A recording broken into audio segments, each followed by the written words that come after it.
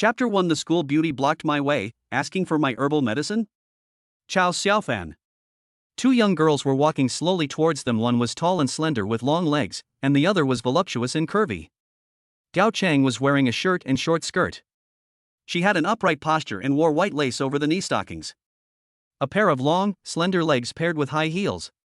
Her exquisite face held a cold expression, her long neck held high, like a proud swan. Lin Rongrong, who was standing next to her, was dressed similarly. Her D-level talent allowed her to wear black stockings with a completely different charm from Gao Chang's. They've deliberately stopped replying to messages. How could we possibly run into each other on the street? Chow Xiaofan cursed his bad luck inwardly and turned to leave. He was reborn as his 18-year-old self in this parallel world, and he was completely bewildered. In this world, the fog is approaching, and spiritual energy is reviving. When one turns 18, anyone has the opportunity to awaken their innate abilities and become an awakener. You scumbag! Stop right there! Lin Rongrong jogged over, and a surge of waves blocked his way. Her voice has a natural sweetness and is very prone to cracking, so you can imagine how exciting it must be in certain situations. Get to the point. Chow Xiaofan said irritably, don't shout nonsense if there's nothing wrong. How was I a jerk? Did I sleep with you or her? Why don't you reply to Qingqing's WeChat messages? She stood with her hands on her hips, puffing out her chest with an air of authority. What's it to you? Chow Xiaofan's tone was unfriendly. Chow Xiaofan's phone had more than a dozen unread messages from Rongrong doesn't eat cilantro and Qingqing doesn't eat cilantro. Without even looking, you can tell it's all messages asking him to run errands, pay for things, and be treated like a slave. The original was such a sycophant to Gao Cheng that even Fei Yangyang would have to call him master. Of course it's my business. If you don't buy breakfast, we're still hungry. Chow Xiaofan was both amused and annoyed by his self-righteous attitude. Get out of the way. A good dog doesn't block the road. Puxin woman, truly lower your head. Qingqing. Lin Rongrong clung to Gao Cheng's arm, their soft flesh squeezing and deforming. Look at him. Chow Xiaofan, you should apologize to Rongrong. Gao Cheng stepped forward and spoke calmly, still maintaining her aloof and elegant demeanor as a school beauty. We won't have breakfast, but please order us 2 milk teas, iced. Ha! Chow Xiaofan looked at him like he was an idiot. What are you looking at? Hurry up and go. Lin Rongrong's voice cracked again, exuding a seductive charm that suddenly made Chow Xiaofan's heart itch. No, if you two are sick, go get treatment, stop bothering me, okay? Chow Xiaofan cursed and swore. Don't you like Qingqing? You're not even willing to do this little thing, so what do you mean by liking her? Lin Rongrong said indignantly. Just because you like someone doesn't mean you deserve to be their slave. Are you going to let me fuck you? Ha! Lin Rongrong's face suddenly turned red. He mumbled something, but no one could hear him. Chow Xiaofan rolled his eyes and continued. You call me a jerk now that I don't like her anymore? If I keep pestering you, are you going to call me a simp? That's different. Lin Rongrong suddenly started stuttering. What's different? Only ugly people are called simps. Beautiful, that's called deep affection. Lin Rongrong's face flushed even more as soon as she said it. You're good looking, but you're not. No, something's wrong with you. Chow Xiaofan glanced at her in surprise. Looking closely, Lin Rongrong seems to have a good foundation. How come I never noticed before? Why are you so excited? You like me, right? Chow Xiaofan was delighted. Lin Rongrong's ears burned as he scrutinized her. Stop being so narcissistic. You're just a little better looking. Good grades in humanities. Your mental strength rating is probably so low that you can't even awaken the lowest level of F-grade talent ability.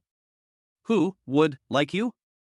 Okay, I got it, stop praising me. Lin Rongrong continued. Qingqing has awakened an A-level talent ability. If you don't try to be more attentive, how will you have a chance? Grade A? Chow Xiaofan raised an eyebrow. He remembered that Gao Qing's mental strength rating was similar to his own. They're all at the level of ordinary people. He suddenly remembered. The original owner had once accidentally obtained a spiritual herb in a labyrinth. After seeing it, Gao Cheng took the initiative to ask for it. It was only later that they discovered it was actually a soul-nourishing grass. Mysterious spirit herbs. It can nurture spiritual power. It seems that the soul-nourishing grass is very effective. How should you thank me? Gao Chang? Chao Xiaofan looked at Gao Cheng. Gao Cheng's expression was somewhat unnatural, and his gaze drifted elsewhere. Trying to remain calm, he said.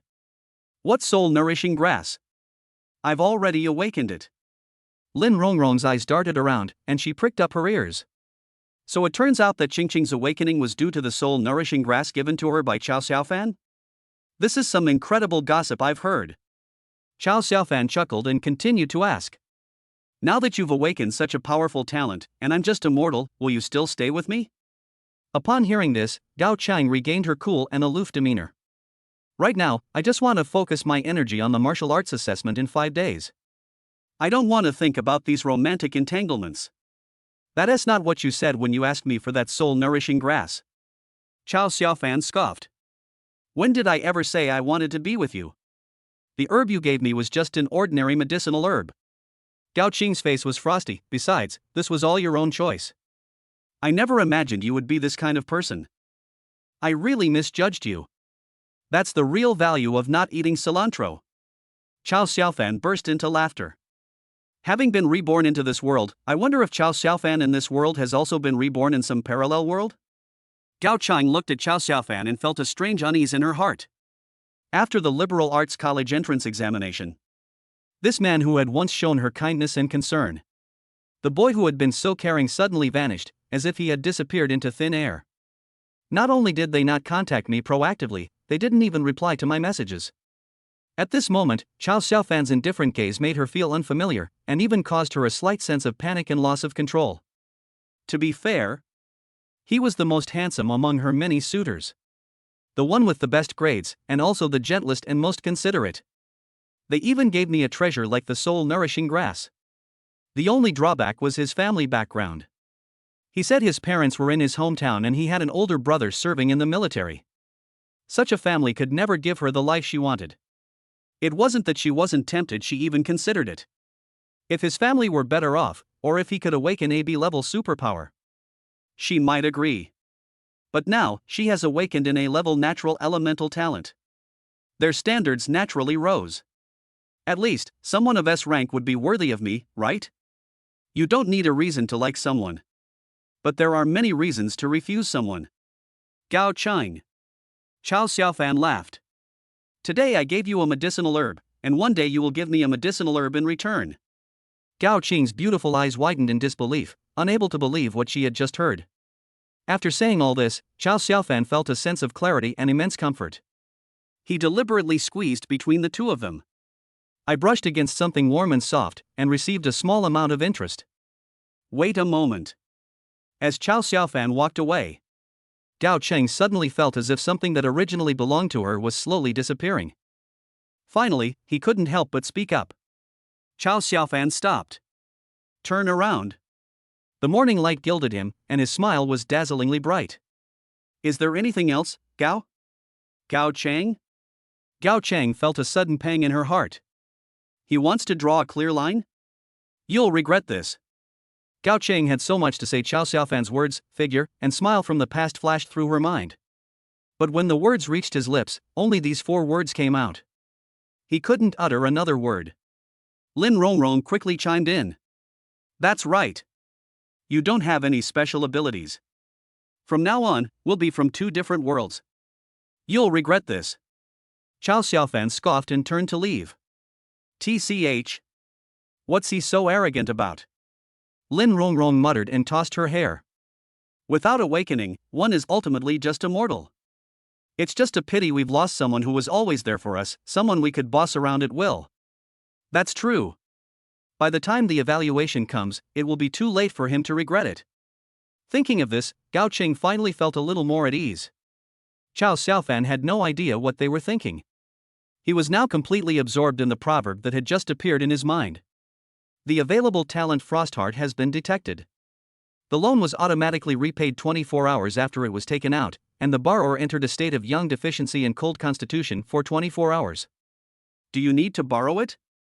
Chapter 2: The Golden Finger arrives. Heart of Frost? Is this Gao Cheng's awakened innate ability? No wonder Gao Cheng is so heartless, her heart is as cold as ice. The original body did not have any special abilities, but it awakened them after Chow Xiaofan arrived. Innate ability, loan. By simply touching it, one can borrow innate abilities, but interest must be paid. He deliberately touched Gao Chang and Lin Rongrong just now to test his abilities. Should we lend it to them? After borrowing it, you'll be in a state of yang deficiency for the entire day. After a moment's hesitation, Chow Xiaofan made his choice. Borrow. A scarlet phantom of the character flashed by. At the same time, a virtual IOU appeared in his mind, with Gao Chang and Chow Xiaofan's names written on it, and a large red borrow stamped on it. As a subtle sensation arose from the spot where the touch had occurred, a surge of energy was being drawn from Gao Qing's body, passing through the void and entering Chow Xiaofan's body. Chow Xiaofan suddenly felt much calmer, and even the colors of the world seemed to have faded a bit, giving him a sense of detachment from worldly affairs. He opened his palm, and a delicate ice flower slowly took shape in his hand. He then gently placed his hand on a nearby tree, and in an instant, a palm-sized layer of frost covered the bark.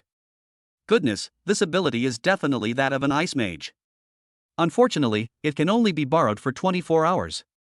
If only there were a way to borrow money and never have to pay it back. Then you won't have to worry about martial arts assessments. In this world, martial arts strength is fundamental, and the fastest way to improve martial arts strength is to pass the martial arts assessment and be admitted to a top martial arts university. The arrival of the mist not only brought about a revival of spiritual energy and the bestowal of innate abilities, but also opened up a path of cultivation for humanity. The martial arts assessment includes two parts. One is an assessment of innate talent and ability, and the other is an assessment of potential for cultivation. This is a potential test of two different paths, from S to F. Those who awaken their innate supernatural abilities are called awakeners, and they release their abilities through mental power. Those who cultivate spiritual power are called extraordinary individuals, and they rely on spiritual power. The path of cultivation requires a master to teach you, or a sect, or a family to pass down your skills.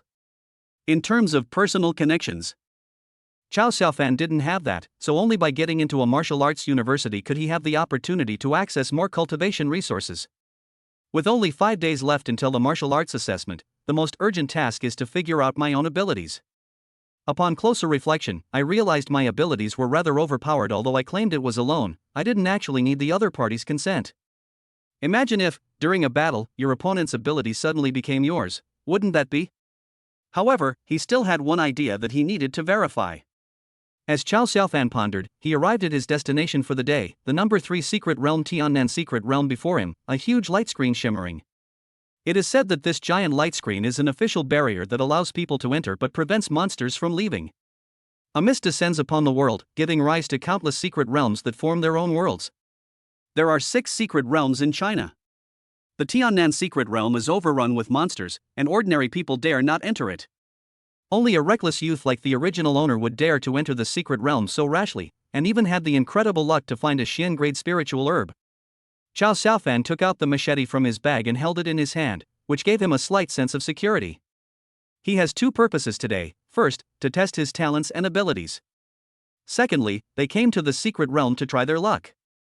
Their parents were going to the Northwest Military Region to visit their brother, and it was estimated that the journey would take at least 2 months.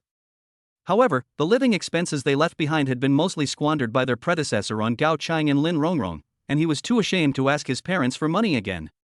It's impossible for me to work. Why not come to the secret realm? According to my predecessor's memories, at least I can dig up some herbs to sell. He had already done his research before coming, and some of the herbs were even suitable for middle-aged men. These kinds of herbs are very sought after, and who knows, he might be able to find another rare and precious herb by some miracle. If we don't make some money, we won't even be able to afford food. Chow Xiaofan took a deep breath of the air, which smelled of soil and humus, his eyes hardening as he stepped through the light curtain.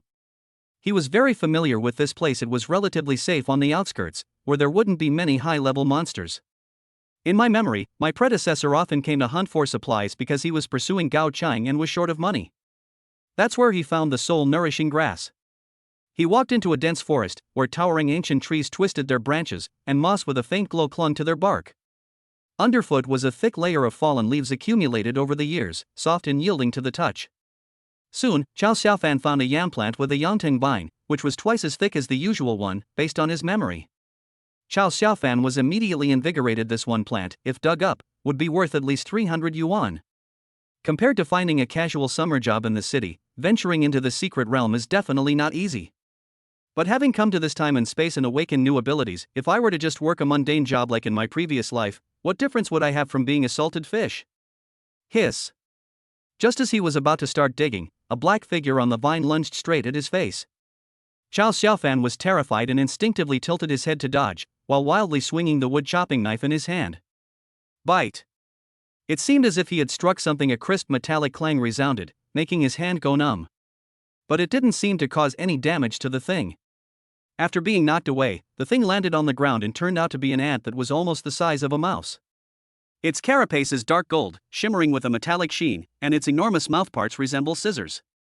It turned out to be King Kong ants. These monsters are not strong individually, but the swarms of ants are terrifying. Once surrounded, the ant swarm will rush in and devour even first-tier demonic beasts. Damn! I thought it was a big rat. The surrounding leaves rustled, and 3 more giant ants emerged. Its mouthparts opened and closed like a pair of large scissors, and its scarlet eyes were particularly frightening. What I feared most came to pass. Hold! Chow Xiaofan immediately packed his bag, grabbed his knife, and ran back. But he had only taken 2 steps back when a giant ant nimbly darted behind him, blocking his escape route and instantly forming a simple encirclement. It's over. Chow Xiaofan's heart sank. The King Kong ants didn't give Chow Xiaofan much time to think. 3 of them pounced on him from 3 directions. Chow Xiaofan had nowhere to dodge and instinctively swung his wood-chopping knife, but he couldn't withstand the attacks from 3 directions. Chow Xiaofan felt a piercing pain in both thighs at the same time. Looking down, he saw that their mouthparts had torn through his pants, pierced his flesh, and embedded themselves deep inside. The excruciating pain overwhelmed the fear. He reached out and pressed down hard on the diamond ant on his left thigh, instinctively using the frost heart he had just borrowed, and the frost on his hand assaulted him. Almost instantly, the diamond ant was frozen into an ice block. At the same time, a familiar proverb suddenly resounded in my mind. The physical enhancement minor talent has been detected. It will be automatically returned after 24 hours, and the user will be in a weakened strength state for 24 hours. Do you need to borrow it? Really? You can even borrow the talents of demonic beasts. The only cost is weakened power? Borrow. Buzz. On the back of the golden ant in his hand, a scarlet phantom image of the word borrow flashed by, and an IOU was generated in his mind. An indescribable feeling rose from my hand, as if a faint but undeniable stream of heat was forcibly stripped from the King Kong ant and flowed down my arm into my limbs and bones. I feel like my body is a little stronger. It seems like even my strength has increased a little. The power of the golden ant in his hand was weakening, its struggles were becoming increasingly futile, and its dark golden carapace was rapidly fading. Is your physical condition getting weaker? Hiss? The thawed King Kong ant let out a confused and terrified screech. Before Chow Xiaofan could even process what was happening, he slammed the King Kong ant to the ground. The ice shattered instantly. With a swift movement of his machete, the metal ant, whose powers had been stolen, was cleaved in 2 without the sound of metal clashing. He did the same thing, grabbing the other leg on his right leg and growling, "Borrow." Another surge of heat flowed in, and my body became even stronger. This shift in power made the battle much simpler. When the last King Kong ant was split in 2, Chow Xiaofan leaned on his wood-chopping knife, panting heavily. My body is still too weak. I borrowed 3 copies of the golden ant's innate ability, but I don't know if the cost, weakness, is a cumulative 24-hour weakness or an extension to 72 hours. Chow Xiaofan could sense that the golden ant's innate abilities not only enhanced his physique but also seemed to have improved his strength. But then, 2 of the 4 IOUs containing abilities that were originally stored in his mind began to slowly disappear. At the same time, the 2 borrowed talents seemed to be slowly and steadily merging into his body, as if they had always belonged to him. As he watched the ant carcass on the ground gradually stop convulsing, an unbelievable thought flashed through his mind like lightning. Does death erase all debts? Could it be? Does the borrowed superpower not need to be repaid once the creditor dies? Chow Xiaofan's heart pounded wildly. With only 1 King Kong ant still twitching slightly, he immediately focused his mind on observing the time on the last IOU in his mind. 23 hours 57 minutes and 3 seconds? 23 hours 57 minutes and 2 seconds? 23 hours 57 minutes and 1 second. The moment the antennae of the golden ant finally stopped twitching and its life force completely dissipated, the countdown on the IOU came to an abrupt end. Then, as if erased by an eraser, the IOU slowly disappeared. Ha ha ha ha ha. Feeling the third innate ability slowly merging with him, Chao Xiaofan couldn't help but chuckle softly, and his wounds seemed to hurt less. So this is the correct way to use my special talent. Chapter 3, The Beast Tide That Almost Torn Out of Clothes. After treating his wounds and resting for a while, Chao Xiaofan felt his strength returning. The bleeding from the hole on my thigh where the golden ant had bitten me has gradually stopped, and I feel a tingling, itchy sensation, which is a sign that the wound is slowly healing. This ability, after the physique is enhanced, the recovery ability is also strengthened. Chao Xiaofan felt a slight joy, and his sense of crisis lessened. His gaze returned to the thick yam vine. He couldn't afford to lose the funds in food. He picked up the machete again and, enduring the pain, began digging. In reality, the boost from these 3 physical talents was less than 10%, but Chao Xiaofan felt he had found confidence and direction, and was full of energy. Before long, a large yam, as thick as a forearm and with pale golden stripes on its skin, was dug out intact. At least the trip wasn't in vain. Chao Xiaofan wiped his sweat and was about to stuff the yams into his backpack when suddenly, boom! A deep, muffled thud seemed to come from the depths of the maze, causing the ground to tremble slightly and the trees to rustle. Chao Xiaofan was startled and immediately lowered his body, looking warily toward the depths of the secret realm. But the loud noise came suddenly and went quickly. A few seconds later, only the echo remained, and nothing else happened. What's going on? Is it thundering? He was filled with doubt and uncertainty, but after waiting for a while, there was no further movement. Maybe this is normal here, he reassured himself. After all, the secret realm itself is very mysterious, and some strange noises are normal. He quickly stuffed the yams into his backpack, preparing to leave immediately. Boom! This time, it wasn't a single loud bang, but a continuous, terrifying wave of sound. The earth began to tremble violently, as if some enormous creature was turning over underground. Immediately afterwards, from the direction of the core area of the maze, came countless roars and howls of monsters mixed together, filled with terror and violence. The sound came from afar, sweeping in at an astonishing speed like a tide. Chao Xiaofan turned around in shock and saw that there seemed to be another barrier deep in the secret realm. The huge barrier, which was like a water curtain, was flashing wildly and its surface was rippling violently. Oh no! His heart pounded, and a chill ran from the soles of his feet straight to the top of his head. The next second, the solid barrier shattered with countless tiny gaps. Roar! Awah! Hiss! In an instant, a group of monsters of various shapes and sizes appeared like a flood bursting its banks. With terrifying momentum, they surged wildly out of those gaps, rushing towards Tianan City. At a glance, there are over 100. Beast Tide. Run! We have to run! Driven by the instinct for survival, he turned around, unleashed his full power, and sprinted away from the beast tide. I was moving much faster than I had come, and the wound on my leg was stinging from the strain of running, but I couldn't care less. The deafening roars and thunderous sounds filled my ears, and the earth trembled beneath my feet, as if I were about to be swallowed up by the torrent behind me. However, the monster was too fast. Soon, a few scattered monsters began to flank them. Before long, he was caught up. A wolf covered in bone spurs bared its teeth and pounced on his back. Another demonic cat with fleshy wings silently attacked his throat. Chao Xiaofan frantically swung his wood-chopping knife to block, but the borrowed physique didn't allow him to defend for long. The demon cat slashed a deep, bone-revealing gash on his arm. The wolf nearly bit his shoulder, its body hanging over his shoulder. The immense inertia nearly tore a chunk of flesh off, simultaneously pulling him to the ground. More monsters noticed this lone snack, their scarlet eyes locking onto him. It's over. Chao Xiaofan felt a chill run through him. They were surrounded by so many monsters. All previous plans and all the wishful thinking seemed so ridiculous and insignificant in the face of this massive beast tide. Suddenly, a black streak of light descended from the sky like a meteor, landing precisely in front of him and blocking the demonic beast. Buzz! The incomparably sharp blade energy spread out in a ring, instantly annihilating the few demonic beasts that were besieging Chao Xiaofan, along with more than a dozen low-level demonic beasts charging in front, into a sky full of blood mist. It took less than a second to travel from hell to the human world. Chao Xiaofan stared blankly at the figure. It was a dashing figure from behind, with a high ponytail and a black cloak fluttering in the turbulent air. The tight-fitting combat suit accentuated her breathtaking curves.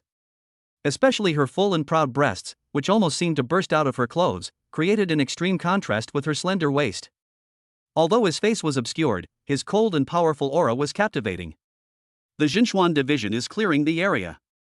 All irrelevant personnel, please leave. The cloaked figure had his back to Chao Xiaofan, and his cool voice carried an undeniable authority.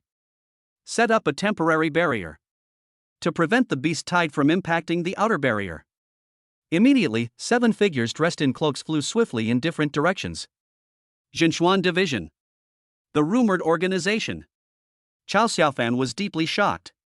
He wanted to thank her, but the woman in the black cloak clearly didn't have time to pay him any attention. She swung her long sword again, the blade energy crisscrossing, clearing away another swarm of surging demonic beasts and opening a path for Chao Xiaofan to retreat. Then, she flashed and rushed towards the direction where the beast tide was more concentrated. All that was left for Chao Xiaofan was an infinitely beautiful silhouette and a fleeting glimpse of her stunning figure.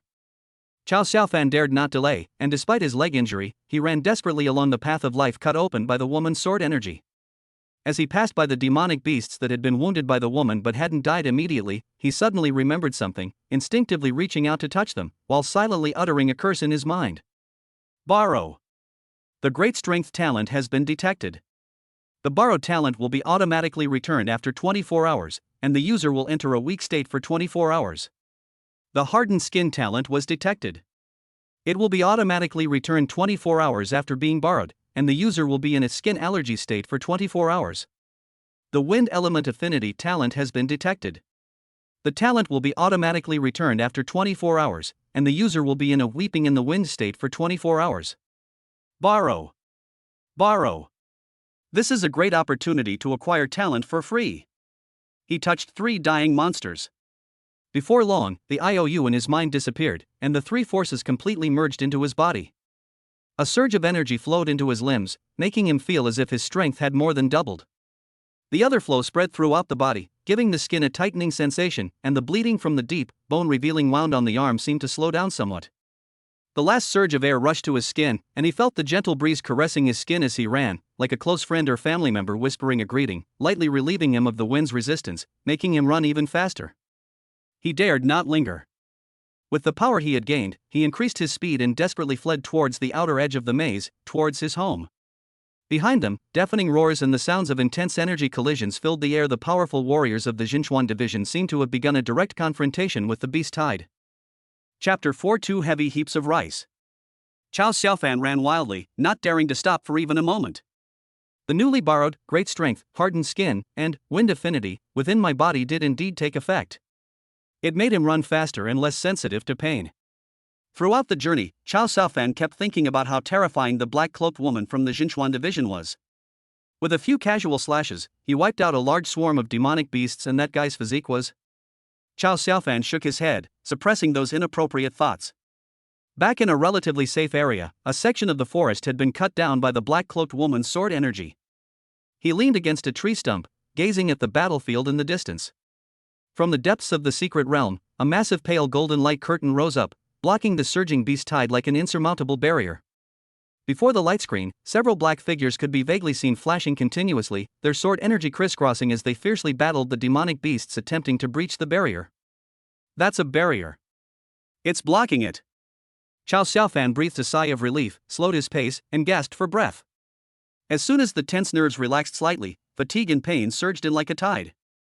The main battlefield.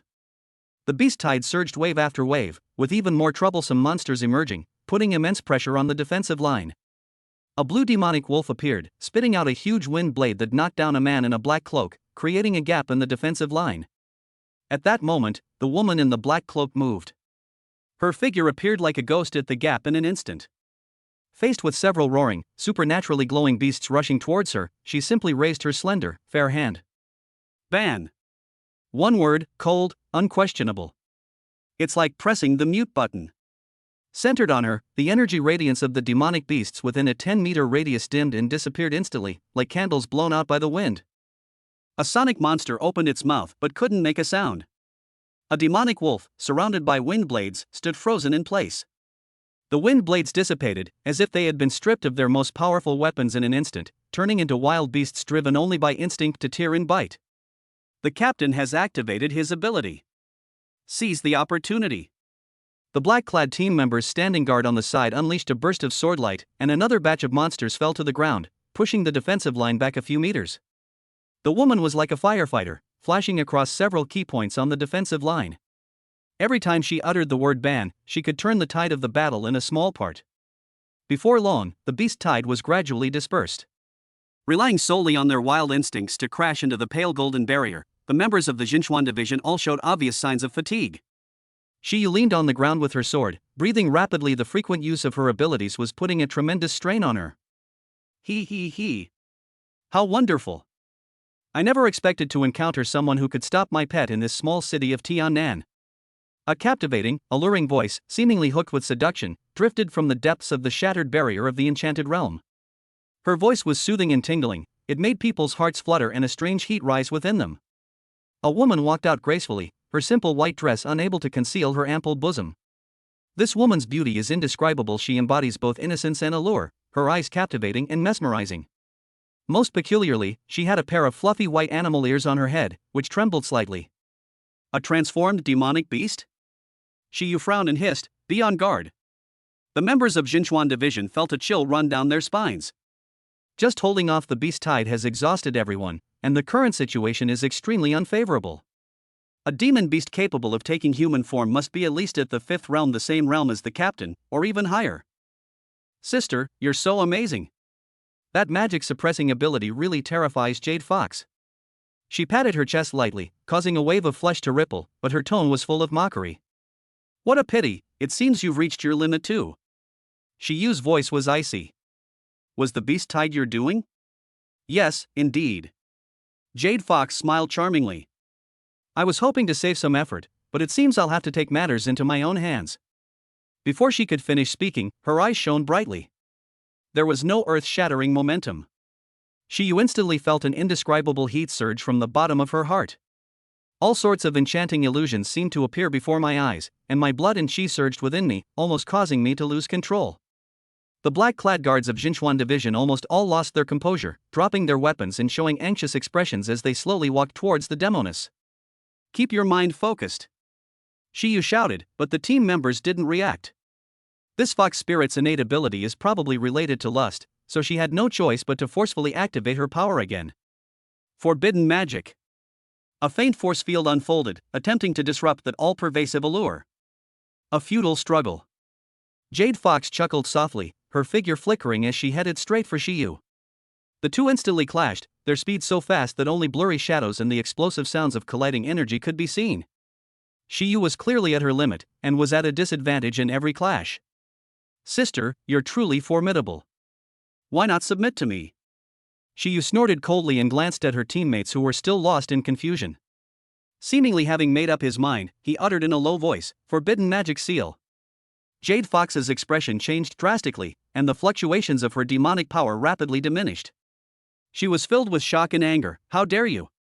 Before he could finish speaking, a brilliant, black meteor hurtled toward him. Boom! Chao Xiaofan, watching from afar, only saw the two beams of light, one black and one pink, collide violently. A huge explosion rang out, even the barrier began to shake, and the aftershock swept him into a grove of trees, where he remained pinned to the ground for a long time, unable to get up. After the earth-shattering explosion, the dust settled, and the two beautiful figures in the scene had vanished without a trace. Is this level of combat something I can watch? Run! Chao Xiaofan was terrified. All he wanted now was to go home. The next second, a dark figure flew over and knocked him to the ground again. Chao Xiaofan's body stiffened, realizing something was wrong. He began to struggle violently. I only saw it when I looked up. Was it that woman in the black cloak? What you do? Her snow-white skin flushed an alluring pink, her breathing quickened, and her eyes became glazed. She exuded an aura that was both extremely dangerous and alluring. Don't move! A low moan escaped his lips, his voice hoarse and filled with a strange longing. At this moment, her long ponytail had long since come undone, and her cheeks were flushed, showing none of her previous cold and dignified demeanor. His eyes were shimmering with tears, filled with primal desire and struggle. She straddled Chao Xiaofan's waist, her hands tightly wrapped around his shoulders, her burning body temperature radiating through his clothes. Help me! The heavy ears of wheat pressed down on his chest, making it difficult for him to breathe. Ah! Chao Xiaofan struggled a few times, but was horrified to find that even though his strength had more than doubled, he couldn't even struggle against his opponent. "Calm down, let me go first." Chao Xiaofan shouted something in a low voice, trying to bring the other person back to their senses. "Don't." The second word of advice was cut off before it could even be uttered. She leaned down and clumsily and urgently covered his mouth with her lips. However, the other party clearly lacked experience and kept getting stuck in the trial and error stage. Remembering that she had just saved his life, Chao Xiaofan gave her some guidance, and she quickly got back on track. "Since we can't beat them, then." Amidst the massive thicket, a black cloak belonging to the Jinchuan division was spread out, concealing everything. Like a blooming black lotus. Chapter 5. The woman is currently guilty. The outer edge of the secret realm. Gao Chang and Lin Rongrong arrived hand in hand. "Oh, Qingqing, you're an A-level talent genius now. Coming to the outer edge of the secret realm is a piece of cake for you," Lin Rongrong said, hooking her arm around Gao Chang's, half coaxing and half urging. Chao Xiaofan must have found that soul-nourishing grass around here. "Maybe we'll get lucky and find something too?"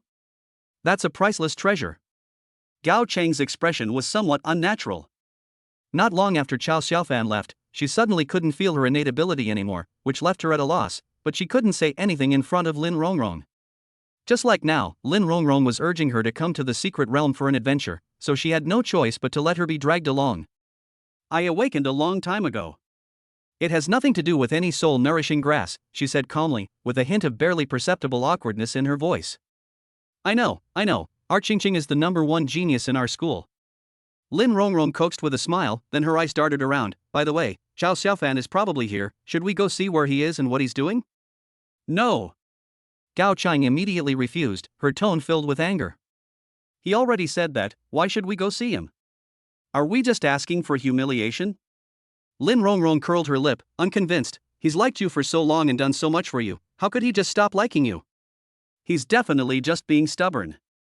I bet he's currently desperately searching for new soul-nourishing herbs on the outskirts of this maze, trying every possible way to awaken them so that you'll look up to him."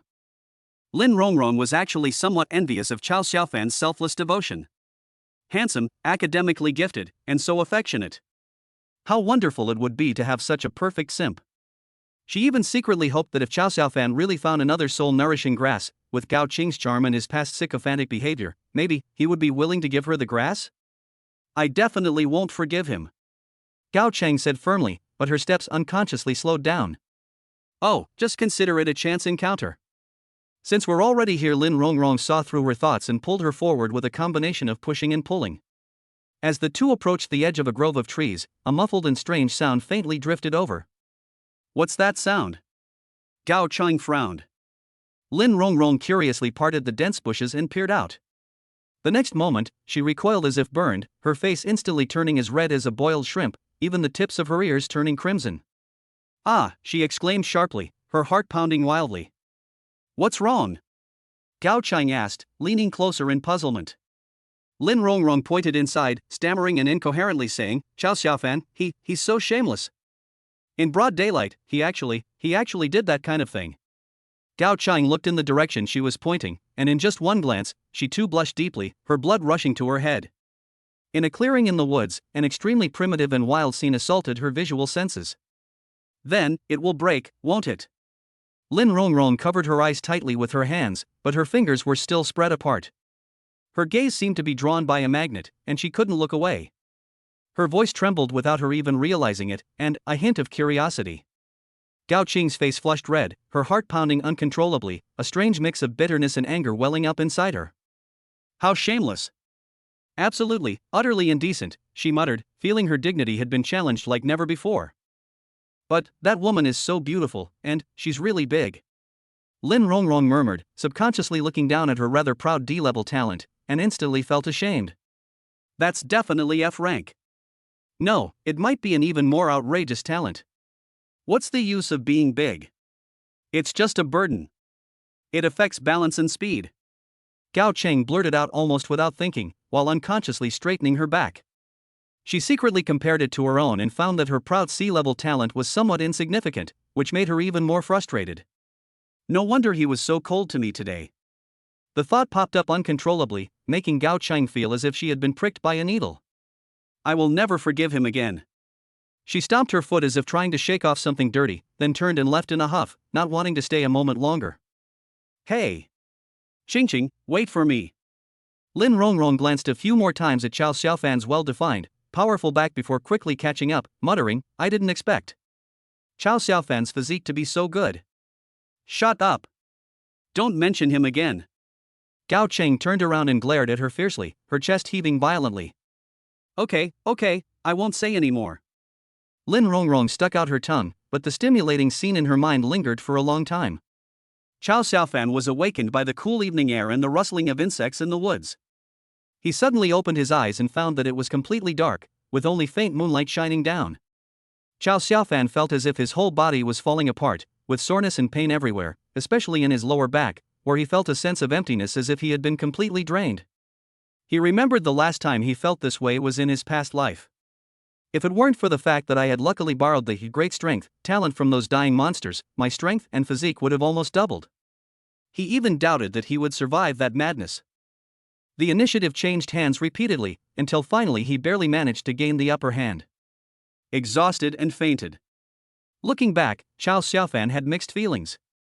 He didn't even know her name, only remembering her whispering in his ear as she lost herself in her emotions, call me you Moon, TSK.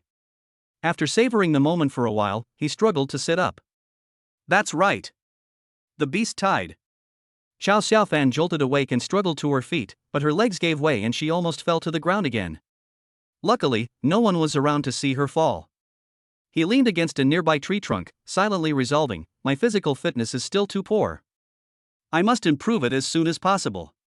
He looked up toward the depths of the maze, where the pale golden barrier that had shot into the sky had vanished without a trace. Instead, the ground was littered with the remains and corpses of monsters, and the pungent, nauseating stench of blood permeated the night.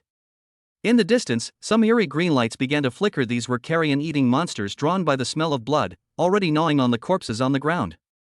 He looked around and, finding no bodies of the Jinchuan division members, breathed a slight sigh of relief. They must have successfully evacuated. That month, everything should be fine, right? The image of that stunningly beautiful face beneath the mask and the breathtaking scenery beneath the robes flashed through my mind once more.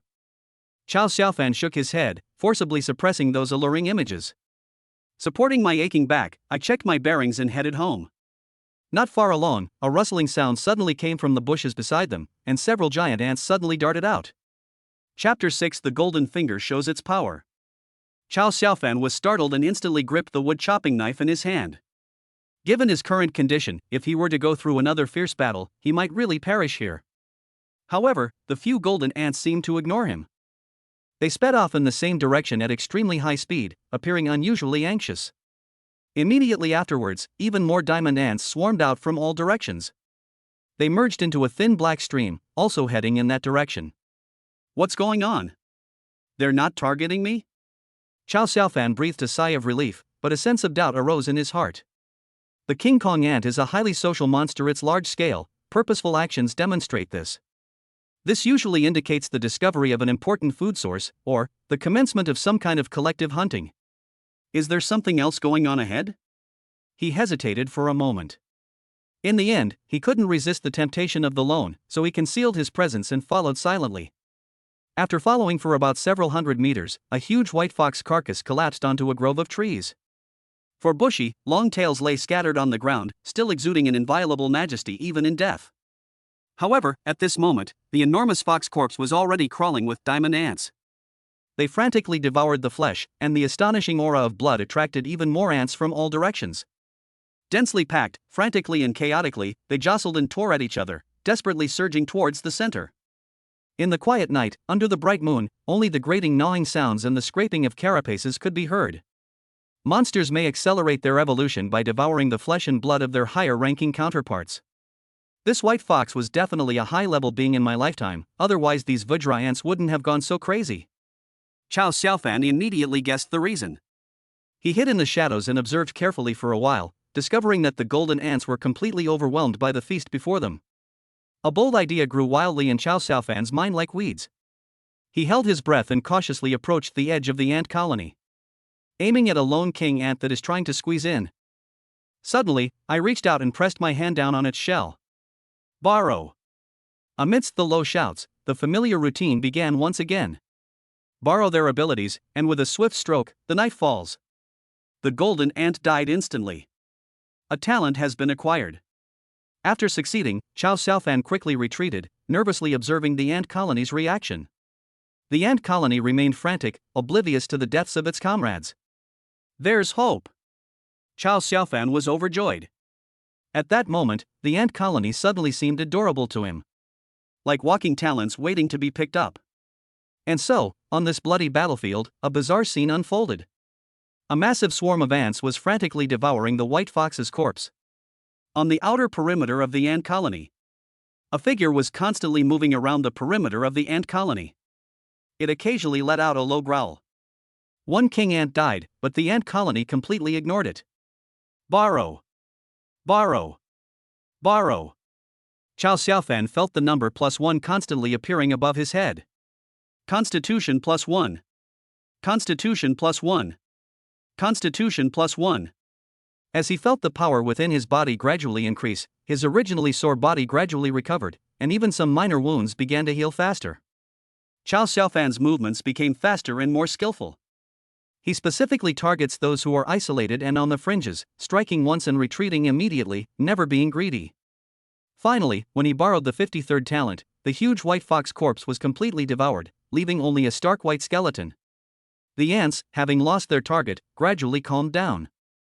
Then, as if receiving some unseen command, they sped away like the receding tide towards the deeper parts of the maze, disappearing without a trace in the blink of an eye, leaving only a mess and the huge fox skeleton. Chow Xiaofan quickly stopped what he was doing, let out a long sigh of relief, his back already soaked with cold sweat. His actions just now were akin to dancing on a knife's edge. If the ant colony had noticed him even slightly, he would probably have been overwhelmed in an instant, and his fate would not have been much better than that of the white fox. The cool moonlight fell on the huge fox bones, reflecting a faint, shimmering glow. A very faint ee-ee-ee-woo-woo sound came from the soil beneath the huge skeleton. Chow Xiaofan stopped and looked over warily. The soft soil stirred, and a small, white head struggled to emerge. It shook its head in confusion, its big, dark eyes looking around helplessly. This is a small fox, about the size of a palm, completely white without a single blemish. This is the cub of that big white fox? Chow Xiaofan instantly realized that before the big white fox died, it used its own body to create the last bit of space for its cub to survive. Seeing the little white fox's weak, helpless, and pitiful appearance, Chow Xiaofan was somewhat moved. On the outskirts of this labyrinthine realm teeming with monsters and fraught with peril, having lost its mother's protection, it probably wouldn't even survive the night. Take it with you? However, demonic beasts are naturally influenced by the violent factors in spiritual energy, making them bloodthirsty and untamable. They are enemies of human cities and are strictly prohibited from being brought into urban areas. He reached out and gently pressed his hand on the little white fox, trying to activate his talent, but there was no talent he could borrow. Just an ordinary little fox? Or, is it because it's too weak? The little white fox didn't seem afraid of strangers. It gently sniffed Chow Xiaofan's fingers with its little nose. It tilted its head and looked at Chow Xiaofan, the initial wariness in its eyes slowly turning into confusion. Then it developed a chick-like dependence. It stuck out its pink little tongue and gently licked his fingertip. The wet, sticky sensation felt like it was scratching right at Chow Xiaofan's heart, dispelling the last trace of hesitation in his mind. He gently stroked the little white fox. Its fur was as soft as the finest cloud velvet. Little one, do you want to come home with me? Chow Xiaofan took a few steps back, then squatted down and opened his palms. Come here, and I'll take you home. The little white fox opened its big, bewildered eyes, seemingly lost and hesitant. But in the end, it still walked step by step to Chow Xiaofan's palm, then obediently lay down, rubbed its little head against his tiger's mouth, and made a soft and dependent woo sound. Chow Xiaofan couldn't help but laugh, a strange sense of satisfaction and responsibility welling up inside him. He carefully tucked the little white fox into his arms. I'll call you Xiaobai then. Chow Xiaofan said as he walked quickly home, looking down at the little guy peeking out of his arms, curiously observing the outside world. He gently parted the little white fox's hind legs and took a look. It's a girl. The little white fox was still confused, but she comfortably squinted her eyes, found a more comfortable position in his arms, and curled up peacefully. Chapter 7 Jinchuan Division. Beijing, the capital of China. Headquarters of Jinchuan Division. Inside the command room, starlight flowed and converged to form a ring-shaped dome and a huge light screen on the surrounding curved walls. Countless data streams poured down silently like a waterfall, displaying in real-time holographic projections of the major war zone headquarters and key generals, as well as some photos transmitted back from Tiannan City. The air was filled with the faint, calming scent of thousand-year-old agarwood, which mingled with the low-frequency hum of precision instruments, creating an atmosphere that was both extremely solemn and subtly oppressive. Commander-in-Chief Qin Zhenyu wore a black cloak from the Xinchuan division, but with a small silver sword emblem on his shoulder. He had a square face with lines as sharp as if carved by a knife and axe. Although he was not yet 40 years old, a few strands of white hair at his temples added to his composure and dignity, which came from having experienced many trials and tribulations. A sudden beast tide has occurred in Tiannan Secret Realm number 3. The initial battle report has been completed. The Xinchuan Division detachment stationed in Tiannan City has successfully constructed a barrier around the perimeter of the maze, effectively blocking the beast tide's impact, and the urban area has not been affected. Regarding battle losses. The reporter paused almost imperceptibly. Tiannan Detachment Captain Xiyu, in order to turn the tide of the battle, forcibly exceeded her limits in using her abilities and, at the last moment, killed the 5th-tier Great Demon Jade Fox. Its demonic core shattered, and its spiritual energy dissipated. However, at the same time, Shiyu's spiritual energy was severely depleted, her main spiritual meridians were torn in multiple places, and she was attacked by the Jade Fox in its death throes, making it impossible for her to use her talents. She is currently receiving treatment. Vital signs are stable and there is no danger to life, but the medical team assesses that combat capability cannot be restored in the short term. All 7 of his team members were wounded. Among them, team member Lin Jiaguang, number 7322, died fighting to protect the barrier as it was finally solidified, when he was caught in the horde of beasts. Qin Zhenyu's fingers, resting on the smooth metal tabletop, had slightly white knuckles. But his expression remained unchanged. He simply glanced intently at the files of fallen soldiers that were automatically displayed on the side of the main screen. It was a photo of a young man with a determined look in his eyes. A brief silence fell over the command center, broken only by the faint sound of data flowing across the screen. Not for fame and history, but only for peace under heaven. This is the belief of all members of the Xinchuan Division. Serious injury and death are common occurrences for the members, but each time they happen, it's like leaving a new scar on the hearts of the Guardians. A few seconds later, Qin Zhenyu's deep and powerful voice broke the silence. Regarding Lin Jiaguang's compensation, establish a special compensation and care team to ensure that his family is properly taken care of. His gaze shifted to Shiyu's medical monitoring screen, where her pale and fragile face was a stark contrast to her usual cold and powerful image. Give Xia the fountain of life obtained from Secret Realm number 1, and spare no effort to help her recover. Yes, Commander-in-Chief. He saluted solemnly and quickly wrote down the orders one by one. Qin Zhenyu slowly got up and walked to the huge main light screen. On the screen, a map of China's territory was clearly displayed, but what was most glaring were the 6 markers distributed in different regions, constantly flashing with a scarlet halo. Those are the 6 known labyrinths, like 6 malignant tumors parasitizing the earth, constantly emanating an ominous aura.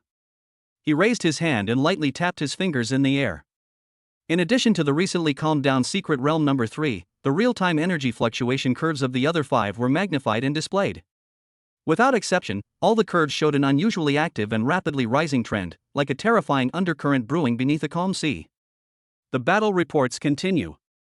Apart from the beast tide that occurred in Secret Realm number 3, the other secret realms have all experienced significant fluctuations. The Kunlun Mountains number 1, the Tianqi Lake in Qingbai Mountain number 4, and the Guishu Ruins in the South China Sea number 6 have all experienced unusually high spiritual energy activity. We have detected energy fluctuations from high-level demons spying on the barriers, which are more than 3 times stronger than last month. Qin Zhenyu's gaze fell on the 6 constantly roaring red dots. It seems that the Tiannan beast tide is not an isolated incident. The fact that the monsters launched an attack at all costs is more like a pre-battle probe. His fingers tapped unconsciously on the edge of the control panel, producing a regular and heavy tapping sound. I'm afraid they're about to lose their patience. In addition to the risks of fluctuations in the secret realm, foreign forces have also been frequently probing us recently. The southwestern border has been repeatedly offended, and extraordinary organizations at home and abroad are also stirring up trouble, with frequent signs of activity. Deputy Commander He Zuoyun interjected at the opportune moment, his tone heavy. Commander-in-Chief, according to the feedback from various branches, our company's active duty frontline combat personnel are chronically understaffed. High-level combatants like Captain Sia are even more scarce, and the average workload per person has far exceeded the safety threshold. Continuously responding to such sudden and high-intensity events has led to a sustained increase in the team members' fatigue and casualty rates. A series of striking red data flashed across the screen: the personnel shortage ratio of each branch, the average mission interval of team members, and statistics on personnel who withdrew from the combat sequence due to injury. Shocking. Qin Zhenyu took a deep breath, a breath that seemed to contain the weight of thousands of mountains and valleys, and could be clearly heard in the command center. I understand, that's all for today. Yes. To guard the mysterious and the extraordinary, unwavering until death. The holographic projections of all the generals responded in unison, saluting solemnly. Then the light and shadow slowly dissipated. One day later, an order was issued from the headquarters of the Jinchuan Division. Jinchuan Division, immediately activate the Rising Star Recruitment Expansion Plan. This expansion of enrollment is open to all higher education institutions nationwide, with a focus on selecting students from this year's freshmen who have just finished the college entrance examination and have passed the martial arts assessment. We will appropriately lower the entry requirements and focus on assessing candidates' talents, potential, character, willpower, adaptability, and teamwork skills. All local branches and directly affiliated training bases immediately begin preparations for the selection and assessment. The headquarters will establish a special supervisory team, which will be dispatched to various locations to ensure that the selection process is fair, just, and efficient. The aim is to inject new blood into China and ignite more stars of hope before the fog completely closes in and an even greater shock arrives. Once the order was issued, it was tantamount to throwing a boulder into a turbulent lake. It has caused a stir around the world, and everyone is eager to get involved. That oppressive heaviness was subtly replaced by a vibrant, emerging spirit.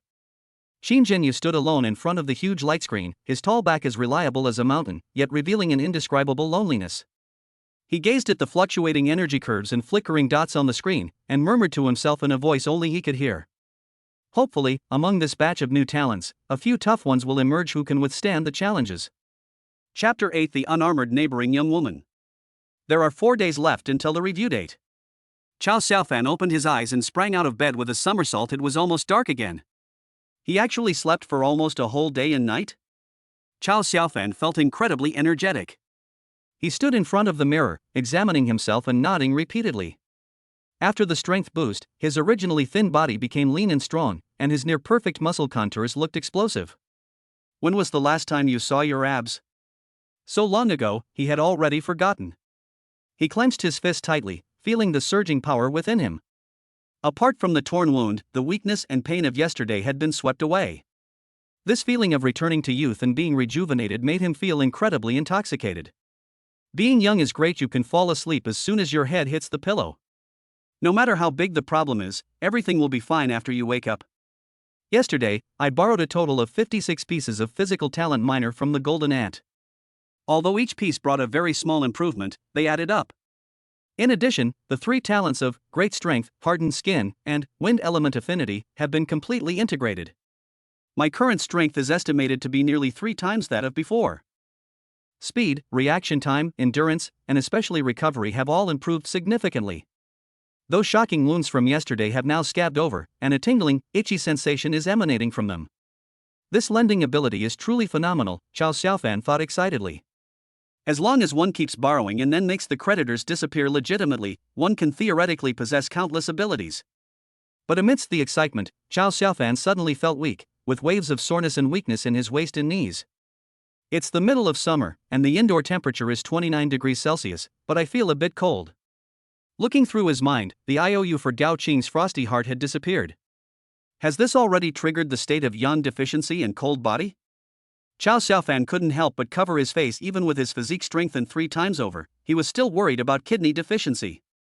Chao Xiaofan put on an autumn coat, sat down in front of the computer, and began to look up information and materials about martial arts assessment again. Assessment of physical constitution requires a highly skilled professional. Talents and special abilities can be roughly rated based on their capabilities, and can be broadly divided into 3 categories. The first category is natural elements. For example, manipulating wind, fire, water, electricity, and the power of natural elements. These abilities are usually extremely powerful, have a wide range, and have a very high growth potential. They are recognized as the cradle of S-class and A-class talents and are extremely rare. Chao Xiaofan thought of the power of Gao Qing's frost heart, making it undoubtedly a level. The second category is superpowers. These abilities vary greatly in strength, ranging from S-level abilities like telekinesis and spatial teleportation to weak, useless abilities like being able to control the growth and loss of one's own hair. The third category is those that enhance physical fitness. Simply enhancing basic physical attributes such as strength, speed, defense, and endurance. This is the most common and prevalent talent type, accounting for the majority of awakened ones, who mostly hover between C and F rank. The core criterion for evaluating the level should be the magnitude of the boost to combat effectiveness. Chao Xiaofan stroked the mouse, his brows furrowing slightly. My borrowing ability should be rated C, but if you add the hidden meaning of debts disappear upon death, it would definitely be S. I don't need such a high rating to get into Tiannan University, and I don't even need to reveal my borrowing ability. Tiannan University, abbreviated as Nanda, is one of the 3 top martial arts universities in China, along with Peking University and Shida University. With her top-notch humanities grades, she should be able to get admitted simply by awakening her talent, but a higher evaluation might get her more resources. Although Chao Xiaofan didn't want to stand out, he could use his borrowed talent to participate in the evaluation. As for one's borrowing ability, it must never be exposed, at least not until one has the ability to protect oneself. Chao Xiaofan made a decision. The little white fox lay on the bedside, whimpering. The little guy was very clingy, and Chao Xiaofan affectionately picked it up and paced around the room. The fastest way to cultivate evil is to borrow money and then kill someone, like Gao Qing's frost power. But it's unnecessary. The authorities are not to be trifled with. Currently, borrowing money from monsters seems to be the safest option, as there are a huge number of monsters in the secret realm, but it requires taking some risks. The boost provided by the King Kong ants is too weak, and the effect of stacking low-level talents of the same type becomes worse as you progress. If you want to achieve a multiplied boost by increasing the number of King Kong ants, you may need to hunt down hundreds of King Kong ants, which takes a long time. You might try it if you really have no other choice. Chao Xiaofan then began researching information about demonic beasts. Having survived the beast tide, Chao Xiaofan became even more determined to improve his strength. The little white fox licked Chao Xiaofan's hand, looking at him pitifully. Chao Xiaofan fed it some milk, and it happily squinted its eyes again. You're so lucky. I'm hungry too, so I'll have to cook for myself. Chao Xiaofan got up to cook instant noodles. The house was empty, which made him feel a little uncomfortable. My brother's unit has a 2-month leave to visit his family every year, allowing family members to come to the base to visit and reunite with their loved ones. After the college entrance examination, the parents originally planned for the 3 of them to visit relatives together, but the former chose to stay behind to explore the outer reaches of the maze for Gao Qing's sake. He was incredibly lucky to find the soul-nourishing grass, and then he gave this only possible chance for awakening to Gao Qing. Just then, a knock on the door, slightly hurried yet hesitant, interrupted his thoughts. Chao Xiaofan opened the door, and a slender figure came into view. It has a faint, pleasant scent of gardenias. Ran Jingxian wore a lace nightgown. The soft fabric of the nightgown perfectly clung to her shapely figure. The neckline of the nightgown wasn't low, but unfortunately, the amount of clothing underneath was just too much. The stunning fullness of the curves lifted the front of the garment high, outlining a breathtaking silhouette and creating a heavy, alluring rhythm as you walked. It seems like he's not wearing armor. Chao Xiaofan was momentarily stunned. Xiaofan, is at home? Ran Jingxian felt a little embarrassed by the stare, and unconsciously covered her chest with her hands. Her voice was soft, with a slight tremor. Ah. Oh, Sister Ran? Please come in. Chao Xiaofan snapped out of her daze, blushed deeply, and stepped aside to let her in. He had a good impression of his neighbor, who was gentle and quiet, but seemed to always have a hint of melancholy in her eyes. However, the original owner of this body devoted all his attention to Gao Qing and had no interest in anything else, so their previous relationship was just a nod when they met. No need to take off your shoes, just come in. Ran Xianjing lowered her head and went to find shoes to change, revealing a large expanse of her cleavage, seemingly unaware of what was happening. Chao Xiaofan hurriedly looked away and led her to sit down in the living room. What's wrong, Sister Ran? What happened? Xiaofan, I'm sorry to bother you. Ran Jingxian pressed her hands against the hem of her skirt, her voice trembling even more. My house, it seems to be haunted. Ah. She told Chao Xiaofan that her house seemed to have been burgled recently. Strangely, nothing particularly valuable was lost. Instead, several of her personal belongings were missing. At first she didn't pay attention, but in the last 2 days, even though she was the only one at home, she could always hear some faint noises. What's even more terrifying is that she always felt like someone was watching her, but the home security cameras didn't capture anything. The police came to check, but they didn't find anything. They said the wiring in the house is old and this kind of problem often occurs, and they told me not to be too nervous. Ran Jingxian's voice trembled slightly as she spoke, but that feeling was truly terrifying, like a pair of eyes were constantly staring at me. Just now, I felt something touch me. She gently stroked her hip with her right hand, her chest rising and falling slightly, as if to say, I was really scared, that's why I ran over. Looking at her pitiful appearance, Chao Xiaofan couldn't help but feel a pang of pity. Wait, where's your husband? Sister Ran. In Chao Xiaofan's memory, Sister Ran's husband seemed to be someone who was never home, and she had hardly ever seen him. He's not home. When her husband was mentioned, Ran Jingxian's eyes suddenly dimmed. That's true, if her husband were home, she wouldn't have needed to ask the neighbors for help. Sister Ran, don't be afraid. Stay at my house, I'll come over and check on you. With his physical fitness increasing nearly threefold, Chao Xiaofan unconsciously developed a fierce and courageous spirit. I'm scared being alone. Maybe we should call the police first. It's all right, Sister Ran. I've awakened, I'm not an ordinary person anymore. Chao Xiaofan showed off his biceps to demonstrate his strength. Ran Jingxian then noticed that the boy next door, dressed in autumn clothes, seemed to have become much stronger. Are you cold? Just some clothes thrown on haphazardly. Chao Xiaofan was speechless for a moment. He couldn't very well say that he was currently experiencing temporary kidney deficiency, could he? Chao Xiaofan's somewhat flustered appearance inexplicably calmed her down. Xiaofan has grown up too. Ran Jingxian thought to herself, unconsciously turning her head away, her ear tips turning red. Okay, then would you please come back with me to take a look? Chapter 9, Borrowed, Invisibility Ability. The two courtyards are separated by only one wall. Ran Jingxian unlocked the door, and Chao Xiaofan pushed it open and went inside. The room was filled with the fragrance of gardenias. Chao Xiaofan thought to himself, they're both earthen houses, but why does Sister Ran's house feel cleaner and prettier? Holding the wood chopping knife, Chao Xiaofan carefully inspected every corner, from the living room to the kitchen, then to the bedroom, and finally to the toilet. Sister Ran, we haven't found anything unusual. I definitely don't feel like I'm being spied on anymore. Ran Xianjing nodded, still looking around.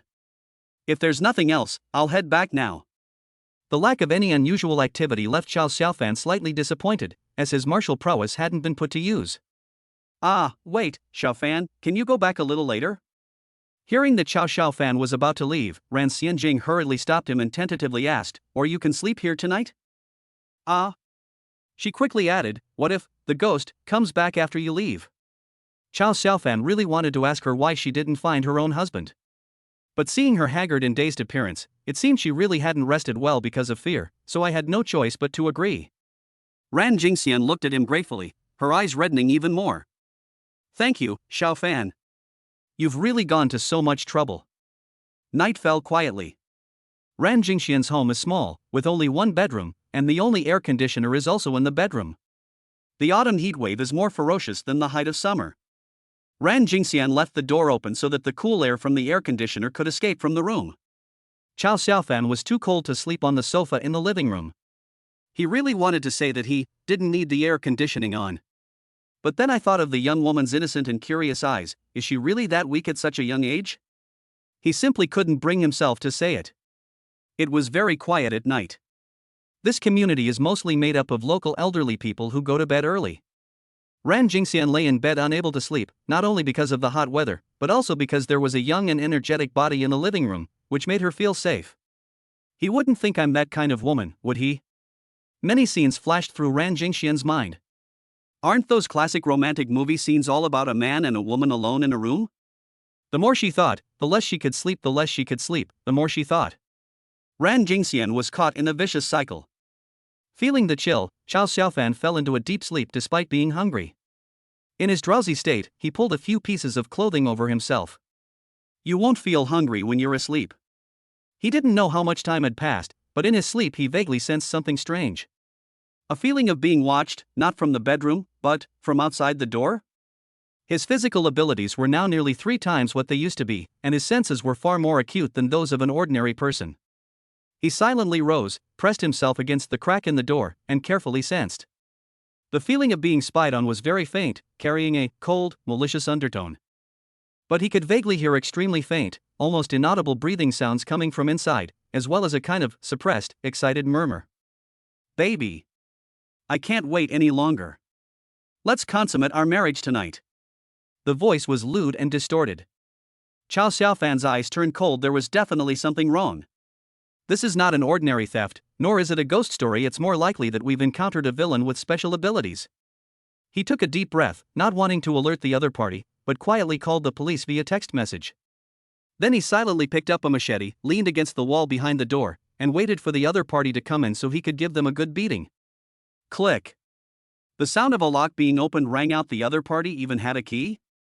Chow Xiaofan held his breath and gripped the wood chopping knife tightly in his right hand, but he saw nothing. I only felt a gust of wind blow by, carrying the smell of an unfamiliar male sweat and a nauseating body odor mixed with the scent of desire, like the smell of someone who hadn't showered for dozens of days. The gust of wind rushed straight into the bedroom. Not good. Although the lights were off inside, only the moonlight filtered through the gaps in the curtains, allowing Chow Xiaofan to barely make out some things with his enhanced vision. Then, recalling what Ran Jingxian had said about the invisible and intangible movements that the surveillance cameras couldn't see, a thought flashed through his mind. Could it be invisibility?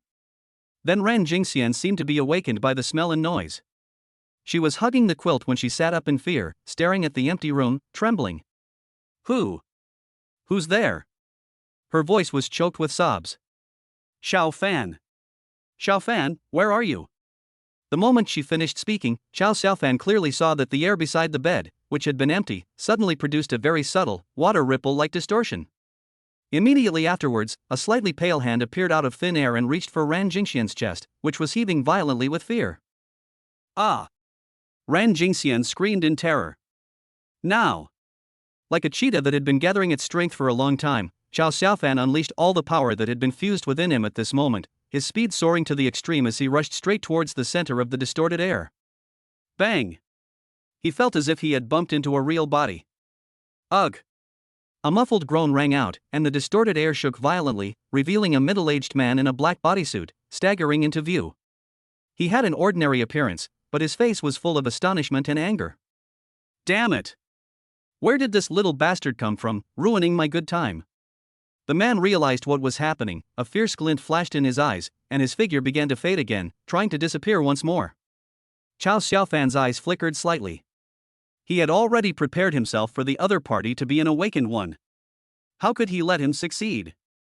The moment he collided with the other party, his hand had already gripped the other party's arm tightly. Borrow! Chow Xiaofan roared in his heart. The invisibility talent has been detected. The borrowed talent will be automatically returned after 24 hours, and the user will enter a radiant state for 24 hours. Do you need to borrow it? Borrow!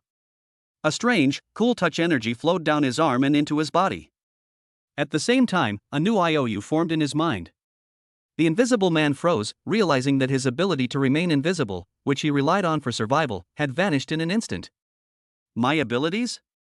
What did you do to me? The invisible man was terrified and tried to struggle, but to his despair, he found that no matter how hard he tried, the boy's hand was like an iron clamp and wouldn't budge. How can someone have such strength? Damn it, let me go, he shouted hysterically. Chow Xiaofan clenched his other fist, containing several times the force, and punched him hard in the abdomen. Vomit! The invisible man's eyes bulged out, and he vomited out a mixture of acid and blood from his stomach. He curled up like a boiled shrimp, instantly losing his ability to resist, and lay on the ground groaning. Chow Xiaofan turned to turn on the light. Suddenly, something unexpected happened. The invisible man pulled out a dagger and, in a fit of rage, stabbed Ran Jingxian on the bed. If I can't have it, neither can you. Die. Sister Ran. Chow Xiaofan rushed back to help, kicking the invisible man away. The dagger fell to the ground and was completely embedded in the floor. Although he saved Ran Jingxian, he also gave up his position. The invisible man coughed up blood. Just when Chow Xiaofan thought he was going to fight to the death, he got up, turned around, and ran away at an extremely fast speed. Chow Xiaofan was about to chase after her again when Ran Jingxian called out to him. In that moment of hesitation, by the time he chased after him again, the invisible man had already darted into the alley. The invisible man was extremely fast. Chow Xiaofan chased him for a while but couldn't catch him. It's a pity about this borrowed talent. I was originally planning to accidentally kill this person. The whole process happened in the blink of an eye. It wasn't until Chow Xiaofan returned that Ran Jingxian recovered from her extreme fear. Elatedly, she began to sob softly, her body still trembling uncontrollably. Sister Ran, are you alright? Are you hurt anywhere? Ran Jingxian hugged Chow Xiaofan and burst into tears, releasing all the shock and grievances she had accumulated over the past few days. She was surrounded by a warm, soft body, her amazing softness and elasticity pressed tightly against his chest, and the faint scent of gardenias mixed with the unique fragrance of a woman filled his nostrils. Chow Xiaofan's body stiffened slightly, and his arm hesitated for a moment. Ignoring her bare chest, he still gently patted her smooth back. It's all right, Sister Ran. Chapter 10, The Rabbit and the Pink Cherry. The police arrived quickly. After comparing the blood left at the scene, it was confirmed that this person was the long-wanted culprit behind a series of crimes, who had committed multiple burglaries, rapes, and murders across the country. Ran Jingxian was so frightened by this that she turned pale. At this moment, a person wearing a black cloak and a mask stepped out from the crowd and asked what was going on.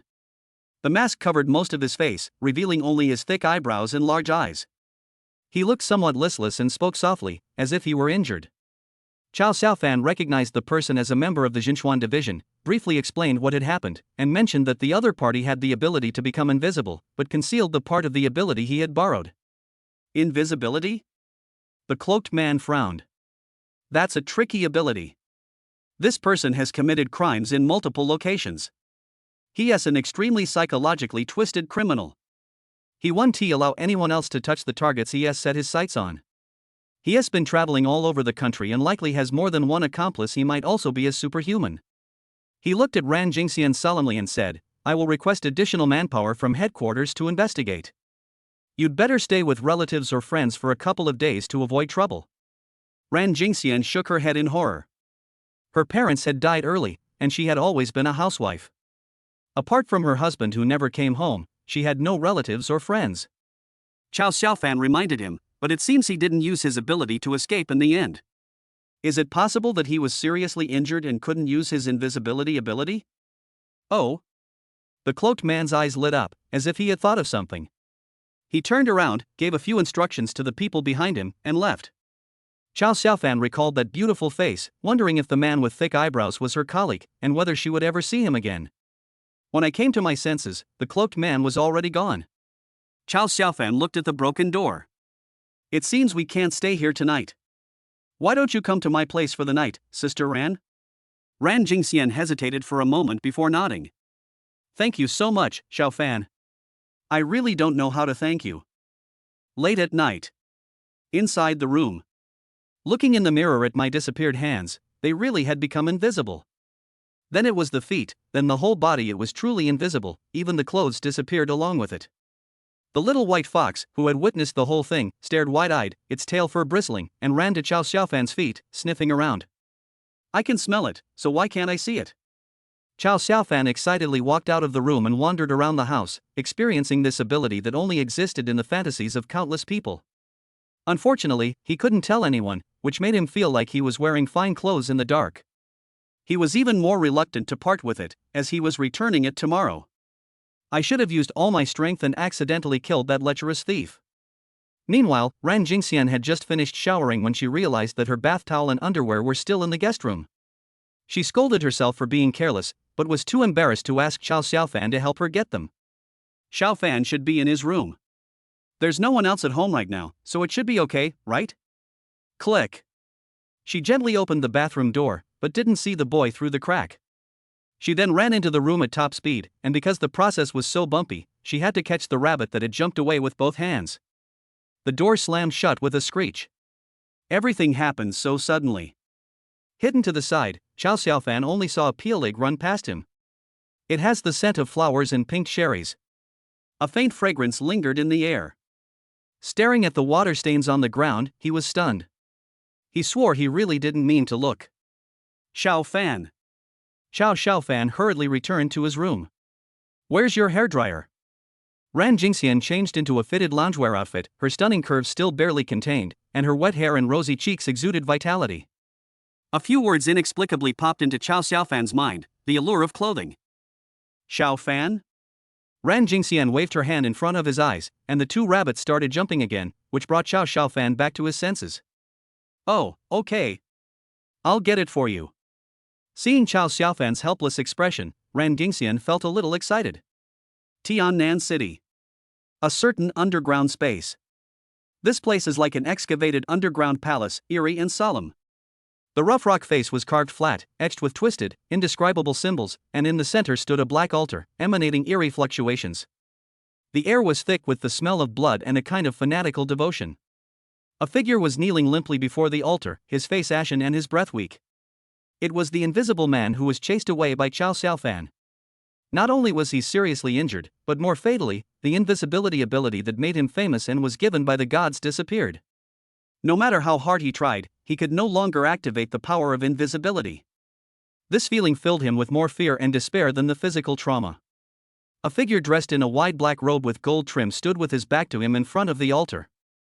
Her robes were embroidered with twisted runes similar to those on the walls, and faintly flowed with a distorted light that accentuated her curves.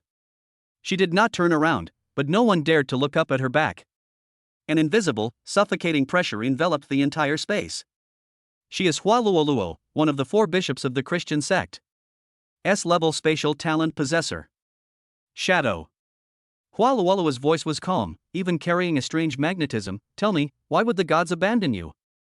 The invisible man trembled as he recounted the events in a distorted manner.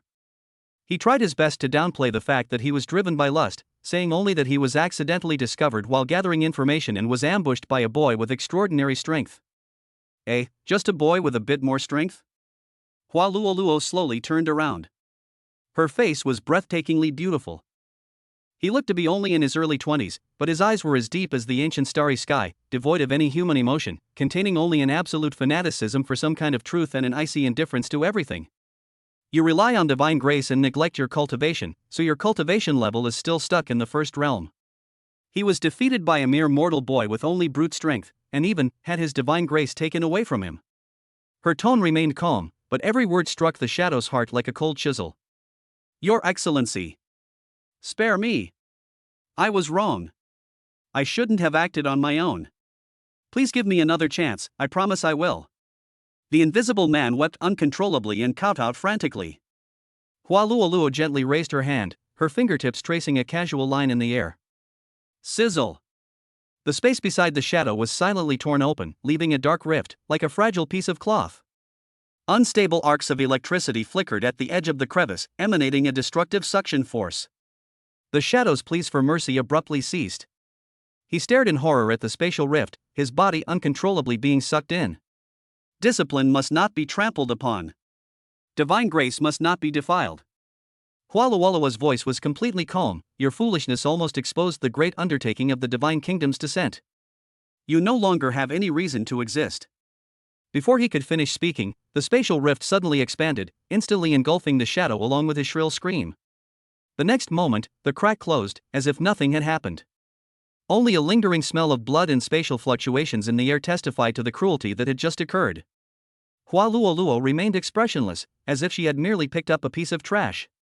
Her fervor intensified. Foolish mortals are still clinging to life, lackeys are still trying to stop the fog from shrouding the world and prevent the true God from descending. We must hasten our pace.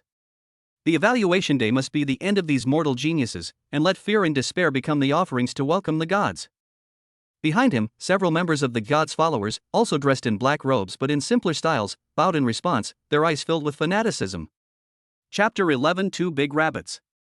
That night, Qiao Xiaofan was still sleeping soundly, as if he wanted to make up for the mental and physical exhaustion caused by the forced madness on the outskirts of the maze that night, as well as the thrill, tension, and fatigue of last night.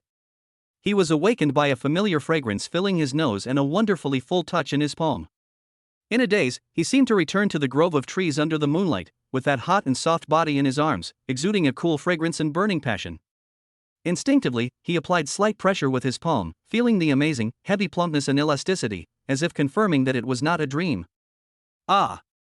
A faint, startled, and uncontrollably trembling murmur brushed against his eardrums like a feather.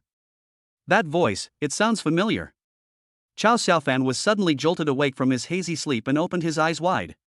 The moment his gaze focused, his mind went blank, as if it had gone completely empty. He dreamt of two giant rabbits, and he was forcefully pulling on their ears. The warm touch felt so real it sent chills down his spine. He stiffly raised his head and met a pair of eyes brimming with tears, mixed with shock, shyness, and helplessness. It was Ran Jingxian.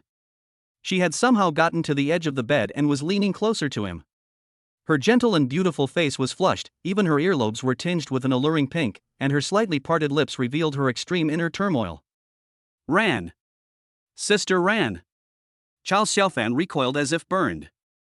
Then, as if electrocuted, I sat bolt upright in bed, my heart pounding wildly, and I stammered incoherently. I'm sorry. I was half asleep. I thought it was a dream. He was so embarrassed that he wished he could immediately use invisibility to disappear.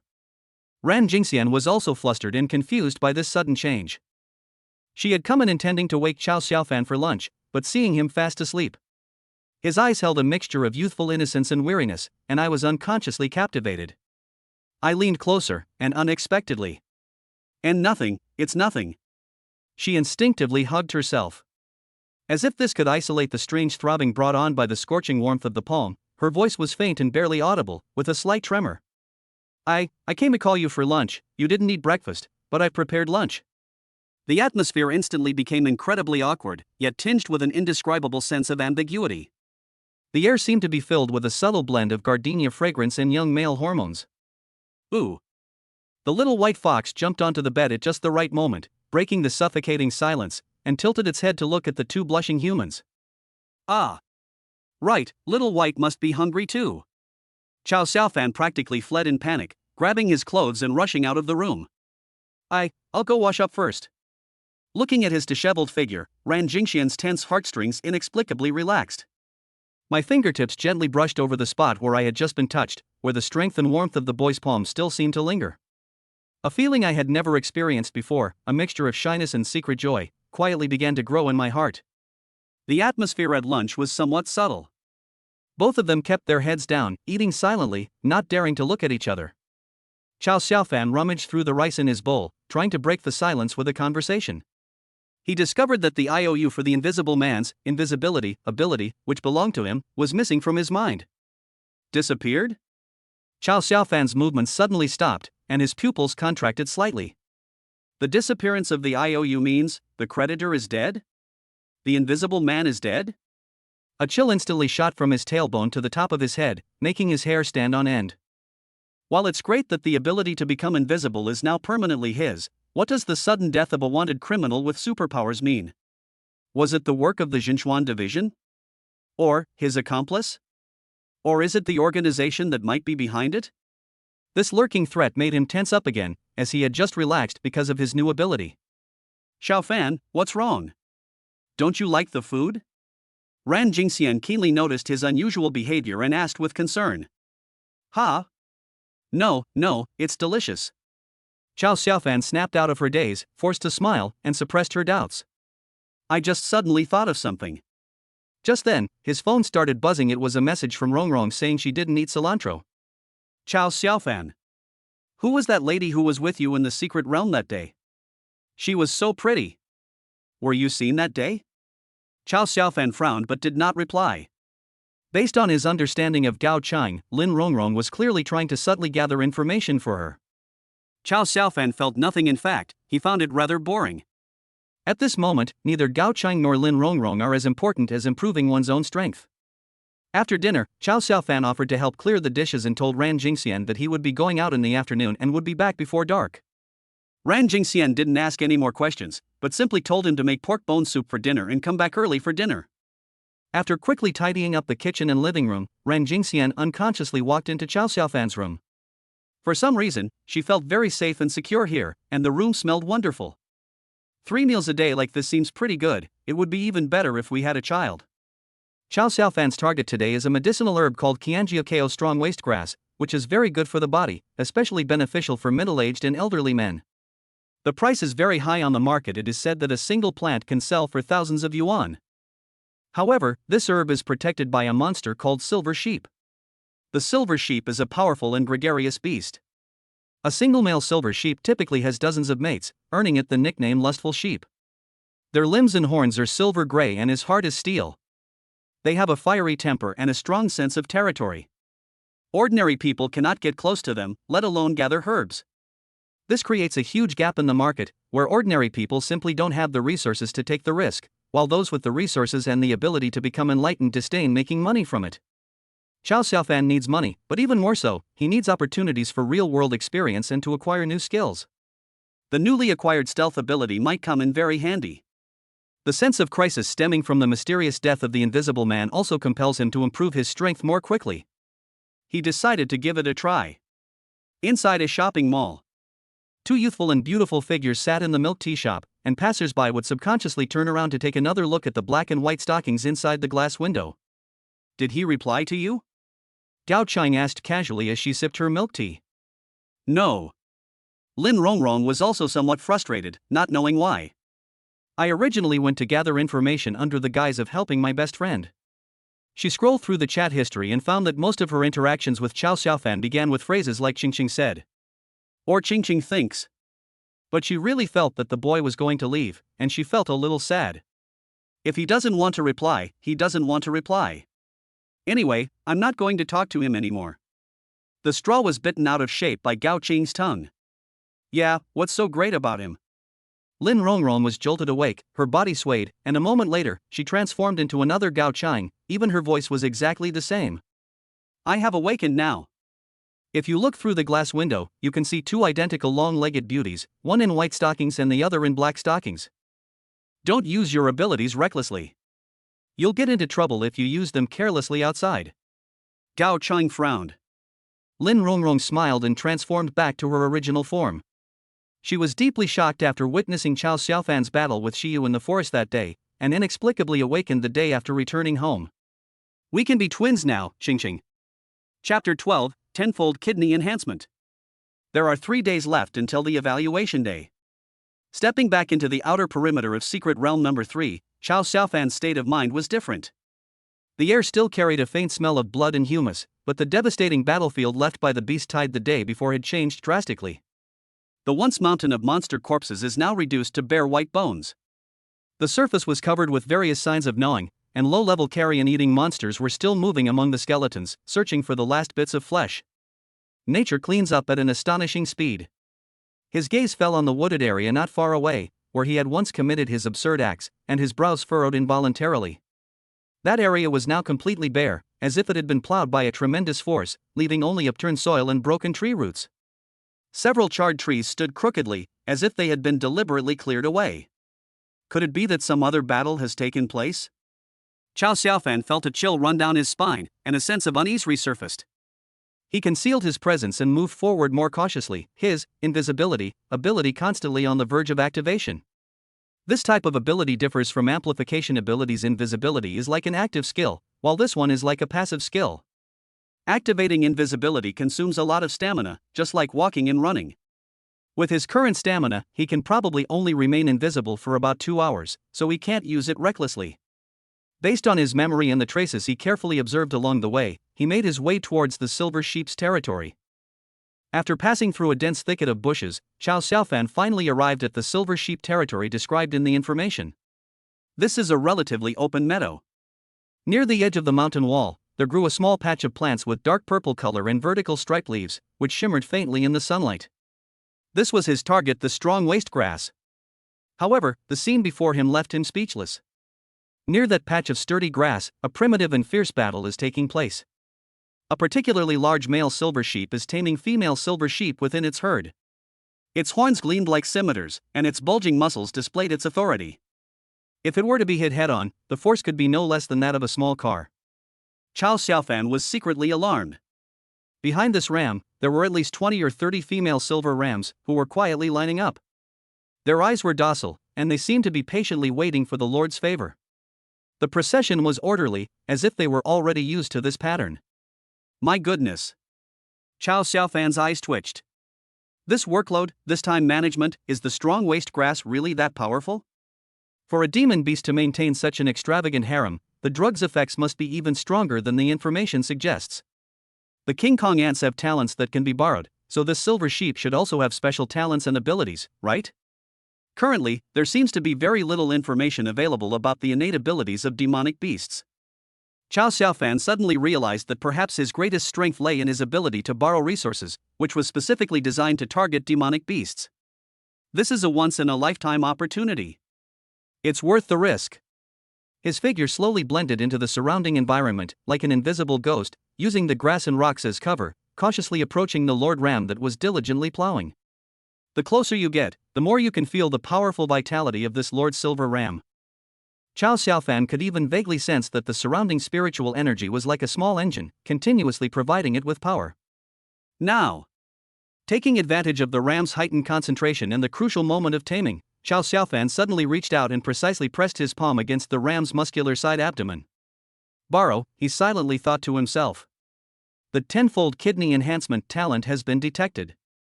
The loan will be automatically returned after 24 hours, and the user will enter a yin-yang deficiency state for 24 hours. Do you need to borrow it? Chao Xiaofan's heart pounded wildly. Did he really have a special talent? 10 times the kidney enhancement. No wonder Silver Sheep can manage such a huge harem. Borrow. A familiar yet vibrant surge of heat flowed down Chao Xiaofan's arm and into his body. He could clearly feel as if his waist was being soaked in a hot spring, or as if it had been given a powerful core of energy, and an indescribable sense of fullness and power spread through him. Meow. Almost simultaneously, the Lord Ram let out a completely different howl, filled with terror, weakness, and bewilderment. Its originally powerful movements suddenly froze, as if all its tendons and bones had been removed. His legs and massive body trembled violently, and he collapsed to the ground, his limbs twitching, his eyes unfocused, as if his body had been completely hollowed out. 1 second he was incredibly powerful, the next he was completely limp and powerless. This sudden turn of events stunned the entire flock of silver sheep. The line of female silver sheep stopped their commotion and surrounded their once arrogant lord. The ewe, who had been favored halfway through, turned around in confusion. After a brief silence came utter chaos. May. Meow.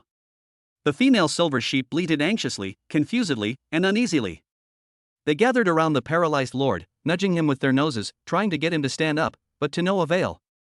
The ewe seemed to realize something and began to pace anxiously in circles. A great opportunity. Chao Xiaofan forced himself to endure the subtle, almost bloated, feeling in his lower back. Without time to fully experience it, he used his invisibility to dart out like a cheetah. The target was the patch of unattended strong-waisted grass. Rushing forward, he didn't care about any techniques and just grabbed it. Using both hands, he specifically targeted the plants with the deepest color and the fullest shape, pulling them up by the roots one by one and quickly stuffing them into his backpack. The rich, refreshing aroma of herbs wafts through the air, instantly invigorating the senses. In the distance, the commotion among the sheep grew even greater, and the fallen Lord Silver Sheep slowly awoke. It struggled to walk towards the strong waste grass. Just get to that place. Seeing this, Chao Xiaofan weeded even faster, and his footwork became exceptionally agile. Enough. Feeling his backpack becoming heavy and noticing more silver sheep taking notice, Chao Xiaofan immediately stopped picking and remained hidden to the side. The youth stood still, collectively watching Lord Silver Ram walk step by step toward strong waste grass. The Lord Ram walked with a stumbling, unsteady gait, yet his steps were unusually firm, as if he could recover simply by consuming the sacred herb. No, what's with this inexplicably tragic atmosphere? Chao Xiaofan almost burst out laughing. However, now that you've borrowed that talent, you can't possibly give it back. As the ram drew near, Chao Xiaofan pulled out the dagger left behind by the invisible man and plunged it into the ram's neck, unleashing his full power and slashing downwards with deadly force. This dagger was exceptionally sharp. After it slipped from the invisible man's hand that night, it was able to sink directly into the concrete floor.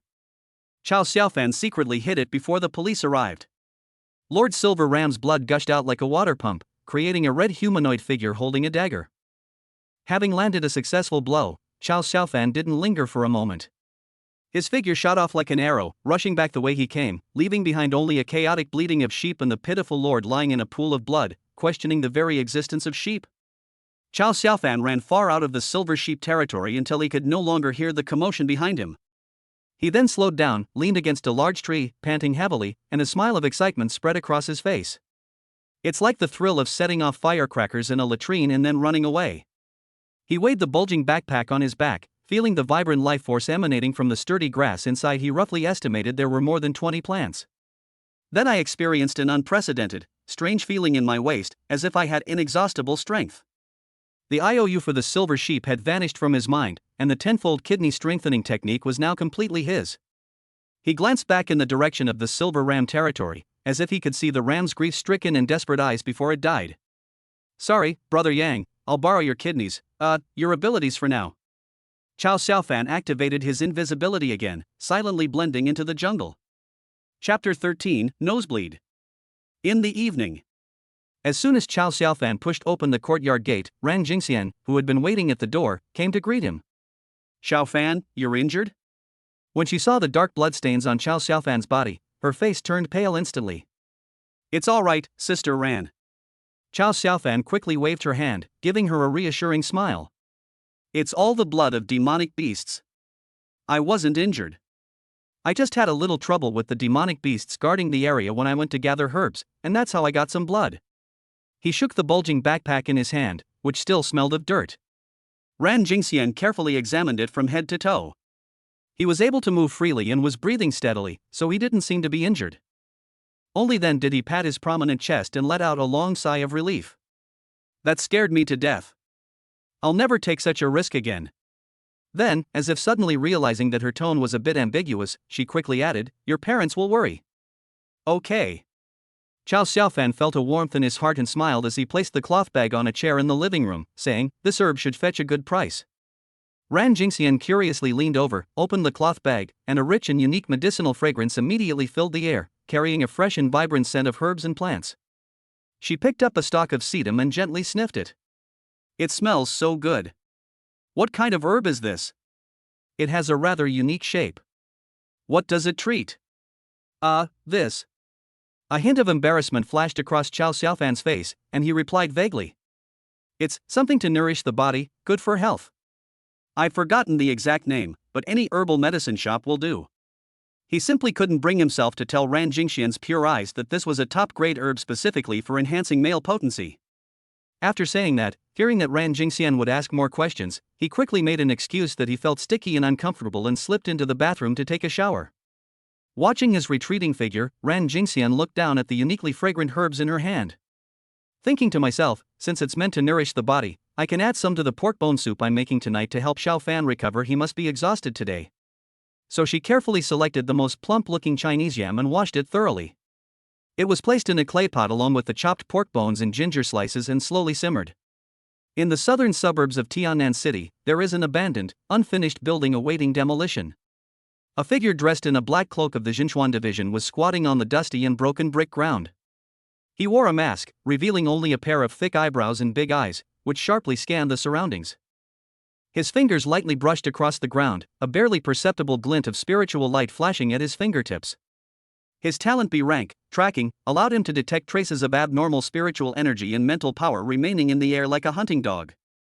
A moment later, he stood up, pressed the communicator in his ear, and said in a serious tone, Captain, we've tracked them to this abandoned building in the south of the city. The target's presence vanished completely here, as if forcibly erased by some force or spatially transferred. Okay, come back now, Xiaofei. After a few seconds of silence on the other end of the communicator, a woman's voice, though clear and cold, couldn't hide a hint of weakness. Even your abilities have lost their trail. The other party is more cautious than we thought. This isn't urgent. I'll investigate personally once I'm better. Yes, Captain, Xiaofei replied. He looked around the gloomy, empty abandoned building, his thick brows furrowed. His intuition told him that he must have overlooked something. He suddenly remembered the boy named Chao Xiaofan from that day. Although he acted normally, Xiaofei always felt that he knew more than he said. I'll go find that kid again. I have a feeling he's hiding something, Xiaofei said. The boy who chased away the target? Yes, Captain, it's the kid you saved during that beast tide. Xiaofei wasn't sure if it was just his imagination, but he suddenly felt a pause in breathing on the other end of the communicator. Send me the boy's information, I'll check it out. Yes. After ending the communication, Xiaofei's figure flashed and quickly disappeared into the shadows of the abandoned building. After taking a hot shower, Chao Xiaofan felt completely refreshed, as if every pore was singing with joy. Especially on both sides of the lower back, it's as if two small furnaces that continuously provide energy are placed there. The warm current continuously supplied energy to his limbs and bones, helping to dispel all his fatigue. This unprecedented sense of fulfillment and energy made him feel like he had inexhaustible sheep energy. Ran Jingxian was carrying dishes out of the kitchen when she saw Chao Xiaofan walking out of the bathroom and was momentarily stunned. The boy in front of me had hair that seemed even blacker, and his skin was fair with a healthy rosy glow. Most importantly, his eyes were incredibly bright, as if they contained stars. He exuded a vibrant, almost overflowing vitality, like a tall pine tree that had grown wildly after a spring rain. Xiaofan, you. Ran Jingxian stared blankly, her cheeks slightly flushed. You seem a little different. It looks even better. Ran Jingxian thought to herself. Really? Maybe it's because I just took a shower. Chao Xiaofan chuckled, but he knew in his heart that this was probably an additional effect of the tenfold kidney enhancement. With sufficient kidney qi, one has abundant energy and vitality. He must have been a renowned nephrologist in his past life. When the food was served, the steaming, fragrant pork bone soup was particularly tempting. Chao Xiaofan was already starving, so he picked up the bowl and drank it down in big gulps. Ran Jingxian propped her chin on her hand and looked on with a happy expression. Having gone through these past 2 days together, the two of them are getting along more and more naturally. They had already discussed it and decided that since Ran Xianjing had nowhere to go for the time being and did not want to mention her missing husband, she would stay at Chao Xiaofan's house to avoid trouble. Although Chao Xiaofan knew that the invisible man was dead, he couldn't tell anyone, because no one would believe him anyway. At least this way, the two of them can look after each other. As soon as he tasted the soup, he couldn't help but praise it. Sister Ran, this soup is so delicious. It tastes amazing. The meaty aroma of the pork bones blends with a unique herbal fragrance, making the broth exceptionally delicious with a sweet aftertaste. The little white fox jumped onto the table, licked a mouthful of soup, but then ran away as if disgusted. Receiving the praise, Ran Jingxian smiled and asked, "Is it delicious?" "This is made with the herb you brought back." Cough cough cough. Upon hearing this, Chao Xiaofan almost spat out a mouthful of soup from his nose, choking and coughing repeatedly, his face turning red. That is. He opened his mouth, looking at Ran Jingxian's innocent yet slightly smug smile. He couldn't bring himself to say the words aphrodisiac, and had to swallow them back, his expression extremely strange. Seeing his strong reaction, Ran Jingxian assumed he was upset about the wasted medicinal herbs and quickly said, "What's wrong?" "I only planted one, thinking it would help you recover." "No. It's okay, I'm fine." Chao Xiaofan was on the verge of tears, and could only bury his head in drinking the soup, turning his grief and indignation into his appetite, almost finishing the entire pot of soup. One plant costs over 1,000 yuan.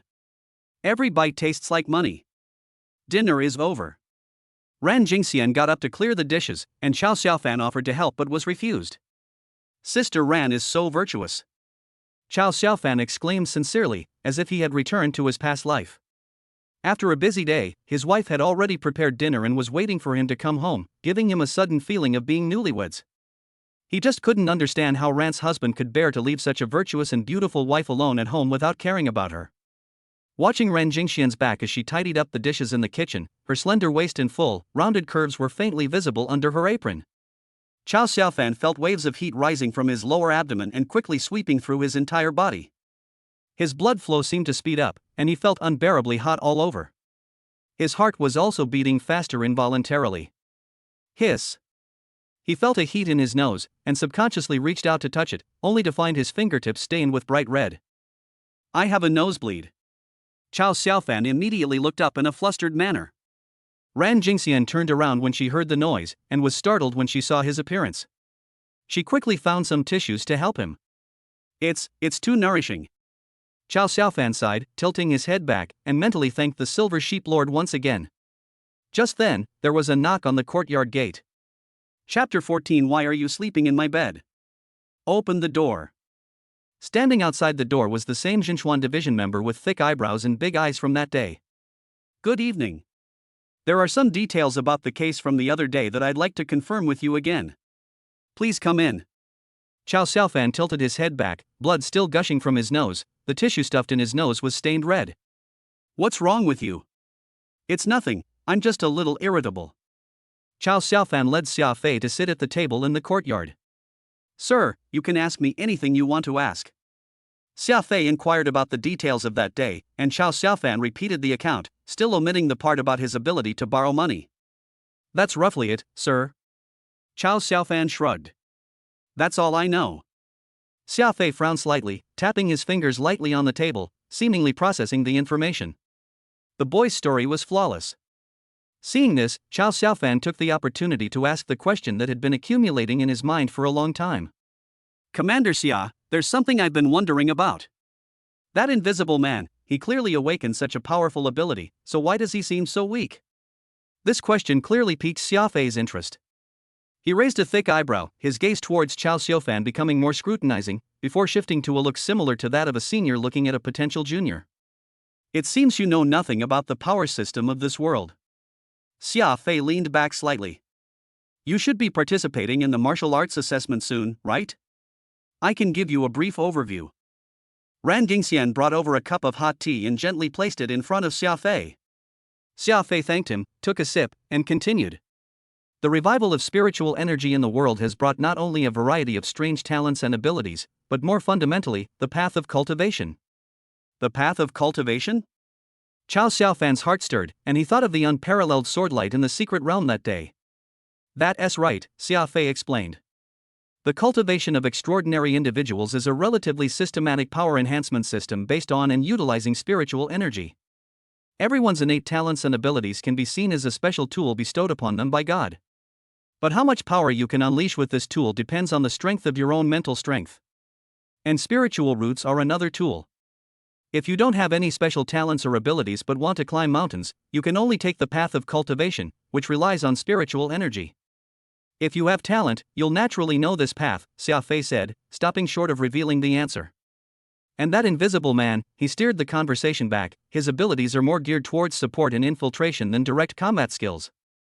According to our investigation, after this person awakened, he committed crimes across the country, indulging in voyeurism, theft, and satisfying his lust. His strength level has never been high, so it is not surprising that you defeated him with your physical advantage. Xiafei's words only answered some of Chow Xiaofan's questions, but they did find the reason why invisibility was so weak. Xiafei asked a few more questions, and after confirming that there were no more valuable clues, he got up to say goodbye, reminding Chow Xiaofan to be careful before leaving. After seeing Xiafei off, it was already late at night. For Chow Xiaofan, the ordeal of this night had only just begun. The immense vitality brought by the tenfold kidney enhancement, combined with the medicinal power of that large pot of potent waist-strengthening herb soup, was like igniting an out-of-control volcano within his body. A torrent of scorching heat surged and roared through my veins, especially in my lower abdomen, where it felt like an inextinguishable flame was burning. Reason told him he needed to calm down, but his body's instincts were like a wild horse, with an unstoppable force. In the middle of the night, Chow Xiaofan rushed into the bathroom for the 7th time, turned on the cold water tap, and let the icy water run from head to toe. The cold water droplets hit the burning skin, raising goosebumps, but did nothing to extinguish the raging fire within. His mind was filled with a jumble of images, especially Ran Jingxian's mature and alluring figure and the awkward and ambiguous scene from earlier, which kept swirling in his mind. I brought this on myself. Chow Xiaofan leaned against the cold tile wall, letting out a painful groan. Is this brother sheep's revenge? Meanwhile, Ran Jingxian in the next room was also unable to fall asleep. She could clearly hear the sound of water coming from the bathroom again and again, as well as Chow Xiaofan's suppressed, heavy breathing. Every splash of water felt like a hammer blow to her heart. Before leaving, Xiafei gave the strong waistgrass an ambiguous look and a reminder. Young people should be careful, as the herb strengthening the waist is very potent. It made her understand everything. It's all my fault. If I hadn't misused the medication, he wouldn't be feeling so unwell. She curled up in bed, her cheeks burning hot in the darkness. Recalling the times Chow Xiaofan saved and protected her, and then thinking about the torment his vibrant young body was currently enduring. An impulse, a mixture of guilt, gratitude, and some indescribable emotion, quietly grew and strengthened in her heart. After a while, the noise from the bathroom stopped. Finally, she took a deep breath, as if she had made up her mind. She put on her coat, went barefoot, and like a cat stalking the night, walked shakily to Chow Xiaofan's door, clutching her chest. The fingers are gently lifted and then lowered, repeated several times. Finally, she mustered up her courage and knocked on the door. Thump, thump, thump. The knocking was soft, but it was exceptionally clear in the quiet night. There was no response. Is she asleep? Ran Jingxian's courage, which she had just mustered, waned again, but she still knocked 3 more times gently, as was her habit. Thump, thump, thump. The door opened gently. It turned out it wasn't locked. Ran Jingxian gently pushed open the door. The room was empty, with only the cool moonlight shining through the wide-open window and the night breeze gently rustling the curtains against the wall. They're not in the room anymore? Ran Jingxian hurriedly ran to the window to check. In the courtyard, a muscular, shirtless boy wearing shorts was making all sorts of strange movements, venting his pent-up energy, while muttering to himself. What was the first move again? 2 hands. If it weren't for that high, protruding spot and its frighteningly steaming appearance, the scene in this small courtyard would have felt like the crowing of a rooster. Chao Xiaofan was unaware that someone was secretly observing him. He suddenly remembered that he had practiced the Vajra skill for a period of time in his previous life. The Taoist priest was over 100 years old. Although he was old, he was still as agile as a swallow. He recalled the posture and slowly practiced it again and again. He felt a surge of energy flowing through his body, and the burning sensation in his lower abdomen spread throughout his body with each movement, being absorbed little by little, leaving him feeling warm and indescribably comfortable. After performing the exercise 9 times, it was already broad daylight when Chao Xiaofan finished, but he was completely unaware of it. Back in the room, he found Ran Jingxian sleeping on his bed, her thin nightgown outlining her slender figure. Hearing the noise, Ran Jingxian slowly woke up and jumped up in surprise when she saw Chao Xiaofan. Sister Ran, what's wrong? Xiaofan, I came to see you. Ran Jingxian was so embarrassed she wanted to disappear into the ground. Last night, she watched Chao Xiaofan practice in the yard and unknowingly fell asleep. Before she could finish speaking, she covered her face and fled out the door. I'll go make breakfast. Chapter 15. Young people don't know how good married women are. There are 2 days left until the martial arts assessment. In the morning, on the dining table, there is a simple yet thoughtfully prepared millet porridge, several plates of delicate and refreshing side dishes, a glass of milk, and a boiled egg. Sister Ran, aren't you going to eat? Chao Xiaofan called out towards the closed guest room. From inside came Ran Jingxian's voice, thick with a nasal tone and barely audible. I'm a little sleepy, I want to sleep a little longer. I won't eat. You eat. Chao Xiaofan devoured the food on the table in a flash. The warm millet porridge paired with side dishes was refreshing and appetizing. He felt that the simple breakfast was not enough. This appetite. Chao Xiaofan looked at the empty bowls and plates and smiled helplessly. As his physique continued to improve, his appetite also increased. Last night, he unconsciously practiced the diamond kung fu from his previous life, which not only neutralized the effects of the strengthening herb but also generated a sense of energy within his body. This morning, he felt that his strength seemed to have solidified and improved slightly. Could it be that this health-preserving technique has become some kind of cultivation method in this era of spiritual energy revival? No information about that Taoist priest could be found online. He was also unsure whether he possessed the spiritual roots to become an extraordinary being. Awakening one's innate superpowers and simultaneously cultivating to become an extraordinary being, isn't that dual cultivation of magic and martial arts? Xia Fei, with his thick eyebrows and big eyes, turned out to be a riddle teller. I must ask him clearly next time I see him.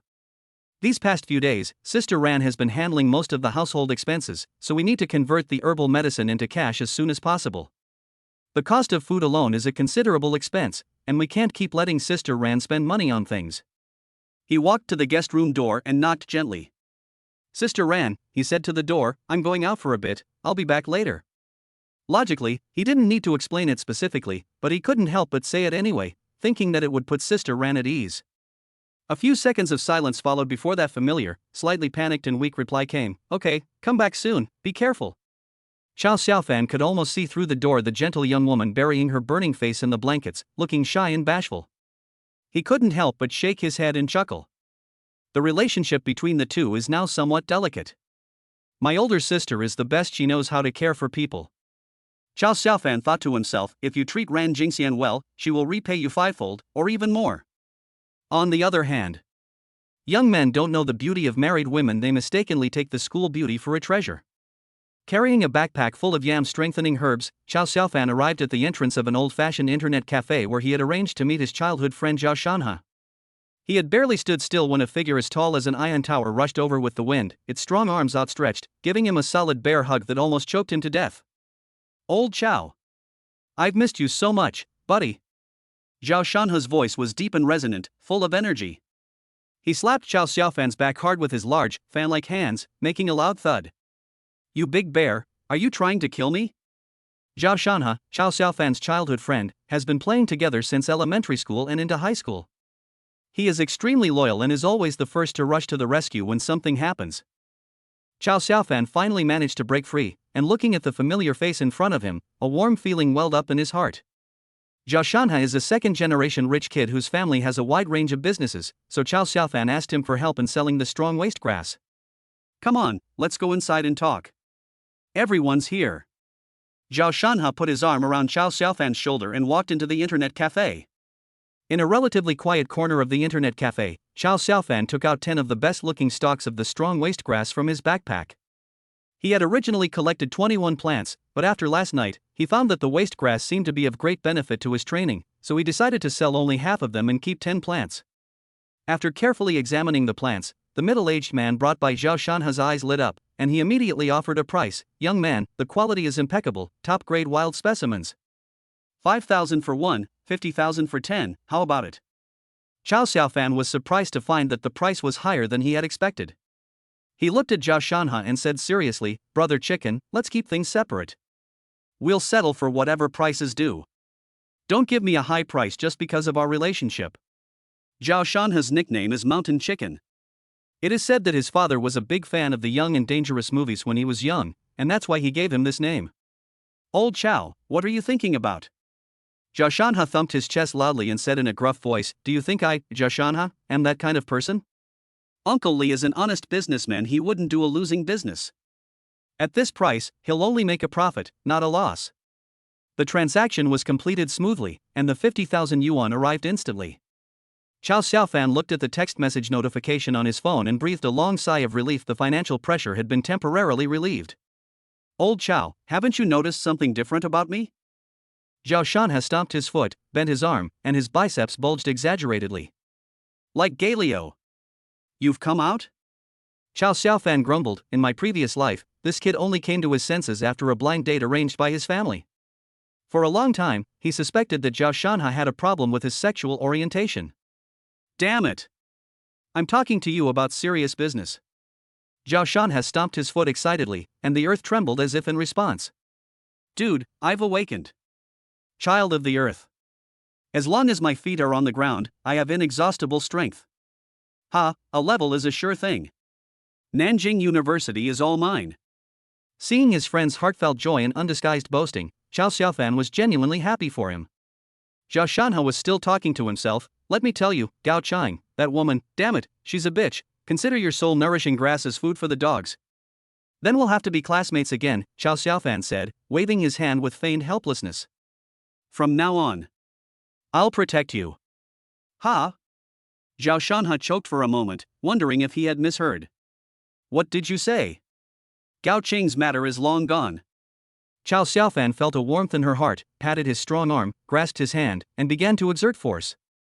I have awakened too.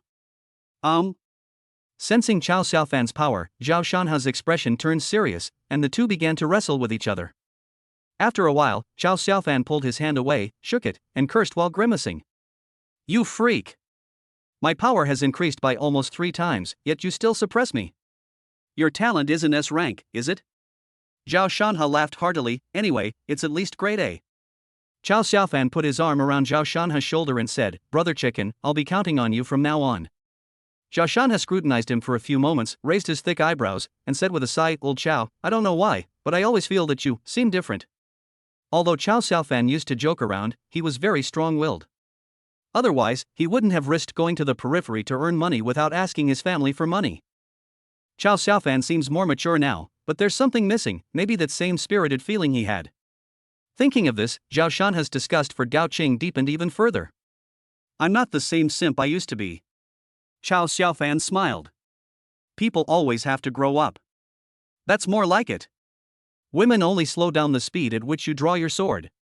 Zhao Shanha laughed happily again. That's not necessarily true. Women can increase your attack speed. Xiao Xiaofan patted Zhao Shanha on the shoulder meaningfully. Little Chunan doesn't understand anything. Shall we play around? Let's do it.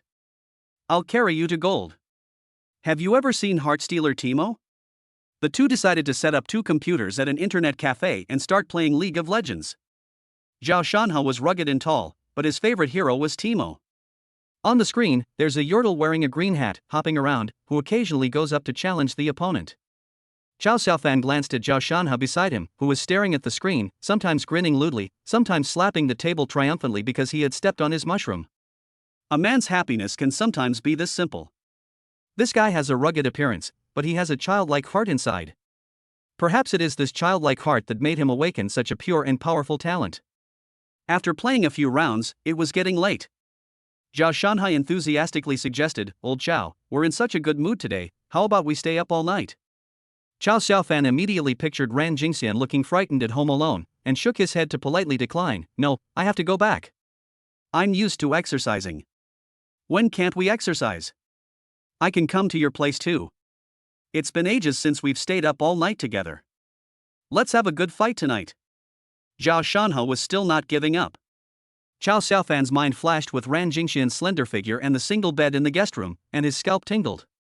He quickly made an excuse. "No, it's really inconvenient, the house is messy.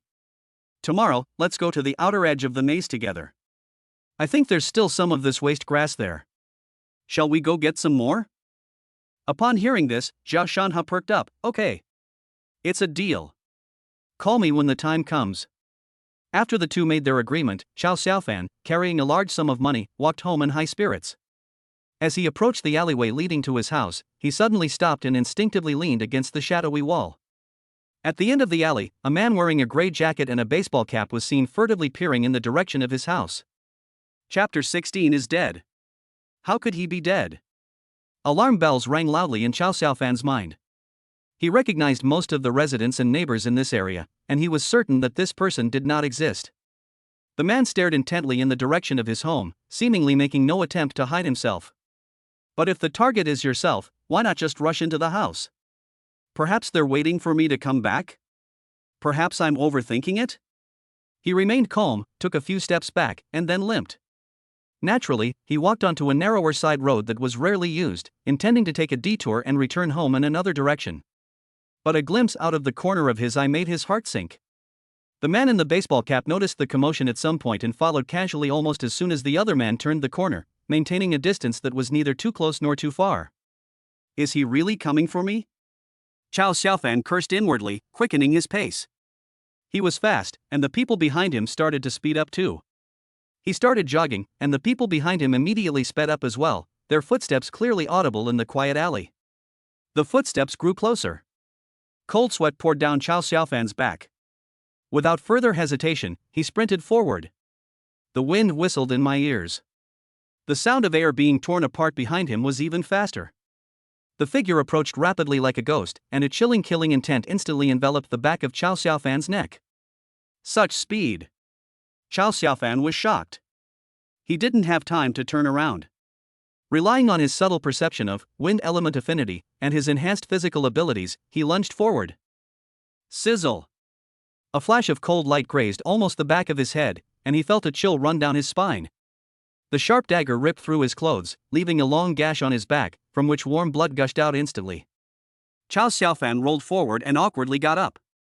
He already held the dagger left by the invisible man in his hand, staring intently at the expressionless assassin in front of him. "Fuck you! Who the hell are you?" The intense pain made him unable to hold back his curses. He racked his brains over all his enemies, but still couldn't figure out who it was that had such a deep grudge and would strike him with a knife right away. The man in the baseball cap had no change in his eyes, only a chilling fanaticism and indifference. He growled hoarsely, "To obstruct the descent of the true God is a crime deserving of death." The voice was deep and had a strange rhythm. "Damn it! Are you crazy?" Before he could finish speaking, the man's figure blurred again, shooting towards Chao Xiaofan like an arrow released from a bow, his dagger aimed straight for his heart. Chao Xiaofan's pupils contracted. The other party's speed was astonishing. He didn't even have time to utter a second curse. At that moment, a dark figure seemed to descend from the sky, silently cutting between the two. The shadowy figure moved with lightning speed, one hand precisely gripping the assassin's wrist as he held the knife, while the other hand, shaped like a palm blade, instantly sliced into the assassin's neck. Ugh!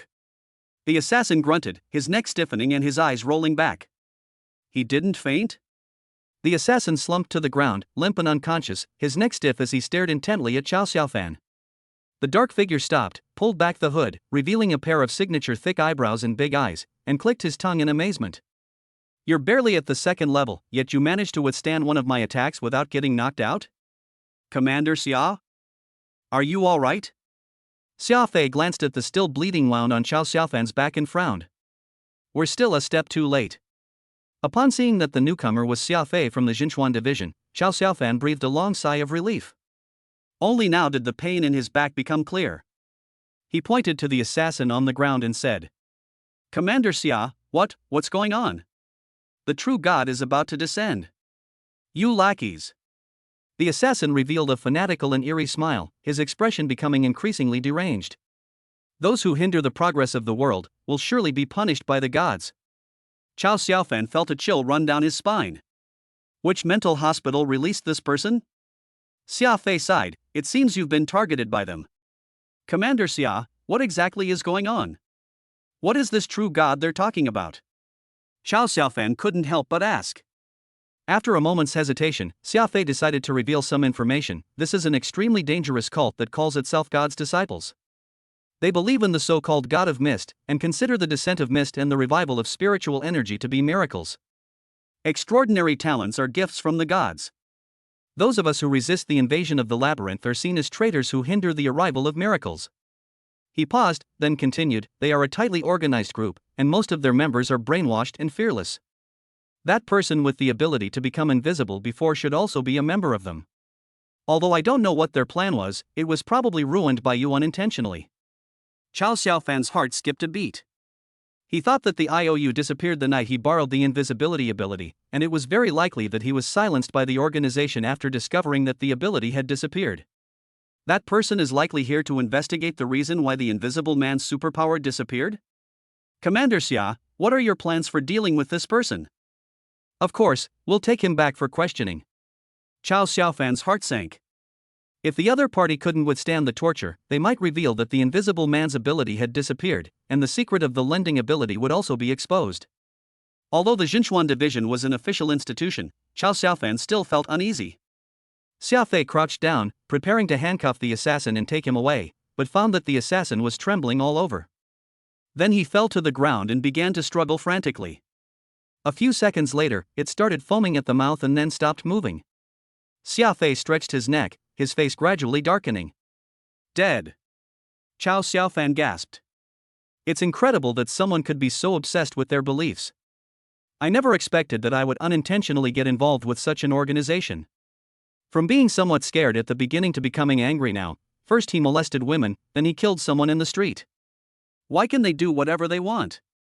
Previously, his plans for lending capacity were more focused on monsters. But at this moment, Chow Xiaofan's thoughts changed. If he had the opportunity to borrow the abilities of a few members of such a cult, he shouldn't feel any psychological pressure, right? "You should go back first, and don't make a fuss about this." Xia Fei hoisted the assassin onto his shoulder, his movements as practiced as if he were carrying a drunk friend, and gave him some instructions before leaving. "Try not to go out these next few days." Chow Xiaofan nodded. Xia Fei, carrying the assassin, quickly disappeared into the alley. We arrived at a quiet place. Xia Fei opened the communicator and whispered, "Captain, it's confirmed. It's the divine disciples. They sent a near second stage transcendent to attack Chow Xiaofan." "How is the situation?" "Dead." "Dead? How could he be dead?" Shiyu's voice suddenly became louder on the other end of the communicator, which startled Xia Fei, who quickly explained. "He seems to have been cursed, and the cause of death needs to be investigated further." "You mean the assassin is dead?" "Yes." Xia Fei felt somewhat confused. Who else could it be? What about Chow Xiaofan? He was slashed in the back and bled a little. He should be fine. Shiyu's voice regained its cool tone, though it sounded slightly weak. "I understand the situation. I have requested support from headquarters. They must be planning something. You need to be careful. Don't take any risks, wait until I recover." "Yes, Captain." Xia Fei solemnly replied. Chapter 17. Could it be that my sister is in love? Inside the ward. After the call ended, Shiyu leaned against the window of the ward alone, her cool gaze fixed on the bustling yet turbulent city outside, her expression complex and unreadable. Her face was still pale, and her usually cold and beautiful features showed signs of weariness. The battle with the Jade Fox left him with hidden injuries that were still present. Even after drinking the fountain of life sent by headquarters, which was said to have been obtained from the elf race, he still could not fully recover. Bang! The ward door was pushed open forcefully, breaking the tranquility of the room. A youthful and beautiful figure burst in. The girl bears an 8/10 resemblance to Shiyu, both possessing stunningly delicate features, but their temperaments are completely different. If Sia is like a plum blossom blooming atop a snow-capped mountain, cold, beautiful, and aloof, then the girl in front of us is the spirit deer leaping in the forest, full of agility and charm. She wore a lively ponytail, had clear and bright eyes, and 2 shallow dimples at the corners of her mouth when she smiled. What is most striking is that, despite her young age, she has already inherited the family's excellent genes, though her ambition is slightly less than that of her older sister, Shiyu, which is astonishingly large. Yet it is already far more full and perky than the average person, making it a potential stock above E-cup. Sister! Xiao's voice preceded her arrival as she skipped and hopped into the center of the ward. As she arrived, Shiyu immediately felt herself enveloped by an invisible force. A slight feeling of weightlessness came over her, and she slowly floated up, as if being lifted by soft clouds, drifting steadily towards her younger sister. Yao Yao! Shiyu frowned slightly, pretending to scold sternly, but there was little blame in her eyes. Hee, Xiao wasn't afraid at all, and wrinkled her small nose triumphantly. Sis, you can't suppress magic right now. Look, hasn't my telekinesis improved a lot? Controlled by that invisible force, Shiyu slowly flew back to the hospital bed and was gently placed down. Then, the blanket next to her floated up automatically and covered her completely. Shoes. Shiyu sighed and reminded her, they're still on, they're filthy. As soon as she finished speaking, the soft hospital slippers on her feet automatically slipped off and twirled a few times in the air. Then it was placed steadily and neatly on the floor beside the bed. How are you, sis? Xiao moved closer to the bedside, her ponytail swaying with her movements, her face clearly saying, praise me. With my precise control over my mental power, I should have no problem advancing to the Jinchuan division, right? Don't be too proud. Shiyu's expression suddenly turned serious, and her voice carried a hint of coldness. Yao Yao, this world is never short of geniuses. S-level talents and S-level abilities are as numerous as carp crossing a river. But how many of them actually survive and truly distinguish themselves? She looked sharply at her younger sister. Strong talent only means your potential is higher than others, but it doesn't mean you'll definitely reach that level smoothly. How many exceptionally talented people have fallen by the wayside because of momentary arrogance? If you continue to be so impetuous and arrogant, you will be completely ignorant of your own limitations. Shiyu's tone grew calmer, yet carried a heavy weight of pressure. Then I'd rather you not participate in the superpower assessment and go to a regular liberal arts university. Being an ordinary person with superpowers and living a peaceful life is better than dying an unexplained and violent death in the future. After saying that, she stopped looking at her sister's face, which had instantly turned aggrieved and bewildered, and turned back to walk to the window, gazing silently into the distance. But the image of that boy with astonishing strength and warmth in the forest involuntarily flashed through my mind. He was injured. Why can't I stop thinking about him? Sister Xiao's eyes reddened slightly after her sister's harsh words, but she was more indignant. She stepped forward, grabbed Shiyu's arm, and shook it vigorously, pouting, I know I was wrong. I only acted like this in front of you. I would never dare to show off my abilities outside. The soft touch on her arm startled Shiyu slightly, and she sighed inwardly, thinking, my little sister has really grown up. She raised her hand and gently touched Xiao's head, her tone softening. I know what you're thinking, but the path I'm on, though seemingly glorious, is actually fraught with peril, requiring absolute composure and unwavering resolve. Otherwise, it would be tantamount to sending someone to their death. You go ahead, I'm tired and want to rest. She waved her hand, looking somewhat tired. Xiao pouted and walked out of the ward, looking sullen. Ever since her sister returned from her serious injury, it seemed like she had something on her mind, and her emotions were even more unpredictable than before. Moreover, she had inadvertently glimpsed her sister changing her dressings, and the ambiguous red marks remaining on her snow-white skin, even bite marks, and the slightly faded marks on her astonishingly full chest, all of these made her heart pound. Could it be that my sister is in a relationship? Xiao was startled by her own guess. On the other side, after saying goodbye to Xiaofei, Chao Xiaofan looked down at his disheveled appearance. His clothes were torn by a dagger, and although his back was bandaged, blood was still seeping through. His body was covered in dust and dried blood. If Sister Ran saw this face, she would be terrified. I need to change my clothes before going back through the main gate. He made up his mind. Invisibility, ability activated, the figure slowly blends into the air. Like an invisible ghost, he silently scaled the courtyard wall and nimbly slipped through the window. His feet had barely touched the ground when he froze. On his bed, two figures, one tall and one short, were sprawled out, fast asleep without any regard for appearances.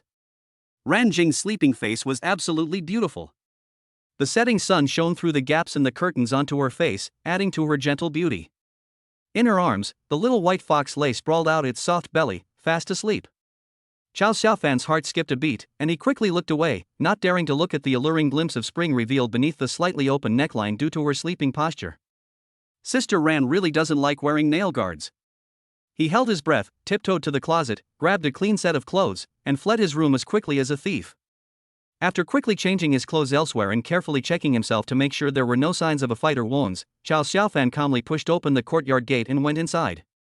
Xiaofan, you're back. Ran Jingxian came out of her room when she heard the noise, her face still flushed with the lazy blush of someone who had just woken up. The little white fox also darted over in a flash, sniffing around Chao Xiaofan's trouser leg. Its big, dark eyes were filled with a hint of doubt. It could clearly smell a familiar scent, so why hadn't it seen anyone earlier? Chao Xiaofan smiled, picked it up, and rubbed its little head, subtly diverting its attention. He took out his phone and tapped it a few times. Ran Jingxian's phone immediately beeped with a notification sound. Sister Ran, I transferred 20,000 yuan to you. Chao Xiaofan explained, I recently awakened, and my appetite is getting bigger and bigger, and I'm also burning a lot of calories from exercise, so I need to replenish a lot of nutrition.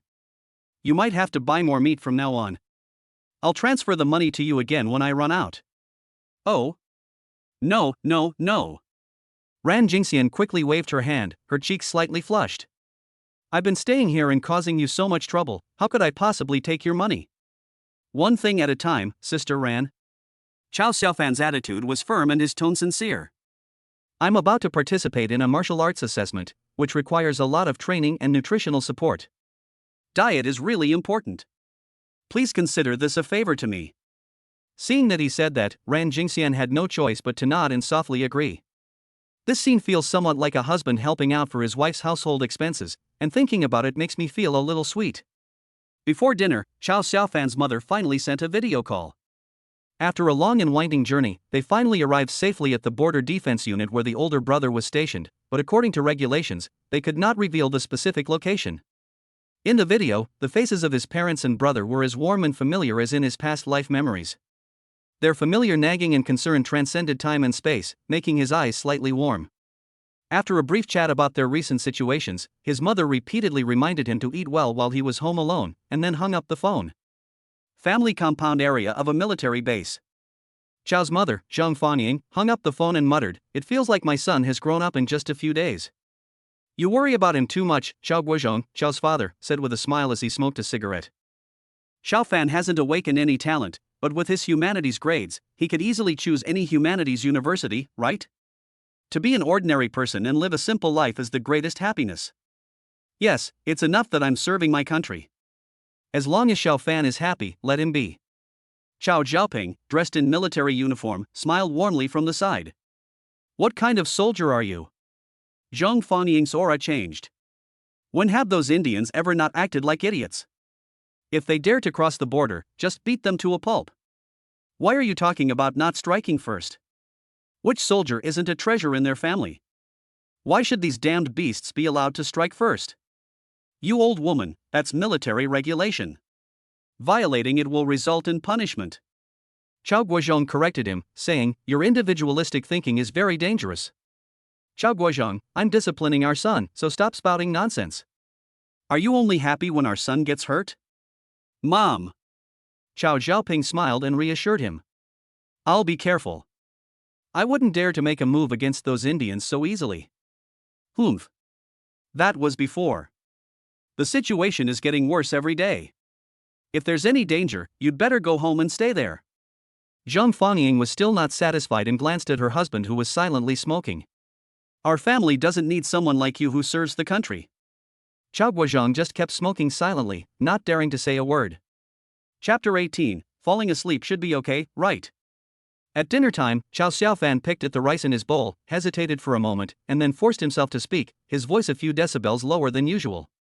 Sister Ran, could you make me another soup tonight, and add one of those herbs too? Ah. Ran Jingxian's hand, which was ladling soup for him, trembled slightly, and the soup spoon made a crisp sound as it hit the rim of the bowl.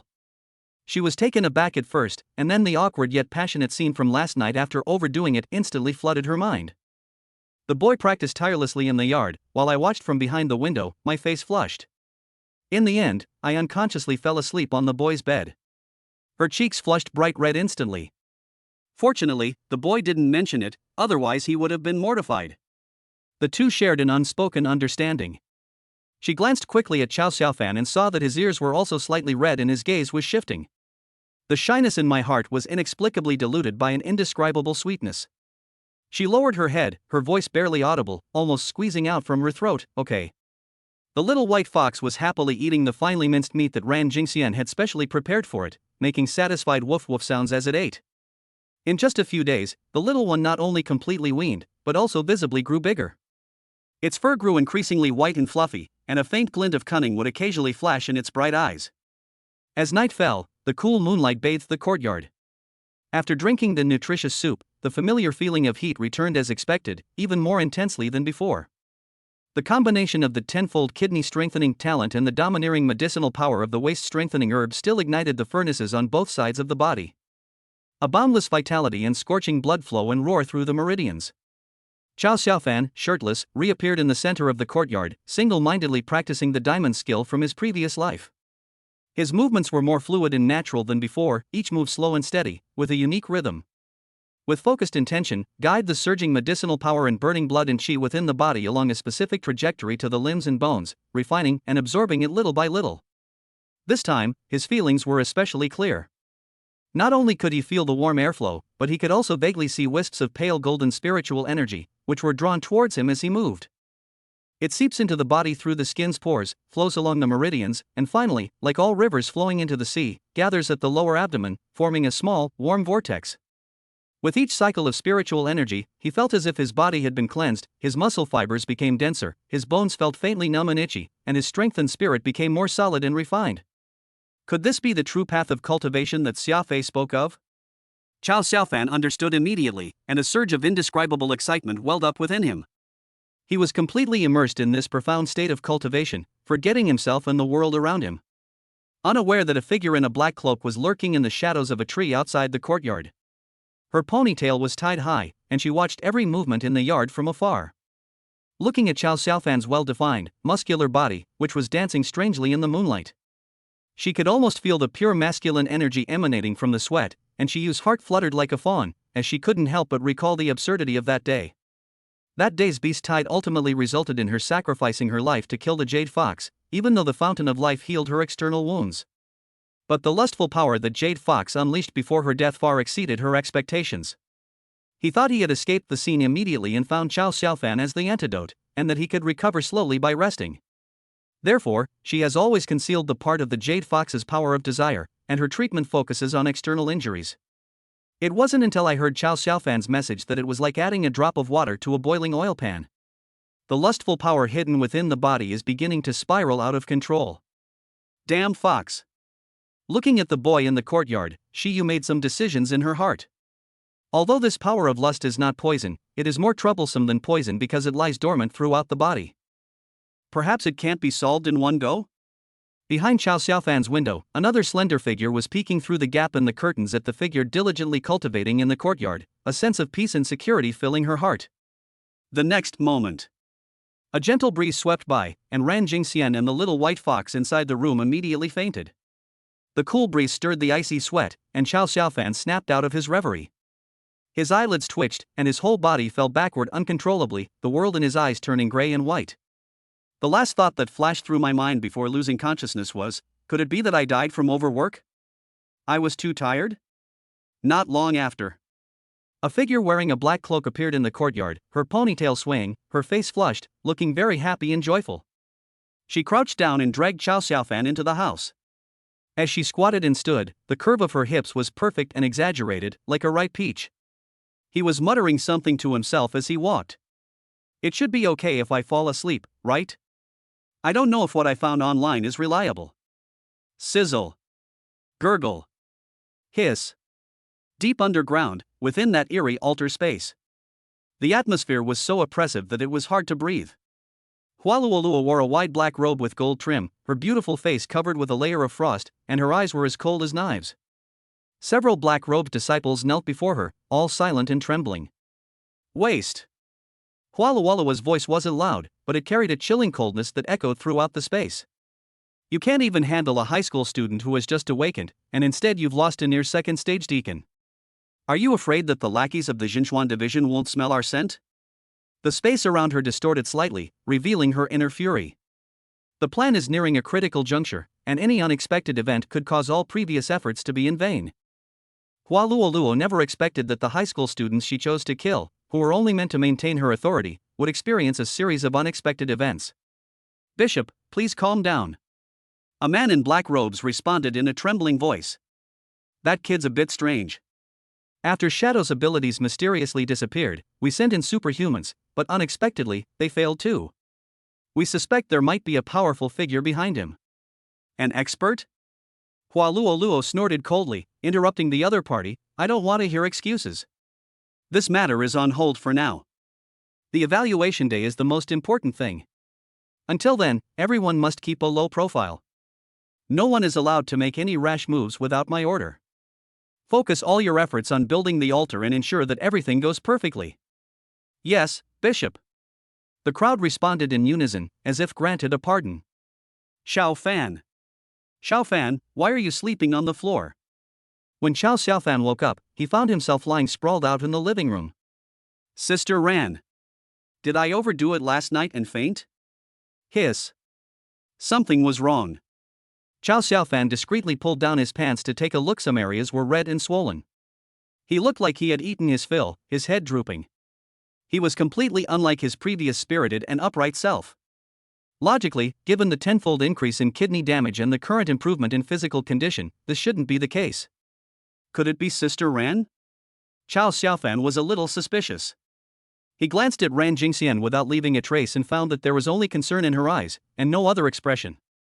It shouldn't be Sister Ran, so who could it be? Ran Jingxian thought it was because she was sleeping in Xiao Xiaofan's room. This made Xiao Xiaofan feel embarrassed to go to the room to sleep, and she felt secretly guilty.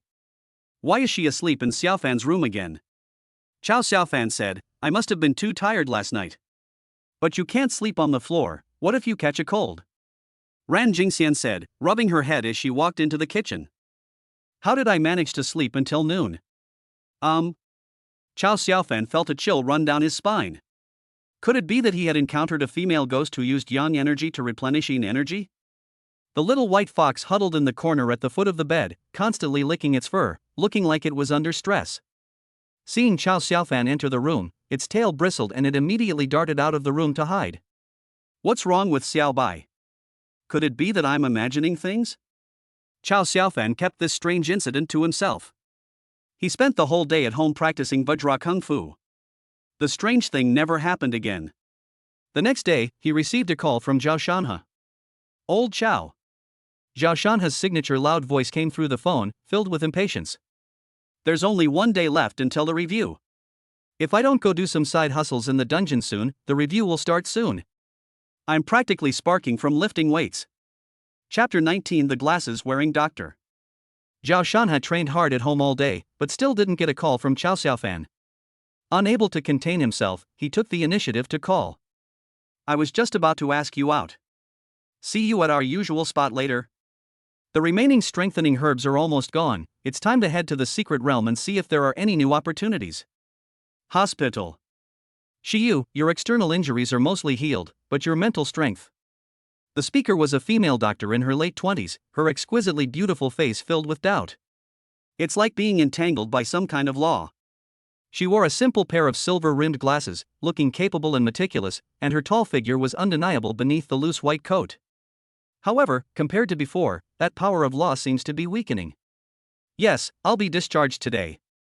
A hint of unease flashed across Shiyu's expression. You have a solution, the female doctor suddenly grabbed Shiyu's hand and asked excitedly. Who is it?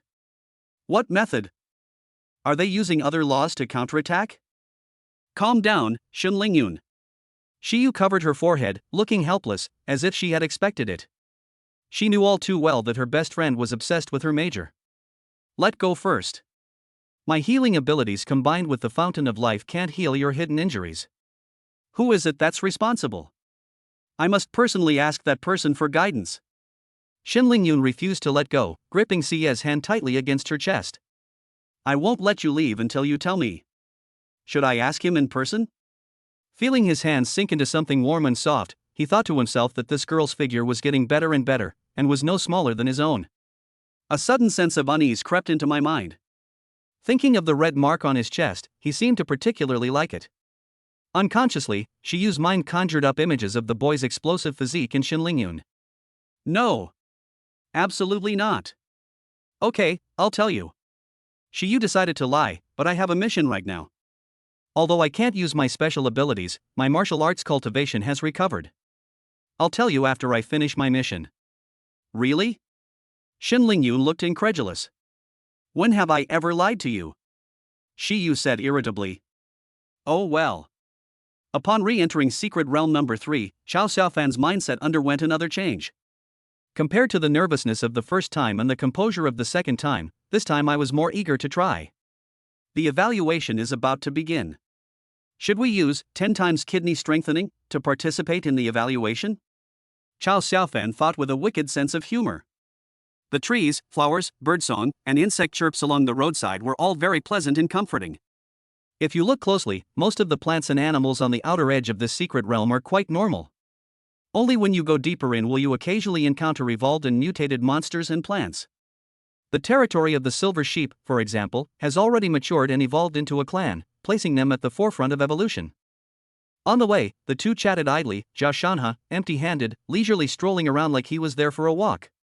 Didn't you say you were here to gather herbs? Why did you come empty-handed? Xiao Xiaofan asked. You'll definitely bring a bag, Zhao Shanha said nonchalantly, waving his fist.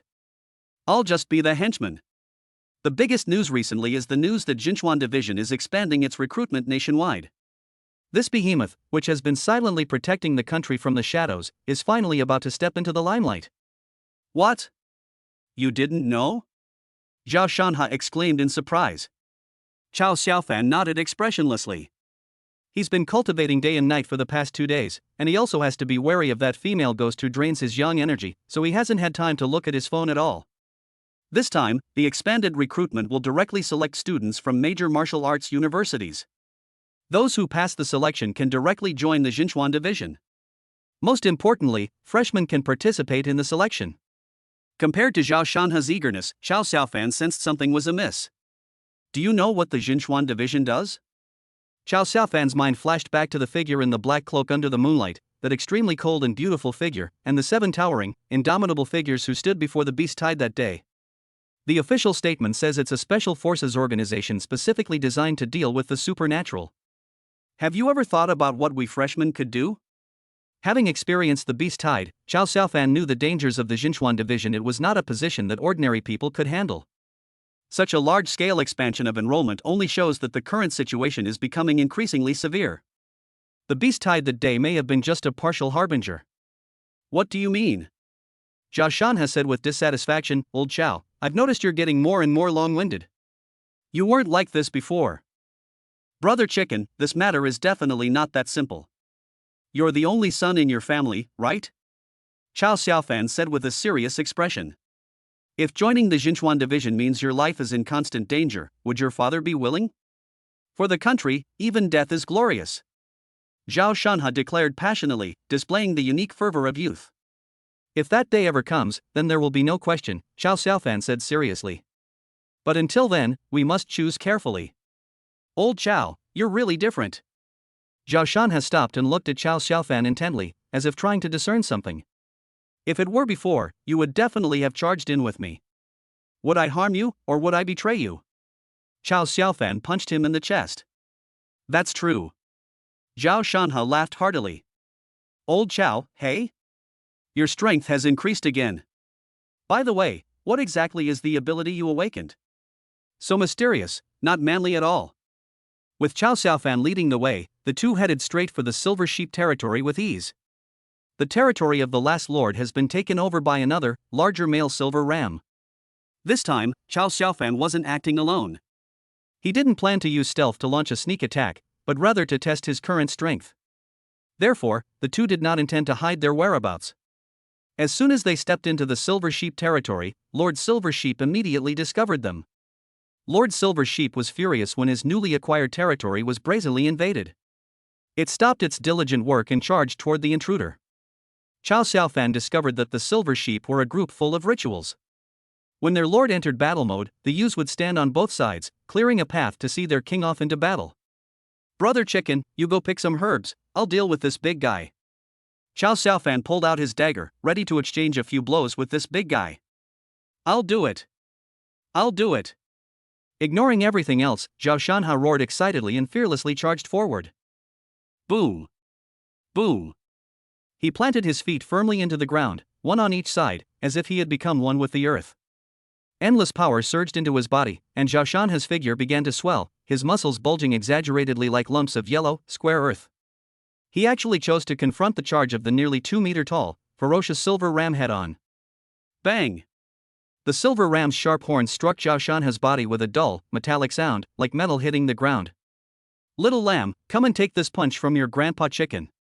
Zhao Shanha withstood the full force of Yin Yang's charge, and with a backhand punch, he smashed it into Yin Yang's head. The silver sheep was hit so hard it saw stars, and its tall body suddenly stopped. Then he turned around, holding the silver ram's head firmly under his arm with one hand, and frantically pounding the back of the silver ram's head with the other, each punch landing with a dull thud.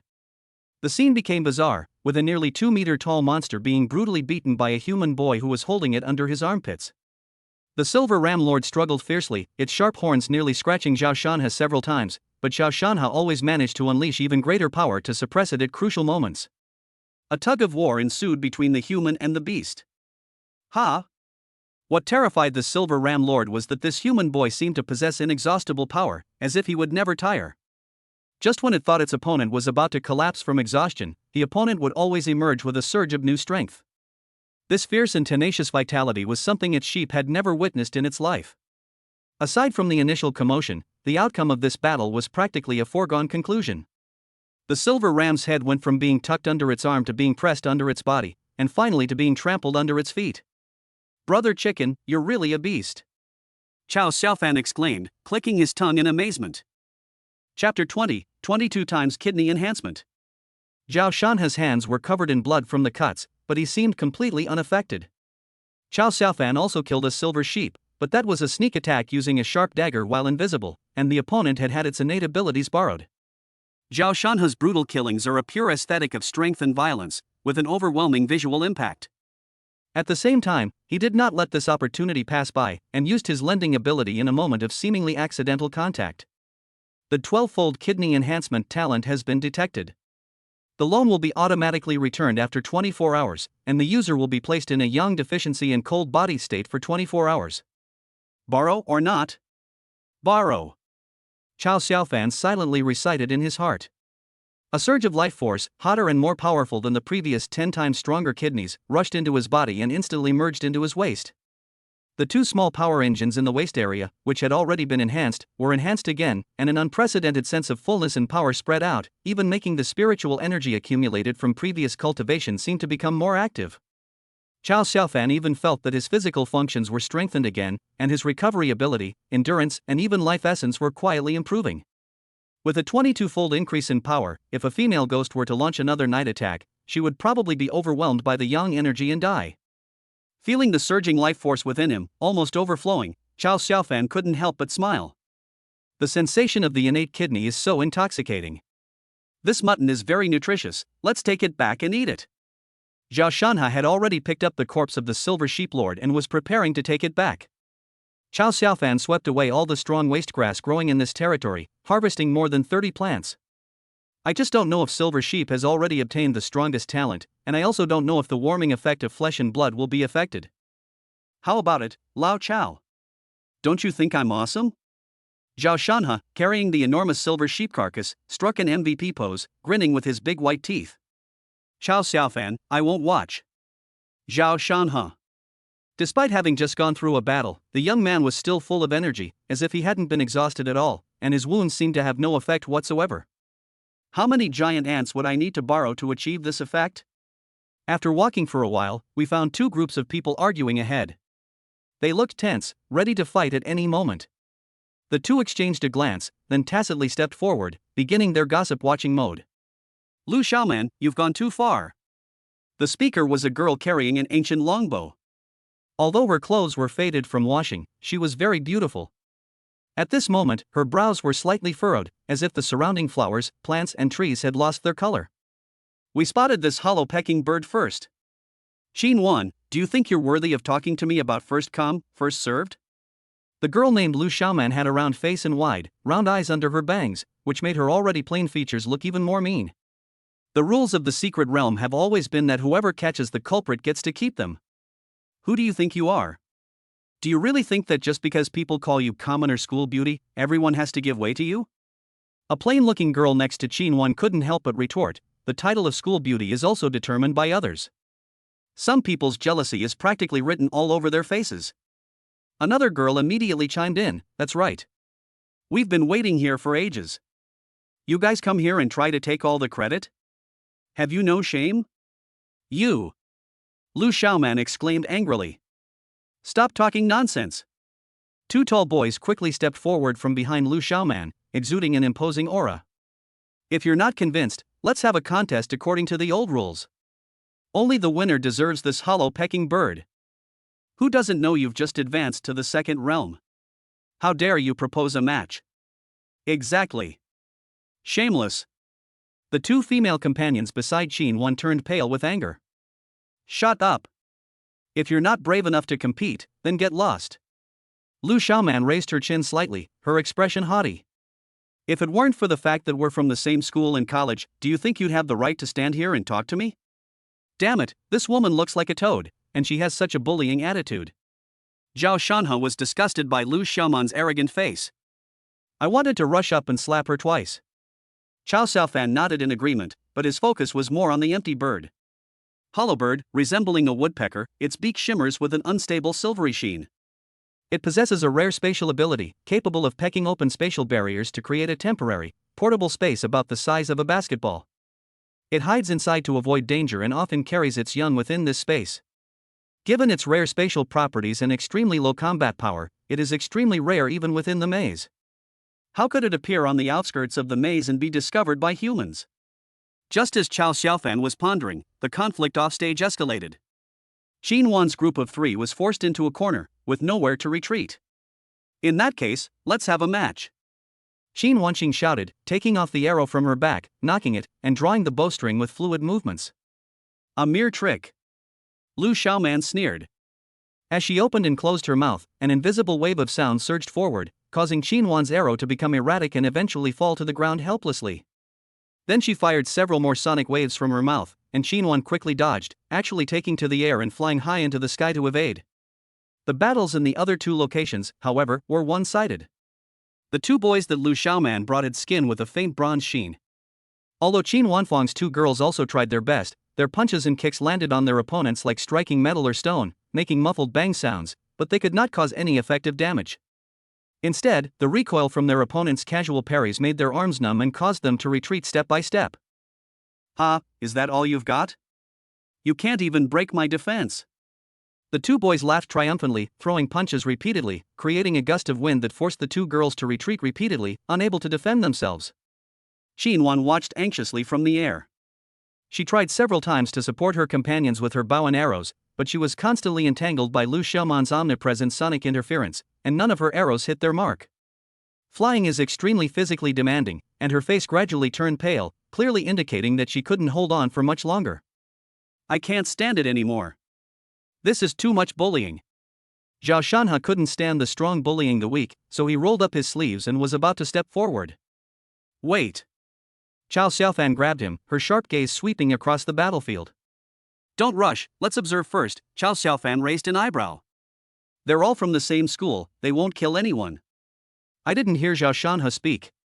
Chao Xiaofan turned his head and found Zhao Shanhe staring intently at the two bronze-skinned boys on the battlefield, his eyes filled with nothing but the desire to enjoy the battle. Just then, Qin Wan, who was flying in the sky, seemed to have been successfully interfered with by the sound waves. Her figure swayed and her flight altitude suddenly dropped. Lu Xiaoman was overjoyed. She seized the opportunity, widened her eyes, and took a deep breath, much like a toad crouching on the ground waiting for a swan, emitting an even sharper and more ear-piercing sonic boom. Buzz! The intense sound waves visibly distorted the air, and like an invisible hammer, they slammed into the unsteady Qin Wan. Qin Wan barely managed to turn to the side, and the sonic boom grazed past her shoulder, shattering the bark of a small tree behind her. She let out a painful groan, unable to maintain her levitation any longer, and fell from a low altitude. The quiver slipped off, and he staggered several steps before barely regaining his balance. His tracksuit was torn at the left shoulder, and bright red blood quickly seeped out. Lu Xiaoman secretly regretted it.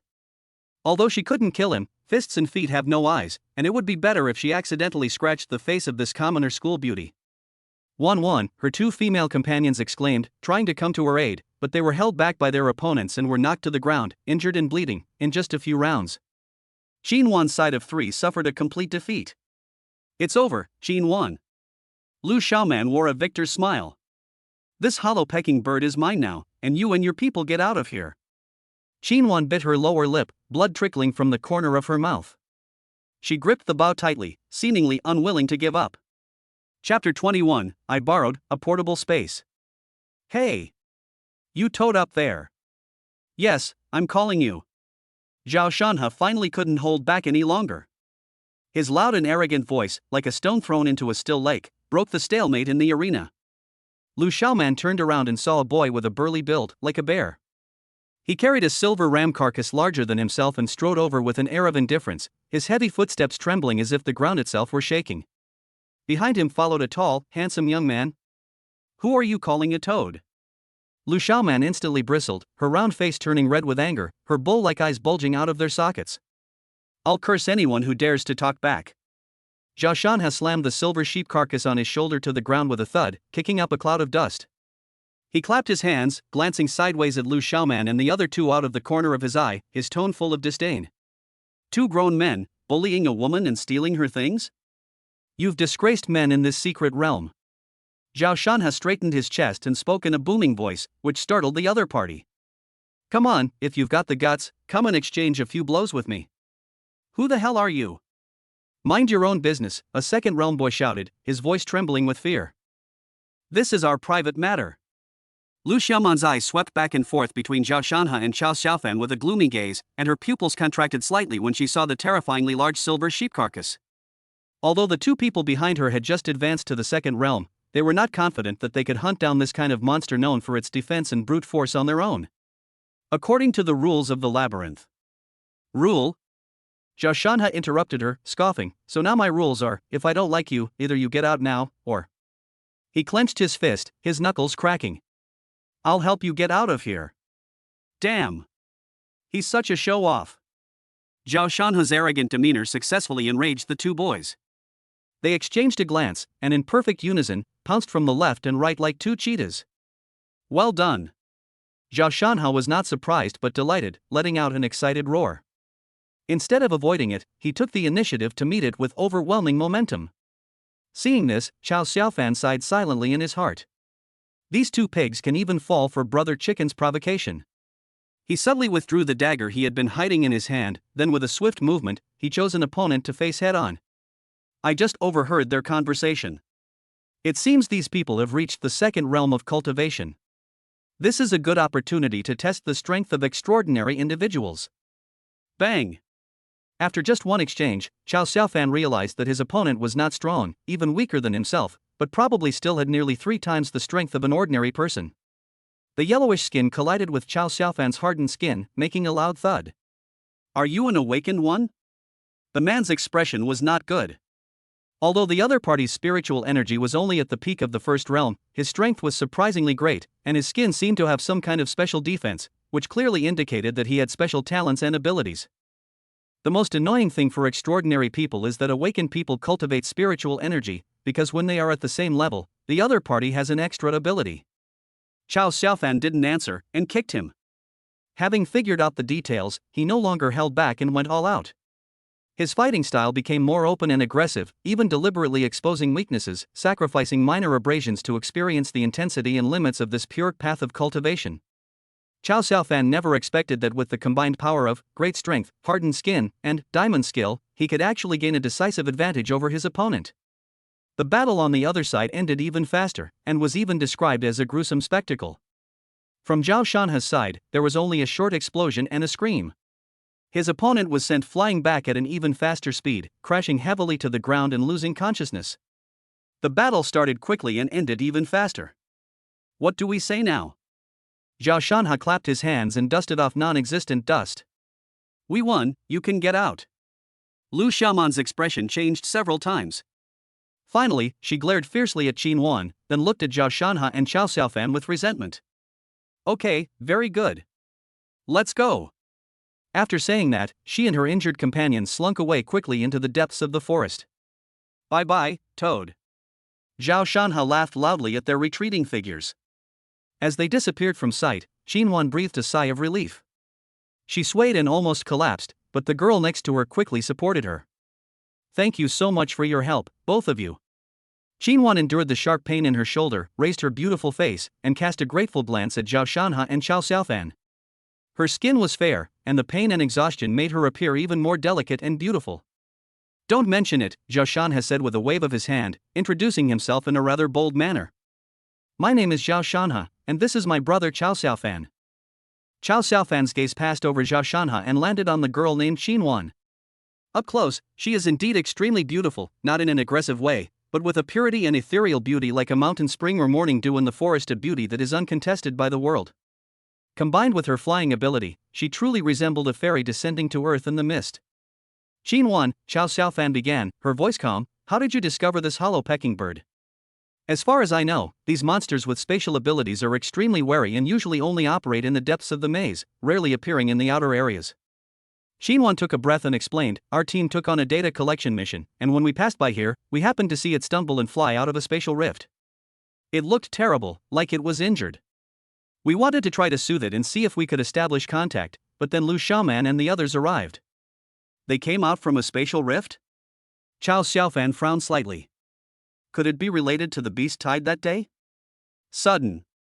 As if torn apart by an invisible hand, a soft sizzle sound rang out in mid-air, and a black hole the size of a basketball suddenly appeared. Immediately afterwards, a small bird with ruffled feathers fell from it. Its silvery gray beak was dull, and it was emitting weak and rapid chirp-chirp sounds as it was about to fall to the ground. Careful!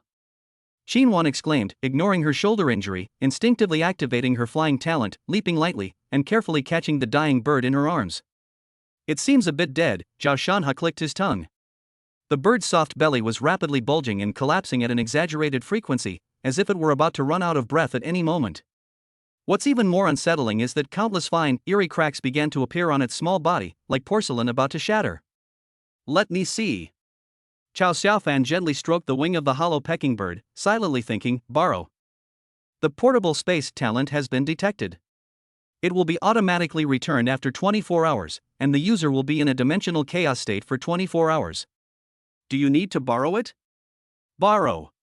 Chao Xiaofan remained calm, sensing fragments of profound laws concerning spatial structure flowing into his mind like a gentle stream. At the same time, he could clearly see that the originally stable spatial core inside the skypecker's body was now being entangled and torn apart by several violent external spatial energies. It's beyond saving. Chao Xiaofan calmly withdrew his hand and made his judgment. But I think I understand. What do you understand? Zhao Shanha and Qin Wan both looked at him curiously.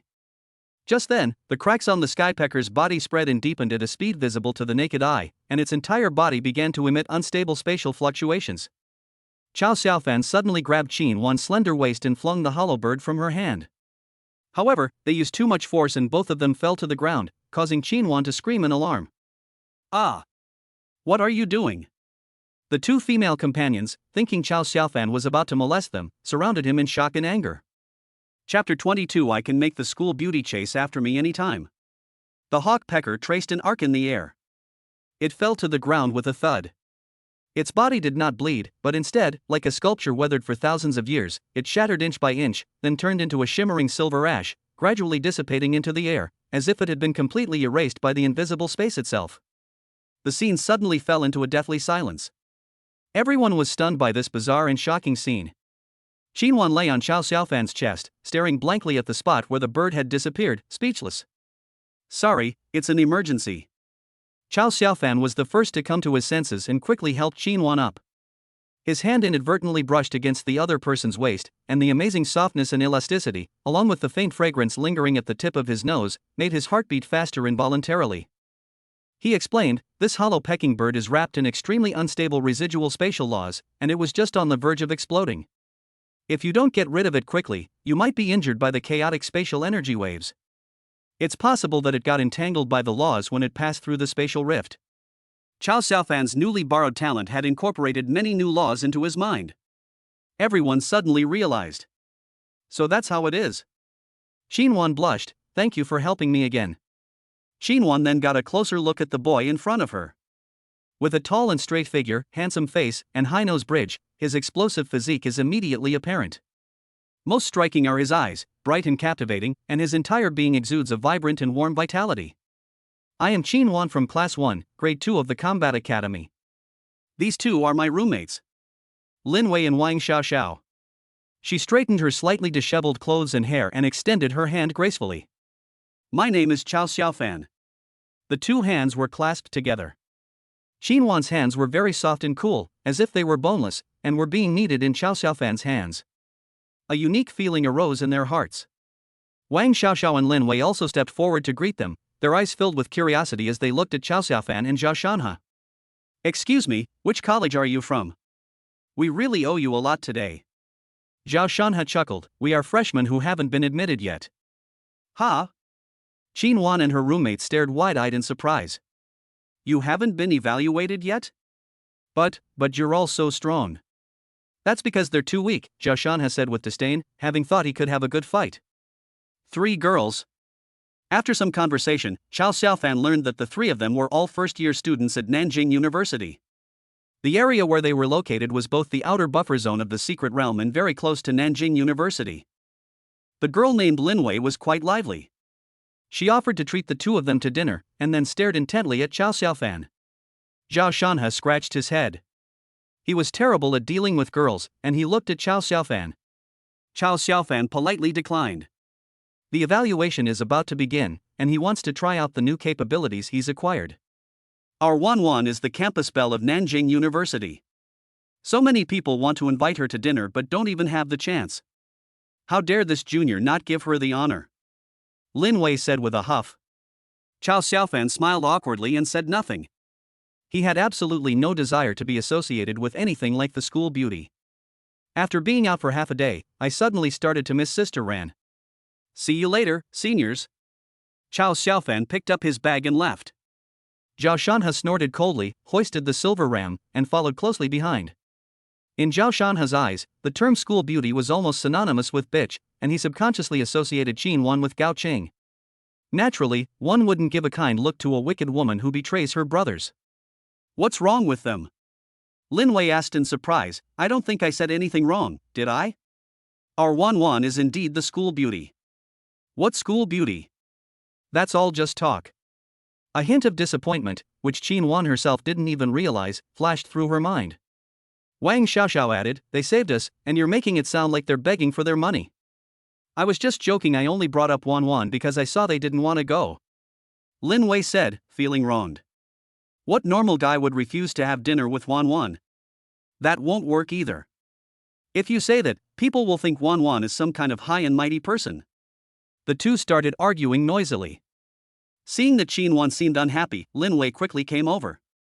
Wanwan, I'm sorry, I didn't mean to. Forget it, I'll explain it to them when we meet again, Qinhuan said, not dwelling on it too much. Old Chao, I didn't know she was a school beauty either. Zhao Shanhe was very careful the whole way, afraid of touching Chao Xiaofan's sensitive spots. If I had known she was the school beauty, I definitely wouldn't have made a move. Chao Xiaofan was both amused and exasperated. Brother Chicken, I've already said that Gao Qing's matter is over. Moreover, school beauty is not a bad term. People are called school beauties because they are pretty. Look at Qinhuan, she's prettier than Gao Qing, and she's definitely worse than Gao Qing, Zhao Shanhe said in a muffled voice. Chao Xiaofan sighed inwardly, realizing that his predecessor's experience as a sycophant had actually upset his good brother Zhao Shanhe. They assume that anyone who hears school beauty is bad. If things continue this way, the continuation of the Zhao family's lineage, which is passed down only to one son, may be delayed for several more years.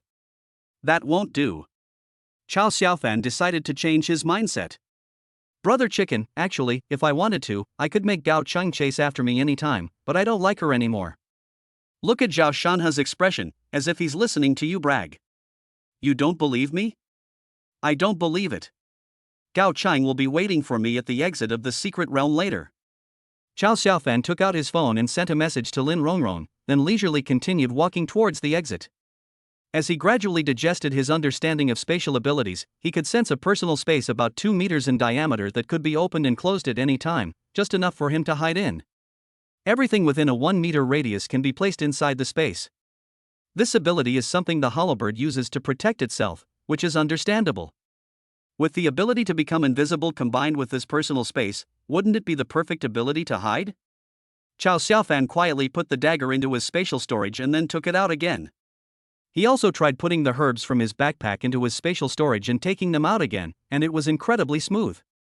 The consumption of mental energy by a personal space is very low, almost negligible. That's an amazing skill. No wonder Lu Xiaoman and her group wanted to seize this hollow-pecking bird. If they could tame it and equip it with explosive weapons, it would be a mobile ammunition depot. Zhao Shanhe followed behind, carrying the silver sheep, completely unaware that Gao Cheng might have appeared at the entrance to the secret realm. How could that be? Old Chao must be sending her something again. I knew it. How could someone who'd been licking her for so long suddenly change their mind? Zhao Shanhe's expression suddenly became complicated. He wanted to offer advice, but he didn't know how to start without hurting his brother's pride. He pondered what to do next. On the other end, Lin Rongrong, who was shopping with Gao Cheng, received a text message. At the entrance to the secret realm, bring Gao Cheng with you. I have something I want to make clear to you, in front of her. Chapter 23. I feel the urge to urinate when I'm nervous. In front of her. Lin Rongrong discreetly put away her phone and glanced at Gao Cheng, who was trying on clothes. Her heart began to pound wildly. What does he mean by that? Is there anything you absolutely must explain to me in front of Qingqing? She typed a reply to Chao Xiaofan with trembling hands. Is there something you need? But no reply was received for a long time. Rongrong, how do you like this dress? Gao Cheng came out of the fitting room and walked up to Lin Rongrong with her long, alluring legs. Various displays. Gao Cheng's proportions were almost perfect, making Lin Rongrong feel somewhat ashamed of herself.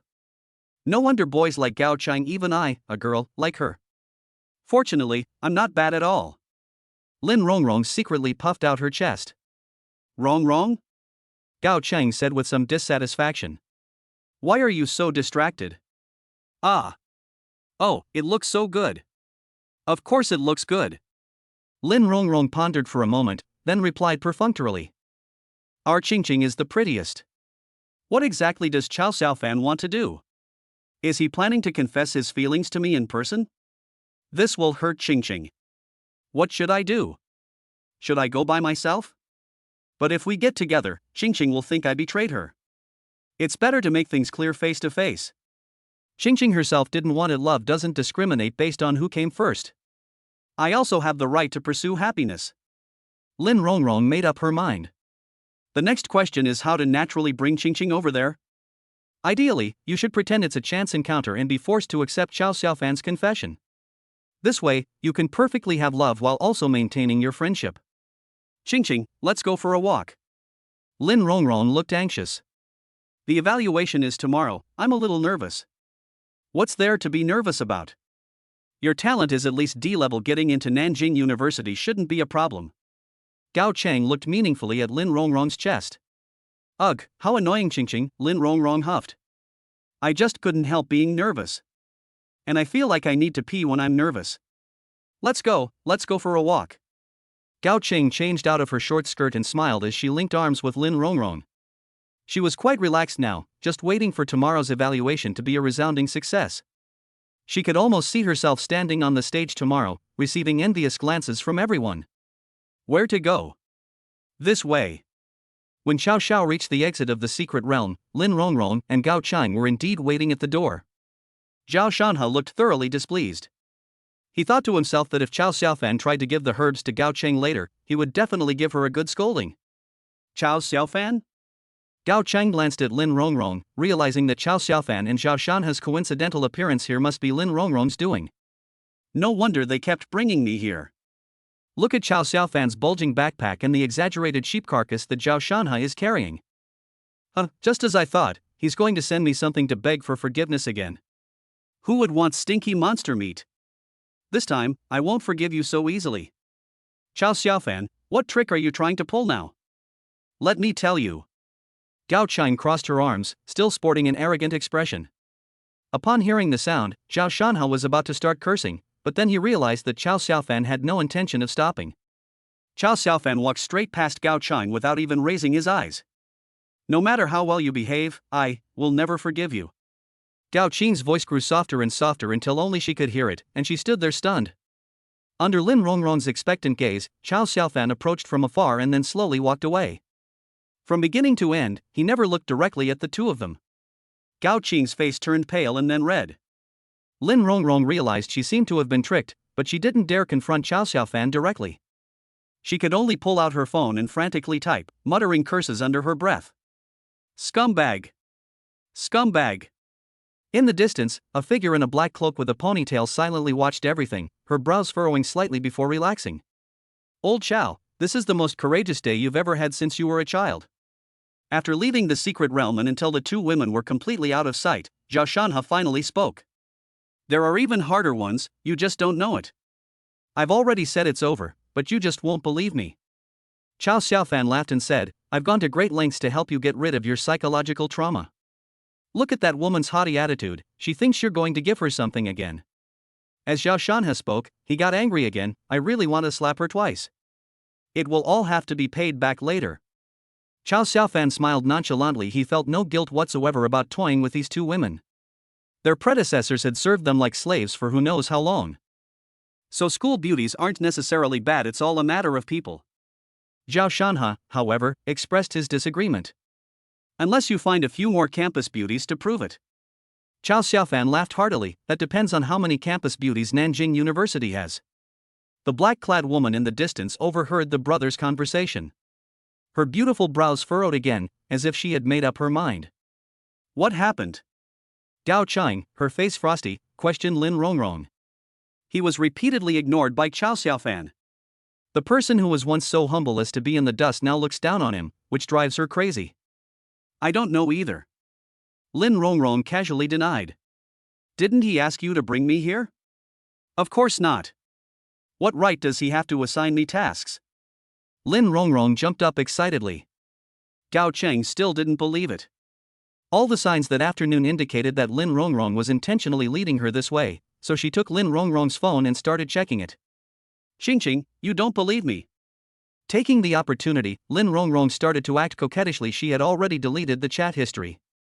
Just deny it to the death and that's it. Are you suggesting you go ask Chao Xiaofan? Finding no evidence, Gao Qing's expression grew even colder.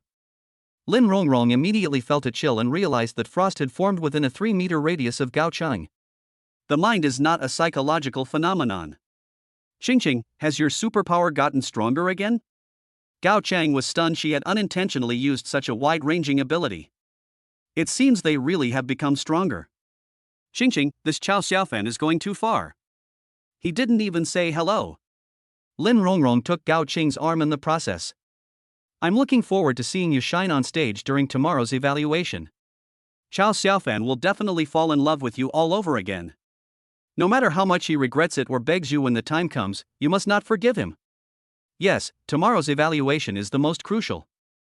Snort! As Gao Qing's emotions calmed down, the frost at her feet slowly disappeared. Having appeased Gao Cheng, Lin Rongrong secretly breathed a sigh of relief, inwardly cursing Chao Xiaofan. You must find an opportunity to meet him alone and confront him directly about why he did this. Is it possible that he still likes Xingqing?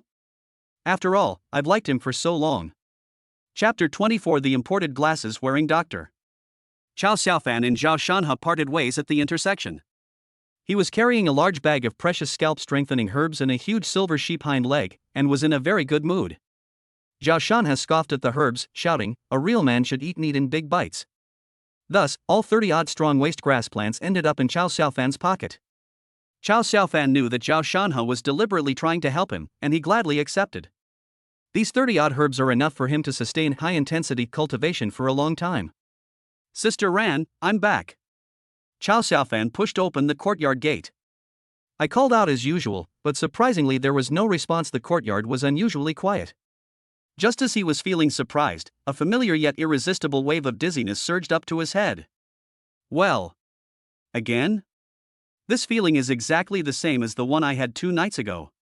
Before he could even react, everything went black. Consciousness quickly faded, and the body slumped to the ground, losing all feeling. A dark figure, as nimble as a raccoon dog, silently tumbled down from the rooftop. It was Shiyu. She looked at Chao Xiaofan lying on the ground, especially noticing the dust and dried blood on his body. His handsome brows furrowed slightly as he muttered to himself, "It's filthy." But time was of the essence, and the strange, erotic laws of the demon fox within her were stirring wildly. Upon seeing Chao Xiaofan, he was like a volcano about to erupt, almost unable to contain himself. She skillfully began to break down the movements. Gurgle. Hiss. "You want to find a few more school beauties?" A hint of anger, which she herself was unaware of, flashed in Shiyu's beautiful eyes. Instantly, I remembered the 2 beautiful, vibrant young girls I had seen at the entrance to the labyrinth. An unnamed anger arose, carrying a sense of punishment. Snort. "I'll show you how to look. I'll show you how to look." She gritted her teeth, her heart filled with determination. "Let's detoxify a few more times today." In the dead of night, all was quiet. Shiyu carefully cleaned up the battlefield, erasing all possible traces, leaving not even a single hair behind. After doing all this, she finally breathed a long sigh of relief.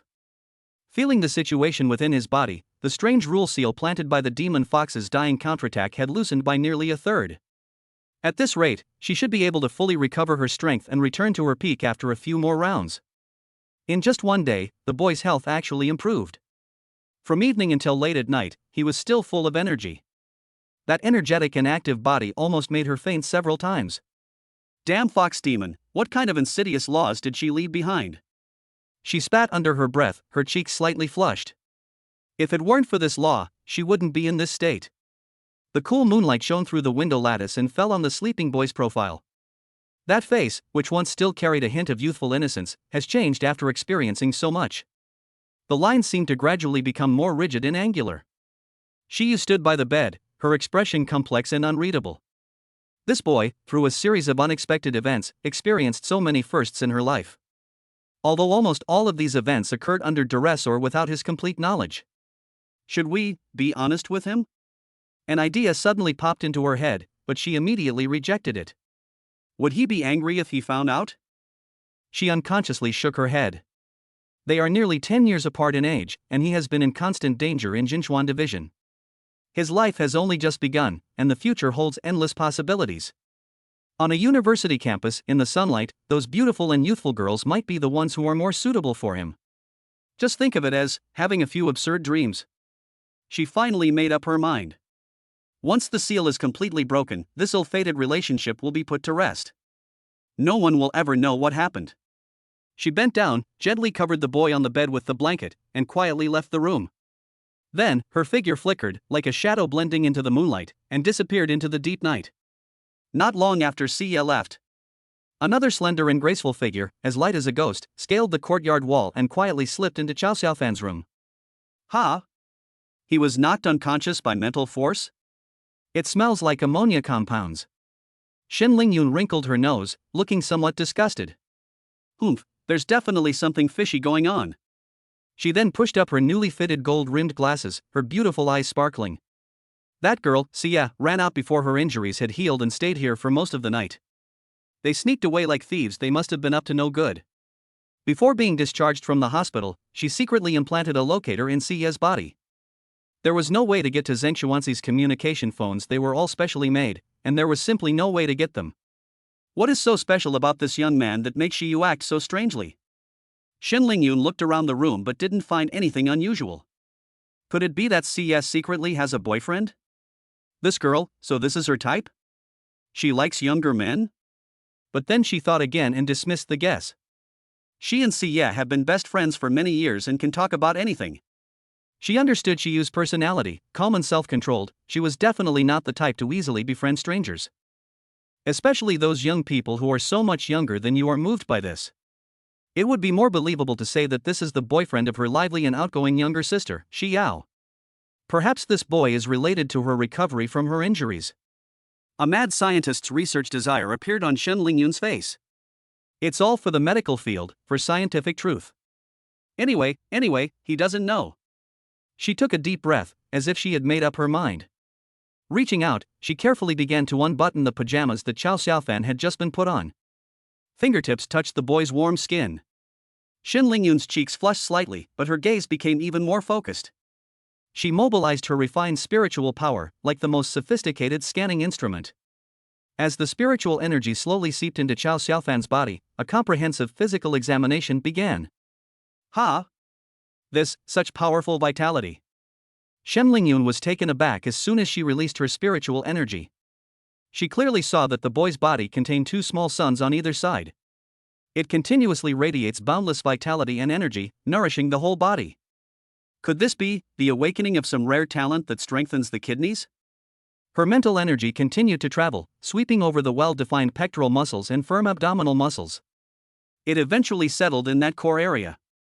The more her mental energy dispersed, the redder Shen Lingyun's face became, like a ripe apple. The pure and powerful masculine hormones emanating from the boy.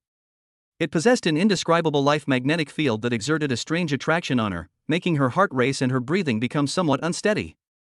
The checkup will be over soon. I'll leave right away, without anyone noticing. She encouraged herself mentally while suppressing her embarrassment, preparing for the final and deepest examination. This was something that had never happened to her before. At this moment, Chao Xiaofan was immersed in a bizarre and fantastical dream. He felt as if he had returned to the moonlit woods on the outskirts of the maze. The familiar cool fragrance, the familiar weight, and the indistinct whispers in his ear all made him involuntarily succumb. In a daze, he felt that the previous dream seemed to have ended. But why, does it seem like someone is tinkering with something around us? A strange, itchy sensation came over him, causing him to move subconsciously. He struggled to lift his heavy eyelids, and his vision gradually cleared from blurry. A man wearing a white lab coat and gold-rimmed glasses was seen. A beautiful, intellectual woman was half-crouching in front of him. With a focused expression. Observing oneself? She was wearing a loose short-sleeved shirt underneath, and because of her bent-over posture, the neckline was slightly open. That pink inner armor and the magnificent assets beneath it. It was almost bursting through its armor. Chao Xiaofan's mind went blank. Was it just a dream again? Have I been eating too much aphrodisiac lately? Why am I having these kinds of dreams every day? They're even involving role-playing. At this moment, Shen Lingyun was completely immersed in her scientific research. Both sides were silently shocked by the other's strength. She had a strong premonition about the peculiar life force and talent emanating from the young man before her. This is very likely the key to Shiyu's ability to quickly break the seal within her body. Driven by curiosity, she unconsciously moved closer and closer, in an attempt to perceive more clearly the core fluctuations of that life energy. However, just as she was fully focused, Chao Xiaofan, who had been quietly lying low, seemed to have been provoked and stimulated by something. Without warning, he suddenly became alert and sprang back with a spirited, angry dragon head, raising the head-style rebound. Smack! The tornado destroyed the parking lot, and a rebound slapped Shen Lingyun across the face. The force was so great that it almost knocked her gold-rimmed glasses off. Both of them were stunned. Ah! As Shen Lingyun's small mouth slightly opened, Chao Xiaofan struggled to get up. Instead. Just right. Shen Lingyun's beautiful eyes widened instantly, and her brain froze on the spot. Chao Xiaofan was now fully awake. This wasn't a dream at all. You. He was about to speak. Shen Lingyun was both ashamed and anxious. In her panic, she almost reflexively activated her mental power again. A gentle yet irresistible force instantly enveloped Chao Xiaofan. Chao Xiaofan felt his eyelids were as heavy as 1,000 pounds. The head he had just lifted fell heavily back down, and his consciousness was forcibly pulled into darkness again, causing him to fall into a deep sleep. Tui. Tui. Tui. Only then did Shin Lingyun suddenly step back, her face flushed red as if it could bleed, feeling both ashamed and angry. She had come here secretly to investigate her best friend's unusual behavior. How did I inexplicably suffer such a huge loss? Chapter 25, Did you overdo it with kidney tonification? Review begins. No way? Not again? Chow Xiaofan suddenly sat up in bed. The figure with a black cloak and ponytail, and the intellectual face in a white coat and gold-rimmed glasses, flashed by. It felt terrifyingly real, but now it all vanished without a trace, leaving him alone in the room. Could it be another dream? He rubbed his temples hard, trying to dispel the sense of absurdity. But the feel, the scent, were just too real. Chow Xiaofan looked down and saw that although it was a little red, it was still normal. I lifted the blanket to examine the sheets more closely. They were clean and tidy, there wasn't a trace of dirt, not even a single stray hair. It must be said that the Jinchuan Division, as a special forces unit dedicated to handling supernatural and mysterious events, has members with top-notch professional skills. She used methods of cleaning up the scene were impeccable, leaving not a single trace. As a doctor, Shin Lingyun was also quite meticulous. After giving Chow Xiaofan a full body examination, she carefully erased all traces of her. Could it be that I've been consuming too much aphrodisiac, along with strengthening my kidneys, and suppressing my urges for too long? Is that why I keep having these absurd erotic dreams? But I have no memory of anything after I got back last night. Oh, right, Sister Ran. Pushing open the door, one sees Ran Jingxian sleeping soundly in the guest room, cuddling the little white fox. His breathing was steady, his face was serene, and there was no sign of anything unusual. The little white fox even smacked its lips in its dream and rubbed Ran Jingxian's cheek with its little paws. Everything seemed normal, yet there was an indescribable eeriness about it. Just then, a cell phone rang urgently. Old Chow. Where are you? The evaluation has been going on for ages and I haven't seen you anywhere. I've sent you messages and you're not replying. Are you trying to withdraw? On the other end of the phone, Zhao Shanhe still spoke loudly, with a noisy background. Review. Chow Xiaofan's heart skipped a beat, and he abruptly looked at the wall clock. The hour hand was pointing to 9 o'clock. Damn it! How could I have forgotten something so important? I'll be right there. Chow Xiaofan hung up the phone, grabbed a piece of clothing, and rushed out the door. When Chow Xiaofan arrived at Tiannan No. 1 Middle School, the playground was already packed with people, and the noise reached the sky. Old Chow. Over here. Zhao Shanhe's towering figure stood out like a lighthouse in the crowd, and Chow Xiaofan spotted him immediately, squeezing through the crowd with difficulty. What's the situation now? Is it your turn yet? Not yet. They're calling us by student ID number, you're behind me in line. Chen Wei, number 109. At that moment, a familiar name was called out on stage. A boy dressed in trendy clothes and extremely flamboyant attire ran onto the stage, placed his hands on the crystal ball, and after a burst of spiritual energy, a burst of light erupted. Grade B Physical Constitution. The examiner glanced at the light intensity comparison table, loudly announced the evaluation, and recorded it. Wow! Grade B. That's probably the highest right now. Brother Chen is awesome. A burst of heated discussion and exclamations erupted from the audience, with Chen Wei's henchmen cheering enthusiastically. Chen Wei looked smug, glanced in a certain direction below the stage, and then walked with his head held high to the talent and ability assessment area. 3 serious-looking examiners were present. One of them said succinctly, briefly state the motto of your awakened talent, and then demonstrate your ability. Chen Wei straightened his back and said loudly. What I awakened is the hyena instinct, the ability to possess the fighting talent and instincts of a hyena. Let's show it off. Upon hearing this, Chen Wei let out a low roar, and his body began to undergo drastic changes. Beast transformation. Another wave of gasps came from the audience. Chen Wei's face quickly grew fine, spotted short hair, his mouth protruded forward, his canines became sharp and long, his neck also stretched out strangely, and a ring of rough, hard mane even sprouted from the back of his neck. In just a few seconds, he transformed into a dog-headed man with a ferocious face, fierce eyes, and a few drops of drool at the corner of his mouth. Many students in the audience gasped in fright at the somewhat ugly and ferocious appearance. The three examiners whispered among themselves for a moment before finally giving their assessment. Exceptional talent, grade B. 2B grades, the highest score so far. Brother Chen is awesome. Number 1 in Tiannan. The followers started cheering again. Chen Wei walked off the stage with an arrogant expression, deliberately casting a provocative glance at Xiao Xiaofan and Zhao Shanhe as he passed by. Whispering sound. Zhao Shanhe crossed his arms and said dismissively, "What's so great about a complete idiot?" Zhao Shanhe's voice was loud, and a burst of suppressed laughter immediately erupted around him. Xiao Xiaofan chimed in, "He's a simp, he's awakened the dog's talent, now he truly lives up to his name, he's got the job." That's right, Zhao Shanhe laughed heartily, making no attempt to hide his sarcasm. "Humph, all you can do is talk the talk." Chen Wei's face turned ashen, but given the school's strict prohibition against fighting at the assessment site, he dared not act recklessly and could only utter harsh words. "If you're so capable, let's see what you think on stage later. Don't be so scared you wet your pants." Xiao Xiaofan sneered. "Your school beauty is watching from below the stage." As longtime rivals of their predecessors, Xiao Xiaofan and Chen Wei had a long-standing grudge. Chen Wei, relying on his father's position as a leader in the municipal bureau, acted arrogantly and domineeringly at school, causing Xiao Xiaofan a lot of trouble. Zhao Shanhe naturally sided with Xiao Xiaofan unconditionally, and the two of them teamed up to give Chen Wei, who was alone, a good beating. Finally, the parents of all three parties met, negotiated, and settled the matter peacefully, thus ending the affair without further discussion. Xiao Xiaofan judged that it was mainly Zhao Shanhe's father who did the work. Anyway, he didn't get scolded much, but Xiao Guozhong was verbally abused by Zhang Fanying all night. From that moment on, the feud between the two sides was officially established.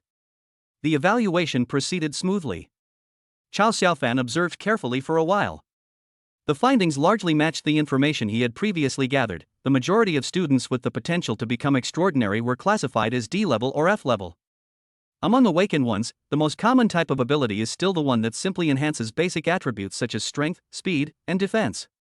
Rare and special abilities are extremely rare. Number 127, Zhao Shanhe. Arrive. Zhao Shanhe strode onto the stage with broad strides, and placed his large, fan-like hands firmly on the crystal ball. Buzz. The crystal ball trembled slightly at first, then the light it emitted was no longer gentle. Instead, it was an incredibly intense, dazzling golden beam of light, like a miniature sun. A beam of light shot into the sky, instantly overshadowing the light from everyone else. The entire playground was bathed in a golden light, so much so that it was almost impossible to look directly at it. S rank. It's S-rank talent. The examiner's voice was filled with disbelief and excitement. Whoosh! The entire playground erupted in cheers. S-rank. The legendary S-rank talent. It actually appeared. My god. S-rank. Look at his physique, I knew he wasn't an ordinary person. Zhao Shanhe seemed to have anticipated the commotion from the audience. He grinned, revealing 2 rows of large white teeth. Continuing to the talent assessment area, he loudly proclaimed his abilities. My talent is, Child of the Earth, as long as my feet are on the ground, I can gain endless power. Chapter 26 S rank. Another S rank. The 3 examiners looked serious and discussed the matter for a while. A male examiner stepped forward and said, "Your ability description is very unique. We need to conduct real-world tests to verify its strength and durability. Now, launch your full-scale attack on me. Don't stop until I tell you to." Good. Zhao Shanhe's eyes blazed with fighting spirit, showing no fear whatsoever. He let out a low roar, his feet firmly planted on the ground as if rooted to the spot, and a powerful, heavy aura emanated from his body. The examiner was clearly experienced and intended to test Zhao Shanhe's limits. Therefore, they did not launch an attack, but instead adopted a completely defensive posture. He skillfully parried and dodged Zhao Shanhe's attacks, which were like a storm. Bang! Bang! Bang! The dull thuds of fists and feet clashing could be heard continuously. Zhao Shanhe's offensive was like a raging storm, wave after wave, seemingly tireless. His power did not weaken with the passage of time, on the contrary, with each contact with the ground, it seemed to grow stronger. Half an hour has passed. Although Zhao Shanhe's forehead was sweaty and his breathing was slightly rapid. But his eyes remained bright, and his fists were still powerful and fierce, showing no signs of exhaustion. That's enough. Stop. The examiner looked at Zhao Shanhe with amazement and admiration. He returned to his seat, and after a brief discussion with the other two examiners, the chief examiner stood up and announced loudly. After comprehensive evaluation, candidate Zhao Shanhe's innate ability, Child of the Earth, is ranked S level. Double S class. The highest rating ever. Thunderous applause and cheers erupted from the audience. Chen Wei stood in the crowd, his face beyond just looking ugly. His face was a dull, ashen blue, and his fists were clenched so tightly that his nails were almost digging into his flesh. Next up, number 128, Chao Xiaofan. The examiner's cold and emotionless voice, like a pebble thrown into a calm lake, clearly resonated throughout the room, stirring up layers of invisible ripples. All eyes were on them, curious, expectant, scrutinizing, and gloating. Everyone's attention was immediately focused on Chao Xiaofan, who had just steadily stepped onto the evaluation platform. Among the crowd, Gao Qing's expression was as cold and aloof as frost on a cold night. She was wearing a well-tailored light blue dress today. The hem of her skirt was adorned with tiny sparkling diamonds that shimmered slightly with her breath, making her skin appear even whiter. Chen Wei, a double B grade, is not even worth her time or effort now. Her entire attention was now focused on Chao Xiaofan on the stage. She wanted to see with her own eyes what kind of regretful and embarrassed expression he would show in the face of the true and undeniable evaluation results. Her slender fingers unconsciously caressed the frost, her heart filled with a condescending expectation and an indescribable desire for verification. Lin Rongrong, standing beside him, had her gaze fixed on Chao Xiaofan with a complex expression. Today she chose a pale yellow bodycon dress, which accentuated her curves even more. Upon seeing Chao Xiaofan step onto the stage, her heart tightened, and a surge of inexplicable excitement welled up within her. He then silently cursed the man as a scumbag in his heart. That day, after they parted ways outside the secret area, she sent several more messages, her words shifting from tentative to concerned, but they all went unanswered. The feeling of being mocked and ignored tormented her, and she couldn't confide in Gao Qing. But that heart wouldn't listen. The more it didn't respond, the more that inexplicable longing grew wildly like vines, entangled her and made her restless. There was also a subtle yet focused gaze from Shiyu, who was hidden in the shadows and carrying out her mission. She was still dressed in a sleek black combat suit and cloak, the suit clinging tightly to her body. It outlines her smooth yet explosive body lines. Her ponytail was tied high and simply behind her head, revealing her smooth forehead and her clear, deep eyes. Her feelings were quite complicated. She had already personally ascertained the young man's true character. I just don't know if he has awakened any special talents or abilities? Chao Xiaofan calmly placed his hands on the cool, translucent crystal ball. The next second, a gentle and pure spiritual energy surged into the sphere and flowed naturally along the meridians in his body. He was slightly surprised, for the trajectory of this spiritual energy flow was exactly the same as the circulation route of his cultivation of the Vajra technique. Almost instinctively, he began to silently practice the Vajra skill in response to the external force. That spiritual energy, like raindrops flowing into a stream, smoothly completed one cycle of the predetermined cosmic energy. It actually merged into the faint vortex of energy in his lower abdomen, Dantian. This extremely faint wisp of spiritual energy was far purer than he had imagined. After merging, the wisp of energy in the Dantian visibly grew stronger. The effect was comparable to his 2 days of arduous training with aphrodisiac herbs. This discovery shook him to his core. Just as he was basking in the afterglow of this unexpected gain. From the outside, the crystal ball remained dim and unresponsive.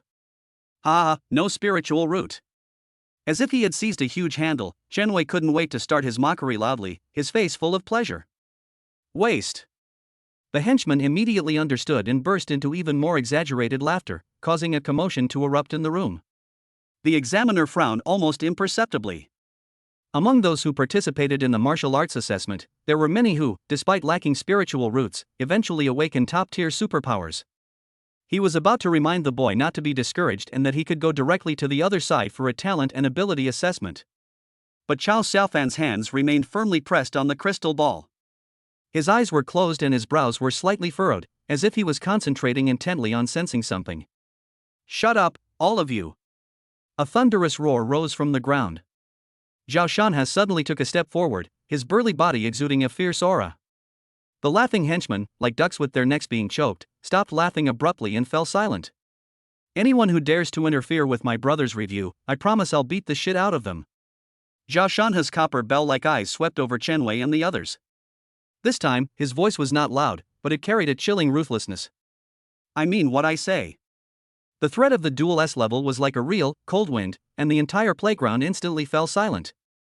Even the examiners subconsciously refrained from speaking out to stop this irregular protection. Chao Xiaofan was completely unaware of this brief conflict in the outside world. His entire being was absorbed into the crystal ball. Under the guidance of his actively activated Vajra skill, strands and streams of pure spiritual energy flowed forth.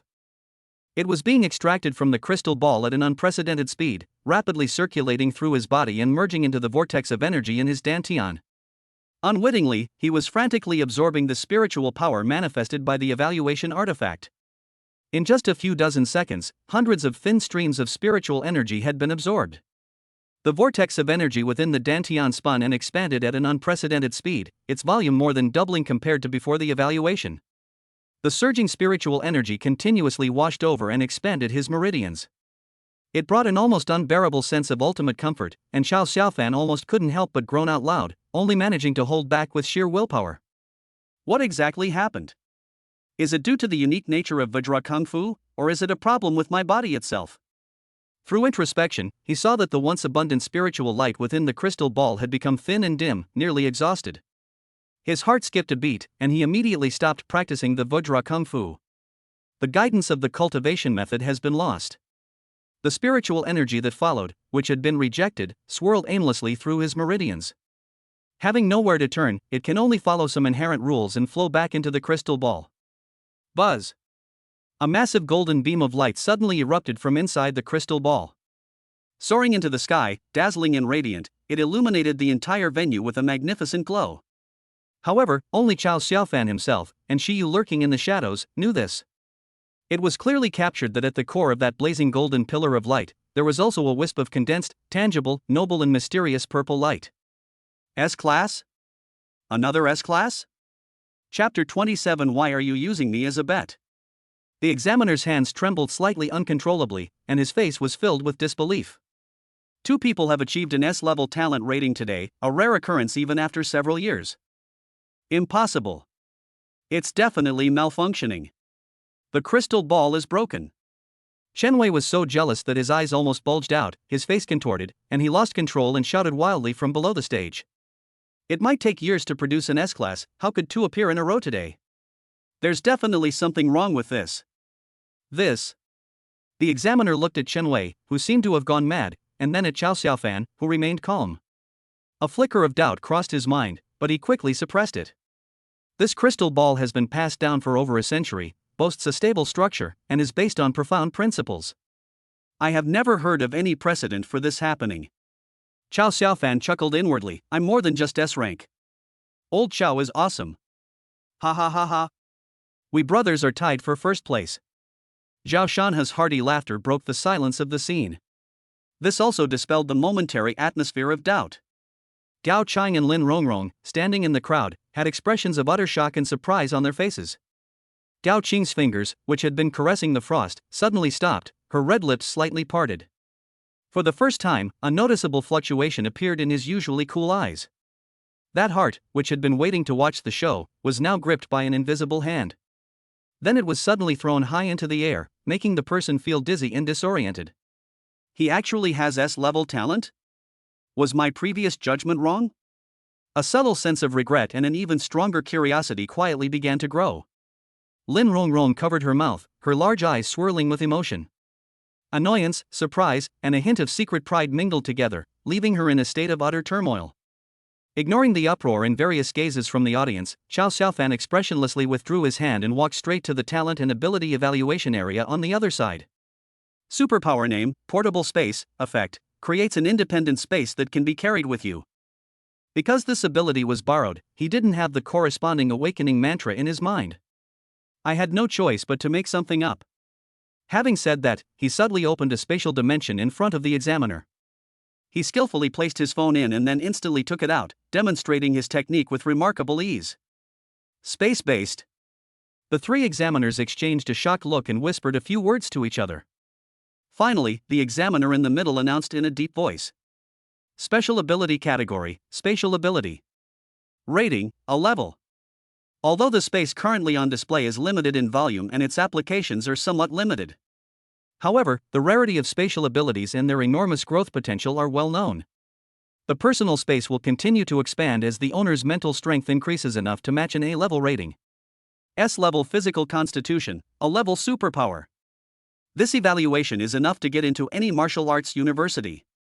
As soon as Chao Xiaofan stepped off the stage, Zhao Shanhe pounced on him, wrapped his arms tightly around his neck, and growled excitedly. Good lad. You've been hiding it well. Even I didn't know you had awakened your spatial abilities. Impossible. This is absolutely impossible. Chen Wei roared, his face contorted in a ferocious grimace. Due to excessive emotional excitement, his awakened hyena instincts seemed to be somewhat out of control. Saliva was uncontrollably drooling from the corners of his mouth. Chao Xiaofan. Your mental strength rating doesn't even reach the passing grade for an ordinary person. How could you possibly awaken superpowers? And at an A level? There's something fishy going on. There must be something fishy going on here. He found it harder to accept the enemy's success than his own failure. He originally thought his double B rating was a remarkable achievement, but unexpectedly, two people surpassed him one after another. What he found even more unacceptable was that Chao Xiaofan, the trash he had always trampled underfoot, had soared to great heights, leaving him far behind. This extreme psychological gap almost caused him to lose his mind. Chao Xiaofan didn't even bother to lift his eyelids. From the moment he stepped into the school, he had a vague feeling that the flow of spatial energy in this area was somewhat abnormal. It has a subtle, sticky, and distorted feel. Until just now when he used his personal space to demonstrate. That feeling of unease suddenly became clear and intense, as if something was stirring in the shadows. Let's go. He urged Zhao Shanhe, who was still smug, his tone carrying a hint of barely perceptible anxiety. What's the rush, Lao Chao? Zhao Shanhe was clearly still enjoying himself, and pulled him aside with a smile. It's a rare opportunity, and I'd like to hear the howls of wild dogs again. A suppressed chuckle suddenly rose from the surroundings. You! Chao Xiaofan! Chen Wei suddenly broke free from his follower, his bloodshot eyes fixed on Chao Xiaofan. Do you dare to have a match with me? Right here! The loser is never allowed to appear in front of Qingqing again. Do you dare? Jealousy made him lose his mind, but not completely. He understood that, based on the double B rating, the only chance to defeat Chao Xiaofan, whose potential is rated S+A, may be now. Perhaps only today, when the other party has not yet fully matured, can we do this? He had to seize this last opportunity, in front of everyone. Especially in front of Gao Qing, he completely crushed Chao Xiaofan. Chao Xiaofan? He was speechless, even though the entire conversation had been mocking Zhao Shanhe. Why are you looking for me? Do you really think I look easy to bully? Come on. I'll race you. Zhao Shanhe patted his firm chest and took the initiative to accept the challenge. I'm only asking him. Chao Xiaofan, do you dare? Chen Wei, however, seemed to have given up on Chao Xiaofan, and his words were extremely humiliating, trying to provoke him into making a move. You coward who only knows how to hide behind others. You don't deserve Qingqing at all. Chao Xiaofan smiled faintly, too lazy to even respond. I'm not a simp, why would I bother with a simp like you? That's really beneath them. You don't dare? You. Enough. A clear, cold shout interrupted his provocation. Gao Qing slowly walked out from the crowd, her face frosty, her beautiful eyes filled with obvious anger. She first gave the deranged Chen Wei a cold glance, her disgust undisguised. Her gaze then shifted to Chao Xiaofan, her expression complex and unreadable. You. Her voice was icy and unyielding, why should I be used as a wager? Lin Rongrong stared at Chao Xiaofan with a mournful expression. Didn't you say you didn't like it? Why are you still jealous of her? You scumbag. Zhao Shanhe snorted coldly. This woman was still as annoying as ever. Chao Xiaofan seemed oblivious to the two women's expressions, instead adopting a detached, amused look. The crowd on the playground started watching the spectacle, while the ongoing evaluation on the stage went unnoticed. Qingqing, I.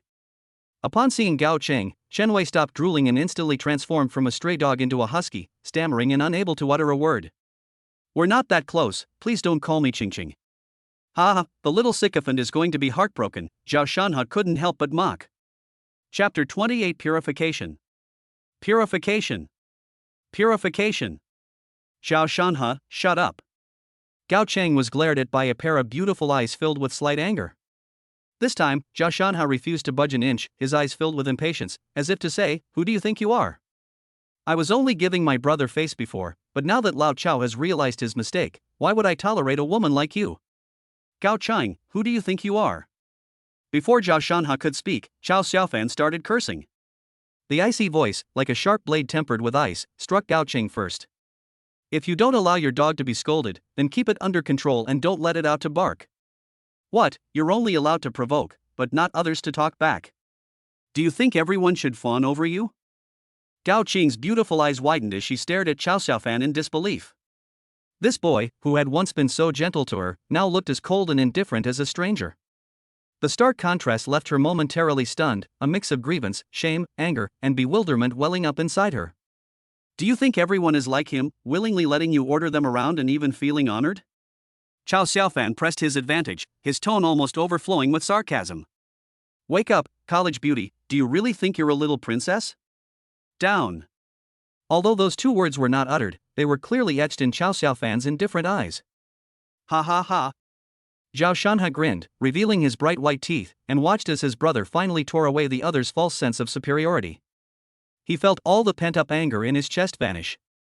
Gao Cheng's eyes instantly reddened, and she bit her lower lip tightly, speechless after being rebuked. "Chao Xiaofan. How could you say that about Qingqing?" Lin Rongrong seemed to only just realize what was happening and hurriedly stood up to defend Gao Cheng. However, in addition to the indignation she should have, there seemed to be a subtle, barely perceptible excitement hidden in her tone. "Where did I say something wrong?" Chao Xiaofan's gaze suddenly turned to Lin Rongrong, his eyes sharp, seeing through her little scheme. "You little green TBTCH, you only stood up after I finished cursing you out, huh?" His intense gaze made Lin Rongrong feel uneasy, and she dared not meet his eyes. She hurriedly grabbed Gao Cheng's arm, who was looking distraught, and whispered, "Qingqing, let's go. Don't bother with this kind of person." Just then, buzz crack. A sudden, teeth-grinding, and eerie loud noise, as if glass had been crushed by an invisible force, exploded from the southeast corner of the playground, instantly drawing everyone's attention. Look in the direction of the sound. The once empty playground now resembled a shattered mirror, its surface fragmented into pieces. Then, it forcibly tore open a twisted, dark gray rift in the void. The edges of the rift continued to twist and expand, with pale, uncertain black lightning and silver arcs leaping along them. A chaotic, violent spatial turbulence, filled with repulsion and destruction, roared and surged out from the crack. It instantly swept across the entire playground. A sudden gust of wind arose, causing everyone's clothes to flutter and their hair to dance wildly. A spatial rift? The four examiners on the platform changed their expressions drastically, their voices filled with undisguised shock. "How did I end up here?" The four of them exchanged glances instantly. Without hesitation, they ripped off their ordinary examiner uniforms, revealing the uniform black Xinchuan division cloaks underneath. "Everyone, listen up. Abandon all belongings immediately and evacuate from the playground at full speed. Maintain order. Evaluation immediately suspended. Xinchuan division, clear the area. Everyone evacuate immediately." The examiner who had previously conducted the crystal ball test had now drawn his long sword, its gleaming blade pointing directly at the crack. His voice was booming, carrying an undeniable authority, forcefully suppressing the commotion at the scene. "It's the Xinchuan division." The students, who had been gripped by panic by this horrific turn of events, gradually calmed down upon hearing the name of Jin Xianxi and seeing the figure in the black cloak on the stage. Under the guidance of the school teachers, they began to run in an orderly fashion towards the edge of the playground. Upon seeing the spatial rift, Chao Xiaofan finally understood the source of the inexplicable unease that had been lingering in his heart. He finally remembered. It's that bird pecking at the void in the maze. The distorted, unstable, and destructive spatial law fluctuations emanating from it at that time were the same as the feeling coming from this hideous crack in front of us. A labyrinth, a school, spatial laws, and now, emanating from behind the crack, a chilling, mad roar and bone-chilling malice. Not good. It's a beast tide. Chao Xiaofan's mind flashed back to the apocalyptic torrent of monsters he had experienced on the outskirts of the maze. It might be a beast tide. Chao Xiaofan suddenly looked up and roared at the Xinchuan division members who were standing guard on the stage with all his might, trying to break through the chaotic scene. Before he finished speaking, as if to confirm his judgment. Roar! A deafening, furious roar erupted from the crack. A massive, fiery red lion with a ferocious head suddenly emerged from the crack, followed by its entire enormous body being forced out. With its massive mouth open, it spewed out a scorching, dazzling fireball toward the densest part of the crowd. Although most students were desperately trying to escape, a few who were a little slower or whose legs went weak from fright were swept by the edge of the scorching flames. They screamed in agony as flames engulfed their bodies and they rolled on the ground in agony. "It's a blazing lion!" A second-realm demonic beast, a student cried out in terror, his voice trembling. "It's said that when it reaches a higher realm, its entire body will be engulfed in inextinguishable flames." The order that had been barely maintained collapsed instantly. Panic erupted among the crowd like a plague. Screams, cries, and shoving filled the air. "Old Xiao, what the hell is going on?" Zhao Shanhe leaned close to Qiao Xiaofan with a serious expression. He clenched his fists, activated his innate abilities, and his body was enveloped in a faint flow of earth-yellow spiritual energy, indicating that he had entered a battle state. Qiao Xiaofan's expression was extremely solemn, and he spoke very quickly. "Someone has constructed a spatial teleportation portal, intending to directly teleport the monsters in the secret realm to the school center." He glanced around at the chaos and lowered his voice. "Be careful, there might be more than this." Bang! Bang! Bang! Purify! Purify! Purify! From the direction of the school gate came the sounds of intense energy collisions, mixed with gunshots and frenzied, unified shouts. Suddenly, a group of masked men in white robes, carrying various cold weapons and even firearms, appeared outside the school gate. They wore matching white robes, each with a prominent, distorted emblem of the word God on their chest. The pointed hoods completely obscured their faces in shadow, giving them a bizarre appearance, like medieval cult followers. As soon as these cult members appeared, they stormed the school gate like mad dogs, fearlessly attacking it. Although the teachers and security personnel from Tiannan No. 1 Middle School immediately stepped forward to stop them, they were no match for this group of fanatical believers. The enemy completely disregarded their own casualties. Even after being slashed, they still rushed forward to exchange their lives for one another. The defensive line was instantly torn open in several places, and it looked like it was about to collapse completely. Fortunately, members of the Jinchuan division, who had been deployed nearby, arrived in time and engaged in a fierce battle with the disciples of the gods at the school gate, temporarily stabilizing the crumbling defense line. "Old Qiao." Zhao Shanhe followed Qiao Xiaofan closely. "What should we do?" "I'll do whatever you say." "The beast tide is more dangerous, let's rush out of the school gate first." Chapter 29, this is supposed to be an A-level talent? They are God's disciples. Xiafei unleashed a sharp blade of energy with his long sword, cleaving away a white-robed figure attempting to break through the defenses. The sword energy that leaves the body is a sign of the four realms. He gave a rapid report into the communicator, his voice remaining clear even amidst the fierce fighting. "Captain, their numbers are increasing rapidly, it's like they're surging out of the ground, we can't kill them all." "It's spatial teleportation." Shiyue's voice was as cold as ice in the communicator, carrying a calmness that pierced through the battlefield. From the previous incident involving the Invisible Man to the attack on Qiao Xiaofan, Xiafei had been ordered to investigate this lead, but there had been no substantial progress.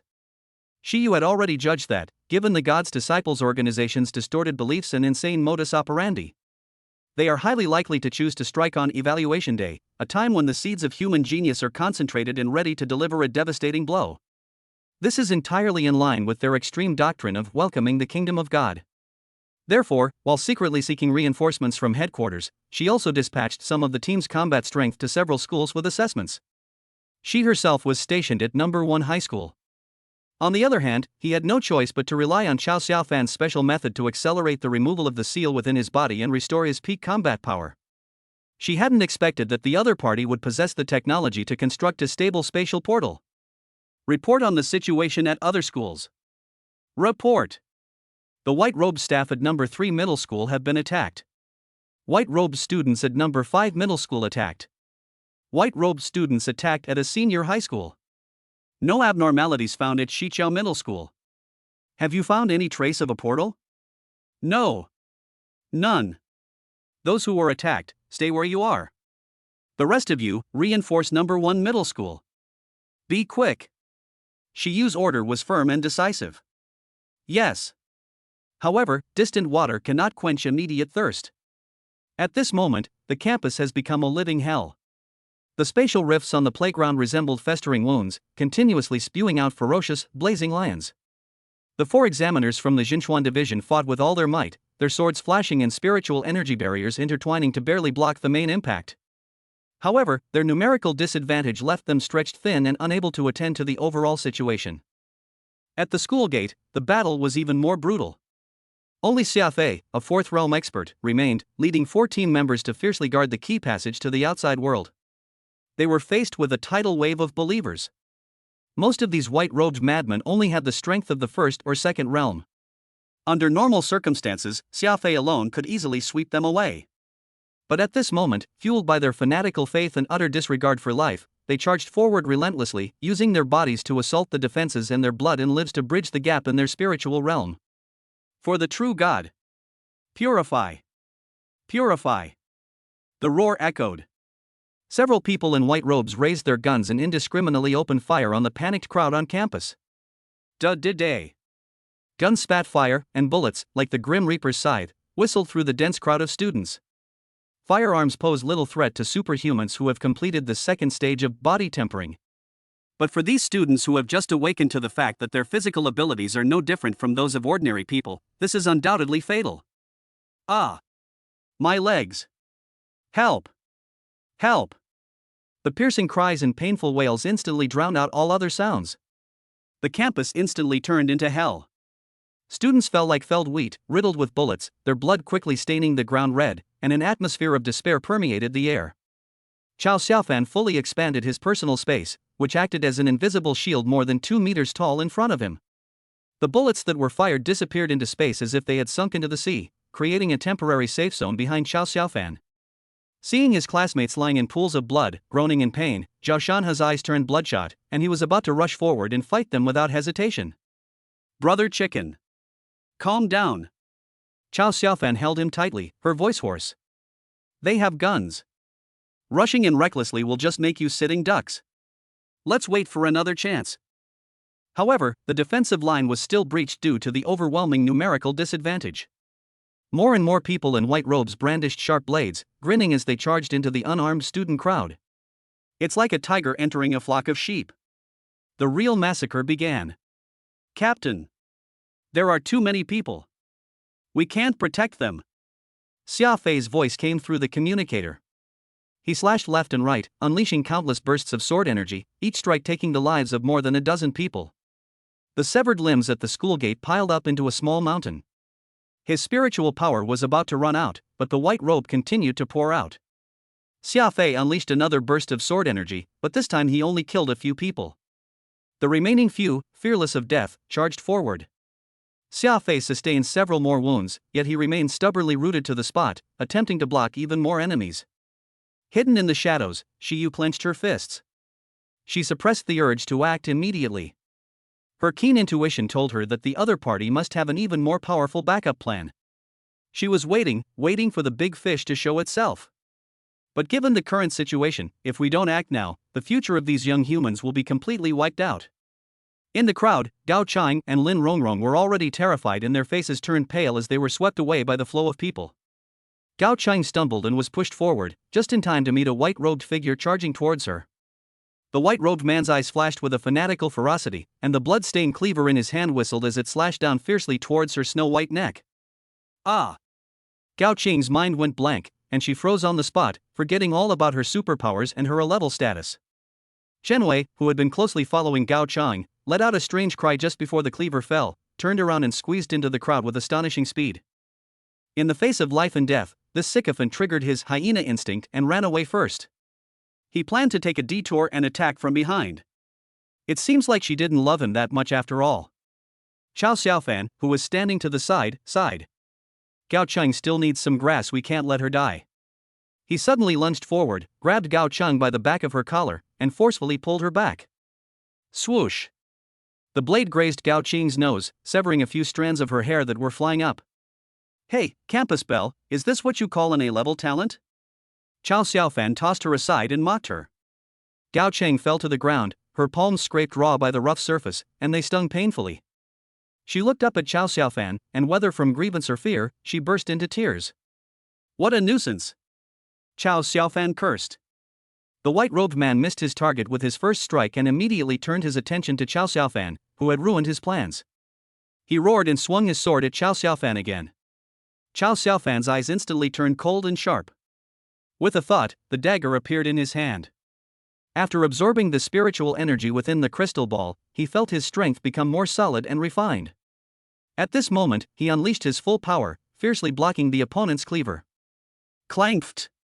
There was no violent collision as expected, only a slight cracking sound. The cleaver in the white-robed man's hand was cut in two the instant it came into contact with the dagger, as easily as a hot knife through butter. The man in the white robe stared at the broken sword in his hand, his eyes filled with bewilderment and disbelief. In that split second he was stunned. Qiao Xiaofan moved. He pushed off with his feet, his body moving like lightning, instantly closing in on his opponent's wide-open chest. The dagger in his hand transformed into a cold, icy glint, sweeping diagonally upwards. Ha, ha! The follower froze completely, futilely clutching his throat with his hand. But it couldn't stop the blood from gushing out from between his fingers like a fountain. His eyes were wide open, filled with fear and bewilderment at the prospect of death. Then, under the watchful eyes of countless terrified people around him, his head slowly tilted to the side. With a thud, it fell to the ground, the headless corpse swayed, and then collapsed heavily. Warm blood sprayed all over Qiao Xiaofan's head and face, and the pungent smell of blood hit him right in the head. Decapitation. Chapter 30, If you don't want to die, pick up your weapon. Vomit. A spasm shot through Qiao Xiaofan's stomach, and he forcefully suppressed the acid reflux in his throat. The head on the ground still held a lingering shock in its eyes, the headless corpse was still twitching nervously, and the heavy smell of blood was almost tangible, assaulting his senses. He had only intended to repel or seriously injure his opponent, but he did not expect the dagger to be so sharp, resulting in a decapitation that far exceeded his expectations. Well done. Zhao Shanhe's roar was like a war drum. His power surged, and he had already grabbed a disciple of the god and pinned him to the ground, beating him mercilessly. The screams, cries, and muffled thuds of blades piercing flesh all around were like ice water being poured over my head. The momentarily startled Qiao Xiaofan awake. His eyes sharpened, and he crouched down, his hand quickly brushing over the still warm corpse. The talent Slight Strength Enhancement has been detected and can be borrowed. It will be automatically returned after 24 hours. Do you need to borrow it? Borrow. A faint but clear flow of heat entered his limbs and bones, invigorating him. Without hesitation, he turned around and rushed back into the crowd. With the power unleashed to its fullest extent, and thanks to the sharpness of the dagger, 2 more astonished heads flew off. This time, he did not hesitate at all. Upon touching it again, I borrowed 2 more Constitution Enhancement items.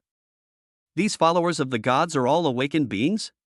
This discovery both surprised and delighted him. What's astonishing is that if everyone in this organization isn't awakened, how terrifying must their strength be? Thankfully, if that's the case, such an organization will become my personal superpower ATM. After beheading 3 people in succession, even the fanatical and insane white-robed disciple was momentarily stunned by Qiao Xiaofan's fierce appearance, covered in blood. Brother Chicken. Use this to finish this quickly.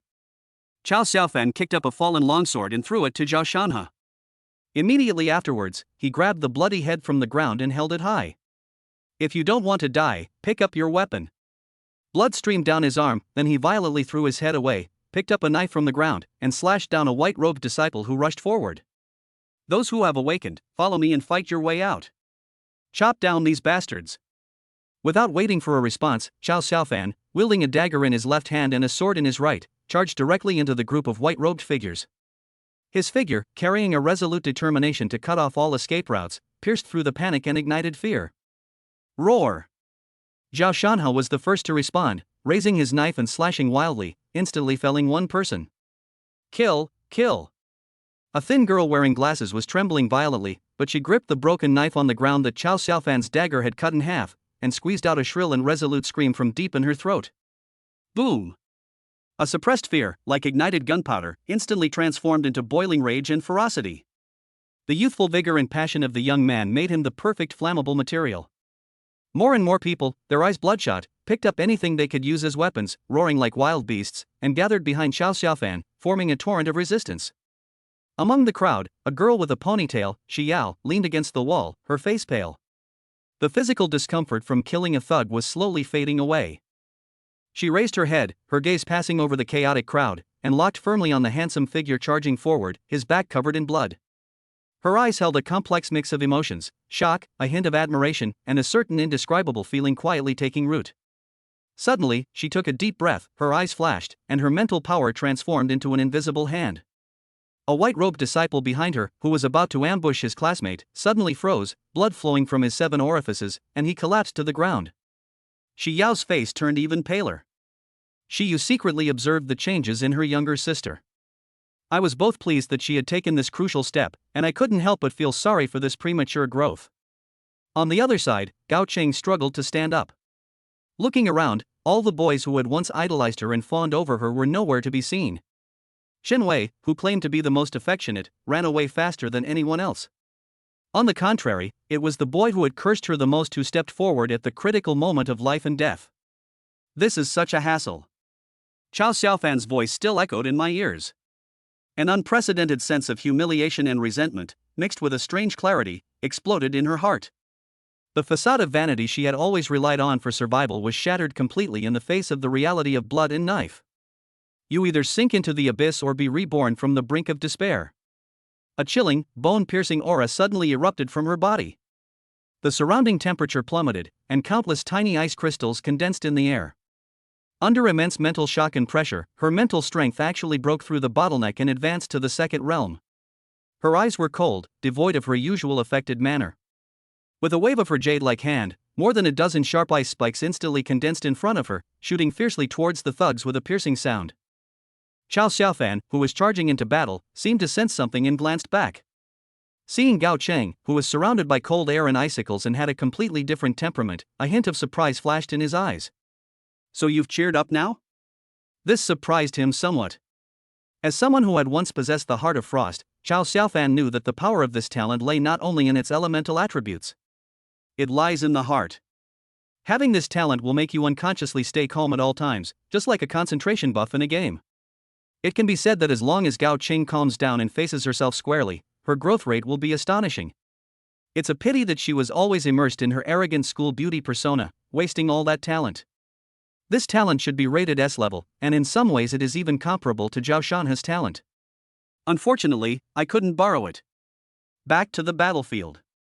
Zhao Shanhe charged in front of Chao Xiaofan like a human chariot, the power of the earth making him stronger with each battle. Under their leadership, the students' fighting spirit was ignited, and they managed to stabilize the rout and even push the defensive line back to the school gate. Just then, Shi Yu's cool voice rang out in the communicator: "Report your location." Arrived. Clear the school gates and build a defense line. Several powerful auras suddenly descended. The reinforcements from Jinchuan Division have finally arrived. These formal members, at least at the 3rd or 4th realm, were like tigers among sheep. Amidst the flashing swords, the remaining disciples of the gods fell like harvested wheat, and the threat at the school gate was swiftly eliminated. The scene was a mess, with blood flowing everywhere. Many students, experiencing such a horrific scene for the first time, could no longer hold back and bent over to vomit violently. Quickly! Evacuate all students to the safe zone first. Find a medical team and rescue the wounded. Immediately construct a second defensive barrier to seal off the campus.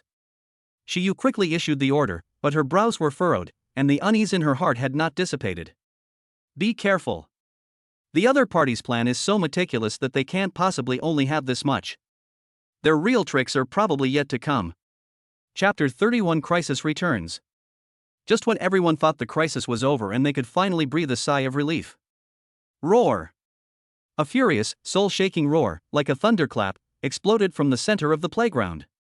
The oppressive force contained in that voice sent shivers down one's spine. Everyone looked on in horror to see that the irregular spatial rift had now completely stabilized, transforming into a huge and stable dark red teleportation portal with magma-like edges. A giant claw suddenly stomped out from it, and just one claw was as big as a small car. Immediately afterwards, a colossal object completely squeezed through the portal, standing like a small mountain on the playground. It was an enormous fiery lion. It was as tall as a 2- or 3-story building, like a moving fiery hill. Those second-realm blazing lions were like docile kittens in front of it. Its fur was covered in clusters of truly burning, leaping, crimson gold flames, radiating terrifying heat, and even the plastic track beneath its feet was rapidly melting and charring. The surrounding air was distorted by the high temperature. A great demon of the 4 realms. The blazing lion lord. All the fiery lions that had surged out earlier now prostrated themselves on the ground, emitting awe-inspiring whimpers, showing absolute submission to their king. Shiyu's pupils suddenly contracted. Is this the enemy's real backup plan? She had initially thought that this makeshift portal wouldn't last long, but now it seemed that the other party's goal was to establish a permanent, or at least long-term, stable spatial passage. The other end of the door probably connects directly to the territory of the Blazing Lion clan in the maze, and the one in front of us is probably the Lord. The Flame Lion Lord was clearly extremely dissatisfied with being teleported to this small place. It roared even more furiously to the sky, its huge mouth opening wide. A pillar of crimson gold fire, several meters in diameter, spewed out like dragon's breath, instantly melting a huge hole in the outer wall of a nearby teaching building. The bricks and stones melted, and the temperature of this flame was far beyond what was usually seen. Damn it! The conventional barrier is ineffective. Shiyu's mind raced, and she immediately issued a series of commands through the communicator. Xia Fei. Immediately lead your men to locate the energy core supporting the teleportation gate and destroy it at all costs. Immediately send a top-level emergency distress signal to headquarters. At the same time, contact Tiannan University and request support from nearby powerful individuals. Everyone. Prioritize the evacuation of students, expand the evacuation area, and notify residents in surrounding streets to take emergency evacuation. As soon as the order was given, Shiyu transformed into a black streak of light and flew towards the rampaging Flame Lion Lord. The long sword in his hand gathered a dazzling spiritual light, and a huge crescent-shaped blade of energy tore through the air, slashing fiercely towards the lion's neck. However, clang! A crisp, metallic clang rang out. Shiyu's powerful strike was easily blocked by a figure that quietly appeared in the void. It was a figure wearing a wide, black robe with gold trim. Her robes were embroidered with twisted runes, and faintly flowed with a spatial distortion light, making her figure appear somewhat elusive. Her hood was slightly lifted, revealing a stunningly beautiful face that could eclipse the sun and moon, so exquisitely beautiful that it seemed otherworldly, as if a celestial being had descended to earth. But her eyes were empty and indifferent, devoid of any human emotion, as beautiful as a lifeless, perfect jade sculpture. Your opponent is me. She spoke, her voice flat and monotone, as if synthesized by a machine. Who are you? Shiyu stood with her knife in hand, her cold eyes fixed on her opponent. Disciple of God, Hualuoluo. She simply gave her name, as if stating a fact that had nothing to do with her. Was all of this your doing? Shiyu's voice was filled with suppressed anger. Negligible. Hualuoluo's gaze swept across the chaotic campus, then over the enormous teleportation portal, her tone remaining as calm as if she were describing the weather. This portal will be the first starting point for the Divine Kingdom to descend to Earth. And here, you foolish mortals will witness the beginning of your own doom. You're dreaming! Shiyu shouted angrily, unleashing 2 slashes of swordlight that instantly enveloped Hualuoluo. However, Hualuoluo's figure was like a ghost, flashing through the space a few times before easily avoiding all the attacks. It was as if she could foresee the trajectory of the blade, or rather, she could subtly distort the space around her. It's no use. Hualuoluo's figure recondensed not far away, her voice completely calm. We are both at the 5th realm. I may not be able to kill you, but you will never be able to touch me either. I only need to hold you off here, and your subordinates, and these fragile ants, will naturally perish. Forbidden! Shiyu shouted, activating her S-rank talent, Magic Forbidden, once again. An invisible force field instantly unfolded around her.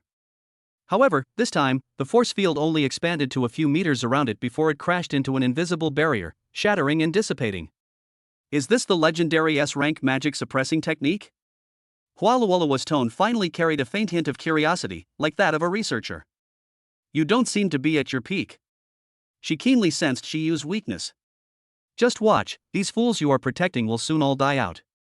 Outside the school gate, Chao Xiaofan and Zhao Shanhe rushed out with the crowd, feeling the terrifying pressure and scorching heat coming from behind them, both of them feeling as if they had escaped death. Yes, Captain. Xia Fei's resounding reply came from not far away. He wiped the blood from his face and yelled at his team members, those who can still move, come with me. Find the core of the portal, the captain is buying us time. Yes. Several wounded members of the Jinchuan division responded without hesitation. Everyone was running outside, except for the members of the Jinchuan division, who were wearing black cloaks and were going against the flow. As they walked, they reminded the students to leave quickly. Run! Don't look back! Get out of here! Hurry, hurry, hurry. Team leader? Is it you? Chow Xiaofan turned around abruptly, his gaze passing over the chaotic crowd, and saw in the distance the giant fiery lion on the playground, as imposing as a mountain. They also saw a familiar-looking figure engaged in a fierce battle with a mysterious woman in black robes. It really is her. My feelings were complicated and hard to describe. A vague, inexplicable sense of connection welled up in my heart. Watching the backs of the Jinchuan division members marching against the tide, more and more monsters poured out of the teleportation portal and began to attack the outer defense line. Can we really escape like this? If this portal remains open and these monsters rush into the city, the consequences will be unimaginable. A thought began to grow wildly in Chow Xiaofan's mind. Zhao Shanhe was even more decisive.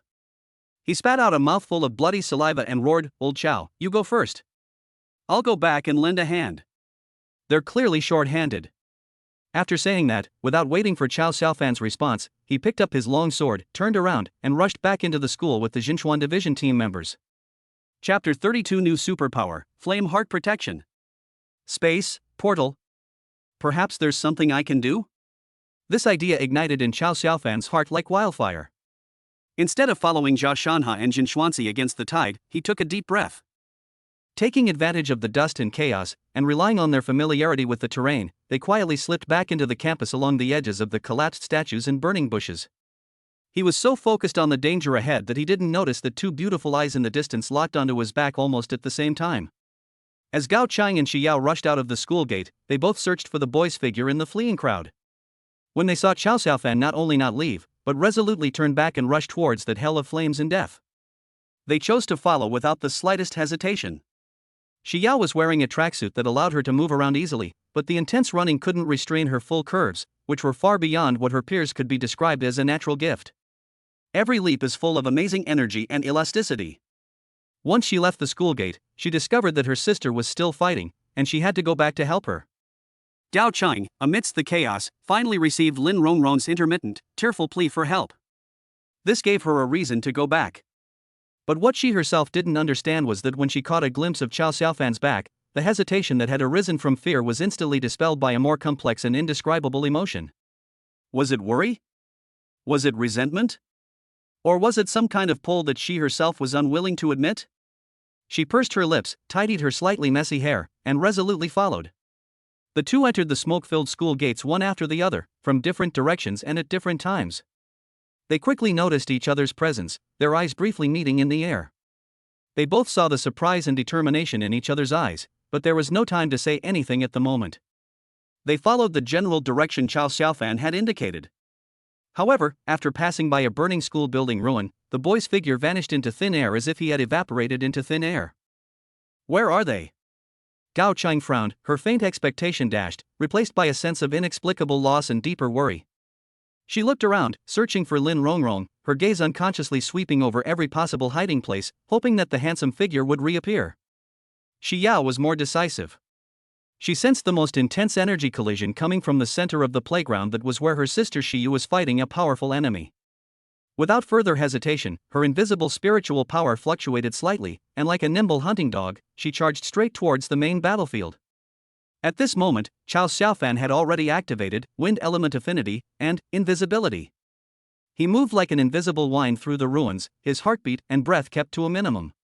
As he cautiously approached the center of the playground, he found Lin Rongrong lying in a pool of blood next to a relatively secluded flower bed. He was startled and quickly went forward to check. Fortunately, she had a shallow scratch on her shoulder, and one of the shoulder straps of her dress was broken, revealing glimpses of her full breasts. He appears to be only unconscious, his breathing is still steady. Chow Xiaofan breathed a sigh of relief. It's really exciting. He whispered something and tried to carry her on his back, but found that this would not only be slow but also make him too conspicuous. With a thought, the portable space quietly opened. He carefully placed the unconscious Lin Rongrong into the space. There's plenty of space, so there's no need to worry about breathing. Chow Xiaofan secretly praised him. The talent of this hollowbird is not just storage, it's practically a mobile sanctuary, far surpassing even the legendary storage equipment by countless times. After settling Lin Rongrong in, he turned his attention back to the center of the playground. The fighting there was extremely fierce. The 3 squad leaders of the Jinchuan division were clearly experts at the 4th level. They were arranged in a triangular formation, relying on their exquisite teamwork and powerful spiritual energy to tightly entangle the fiery lion lord, which resembled a mountain of flames.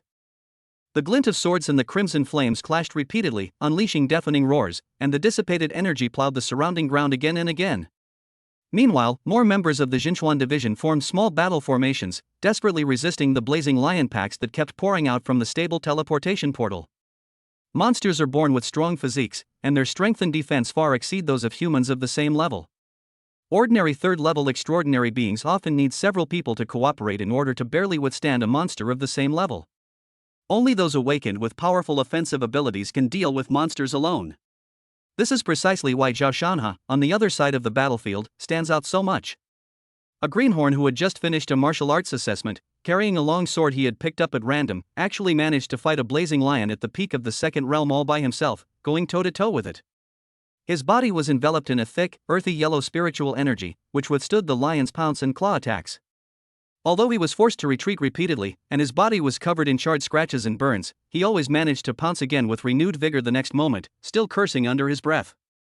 His tenacity only fueled the lion's frenzy, causing it to recklessly spew flames, much to the astonishment of the Jinchuan division members fighting nearby. Is this a high school graduate? Hold on. Captain Xia Fei has gone to find the energy core. Our mission is to hold this place to the death. We must not allow any monster to break through the defenses and escape the school gate. Yes. The roar, mixed with the howls of beasts, echoed across the battlefield. Even in stealth mode, Xiao Xiaofan's gaze was as sharp as a hawk's, firmly locking onto his biggest target, the blazing lion lord. His original plan was to replicate the method he used against Silver Sheep, approach stealthily, touch the lone, and then find an opportunity to deliver a fatal blow. However, reality dealt him a heavy blow. Within a radius of several meters around the lord, the temperature was terrifyingly high, the air was distorted, and it seemed to form an invisible fiery domain. Even from a great distance, the scorching heat made his skin sting and his breathing difficult. He had no doubt that if he were to forcibly enter that area while invisible, he would be roasted alive instantly, rendering invisibility meaningless. His gaze swept over the relatively weak low-level flame lions at the edge of the battlefield. Perhaps these are the breakthrough points? He concealed himself, using the terrain and chaos as cover, carefully bypassing the most intense areas of the main battlefield to avoid being accidentally injured by the crisscrossing sword energy and flames. Finally, behind a collapsed basketball hoop, he found a lone flame lion. Compared to its kin, who are often over 3 meters tall, this lion, which is only about 2 meters long, is indeed considered small within its pride. The opportunity has arrived. Qiao Xiaofan held his breath and approached silently. As it warily looked toward the main battlefield, it swiftly reached out and touched its hind leg, which was covered in flame-covered fur. The talent Flame Heart Protection has been detected as available for borrowing. It will be automatically returned after 24 hours, and the user will fall into a hypothermia state for 24 hours. Do you need to borrow it? Chapter 33 Lord's Talent, Lionheart Flame. Borrow. A warm current flowed rapidly down his arm, eventually converging and condensing at his heart. This formed a miniature, steadily beating flame core. A miraculous change occurred in an instant. The suffocating, scorching heat that felt like it was setting my lungs on fire suddenly changed. Although the heat is still intense, it is no longer an unbearable torment. It feels more like being under the midday sun in the middle of summer, with a warm sensation on the skin rather than a burning pain. The inhaled air no longer stings the trachea. The protection of his flame heart granted him the basic qualification to move freely in this fiery hell. At the same time, he could sense that Flameheart was emitting a very faint but fire attribute energy fluctuation that was of the same origin as the surrounding blazing lions.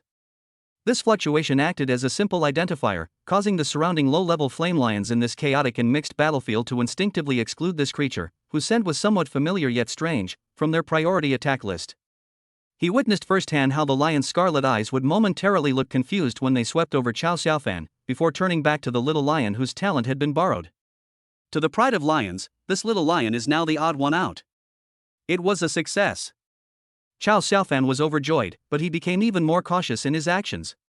He remained invisible, relying on the environmental adaptation and aura camouflage provided by Flame Heart Protection, and began an extremely dangerous stealth operation. Instead of charging straight ahead, he maneuvered from the flank of the battlefield, flanking the burning school building. He weaved through the flames and thick smoke, skillfully avoiding the sweeping flames and flying debris. They lay prone and waited around the battlefield.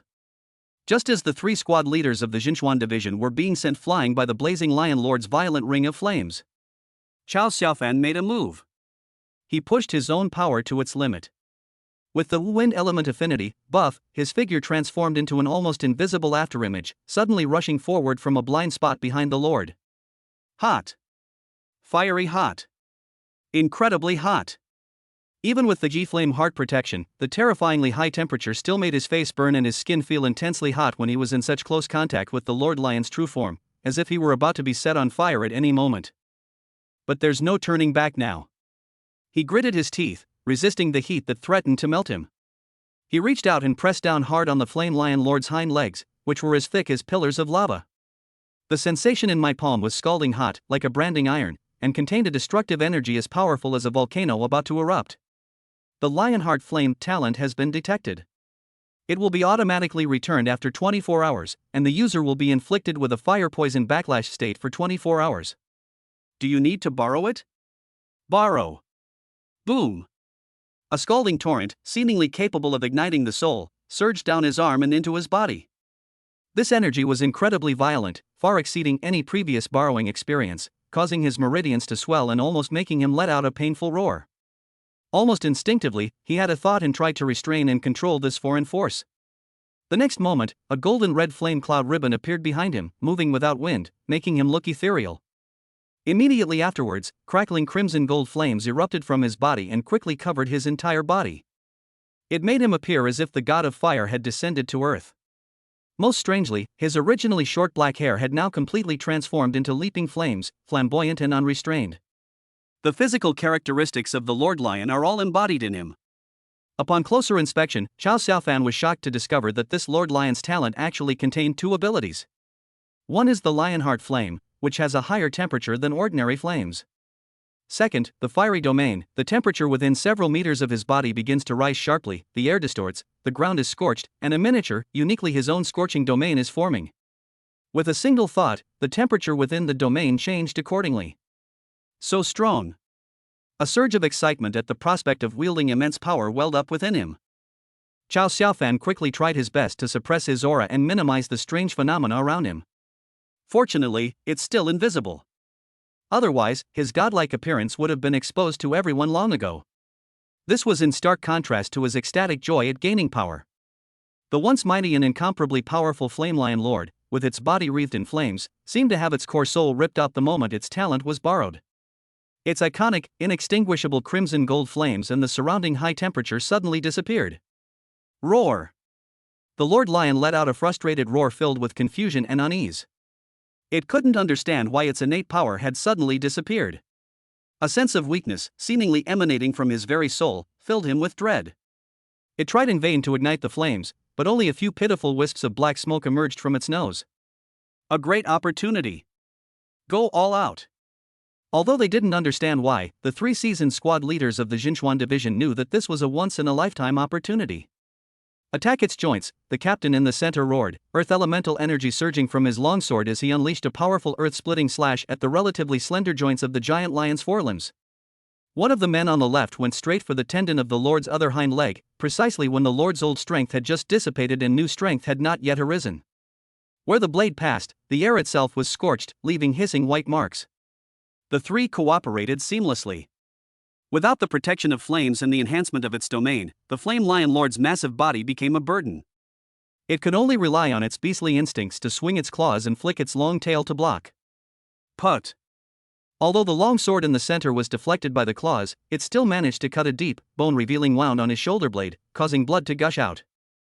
The excruciating pain and loss of power plunged this former overlord into unprecedented panic. A hint of fear finally flashed in the beast's eyes. It let out a roar mixed with pain and unwillingness, smashed past the captain in the middle, and no longer wanted to fight. Dragging its injured body, it turned and rushed towards the still rotating space portal in the center of the training ground.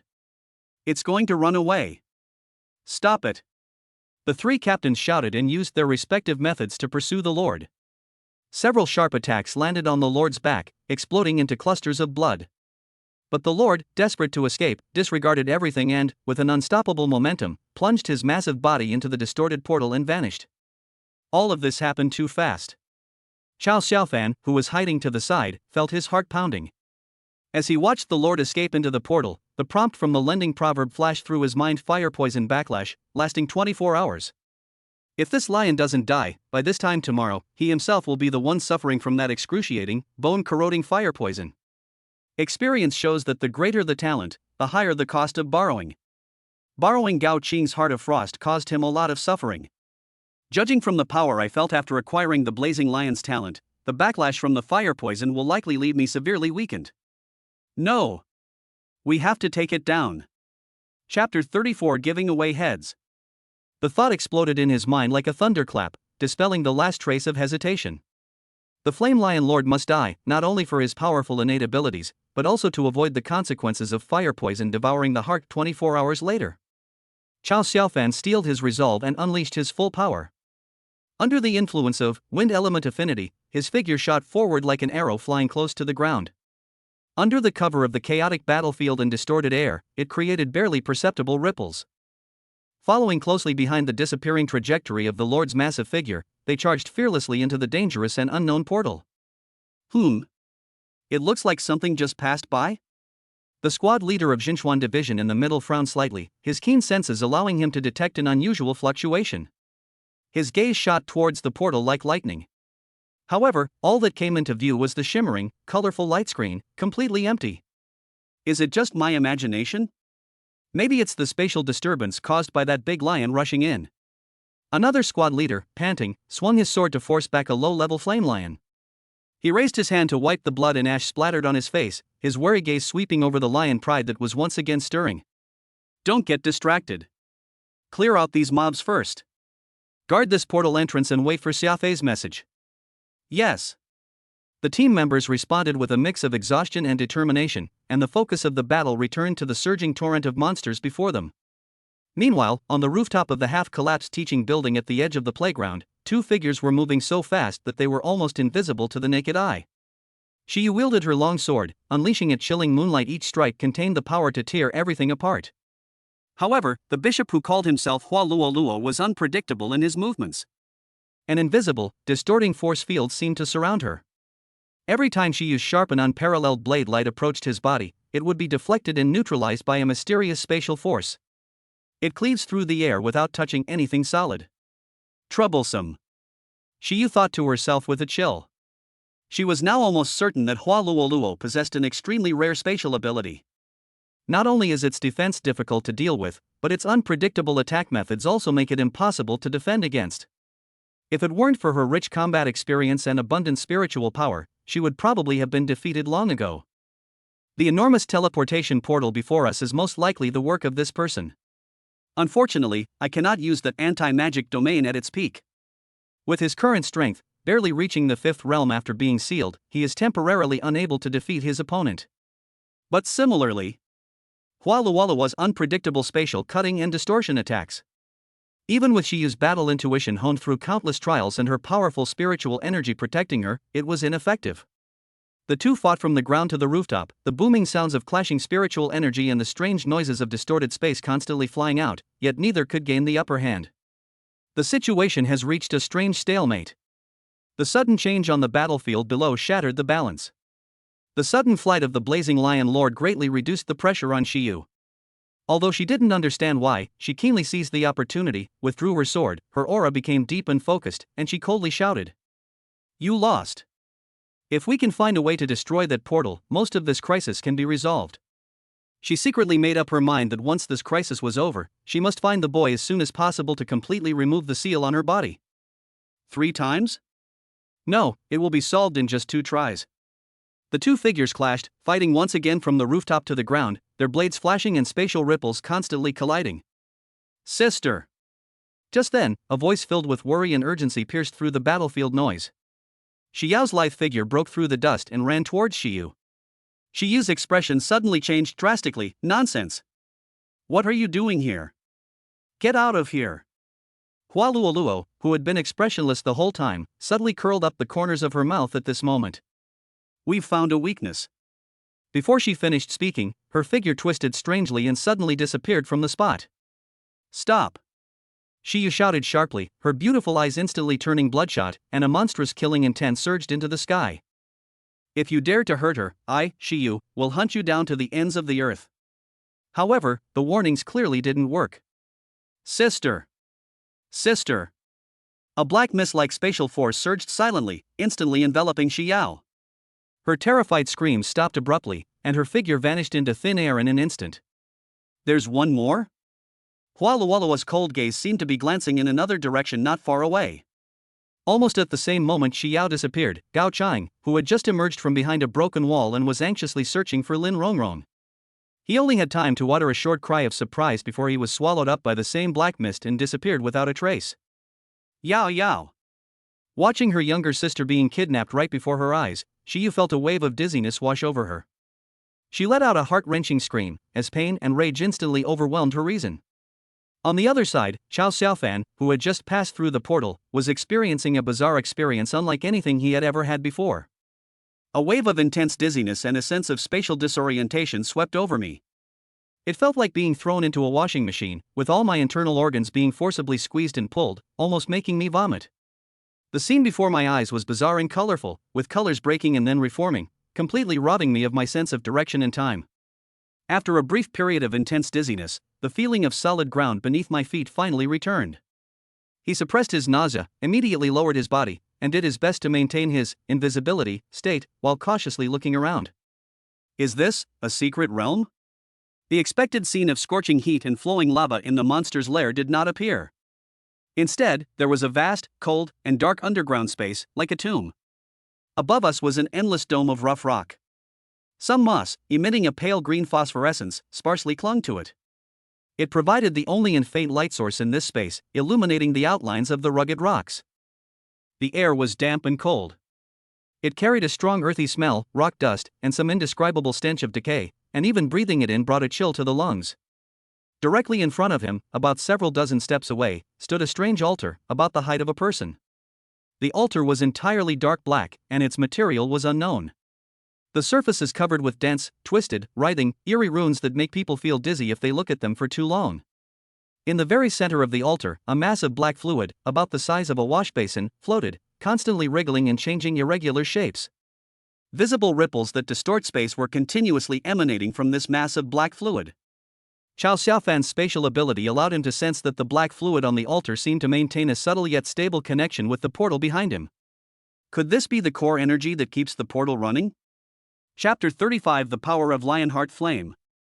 Chao Xiaofan was shocked and immediately thought of the target Xiaofei was looking for. But why isn't the secret realm after entering through the portal from the Raging Lion Pack? Instead, it's this eerie underground palace? A strong sense of unease spread through his heart. His gaze swept quickly across both sides of the altar, causing his heart to tighten suddenly. On either side of the altar stood two figures dressed in gray robes. The gray robe was embroidered with a twisted character for God in dark red silk thread. Their entire bodies were hidden in the shadows of their robes and hoods, making it impossible to see their faces at all. There was only a cold, numb feeling, and the surrounding air seemed to have solidified. A gray-robed follower of the god? Chao Xiaofan quickly processed the known information in his mind. The white-robed divine disciple's strength was probably between the first and second realms. Could this gray-robed disciple's strength have reached the third realm? Just as Chao Xiaofan was stunned by this sudden discovery. Thump! Ah! Two gasps from girls, almost simultaneously, suddenly came from behind him. Chao Xiaofan turned around abruptly. He saw two familiar yet unfamiliar figures staggering and falling to the ground, looking around the dark and terrifying underground space with expressions of horror. Gao Chang? And, is that the moon? Wrong. Chao Xiaofan's gaze instantly locked onto the face of the girl who bore an 8/10 resemblance to Shiyu. She also possesses a stunningly beautiful face, especially her naturally endowed, full curves that rise and fall dramatically with her breath as she breathes heavily. Although equally exaggerated in scale, upon closer inspection, it is slightly less dramatic than the moon's breathtaking arc, but it exudes more youthful vitality and amazing elasticity. At the same time, the girl's features were more youthful, and her temperament was more lively and agile, definitely not the cold and powerful Yuer. How did they get here? Chao Xiaofan was filled with huge questions. At that moment, the two gray-robed disciples who had been like stone statues came to life almost at the same instant the voice rang out. There were no warnings, no questions, and not even the slightest emotional fluctuation. Beneath the hood, a sharp glint suddenly appeared in his eyes, like a venomous snake locking onto its prey. In a flash, the two figures transformed into two blurry gray shadows, carrying a sharp and piercing killing intent, and pounced straight at the two women who had just regained their footing and were still in shock. Their movements were swift and their teamwork was seamless, as if they had practiced together hundreds of times. The gray-robed man on the left silently moved his lips, and a distorted, transparent sound wave with a piercing high-frequency vibration shot toward Shi Yao like an invisible arrow. Wherever it passed, even the air rippled. The gray-robed man on the right let out a low growl, and the sleeve of his right robe suddenly bulged and tore. The exposed arm suddenly swelled and lengthened as if inflated. The 5 fingers clenched together were like a huge rock hammer, carrying terrifying power, and smashed down on Gao Qing's head. The force of the punch was so strong that even the small pebbles on the ground vibrated slightly. The battle erupted instantly. Gao Qing's talent allowed her to quickly calm down. Despite her surprise, she remained calm and shouted, unleashing her full power after advancing to the second realm, rapidly moving her hands in front of her. A thick, crystalline ice wall, radiating a chilling aura, instantly solidified and stood before the two of them.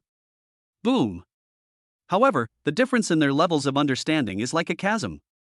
The ice wall lasted only a moment when it made contact with the stone fist before shattering like fragile glass, turning into countless ice crystals. Gao Qing let out a muffled groan as she was violently thrown back by the enormous impact.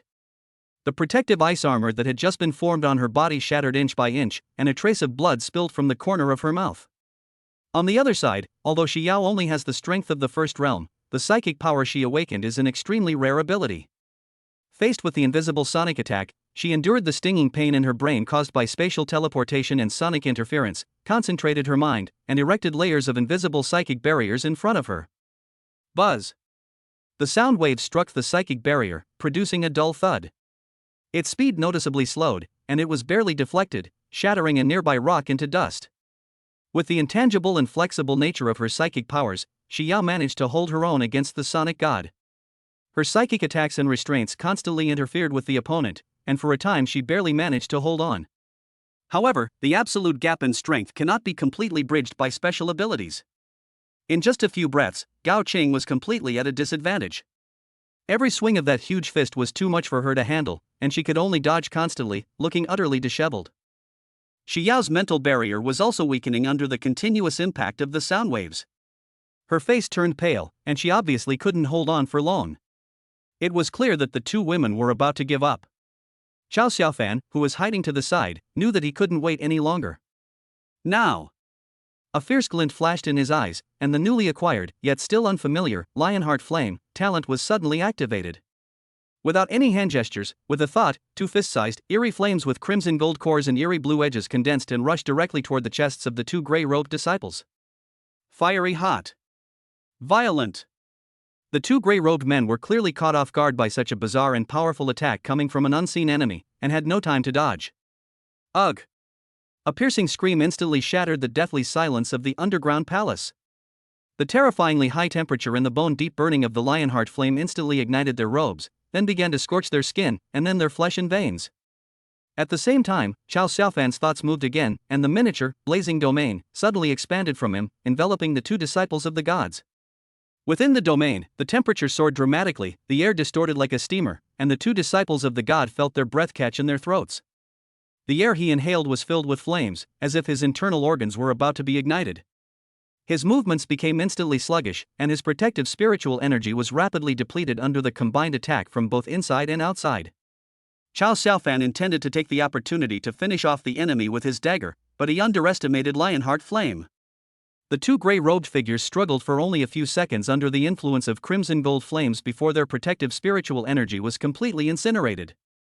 Their bodies charred and carbonized at a visible speed, eventually turning into two twisted, charred corpses amidst desperate cries, collapsing to the ground and falling silent. The battle began suddenly and ended even more suddenly. Gao Qing and Shi Yao struggled to sit up, their beautiful eyes wide with disbelief as they stared at the sudden reversal before them. 1 second they were on the verge of death, and the next second the two powerful gray-robed men were turned into charred remains on the ground. Who was behind that terrifying flame that appeared out of nowhere? The two women looked around the empty underground palace with surprise and uncertainty. Apart from themselves and the altar, there was no one else. Chow Xiaofan, who was invisible, looked at the charred corpse on the ground, and his lips twitched slightly. He cursed inwardly, "Damn it! What a waste of my superpower." He was even thinking about whether he could borrow some money. His gaze shifted to the black altar that still emanated an ominous aura. If this is the energy core of the portal, then destroying it should end everything, right? Chapter 36: Destroying the Portal. Chow Xiaofan glanced at the two girls, who were still in shock and supporting each other, and frowned slightly. There are still these two burdens on the ground. Carrying them around is too inconvenient, and I don't want to expose my secret. In a flash, Chow Xiaofan made a decision. He approached the two women silently, and while their attention was entirely focused on the altar and the charred corpse, he made a thought. Receive. An invisible spatial fluctuation enveloped Gao Cheng and Shi Yao. The two women felt a blur before their eyes, and the space around them slightly distorted. Before they could even cry out in surprise, they vanished from their spot in an instant. Chow Xiaofan directly sent him into his portable space. Having resolved the two problems, Chow Xiaofan no longer hesitated. His gaze locked onto the writhing black fluid in the center of the altar. Raising his right arm and spreading his fingers, he unleashed a torrent of powerful lionheart flame, which condensed into a fiercely burning, continuously compressing crimson gold fireball in front of his palm. Break!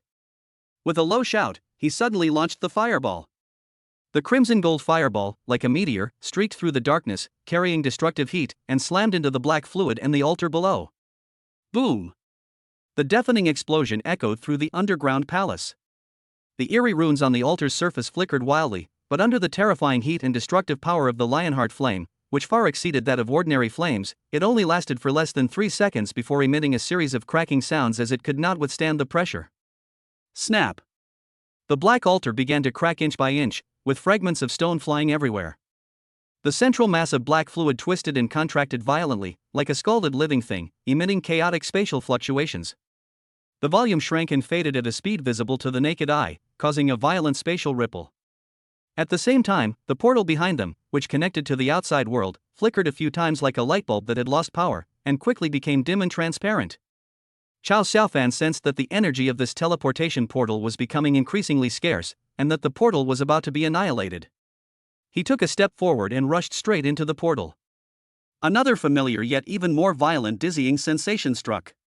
This teleportation felt far more chaotic and turbulent than when I came in, as if I were riding a small boat in a raging storm.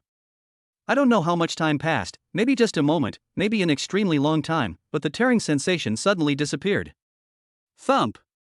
Chow Xiaofan fell rather awkwardly onto the hard and scorching ground. A wave of werewolves, far hotter and drier than the Lord Lion's territory on the playground before, swept over them, and the air was thick with the smell of sulfur and burning. Holy crap! He shook his dizzy head and looked up. The sight that met his eyes made him freeze instantly. What? Where did this come from? Chow Xiaofan shook his still somewhat dizzy head and stood up, bracing himself against the scorching ground. Having fully grasped the surrounding environment, a sense of unease settled in my heart. The surrounding environment resembles the interior of a huge, naturally formed volcanic cave. As far as the eye could see, there were only dark red rock walls covered with traces of solidified, twisted lava flows.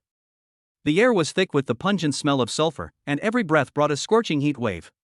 The temperature was ridiculously high, even hotter than the fiery domain unleashed by the Lord Lion earlier. If it were an ordinary person, they would probably be dried out and turned into charcoal in no time. Fortunately, the flame heart in his heart, which he had borrowed, was beating steadily and powerfully, emitting a warm current that quickly circulated throughout his body, allowing him to adapt to the extreme heat. The initial discomfort quickly subsided. Instead of feeling pain, he felt a sense of comfort and adaptability, as if he was meant to live in this environment. What alarmed him even more was the astonishingly rich spiritual energy in this secret realm. Because he felt that the flame heart around his heart seemed to be beating more vigorously and powerfully. In this uniquely advantageous environment, this innate ability seems to be subtly nurtured, showing a slow but steady progression. He still dared not be careless, maintaining his invisibility state like an invisible ghost, and began to sneak through this huge and complex lava cave. Tiannan No. 1 Middle School Playground. After Shi Yao disappeared, Shi Yu went completely mad.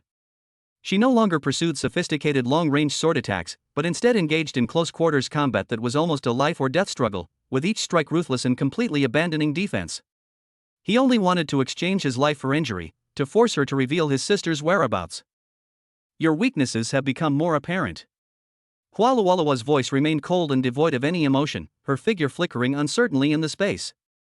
With each wave of her hand, invisible spatial blades appeared, leaving crisscrossing wounds on Shiyu's body, and blood quickly stained her clothes. Where did you take my sister? Shiyu gritted her teeth, ignoring the new wounds on her body. Give Yao Yao back. Her attacks grew increasingly ferocious, her blade flashing like lightning, tightly binding Hualualuo. This lifetime. Hualualuo indifferently pronounced her verdict, then clasped her hands together, and a spatial blade, condensed to its extreme and with ominous black light shimmering at its edges, silently slashed towards Sie's neck. You will never see each other again. You're asking for it.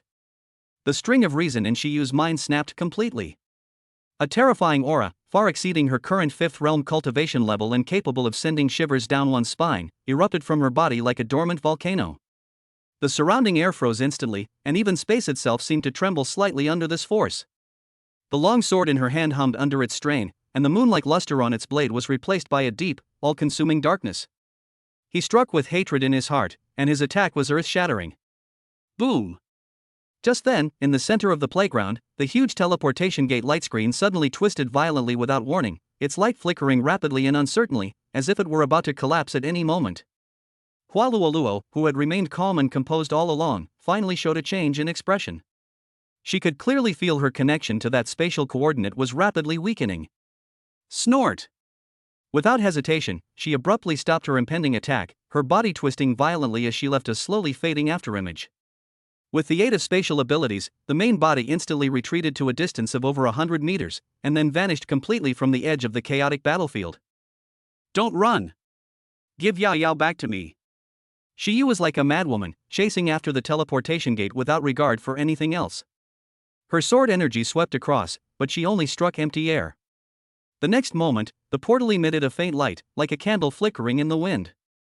With a soft pop, it shattered completely like a bubble and disappeared without leaving any trace. Yao Yao! Her all-out attack landed on empty air, and the frenzied energy that had sustained her instantly dissipated. Shiyu stared blankly at the empty space, as if all the bones in her body had been removed at that moment. He slumped to the ground, utterly helpless. Chapter 37 Blazing Cave, Flame Spirit Spring. The cave is a maze of interconnected passages, and groups of fiery lions can be seen everywhere. They lazily lay on the crimson lava, still radiating intense heat, taking a nap, with sparks occasionally escaping from their nostrils clearly visible. Some were drinking the bubbling sulphurous hot spring water gushing from the rock crevices. The water was so hot that it could instantly scald flesh and blood. Chao Xiaofan also saw several smaller lion cubs playing and frolicking, one of which accidentally slipped and fell into the slowly flowing dark red lava next to it. Just when he thought he was about to witness a tragedy, the little lion whimpered and struggled to climb out of the lava. Only a small patch of its beautiful fiery fur was scorched black, making it look a bit disheveled, but it was not seriously injured. It shook its head and started jumping around again. What an abnormal physique! Chao Xiaofan clicked his tongue in amazement. The physique of a demon beast was indeed unique. He wouldn't be surprised if a monster appeared swimming in lava now. Is that Lord someone I can really kill? Chao Xiaofan originally thought that no matter where the road home was, finding and killing the Lord Lion that had escaped back was the top priority. Otherwise, once 24 hours are up, the exceptional talent will be returned, along with the fire poison backlash. However, now, Chao Xiaofan thought of the Lord Lion's body, which was as large as a small mountain. He only had a dagger, and the cave was far larger than he had imagined, like a maze. He suddenly started to have doubts. Chao Xiaofan walked for quite a while, but not only did he fail to find any trace of the Lord, he also became somewhat lost. This place is less a cave and more an entire volcano that has become the lair of the fiery lions, filled with a primitive, savage, and fiery atmosphere. He could only grope forward with a trace of primal sensation from Flame Heart. I don't know how long we walked, but suddenly the view opened up and a huge cave appeared in front of us. In the center of the cave, there is a strange pool of water about 10 feet in diameter. The water is not transparent, but has a beautiful, flowing red ruby color, radiating amazing heat and vigorous life energy. What's even more striking is that several lionesses, clearly having recently given birth, are gathered around the pool. They looked tired but gentle as they carefully picked up several lion cubs, whose eyes were not yet fully open and whose bodies were covered with faint, downy flames, and placed them into the red spiritual spring. A strange scene unfolded. The pool water enveloped the lion cubs' bodies, seeping into them as if it were alive. Soon, Chao Xiaofan clearly sensed that a pure fire attribute energy was gathering and condensing in the hearts of the lion cubs.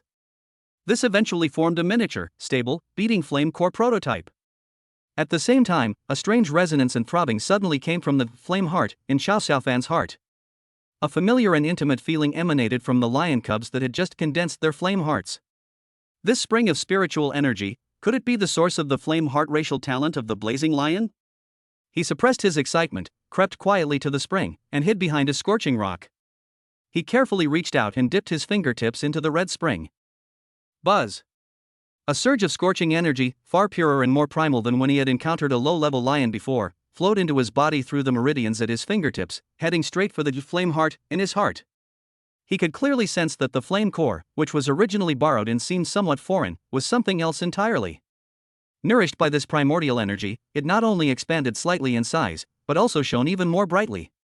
Its core structure also seems to be undergoing some kind of subtle transformation, becoming more solid and more active. What was originally a passive talent that only provided fire resistance now seemed to have been infused with a soul, giving it a foundation for growth. To his even greater surprise, with the infusion of this primordial energy, his flame heart talent advanced. After advancing, another faint but incredibly pure crimson gold flame, bearing its own life imprint, slowly separated from and flowed out of the core of the flame heart. Although the flame was small, it was connected to his mind and spirit, and he could control it as easily as if it were his own arm. After advancing, Flame Heart ignited its own true original heart flame. He sensed that the Flame Heart talent within him was transforming from a passive talent that increased fire resistance. It evolved into a fire-based superpower with unlimited potential and the ability to grow. If I could absorb this entire pool of spiritual spring water. An incredibly tempting and audacious idea popped into my head uncontrollably. Chao Xiaofan was no longer satisfied with just testing with his fingertips, and he almost buried half of his palm in the spring water. The effect was immediate. The water level of the spiritual spring dropped slightly at a visible rate. The changes within Chao Xiaofan's body were even more dramatic. The wisp of primordial heart fire grew several times stronger, like a joyful little dragon swimming through his meridians. Flame Heart S rank has clearly been upgraded to a completely new level. He felt incredibly comfortable all over. The previously somewhat hot external environment now felt like a warm and pleasant spring afternoon. The surrounding lionesses seemed to sense something was amiss and looked up in confusion. It twitched its nose, looked at the spring where the water level had clearly dropped, and let out an uneasy growl. Chao Xiaofan also sensed that something was wrong. His body was getting hotter and hotter, not from the outside temperature, but from within his own body. The energy of the spiritual spring was too vast, although most of it was absorbed by the flame heart and the primordial heart fire. However, a large amount of pure fire elemental power still filled his limbs and bones, galloping and crashing like a runaway wild horse. Even while still invisible, his skin visibly turned bright red, like a cooked shrimp, and the air around him seemed to distort slightly due to the heat he emitted. Oh no! I think I inhaled too much. He quickly stopped absorbing the water and abruptly pulled his hand out of the spring. The immense power of the fire element surged within him, unable to find an outlet. His meridians throbbed with pain, and his blood burned like boiling magma, scorching his internal organs. It would be great if we had ice right now. Ice! In that critical moment, he suddenly remembered Gao Qing in his portable space. His consciousness sank into the space and glanced at it, and he was stunned by the scene before him. The burning heat in his body seemed to stop for a moment. Although the portable space is an independent alternate space, it is obviously still affected by the environment of the main space under extreme conditions. Compared to the extreme high temperature of the volcanic cave outside, the temperature inside the space is less than 1/10 of that. But it was just like the midday heat of summer. The girls' thin clothes were completely soaked with sweat, clinging to their bodies and outlining their beautiful curves in a truly breathtaking way. Lin Rongrong lay unconscious on her side. Her dress, which already had one shoulder strap broken, was now almost transparent after being soaked, revealing her voluptuous waist and hip curves. Even more outrageous was the girl who looked a lot like Yuer. Her sportswear had somehow ended up on the side. Only a thin t-shirt and sweatpants clung tightly to her body, revealing her full, energetic, and elastic curves, far beyond her years, even under the constraints of her wet clothes. Her talent was the most outstanding, only slightly inferior to Yuer's. Only Gao Qing, despite the extremely high temperatures, managed not to break a sweat thanks to her natural talent. She simply hugged her knees, seemingly observing her surroundings out of fear. Chao Xiaofan's heart pounded wildly. Suddenly, I felt my body temperature rise again. Chapter 38 Human Pyramid. Inside the portable space. The surging, fiery torrent within him almost burned away his reason. Chao Xiaofan could no longer care about anything else. With a thought, he instantly disappeared from the scorching cave and entered the small personal space. The space, which was only a little over 2 meters in diameter, became incredibly crowded because of his sudden intrusion, and the air seemed to freeze for a moment. The three women inside the space were in a semi-conscious or confused state due to the high external temperature and their own condition. Chao Xiaofan's upper body was almost pressed against Gao Qing's, while his legs pressed lightly against Lin Rongrong, who was lying unconscious on her side. Even through the clothing, he could feel its amazing softness and elasticity, which provided some cushioning like an airbag, giving him a sense of instinctive comfort as he suffered in the scorching heat. Ah! Shi Yao was startled awake from her drowsy state by the sudden weight and burning sensation, letting out a short exclamation. Chao Xiaofan? Gao Chang felt a tightness in her chest, and when she looked down, she saw a handsome but unusually flushed face right in front of her. A hint of joy, which she herself was unaware of, mingled with astonishment. What are you doing here? Were you arrested too? She quickly noticed his unusual behavior. You're burning up. Chao Xiaofan was so scorched by the raging fire elemental power within him that he could barely speak, and his ears were ringing. A thought suddenly flashed through my mind: the aloof school beauty persona has collapsed. Previously, Gao Cheng might not have spoken this many words to herself in a whole month. But the thought only lasted for a moment before an even stronger burning sensation crashed over him like a wave. Quickly! He forced out 2 words through gritted teeth, his voice hoarse like a broken bellows: ice, me. What are you talking about? Gao Cheng asked, still puzzled. Chao Xiaofan had already pounced on him. Move closer to and cling to the nearest source of coolness in your perception. It's so hot. Gao Qing gasped in surprise at the scalding body temperature, and her defensive instincts, fueled by her ice-type supernatural abilities, were activated. Heart of Frost operates on its own, and a cool aura emanates from her body, attempting to lower her own and her surrounding temperature. Chao Xiaofan felt as if he had found a spring of sweet water in the desert, and unconsciously let out a comfortable groan. He opened his arms and embraced the source of the coolness even more tightly.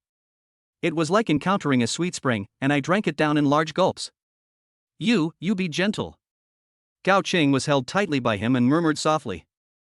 Their bodies were pressed tightly together, and the boy's hot body temperature and masculine scent wafted over her, instantly making her fair cheeks blush. My heart began to pound uncontrollably. She tried to push him away, but found that Chao Xiaofan in her arms had a furrowed brow and looked to be in great pain. Hesitation is only for a moment. Gao Cheng bit her lower lip, no longer resisting his closeness, and instead began to actively and fully activate Heart of Frost. A faint, icy blue light appeared on her body, and an even denser chill emanated, enveloping the two of them. She didn't even realize that, besides worry, she was also feeling something else entirely. A subtle, secret joy, a feeling of having something lost and then regained, even stirred within me. On the other side, Shi Yao, who was also feeling drowsy due to the high temperature, instinctively moved towards the cooler direction. In a daze, she reached out and hugged Gao Cheng through Chao Xiaofan's body, pressing her face against Chao Xiaofan's sweaty back. He mumbled indistinctly, so hot, so cold. The three of them huddled together in the narrow space, with Chao Xiaofan as the sandwich. Gao Cheng was unable to move due to the pressure, and could only continuously emit cold air, becoming the only cooling source in this small space. Gao Cheng and Shi Yao were both forcibly abducted to the underground altar by Hua Luoluo using her spatial abilities. They were then inexplicably taken into this space, completely unaware of the battle that took place and the destruction of the altar. Hua Luoluo's main goal was to provoke Xie, and Gao Cheng was just an innocent bystander caught in the crossfire. At this moment, Gao Cheng was unaware of the changes in the outside world, and only felt that the burden on her shoulders had become heavier. Activating her superpower at full power took a toll on her, and coupled with the poor air circulation in the space, she soon felt waves of dizziness wash over her. Eventually, she couldn't hold on any longer and drifted into a semi-conscious state. I don't know how much time has passed.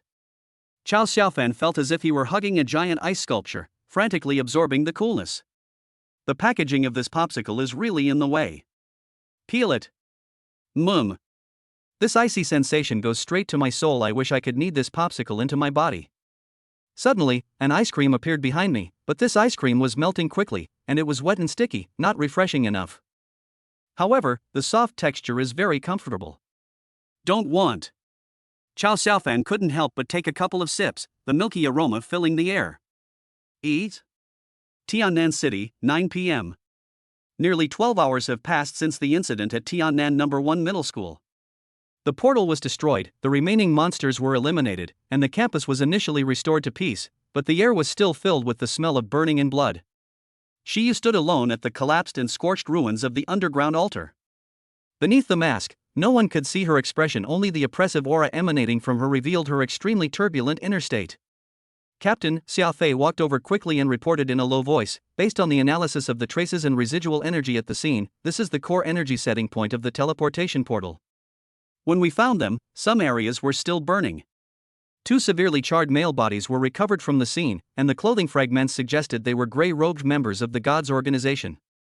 No other remains were found. Retrieve detailed information on the blazing lion, the more complete the better. Shiyu's voice came through the mask, cold and decisive. Also, all the known high-ranking members of the Gods Disciple organization, especially those with spatial abilities. Yes. Xia Fei solemnly accepted the order.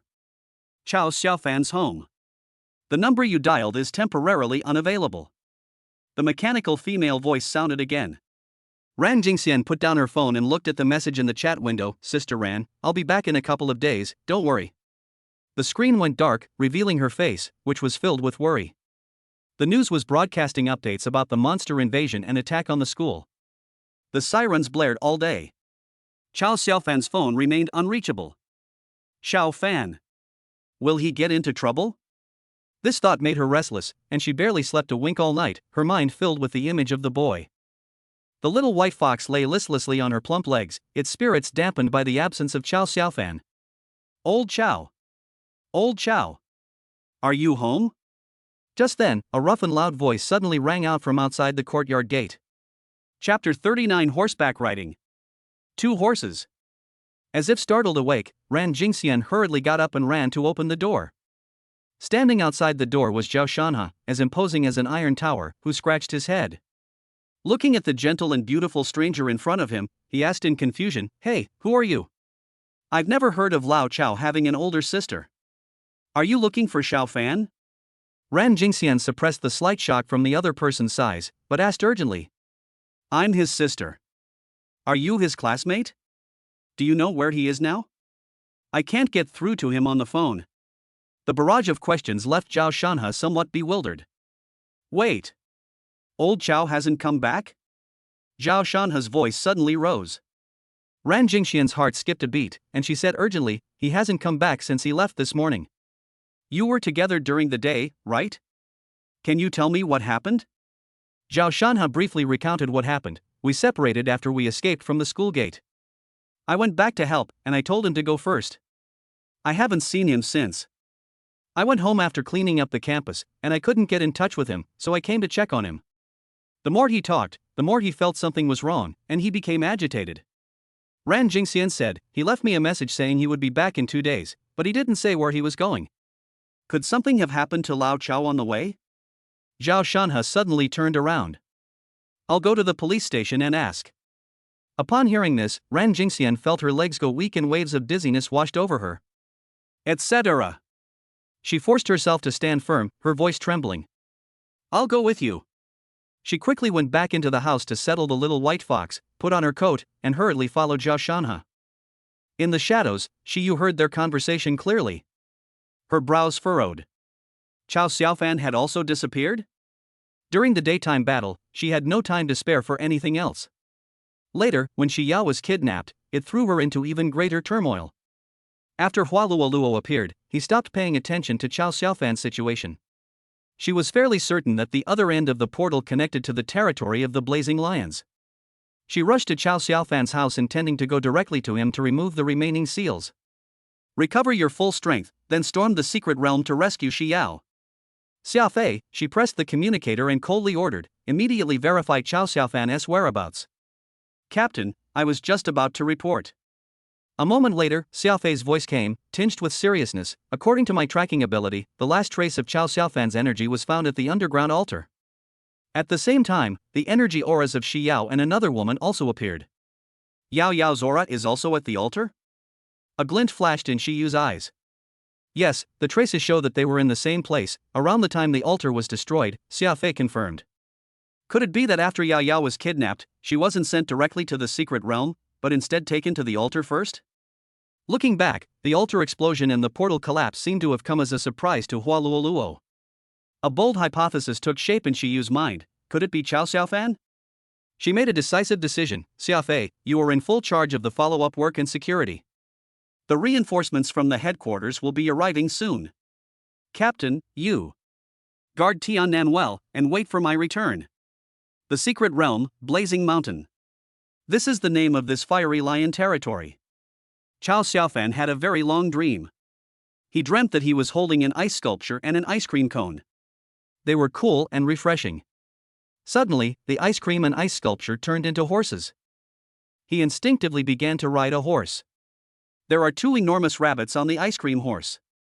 It has a pink and tender nose, and it even makes little whimpering sounds when you touch it. It's so cute.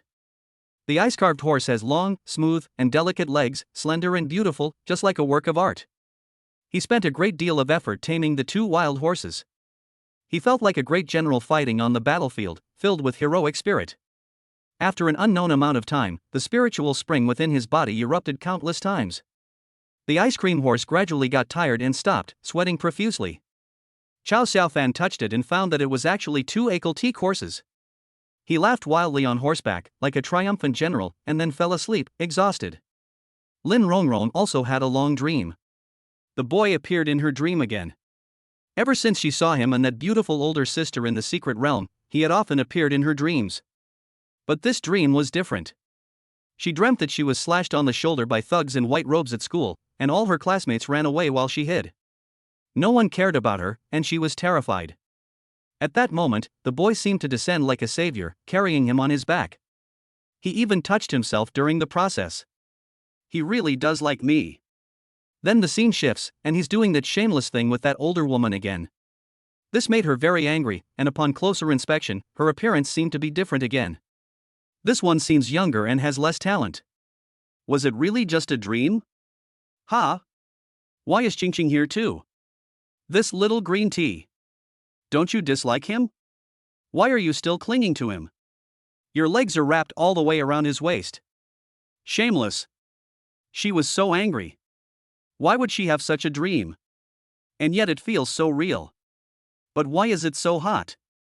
No, why should they be allowed to? I want one too. Hua Luoluo stood at the original coordinates of the teleportation portal, her brows furrowed, a low-pressure atmosphere surrounding her. Who exactly is it? The plan was almost perfect. They successfully provoked and restrained Shiyu, waiting for her to reveal a fatal flaw. By the time the Jinchuan division arrives with their support, the demonic beasts will have already set foot in Tiannan, adding a haven of peace to the secret realm. Success was within reach, but the altar that provided the energy was destroyed, and months of planning went down the drain. Could it be those two little girls? Wrong. That scorching energy shares the same origin as the blazing lion. She suddenly remembered that the fiery lion lord on the battlefield had suddenly lost its fire talent and fled in panic. Immediately afterwards, the altar was destroyed. Someone stole the flame lion's talent, went through the portal, destroyed the altar, and then escaped. Hua Luoluo flicked her black robe and vanished instantly, only to reappear 1,000 meters away in the blink of an eye. She quickly surveyed the entire mountain and found the Lion Lord deep within the volcano, drawing fire essence from the lava, looking utterly dejected. Hua Luoluo raised her hand. A spatial blade with its edges shimmering with dark light silently materialized. In an instant, it traversed the distance, flashing light and shadow several times before striking the Lord Lion's back with a powerful blow. Its massive body leaped up in fright, like a startled bird, and without looking back, it darted deeper into the nest, showing none of its former lordly majesty. Hua Luolu frowned. There was still no trace of talent fluctuation on this lion. Who is it? Space distorted again, and her figure vanished silently. Only the bubbling surface of the lava lake remained, and a chilling killing intent spread through the scorching mountain range. Chapter 40 Aftermath of the War. The capital city. Jinchuan Division Headquarters. News of the attack on Tiannan No. 1 Middle School has already spread throughout the country. A detailed report of the incident had already been submitted to the highest level via an encrypted network several hours earlier. It's Tiannan again. Commander-in-Chief Qin Zhenyu put down the report in his hand, his knuckles turning slightly white from the force. He, who was usually calm and resolute, was unusually shrouded in a layer of gloom and anger. The air inside the office was heavy, with only the dazzling lights of Beijing outside the giant floor-to-ceiling windows silently reflecting off the cold metal and dark wood decor. Deputy Commander He Zuiyun stood before the large mahogany desk, his expression equally serious. Judging from the scale and timing of the attack, as well as the portal to the connected secret realm, this was by no means a spur-of-the-moment decision. Rather, it was a long-planned coordinated operation. We just killed one of the 4 bishops of the Christian sect in the southwest, and they turned around and planned such a large-scale retaliatory operation in the south. The newly appointed bishop, Hua Luoluo, has a spatial teleportation ability that is more troublesome than we previously anticipated. The original 4 bishops of the divine disciples Ice, Light, Magma, and Wood were all top-tier natural-type talent awakeners. He Zuiyun brought up a light screen, on which a limited intelligence analysis scrolled. His expression gradually became serious. After the Ice-type bishop was killed, they seemed to be quiet, but in fact they were brewing a bigger move. This incident shows that they have not only replenished their high-level forces, but their activities have also become more radical and reckless. We need to be more careful.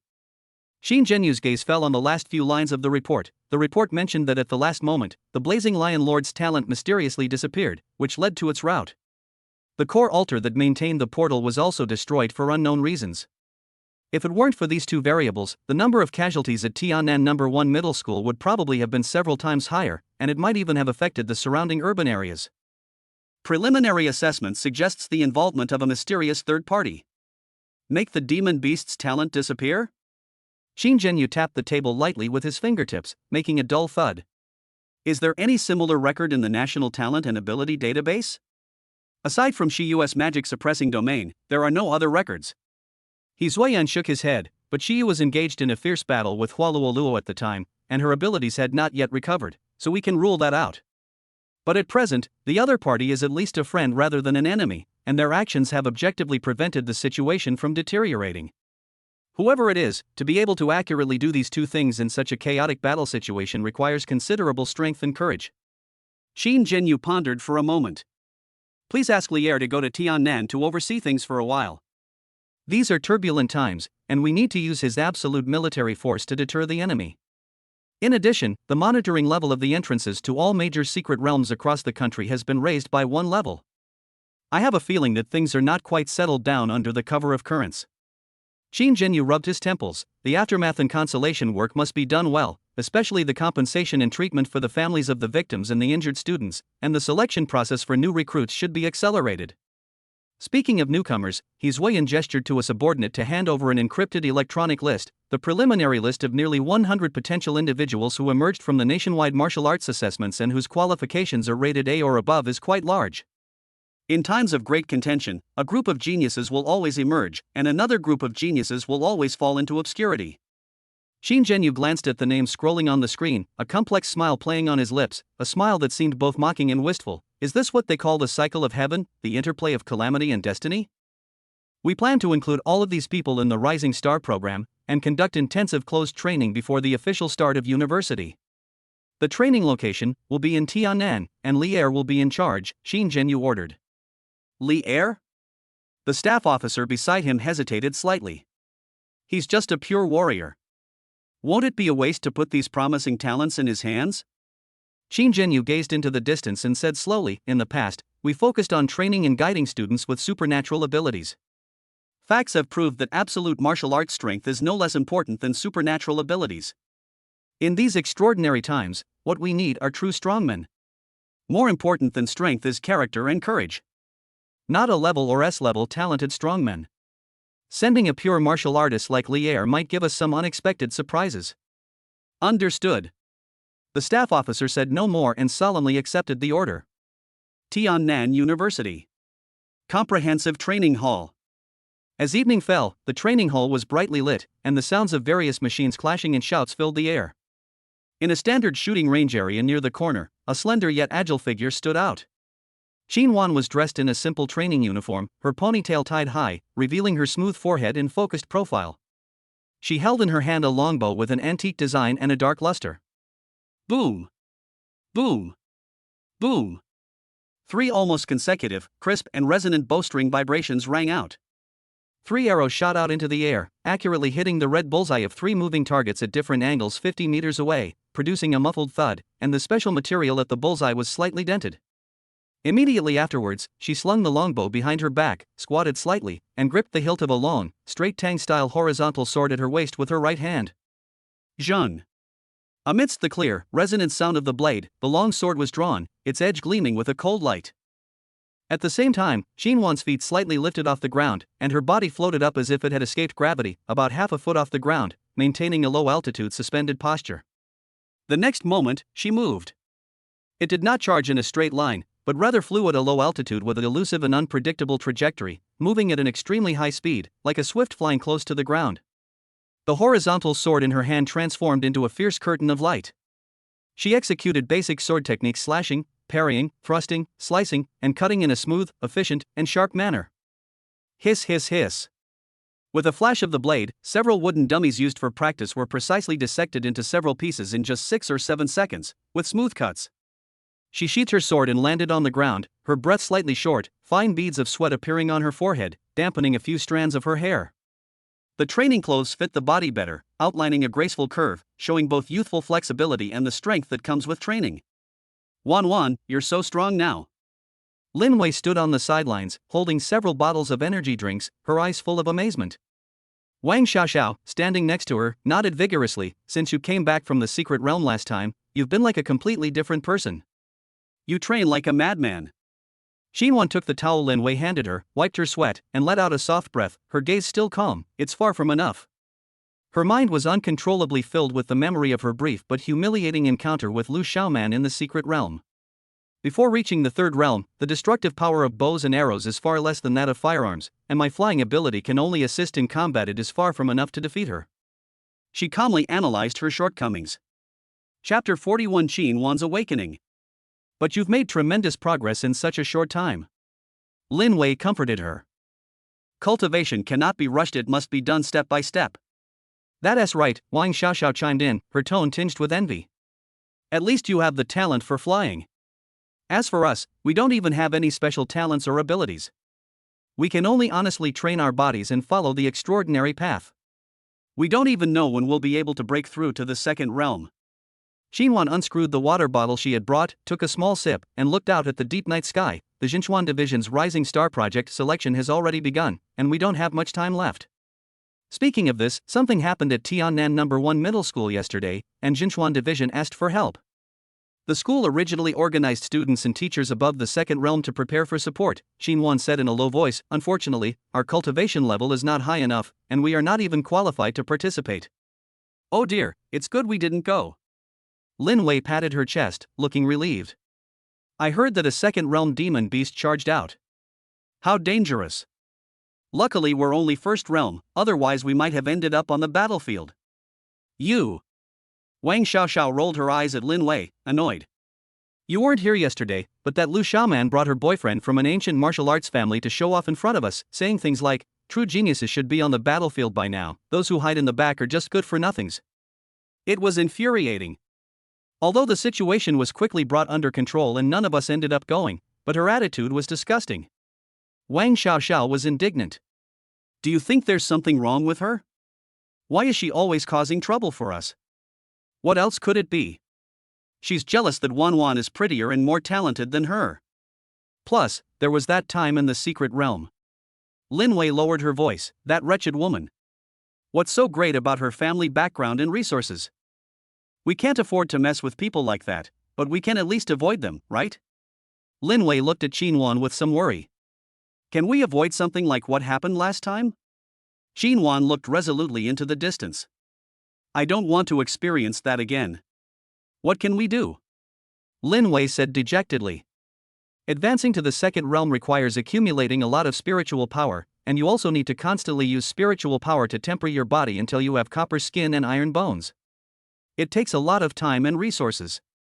Unless we rely on pills like Lu Xiaoman, but we don't have any money. There will always be a way. Xinhuan's voice wasn't loud, but it carried an undeniable stubbornness. She wouldn't give up easily.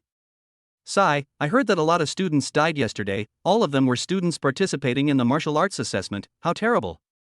Sensing the heavy atmosphere, Wang Xiaoxiao changed the subject and lowered her voice. The news said that people from the Divine Disciple organization rushed into the school gate with knives and guns, but a few students led the charge to fight their way out. Hey!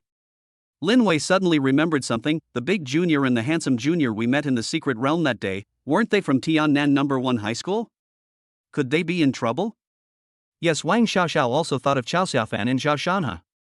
Xinhuan unconsciously pictured the handsome young man, automatically filtering out the overly assertive Big Bear Jr. beside him. A trace of worry, which she herself wasn't even aware of, quietly swept through her heart. They should be fine. They're both incredibly strong. Maybe they're even the ones leading the group. Lin Wei giggled as she linked arms with Xinhuan. Let's go, Wan, I'm hungry. A new food stall opened in the cafeteria, and they have monster meat. It's super cheap too. You guys go ahead, I want to practice a little longer. Xinhuan picked up the longbow again, and her body slowly floated up once more. Okay. Xiao, let's go, Lin Wei said helplessly. I want to practice a little longer. Wang Xiaoxiao said weakly. Hey, let's go. Eating is the most important thing. You need to be well fed to have the strength to cultivate. Lin Wei said without waiting for a reply, pulling Wang Xiaoxiao towards the cafeteria. Okay. I'm really fed up with you. Hee, you're still the best. The two girls linked arms, their chatter gradually fading into the distance. The training area fell silent again. Xinhuan floated in the air, but her gaze did not seem to be focused on the bullseye. The image of that handsome young man lingered in my mind. His upright posture and the sharp glint in his eyes amidst his calm demeanor, despite having just graduated from high school, gave him strength no less than that of an ordinary second-realm cultivator. If I could be a little stronger. Maybe yesterday I would have been qualified to support him, she murmured almost inaudibly, as if questioning herself, or as if making a promise. A strong sense of resentment and a desire to become stronger burned like wildfire in her chest. She was no longer just fighting against Lu Xiaoman's humiliation, it seemed that she had gained another layer of vague yet firm motivation. Unbeknownst to her, she had been in the bow and arrow position for a long time. Her breathing gradually synchronized with a certain rhythm, her mental energy was highly concentrated, and the spiritual energy in her body flowed faster along a specific path, resonating with the flight ability that supported her body in the air. Suddenly, she loosened her grip on the bowstring. This time, the bowstring vibrated with an exceptionally long and drawn-out sound as the arrow shot out. Its speed was so great that it left a blurry afterimage in the air. The air arrow did not shoot directly at the bullseye, but missed the edge of the moving target by a hair's breadth, and was about to crash into the reinforced wall behind it. Just moments before the impact, a sudden change occurred. The arrow's trajectory underwent an incredibly agile right-angle turn in mid-air, defying the laws of physics. It was as if an invisible hand was controlling it. After the turn, the speed of the air arrow increased instead of decreasing, and it made an arc at an even faster speed, shooting towards the moving target from the side and rear. Da! A duller thud followed. The air arrow pierced precisely through the area representing the head of the moving target, leaving a clear hole. Then, with the force of the arrow still intact, it trembled and changed direction, flying back at a much slower speed, hovering about a foot in front of Xinhuan. It really, success? Xinhuan landed slowly from mid-air. Due to the massive depletion of her mental energy in an instant, her face was somewhat pale, but her bright eyes shone with unprecedented brilliance and surprise. The mentor once said that being able to steadily release one's own spiritual power and attach it to weapons or external attacks for precise control is one of the important hallmarks of the three realms of transcendence. She had a sudden inspiration to try to attach the subtle control over airflow from her flight ability to the arrows, and unexpectedly, the arrows were actually able to achieve a brief guidance after being shot. Although this attack almost completely drained her mental strength and most of her spiritual power. Although the controls are still rough and clumsy, this is undoubtedly a brand new breakthrough. She gripped the longbow tightly in her hand, feeling a strange sensation of emptiness within her body, yet also as if a new door had been opened. The image of that handsome young man unconsciously resurfaced in her mind, and her gaze gradually became more resolute.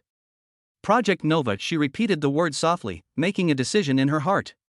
Chapter 42, Plucking That Frost Flower. Since transmigrating to this perilous world, Chao Xiaofan had not experienced such a deep and peaceful sleep in a long time.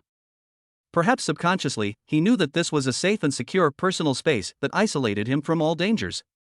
More importantly, he borrowed 22 times the strength of his kidneys and many other physical enhancement talents from Yin Yang, bringing him an ultimate powerhouse experience. The marksman was 1v2 in the top lane. In last night's long battle, he not only led the whole time but also won MVP more than 10 times. He experienced an extreme sense of exhilaration and power that he had never felt before, a power that came from his very life instinct. Li Yunlong once said, "Only with a strong physique can we dare to fight the enemy with real swords and spears." That's very well said. He slept soundly, his body and mind immersed in a long-lost sense of satisfaction and relaxation. Until... Hey! What are you doing? A scream filled with shock and disbelief pierced the brief tranquility of the space like a sharp blade. Lin Rongrong felt weak all over, her throat was parched and burning, and she was almost dehydrated. Her already flimsy dress had been torn to shreds by her unconscious movements while she was fast asleep, exposing large areas of her fair skin. She struggled to open her eyes from her drowsy state, and what came into view was the almost chaotic post-war scene right before her eyes. In an instant, those blurry, burning fragments of memories from last night, which she had mistaken for girlish fantasies, surged back like a tidal wave, colliding violently with the reality before her eyes. So last night, it was real, not a dream. Lin Rongrong's lips trembled slightly, her face turning from red to white, then back to red, finally transforming into an indescribable complexion. She vaguely remembered that, driven by the final heat, she had also crawled towards the center of the battlefield, where coolness and heat intertwined. However, due to exhaustion, he completely fainted halfway through. So close. Damn it! A strong sense of frustration and resentment surged through her heart. Lin Rongrong bit her red lips, her heart in turmoil, her eyes unconsciously glancing towards the battlefield. A bizarre thought flashed through my mind: if I go now, I don't know if it'll be too late. Oh. Immediately afterwards, Gao Chang and Shi Yao were also completely awakened by the scream. After a brief period of confusion, they realized the awkward situation in which they and each other were almost completely honest with each other. Two sharper, more humiliating screams rang out almost simultaneously, echoing in the confined space. What's all the noise about? Chao Xiaofan was the last to be woken up. Annoyed at being disturbed from her sleep, she sat up grumbling. Eat? The movement caused the girl beside him to let out an unconscious whimper. Open your eyes. Chao Xiaofan first felt a chill, unsure whether it was the low pressure emanating from the three girls in the space or the budding guilt in his own heart. The scene before us is indeed a bit too explosive. From far to near. Lin Rongrong, who was at the farthest point, was staring intently in his direction. She had bitten her lip until it bled, and her delicate face was a mixture of shock, shame, and a trace of unwillingness that even she herself did not fully understand. He vaguely remembered that the other party should not have called in any outside help last night, so theoretically it should have nothing to do with her. Right next to her was Gao Cheng. She was frantically pulling at her already wrinkled dress with broken shoulder straps, barely managing to cover her front. Her face was cold and frosty, but her slightly trembling fingers and the lingering blush on her ears betrayed her unease. She looked up, her eyes filled with anger, grievance, and a hint of panic, and demanded, "Chao Xiaofan. What did you do to me?" Finally, there are negative distances. The unfamiliar young girl in front of her. She was clutching her chest tightly with both hands. She didn't look at Chao Xiaofan, nor at anyone else, she just stared blankly into the empty space ahead. Clear tears silently slid down from the corners of her eyes, rolled down her cheeks, and dripped onto her smooth knees. Who are you? Why is this happening? Shi Yao's voice was trembling and broken, choked with sobs. Originally, she had a very good impression of the boy in front of her, and even harbored a faint affection for him. Yesterday at the school gate, he was the first to stand up, raise his arms, and lead the panicked students in a counterattack. That upright, courageous figure was deeply imprinted in her mind. But the absurd and irreversible situation before her shattered her budding feelings of affection, leaving only endless shame, anger, and bewilderment. Those chaotic and intense moments from last night are now becoming clear. It turns out that it wasn't just a young girl's romantic dream.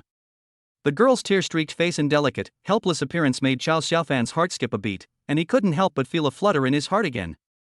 This reaction startled even Chao Xiaofan himself. I'll kill you. Shi Yao then remembered that something was wrong, and in her shame and anger, she was about to use her telekinetic power. She suddenly raised her head. An invisible spiritual force began to spread, and it felt like a powerful attack was about to erupt in the next second. Wait! Chao Xiaofan's scalp tingled. In his haste, he didn't care about anything else and suddenly reached out and pulled the girl, who was on the verge of losing control of her emotions, into his arms. Grandma! Let me explain first. Let me go. You bastard. Xiao struggled desperately, and the two of them sat together and twisted into a pretzel. Hiss. Chao Xiaofan gasped and hurriedly said, Don't move. Don't move. Listen to me. Get out. The girl was both angry and anxious, and her tears flowed even more fiercely. Gao Chang, watching from the side, blushed and snorted coldly, turning her head away, preferring not to see it. Lin Rongrong, however, remained fixed on the screen, her eyes unblinking, as if she were studying some profound subject, though her breathing became involuntarily rapid. Okay, don't move yet. Chao Xiaofan quickly left, feeling a pang of disappointment. Only then did he belatedly realize that his personal space seemed to have grown larger. The space, which was originally less than 3 meters wide, is now much more spacious, becoming a small room with a length and width of nearly 6 meters, and the height has also increased. It has increased by almost double. It's like a storage room that has been transformed into a small room. Would you believe me if I said I didn't know exactly what happened? Feeling the almost torture-inducing gazes from Gao Chang and Xiao, Chao Xiaofan hurriedly began to fabricate his own story. According to his account, he inexplicably entered the altar space. Seeing that the altar was about to explode, he prepared to escape, and then used his personal space to save Gao Chang and Xiao. After passing through the portal, I arrived at Blazing Mountain, where I was originally exploring the way home. Feeling hot, I hid inside the space, and what happened next was what I experienced after waking up. But I didn't see you at the altar at all. Xiao stared at him suspiciously, her eyes red-rimmed, the fluctuations in her mental energy not yet completely subsided. Nonsense, you wouldn't be able to see me if I'm invisible. You were already here when I came in, Chao Xiaofan said without changing his expression. I could have easily escaped on my own, but I just couldn't bear to see you all die there. He said this with a clear conscience. Xiao was still somewhat doubtful, but her emotions seemed to have calmed down a bit, and she asked again, Is outside really the territory of the Blazing Lions? Chao Xiaofan felt that his mental strength might have advanced to the second realm, and his talent had also been upgraded. The portable space has not only increased in size, but also gained more operational capabilities. A thought suddenly occurred to him. The surroundings, which were originally dark and only had a faint self-illumination, suddenly became transparent, as if they had turned into the purest glass. The outside world was laid bare before their eyes. Dark red lava cave walls, slowly flowing or occasionally gushing crimson magma, and swirling, distorted heat waves. And occasionally, a massive fiery lion would pass by with heavy steps. The entire space at this moment resembles a transparent observation cabin suspended in mid-air above a lava cave. Exclamation point. The three women were so astonished by the strange sight that they temporarily forgot their embarrassment and anger. Xiao clung to the transparent wall, staring blankly at the strange scene outside, murmuring, It really is in the secret realm. It's deep within the secret realm, Chao Xiaofan corrected. He was familiar with the outer areas of the secret realm, but this place was clearly different. The Blazing Lion Lord is a 4th-level demon beast, and its territory must be deep within the secret realm. How could I be teleported to a place like this? The girl's face turned pale, and the worry in her eyes deepened. Sister, she thought of CA. My sister will definitely come looking for me. If my sister had ventured into this perilous place to save me. She had witnessed the power of the Lion Lord in her eyes, the words deep in the secret realm were almost synonymous with death. I don't know either. There was only one exit from the teleportation portal back then, Chao Xiaofan said softly. I think our most important concern right now is how to get out of here alive together. Everything else, we can talk about that when we're safe, okay? The girl didn't speak again, but silently looked at the dangerous and unfamiliar world outside. Her eyes held a complex mix of emotions, including fear, worry, and a hint of resigned bewilderment. Seeing that he had successfully calmed the girl down, Chao Xiaofan secretly breathed a sigh of relief and exclaimed in his heart, The alarm is temporarily lifted. He then turned his head to look at Gao Chang on the other side and found that she was also secretly glancing at him. Humph. When their eyes met, Gao Chang immediately turned her head away as if she had been burned. He let out a cold snort, trying his best to maintain a cold and arrogant demeanor. But her slightly trembling eyelashes and tightly pursed lips betrayed her inner turmoil.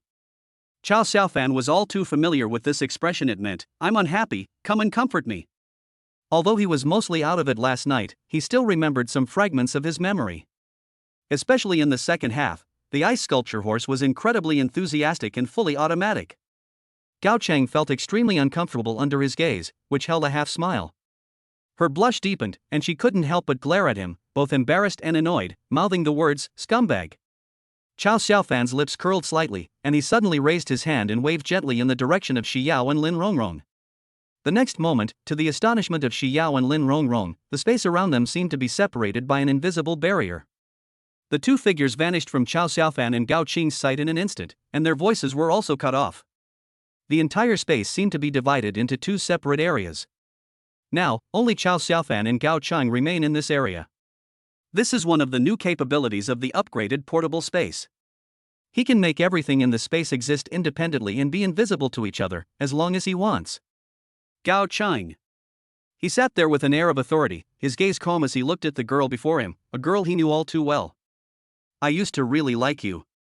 You could even say I loved you. I remember every word you say and keep it in my heart. Gao Chang still had her back to him, but her shoulders trembled almost imperceptibly. Chao Xiaofan continued speaking to himself, his voice steady, as if he were recounting a past event that had nothing to do with him. You said you liked boys with good grades, so I worked my hardest to keep my ranking in the top 10 of the grade. You love milk tea and snacks. My family isn't well off, and I don't have much pocket money. I'd rather go hungry myself and save money to buy you these things. I even risked my life to gather herbs in secret realms to earn money. You said you liked considerate guys, so I'll be there whenever you message me. If you wish to become an awakened one, ask me for the soul-nourishing grass. At that time, I was just an ordinary person, and that was my only chance to awaken. I gave it to you without the slightest hesitation. I don't care if people call me a simp behind my back. Many girls have expressed their feelings for me, but I don't care. Because I believe in one person for life. That person can only be you. Gao Qing's body trembled even more noticeably. She finally turned around slowly, her eyes red and brimming with tears, her lips moving as she murmured, I. Chao Xiaofan interrupted her, saying, I've done so much, and all I get in return is your nonchalant I don't want to think about these things right now. He smiled, a smile devoid of resentment, only a serene acceptance born of understanding. Of course I understand. You're waiting for the right price. The school beauty of Tiannan No. 1 High School, an awakener of a level talent. With outstanding looks, family background, and talent, she naturally deserves a more outstanding partner. And I, Chao Xiaofan, am just an ordinary person from a modest family. How could I possibly be worthy of you? Gao Qing's tears finally rolled down her cheeks. She wanted to explain, but found herself unable to do so. What Chao Xiaofan said was almost the naked truth. So, I've given up. Gao Chang. Chao Xiaofan looked at her, his gaze clear and sharp. I stopped liking you a long time ago. The sincerity I showed you in the past was entirely of my own free will, and I do not resent you. But your later selfishness, indifference, cowardice and retreat when faced with danger, and that mercenary attitude of turning your back on people. To be honest, it disgusts me a bit. Gao Chang lowered her head, stung by his gaze, and dared not meet his eyes. My heart felt like it was being gripped tightly by an invisible hand, the pain making it hard to breathe. I'm saying all this just to tell you. Chao Xiaofan paused, then spoke with unwavering resolve. We would never have crossed paths again. What happened last night was an accident. But I vaguely remember that it wasn't just me using force. You were also very proactive afterwards. Chao Xiaofan stated this calmly, and Gao Qing's face instantly turned bright red, almost bleeding. She then looked up and glared at him with embarrassment and anger. You seem to have changed. Chao Xiaofan then changed the subject. So now I'm willing to give you one chance, and the only one. He pointed to the area in front of him. If you're willing to come with me, then come over here. But as you can see, I certainly won't only have you as my woman. If you don't want to, Chao Xiaofan said calmly. Then let's go our separate ways. Let's pretend last night never happened and be even. Gao Cheng suddenly raised her head, her eyes widening as she looked at Chao Xiaofan in disbelief, as if she were seeing this young man for the first time. I'll give you 10 seconds to think about it. Chao Xiaofan made no attempt to hide his gaze from Gao Chang. 10. 9. Can't we go back to how things were before? Gao Chang broke down in tears, her voice trembling, filled with her last glimmer of hope and pleading. No. Chao Xiaofan's answer was cold and decisive. I gave you a chance, but you didn't cherish it. 7. 5. Gao Cheng cried even louder, tears streaming down her face, and she swayed precariously. Chow Xiaofan ignored him. I don't want to. Why? I don't want to. What do you not want? Gao Chang didn't answer, she just kept crying. 3, 2, 1. Time's up. That's settled then. Chow Xiaofan decisively put down his hand, turned around, and a faint smile appeared on his face. Gao, classmate. Don't want. Gao Qing finally broke down. She let out a cry and rushed over with all her might, hugging Chow Xiaofan tightly from behind and burying her tear-streaked face in his back. I don't want you to go. Why? Don't go. I was wrong. I know I was wrong. She cried uncontrollably, all her pride, reserve, and calculations shattered in that moment. She doesn't want to go back to the past without him, nor does she want a future where they owe each other nothing and go their separate ways. Last night's intimacy and chaos, and Chow Xiaofan's cold and resolute words just now. Looking back on the past. Like a heavy hammer, it shattered all her illusory bubbles. Let her confront her deepest fear, losing him. Chow Xiaofan stopped and let her hug him without turning around. You scumbag! How could you be so heartless? Couldn't you at least try to comfort me? Why? Gao Chang wailed and sobbed, weakly pounding his back with her fists. It was as if she wanted to vent all her grievances, fears, and regrets. Scumbag, scumbag, scumbag, why? Chow Xiaofan's lips curled into a smile that suggested he had everything under control. He turned around and pulled the tearful girl into his arms. The movement was gentle, but it carried an irresistible force.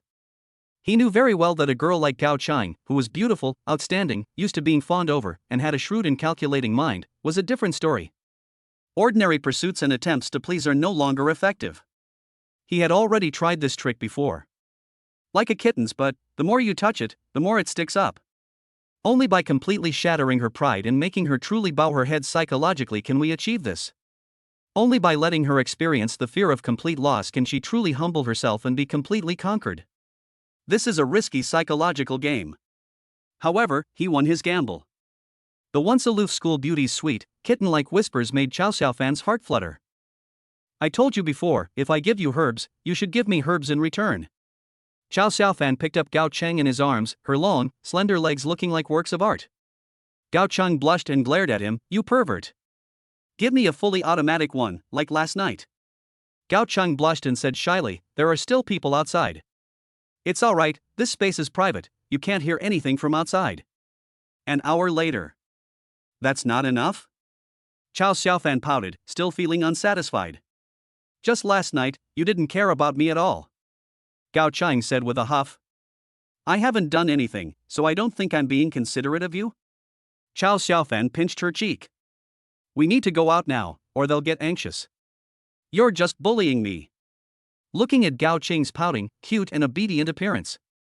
Chow Xiaofan sighed inwardly, thinking that once Gao Chang was completely won over, she would become as obedient and docile as a cat. There's a reason why everyone wants to provoke and play with the flower on a high mountain.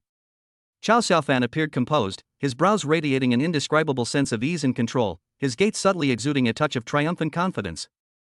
Gao Chang followed half a step beside him, a lingering blush on her cheeks.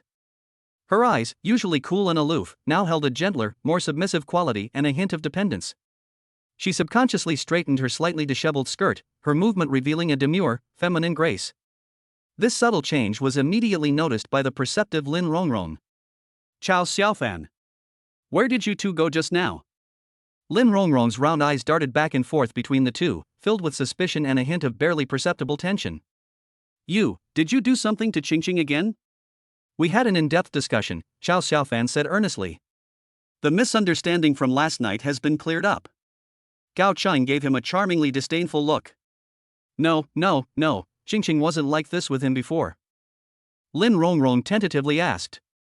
What is your relationship now? Gao Chang didn't speak, but secretly watched Chow Xiaofan's expression out of the corner of her eye. Of course we're good friends, Chow Xiaofan said with a smile. Is that so, Qingqing? Lin Rongrong stared intently at Gao Chang. Gao Qing felt a mix of emotions.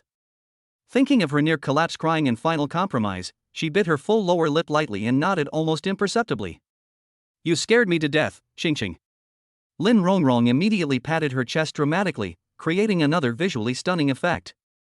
She was completely unaware that her clothes were disheveled and her private parts were exposed. I thought you two were together. I was worried for nothing. What do you mean by that? Gao Chang frowned slightly, looking at Lin Rongrong with suspicion. Her womanly intuition allowed her to keenly detect something unusual in the other person's overly exaggerated reaction and words. A subtle sense of vigilance quietly rose in her heart. And nothing much. Lin Rongrong's eyes flickered. She avoided Gao Qing's gaze somewhat guiltily, but pretended to be relaxed. I just feel he's not good enough for you at all. You, the school beauty, and a level talent awakener, he's just, a scumbag. She spoke the last two words with a hint of hesitation, and even stole a glance at Chao Xiaofan. Gao Chang didn't reply, but her eyes calmed down. Although she accepted the reality that Chao Xiaofan could not have only one woman by his side. But this by no means means that she can accept other women with equanimity. Especially her best friend, who might have special feelings for Chao Xiaofan. A sense of territoriality and defensiveness quietly took root without her even fully realizing it. Rongrong, Gao Qing's tone regained some of its usual coolness as she changed the subject. Put your clothes on first, you look terrible like this. Lin Rongrong looked down and belatedly realized that she was almost completely naked, and her face flushed red. She stammered, but it's too hot here, Qing. As soon as Gao Chang had a thought, the entire space began to cool down. My ability. Gao Chang looked at Chao Xiaofan in surprise. It seems I've advanced to the third realm. What? When did you reach the third realm? Chao Xiaofan asked in shock. I thought I had been promoted very quickly, but I didn't expect Gao Qing to be promoted even faster than me. It's all your fault. Yesterday, you scolded me on the playground. Gao Chang snorted and glared at Chao Xiaofan. And then I got promoted. Is that so? Then I'll scold you more when I have time, Chao Xiaofan said with a grin. You dare. Seeing the two flirting and being affectionate, Lin Rongrong felt increasingly heartbroken. It seems I've been promoted too, Shi Yao, who had been quiet to the side, suddenly spoke up. He got promoted too? All three of you who played basketball together got promoted. Chao Xiaofan suddenly remembered that the spiritual spring he had absorbed the previous night seemed to have erupted many times, and now it seemed that it had been almost completely consumed. Could it be because of the spiritual spring? At that moment in chapter 43, Jack knew he had to marry Jenny. Why am I the only one who hasn't been promoted? Lin Rongrong, with obvious dissatisfaction and grievance, broke the subtle silence in the space. She glanced at Gao Chang and Shi Yao, whose auras were noticeably stronger, then looked down at herself. Aside from feeling that her body had become more voluptuous, she showed no signs of breakthrough in her spiritual power, which made her extremely unbalanced. Upon hearing this, Gao Chang and Shi Yao exchanged a glance. Almost simultaneously, the two thought of some special way of energy flow, and their faces flushed at the same time. Almost simultaneously, he glared fiercely at Chao Xiaofan, his eyes sharp as knives, filled with shame and anger. You've awakened too? Chao Xiaofan suppressed his many guesses and looked at Lin Rongrong with surprise. He remembered that Lin Rongrong's mental strength rating was only at the level of an ordinary person. Of course. Upon hearing this, Lin Rongrong's grievances immediately lessened, and a hint of pride appeared on her face. She couldn't wait to show off. Watch closely. A slight mist rippled around her, and a hazy light and shadow flashed by. Lin Rongrong, who was standing in place, had suddenly transformed into another Gao Chang. Their facial features, body shape, and even their aloof temperament are exactly the same. However, since she herself was not wearing much clothing to begin with, the Gao Qing she conjured up was also a completely naked version. Her snow-white skin and graceful curves were fully revealed against the transparent background, creating an even greater visual impact than before. Hiss! Chao Xiaofan gasped, his eyes widening in astonishment. That ability, it's pretty impressive. Your ability. He composed himself and asked tentatively, can you transform into anything? Objects, animals, or something like that? Currently it seems I can only transform into a human form, Lin Rongrong said, shifting her body slightly embarrassed, and I need a fairly clear image of him. Everything you've seen can change? Theoretically, yes. But if you've only seen a photo or caught a glimpse of it from afar, it's extremely difficult to transform. If you've been in close contact or touched it, it's easier, Lin Rongrong explained. Hiss. Hiss. Just like that moment, Jack knew he had to marry Jenny. Chao Xiaofan also knew that he had to invest in this project. Lin Rong.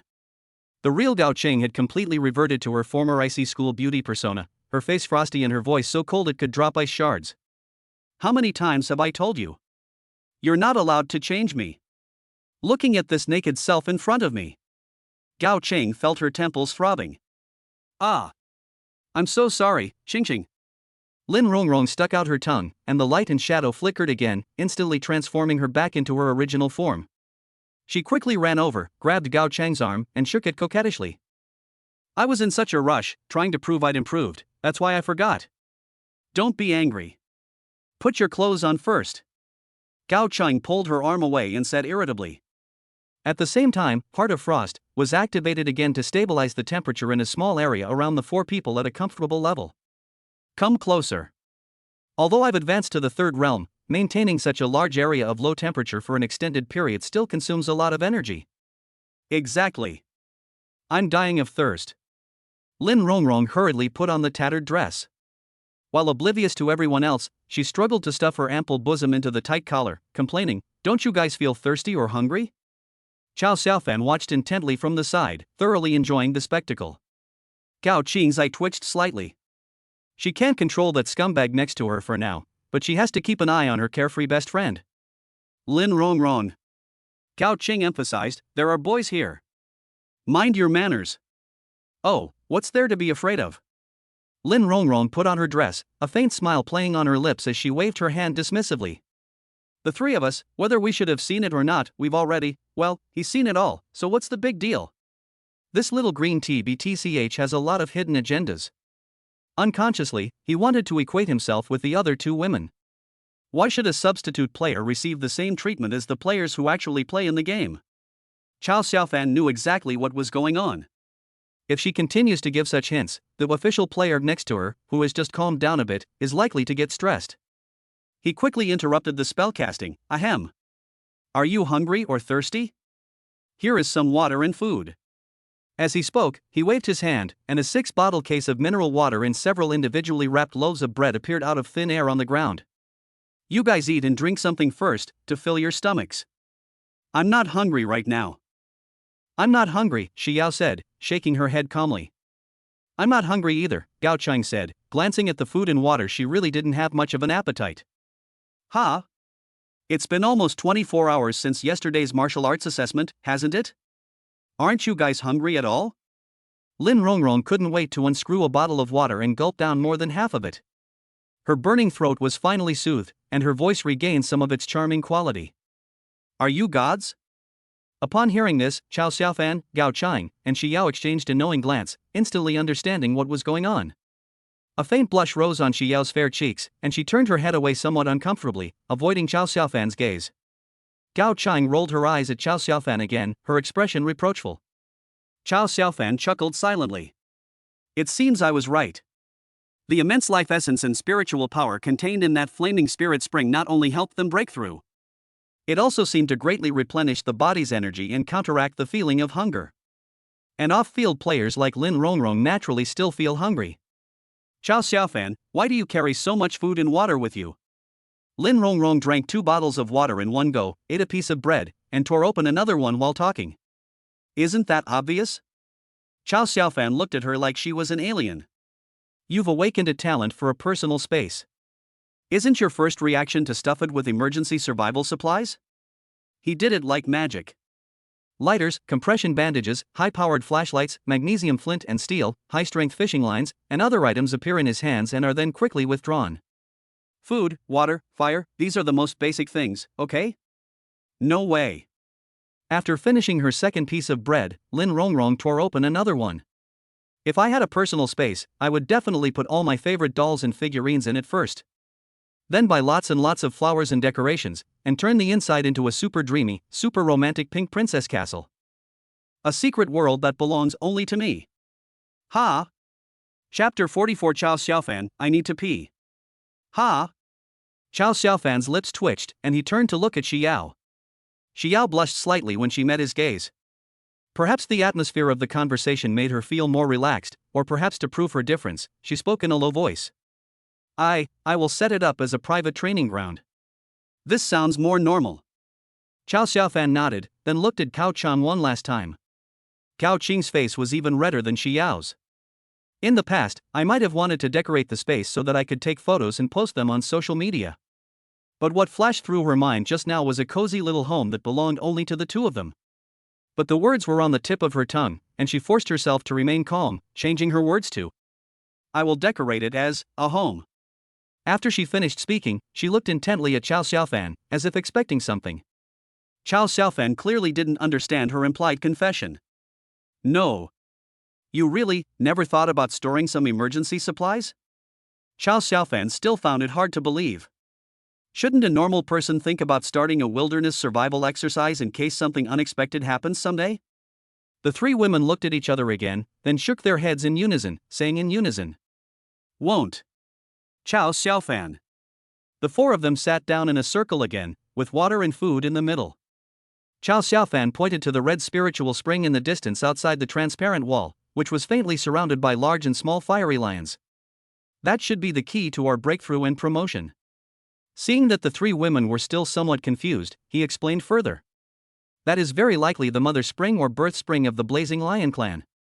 Look, after the newborn lion cubs are carried in and soaked by their mothers, they develop flame-like markings on their bodies. Yesterday I accidentally absorbed a tiny bit of energy from the spiritual spring." Chao Xiaofan made a gesture. "That spiritual spring contains extremely pure energy. It seems unintentionally, I transferred some of the transformed, gentle energy to you through that method." As she said this, Gao Qing and Xiao's faces flushed, as if they were recalling something. "This inadvertently led to your promotion." "Wait a minute." Xiao caught a key point. "How could you absorb the flame lion's spiritual spring? That red spring looks very hot, isn't it burning you?" "I used to frequently enter and exit the outer reaches of the secret realm." Chao Xiaofan glanced at Gao Qing and continued. "I used to frequent the outskirts of the secret realm, and once I ate an unknown red fruit. Since then, my resistance to fire and high temperatures has been much stronger than that of ordinary people, which is why I was able to absorb it with difficulty. With our current strength, we might perish as soon as we leave this space," Chao Xiaofan said, pointing to the fiery lions outside. He paused, his tone becoming serious yet alluring. "The spiritual energy contained in that spring is incomparably pure. It is a rare and precious natural treasure. If we can further absorb and refine it, our strength will surely leap forward once again. At that time, the chances of escaping alive from the depths of this secret realm will be greatly increased." Upon hearing this, Xiao's face flashed with an extremely unnatural expression, and her fair neck turned pink. "If we use him to transmit, then wouldn't that mean?" Gao Qing nodded almost imperceptibly, a fleeting blush crossing her cold, pretty face. She didn't seem to reject this cultivation method, and even seemed to be looking forward to its effects. Lin Rongrong looked around, completely bewildered. "Wait. I don't quite understand what you're saying. What do you mean by transmit? What method?" "We'll discuss these in more detail later," Chao Xiaofan said, standing up. "Use the food and water sparingly. We don't know if we can find other supplies here, or how long it will take to find a way out." After saying that, he vanished instantly. At the same time, the previously transparent space observation cabin became closed again, isolating it from both internal and external views. Chao Xiaofan was moving invisibly, so naturally he couldn't let them see him outside. Outside the space. Blazing mountain lava cave. Compared to yesterday, the number of adult flame lions around the spirit spring has increased significantly. They are either lying down or lounging, seemingly lazy, but their wary eyes occasionally sweep over the spring. I don't know if it was the unusual drop in the spring water level yesterday that alerted the lion pride. Fortunately, the Flameheart talent combined with stealth allowed Chao Xiaofan to move through the lion pack. He had considered leaving the cave to explore the outside world, but the outside world might be more dangerous. At least here he could be temporarily safe thanks to his talent, which was of the same origin as the blazing lion. Chao Xiaofan assessed his own condition. Just yesterday's excessive absorption and subsequent exchange and refinement had allowed his spiritual power and mental power to both break through to the threshold of the second realm. His skin had a faint bronze sheen, but inside there was a golden red hue flowing within, and his physical condition was much stronger than before. As for his special abilities, not only has Flameheart improved significantly, giving birth to his original flame, but his invisibility time has also increased, and his personal space has also become larger. In contrast, staying here and rapidly improving one's strength with the help of the spiritual spring might be the hidden opportunity in this crisis. He lay in wait in a corner of the spring. Whenever a lioness brings her cubs to soak in the spring, he takes the opportunity to quietly dip his palm into the water and absorb energy with all his might. This process was repeated until the energy required to awaken approximately 10 lion cubs was absorbed. Chao Xiaofan felt his body once again filled with the boundless, scorching energy of the spiritual spring. His meridians swelled, his skin began to turn red, and his whole body emitted bursts of steaming heat. Just as he was about to withdraw and return to the space, suddenly, I felt as if my whole body was being burned by fire, and intense pain began to sweep over me. It felt like thousands of red-hot steel needles piercing every cell at the same time, or like magma surging through the blood vessels. Damn! I completely forgot about that. Chao Xiaofan grunted, veins bulging on his forehead, almost losing his invisibility. The IOU for the Blazing Lion Lord's talent has expired. Fire poison backlash has taken effect. Almost at the same moment, the fire poison erupted within his body. Roar! A powerful, majestic, and furious lion's roar, like muffled thunder, resounded from the deepest part of the cave. All the fiery lions, whether lazy or wary, immediately prostrated themselves on the ground at this roar, heads bowed, emitting submissive whimpers. It's that lord. It regained its talent. He could clearly feel that the return of Lionheart Flame had caused the temperature in the entire cave to rise significantly. If we try to steal the spirit spring again later, wouldn't the risk increase significantly? He had personally witnessed the power of the Lord Lion. Let's give it our all. While all the lions were lying on the ground, temporarily unable to attend to anything else, Chao Xiaofan focused all his mental energy on activating his personal space, aiming it at the pool of red spiritual spring. Receive. Without a sound, an invisible vortex appeared in the center of the spring, and in the blink of an eye, the water level dropped by 1/3. Roar! The nearest lioness seemed to sense something was wrong, raised her head, and looked at the spring with a puzzled expression. After doing all this, Chao Xiaofan dared not linger for a moment. He endured the excruciating pain of being burned and ran wildly outside until he could no longer see the spiritual spring, then he plunged into his personal space. Chao Xiaofan. You're finally back. I need to pee. Chapter 45. I want this kind of accident too. I had just returned to the space and hadn't even gotten my footing yet. Lin Rongrong's voice rang out, trembling with sobs, her face turning bright red. In this hot place, you still need to pee? Chao Xiaofan had no time to care at the moment. The pain of being burned by the fire poison distorted his features. His skin was bright red, and wisps of white steam rose from his pores. No time. Wait, he said irritably, his voice hoarse. Lin Rongrong was startled by his appearance. Before she could react, she saw Chao Xiaofan raise his hand and wave. Amidst Qi Yao's astonished gaze and Lin Rongrong's indignant look, Gao Qing and Chao Xiaofan disappeared from their sight again, isolated in another independent space. Are you all right? In the newly partitioned, cramped space, Gao Qing watched Chao Xiaofan's pained and feverish appearance. The blush on her face was replaced by worry. Did I absorb too much? I'm really angry right now. Chao Xiaofan forced out these words through gritted teeth, enduring the excruciating pain. Damn lion, once the fire poison dissipates, I'll drink up all the spiritual spring water in your house. If you can't finish it, you can take it home. Half an hour later. Don't waste it, drink it. This is all purified energy after absorbing the spiritual spring. Chao Xiaofan was panting, her voice still a little hoarse, but the redness and pain on her face had subsided somewhat. Stephen Chow's method of diverting attention and distracting people is still somewhat effective. Gao Qing glanced at him with alluring eyes, a hint of helplessness in them, but ultimately yielded. This obedient appearance stirred Chao Xiaofan's heart again. How come, it was just now? Gao Qing asked in surprise. The residual heat and fire toxins in my body are still stirring, and the vast spiritual spring energy still needs to be further transformed, channeled, and transmitted. Surrounded by monstrous beasts, we need to train even harder and strive to improve our strength in order to escape this perilous situation as soon as possible. Chao Xiaofan took a deep breath and said seriously. This time, it's my turn to move. More than 3 hours later, Chao Xiaofan reappeared in the main space area with a normal expression. Lin Rongrong was seen squatting in the corner, her hands covering her lower abdomen, looking utterly dejected and awkward. An awkward atmosphere filled the space. Chao Xiaofan wrinkled his nose in disgust. How come you're so old and still wet your pants? It's all your fault.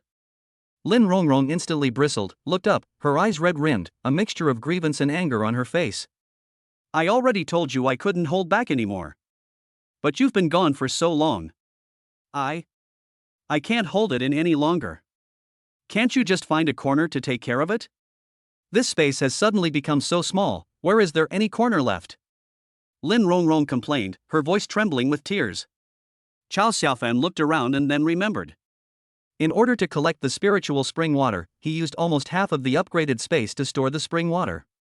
This has resulted in the main activity area being compressed to a very small size. The area where Shi Yao and Lin Rongrong are located is probably less than 2 meters in length and width. There was nothing he could do. The constant onslaught of the fire poison nearly drove him to a mental breakdown. Fortunately, he learned a trick called distraction technique from watching Stephen Chow's movies in his early years. In the movie, Agent 007 was shot in the thigh. In order to remove the bullet, he played a magical videotape, which left a deep impression on him. He applied his knowledge flexibly, upgrading the distraction technique to the real person against distraction technique, which alleviated much of his suffering. With a thought, Chao Xiaofan instantly removed the embarrassing water stain from his space. Who told you to drink so much water before? Look at Xiao, she doesn't drink that much. He tried to change the subject. She and Xingqing don't need to drink water or eat at all. Why is that? Lin Rongrong felt even more aggrieved, then suddenly became alert, looking Chao Xiaofan up and down. Where's Xingqing? What did you do to her? Why didn't she come out? Ahem. We tested the cultivation effects of the spiritual spring, but she fell asleep from exhaustion during her cultivation, Chao Xiaofan said seriously. To be precise, Chao Xiaofan discovered that this cultivation method, combined with the flame heart transformation, allowed the two of them to absorb the energy of the spiritual spring more quickly. Gao Cheng needs him to transform and process the energy before it can be transferred to her in some form to maximize efficiency. However, with such high-intensity training, Gao Cheng, a complete novice, couldn't last long and fell asleep from exhaustion. At this moment, a large portion of the spiritual spring within Chao Xiaofan's body was still being slowly digested. Let Gao Qing rest quietly by herself. She's not in the right state to appear in front of others right now. I want to cultivate too. Lin Rongrong immediately protested, her eyes sparkling as she looked at Chao Xiaofan. You can't do it. Chao Xiaofan refused decisively, his face full of righteous indignation. Why can they? Lin Rongrong pointed indignantly at Shi Yao, who had been sitting quietly beside her the whole time with a slightly flushed face. It was an accident that she and Gao Cheng were able to cultivate with me, Chao Xiaofan explained without changing his expression. It requires a specific energy compatibility and opportunity. I want that kind of accident too. Lin Rongrong thought of the battlefield she saw when she woke up that morning, and combined with Chao Xiaofan's vague words, she seemed to understand something. Her face flushed, and she mustered up her courage to speak. Chao Xiaofan ignored her and began to actively guide the remaining spiritual spring energy in his body while fighting against the burning pain from the fire poison that still flared up from time to time. If I dragged you to create an accidental cultivation session in front of Shi Yao, wouldn't my image be ruined? Just kidding, I, Chao Xiaofan, am a respectable person. When I calmed down, the pain became even clearer. The Lord Lion's fiery poison was like a maggot clinging to his bones, constantly burning his veins and flesh. The flame heart talent protects the heart and body, preventing serious injury. The energy of the spiritual spring is like the finest repair fluid and nutrient, constantly repairing damage and strengthening the foundation. This caused his body to resemble a piece of refined iron that had been repeatedly forged. Burning in the blazing flames and tempered in the spiritual spring, impurities seem to be gradually removed, and the physique slowly and steadily transforms towards becoming more resilient and stronger. However, the refining speed of the spiritual spring was still not fast enough, so Chao Xiaofan closed his eyes and began to cultivate the Vajra skill. The refining speed of the spiritual spring was indeed faster, but it was not as obvious as the effect of practicing after eating the waist-strengthening herb. It's possible that the energy of the kidney-strengthening herb is directed towards the kidneys, and given my own talent for strengthening the kidneys 22 times over, the refining effect is extremely good. After practicing for a while, Chao Xiaofan stopped. Although the effect was good, the intense pain from the fire poison made it impossible for him to concentrate on his cultivation. Chao Xiaofan. At that moment, a voice, calm yet tinged with hesitation, rang out. Chao Xiaofan opened his eyes and saw that Shi Yao had walked up to him at some point and was leaning down to look at him. The girl had already tied her hair back into a ponytail. Although her eyes were still slightly red, her gaze had regained its clarity and calmness, though a complex mix of emotions lingered deep within. I want to go out and see the world. Xiao looked directly into his eyes, her tone filled with pleading and determination. May I? Chapter 46. Slow down, it's so bumpy. Sure.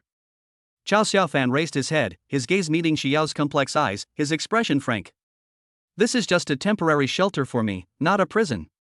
You are free to leave whenever you wish. I will never forcibly stop or restrict you. His tone was calm, yet carried an undeniable seriousness. I didn't mean that. A hint of panic and shame flashed across Xiao's face as she quickly waved her hands in denial. With Gao Qing gone, the space lost its sustained low temperature, and the temperature rose back to a stuffy state. Fine beads of sweat appeared on her forehead. His thin short-sleeved t-shirt was soaked with sweat and clung to his skin.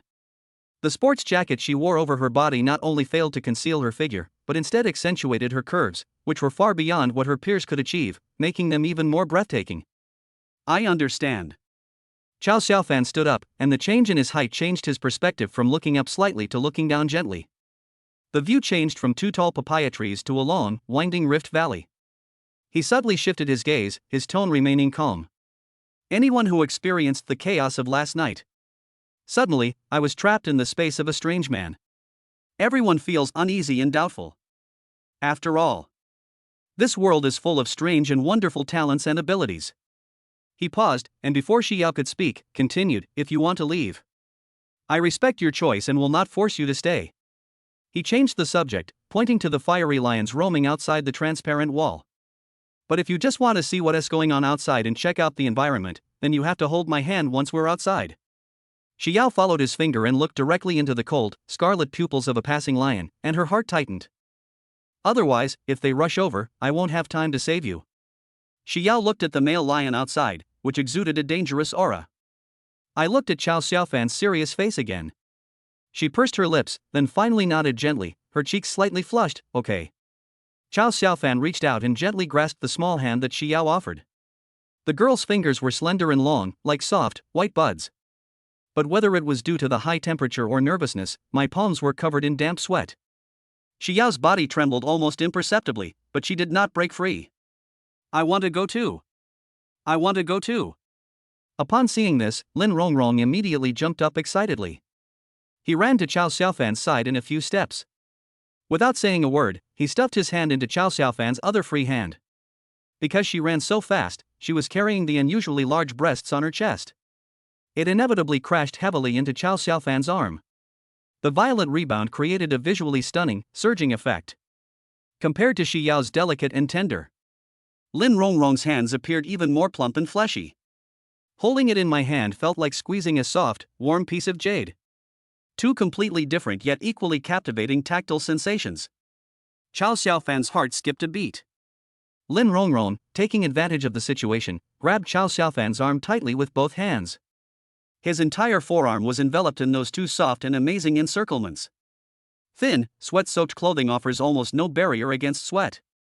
The burning body heat and amazing elasticity were clearly felt through the fabric. This deadly touch made Chao Xiaofan somewhat distracted. Let's go. Let's hurry up and go.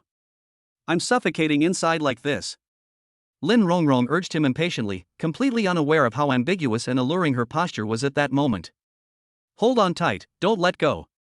Chao Xiaofan took a deep breath, suppressed his distracting thoughts, and his mind stirred. Whoosh! The three held hands, or rather, Chao Xiaofan was tightly wrapped on both sides. They instantly appeared in a scorching hot lava cave. Without the isolation of the personal space. A tangible, scorching wave of heat, carrying the smell of sulfur, crashed down on my face. The two women were instantly breathless. Wow! It's so hot. My skin feels like it's on fire. Lin Rongrong immediately stuck out her tongue and complained, sweat pouring out instantly. Xiao also felt a tightness in her chest and her breathing became somewhat difficult. The high temperature caused her fair skin to turn red quickly. Keep your voice down. Chao Xiaofan's expression hardened, and his sharp gaze swept around. It's too late.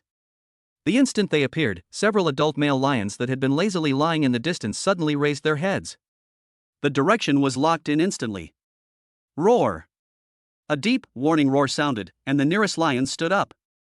With its strong limbs striding forward, carrying heavy steps and waves of heat. Approach them quickly. Chao Xiaofan sighed inwardly. As expected, without the flame heart, emitting the same aura, Xiao and Lin Rongrong were like torches in the dark night. He knew that showing himself openly with both of them in this territory was tantamount to suicide. But he understood Xiao's anxiety. In such an absurd and dangerous situation, any person with independent consciousness would instinctively want to confirm their surroundings. They prevented her from seeing the outside world and forcibly confined her to a space. It will only exacerbate her anxiety and suspicion. Everyone has the right to choose their own path. Chao Xiaofan has neither the power nor the desire to truly imprison anyone. It was only because Chao Xiaofan was a kind-hearted young man that he couldn't bear to see a young girl die tragically in the mouth of a monster. As more and more fiery lions gathered around, the low growls rose and fell, forming a vague encirclement. The most recent ones have entered the sprint distance. Run! Chao Xiaofan gave a low shout. There wasn't time to explain further.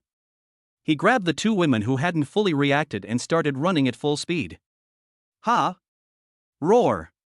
A scorching red-gold pillar of fire spewed from the mouth of a fiery lion on the side, carrying devastating heat, and shot straight at the backs of the three people. Lower your head. Chao Xiaofan slammed the two women's heads down. Call. The scorching flames barely grazed their scalps. It slammed hard into the rock wall in front of it and exploded with a loud bang. Sparks of lava flew everywhere, and molten rock flowed down the walls. It hissed and crackled in the cave, leaving behind a charred mark. The heat wave made my neck ache. Xiao's face turned pale instantly, and Lin Rongrong let out a short, terrified scream. Left. This way. The entire cave is like a maze. The three of them started running around aimlessly like headless flies. Chao Xiaofan. Slow down. Lin Rongrong was panting heavily. The heavy burden on his chest became a huge hindrance during this intense run. It left her breathless.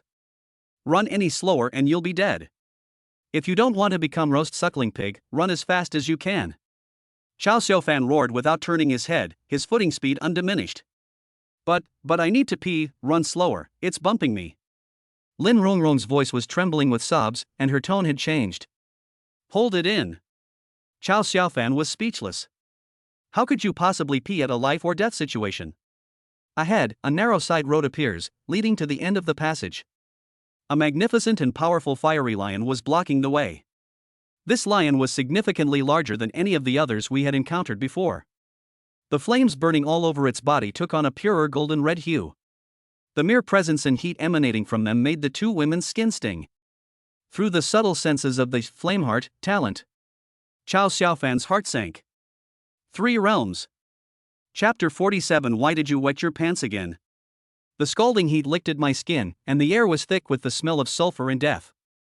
Flaming lions surrounded them from all directions, their flames flickering like beacons in the dim cavern, creating a pervasive sense of panic. Lin Rongrong's face turned pale, and she squeezed her legs together, feeling an even stronger urge to urinate. But she bit her lip tightly, not daring to make a sound, for fear of becoming the target of fire. Xiao looked at the majestic lion from the 3 realms blocking her way. A hint of confusion flashed in his eyes, which was then replaced by an almost obsessive determination. She abruptly shook off Chao Xiaofan's tightly gripped hand. The next moment, Xiao took a deep breath, and the invisible spiritual power around her surged and condensed like a storm. Instead of retreating, she charged forward towards the 3-realm lion. Is she planning a desperate gamble? Xiao's eyes shone brightly, and an invisible psychic force rapidly compressed in front of her. Transforming into an invisible giant hand, she used all her spiritual power to fiercely grab at the lion's enormous head. Her target is the brain, attempting an internal breakthrough. This is the strongest attack she can currently launch. However, before she could even get close, the 3rd realm blazing lion had already moved, though it didn't make any significant movements. It merely snorted slightly in impatience, and a flash of golden red light appeared deep in its throat. Roar! A golden red flame, like an angry dragon, burst forth and instantly collided with the giant hand of psychic power that Xiao had condensed. Puff! Xiao's mental attack, which she had focused all her attention on, lasted for less than half a second, as fragile as a bubble, and was instantly shattered. Xiao's body trembled violently, and her face turned ashen white in an instant. My brain felt as if it had been hit hard by a sledgehammer, sending waves of sharp pain and dizziness through me. How could the strength gap between the second and third realms be so large? Great talent only means a potentially higher ceiling in the future, it doesn't guarantee survival to the end. Her sister's serious words of admonition echoed clearly in her mind at this moment. I always thought my older sister was too cautious. Only now do I understand. The gap in strength is cruel and real. It was experience gained through blood and fire. Ah! As flames erupted, Lin Rongrong screamed from the side. Her cries carried a hint of tenderness and a sense of release and liberation. It seemed particularly eerie at this critical juncture of life and death. There was no time to think it through. Chao Xiaofan first sent Lin Rongrong back into his spatial dimension. Immediately afterward, he pushed off with his feet and darted forward. Suddenly, he grabbed Xiao, who was standing there dumbfounded, and tried to roll away to the side. Careful! Boom! Almost simultaneously, a golden red pillar of fire grazed Chao Xiaofan's back and crashed to the ground. The lava floor was blasted open, leaving a shockingly large crater.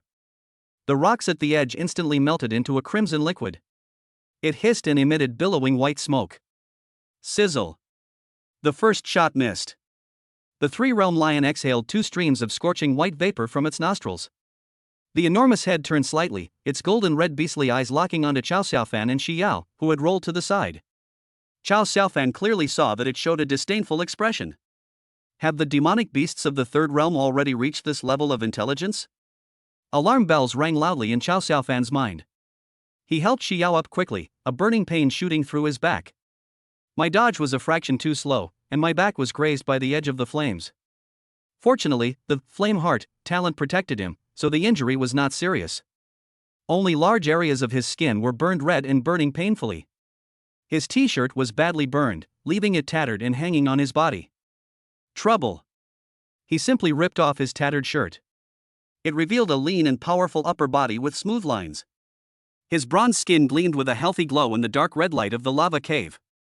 The muscles aren't exaggerated, but they contain explosive power. Xiao's face flushed slightly, as if she was thinking about a scene from last night, and then she drifted off into thought. At this moment, the pursuing pride of lions had surrounded them, completely blocking their retreat. At a glance, there were at least 7 or 8 blazing lions surrounding them, one of which was at the third realm. The scorching heat pressed in from all directions. Chao Xiaofan was panting heavily, his face grave. This experience made him realize the true state of affairs, especially since he hadn't been able to borrow these abilities. The survival rate in this secret realm is basically 0. No wonder people are terrified of the secret realm. There are too many lions, there's nowhere to run. I need to go back to my space for refuge. He paused, his gaze fixed on Xiao's still somewhat unfocused eyes. Do you want to come in with me? This is the limit of what he can do. Bringing her out to witness dire situations firsthand, risking my life to save her once, giving her the right to choose. If this still doesn't make her face reality, then there's nothing he can do. We can't really risk our lives here. Xiao's dazed gaze slowly focused. She looked at the shirtless, tall boy standing in front of her. He nodded subconsciously. Fu Chao Xiaofan secretly breathed a sigh of relief. Surrounded by demonic beasts, Chao Xiaofan reached out again and gently took Xiao's hand once more. Xiao was slightly taken aback, feeling the warmth and firmness from that hand, as if it enveloped her unease. Then the light gradually returned to her eyes. Whoosh! The next moment, the 2 figures disappeared from the spot. Several streaks of fire struck the rock wall, and the confused and angry roars of the lions echoed for a long time in the lava cave. After returning to the space, Gao Qing has woken up and is asking Lin Rongrong about the situation outside. Chao Xiaofan and Xiao suddenly appeared, holding hands. Her brow furrowed almost imperceptibly. His gaze lingered for a moment on their tightly clasped hands. She gave Chao Xiaofan a resentful look, then quickly regained her composure. Chao Xiaofan. Lin Rongrong crossed her legs awkwardly. Her voice trembled with embarrassment. In your survival supplies, did you prepare clothes and pants? The familiar yet awkwardly subtle scent once again filled the air. Gao Cheng also looked speechless, rubbing her forehead and not knowing what to say. Why did you wet your pants again? Can't you drink less water? Chao Xiaofan said speechlessly. That's so scary. Lin Rongrong's face turned bright red, almost bleeding, filled with both shame and anger. With a sob in her voice, she protested, that lion. It was so big. So fierce. When the flames came shooting at me, I saw it, my mind went blank, and I just couldn't control myself. Her voice grew softer and softer as she spoke, until she almost buried her head in her chest, feeling utterly ashamed and indignant. I was wondering why that sounded a bit strange. Chao Xiaofan stroked his chin, seemingly lost in thought. You still dare to say that? Lin Rongrong stomped her foot in anger, her posture awkward, but she felt like tears were about to well up in her eyes. Here you are. As if by magic, Chao Xiaofan produced a pair of unopened black stockings and a clean, pure white men's short-sleeved t-shirt in his hand. That's all. Take it or leave it. Lin Rongrong and Gao Qing's eyes were simultaneously drawn to the pair of stockings. How come you always carry women's stockings with you? Chapter 48. Wouldn't that mean a state of vaporization? Lin Rongrong's eyes widened, and she asked suspiciously. Chao Xiaofan, you don't have any special fetishes, do you? Gao Cheng also cast a curious glance at her. Hey! Can't you guys have some healthier ideas? Don't be so filthy, okay? Chao Xiaofan rolled her eyes dramatically. Stockings have a huge use in the wild. What use is it? Gao Qing couldn't help but ask. Wearing them on your feet can keep you warm and prevent mosquito bites. Twisting them into a rope can make a rubber band or bandage. They can also be used as a simple water filter. Tearing them apart can even make a makeshift fishing net. If all else fails. Chao Xiaofan paused. Put this over your head and go rob a bank. Such a useful thing. I'd like to prepare some just in case. What's wrong with that? It's perfectly reasonable, isn't it? He waved the stockings and t-shirt in his hand. So, do you want it or not? If not, I'll keep it. Yes, I want it. Lin Rongrong exclaimed hurriedly. After taking the clothes, she asked hesitantly in a low voice. So, do you have underwear? Chao Xiaofan, who played Lin Rongrong, almost laughed out of anger.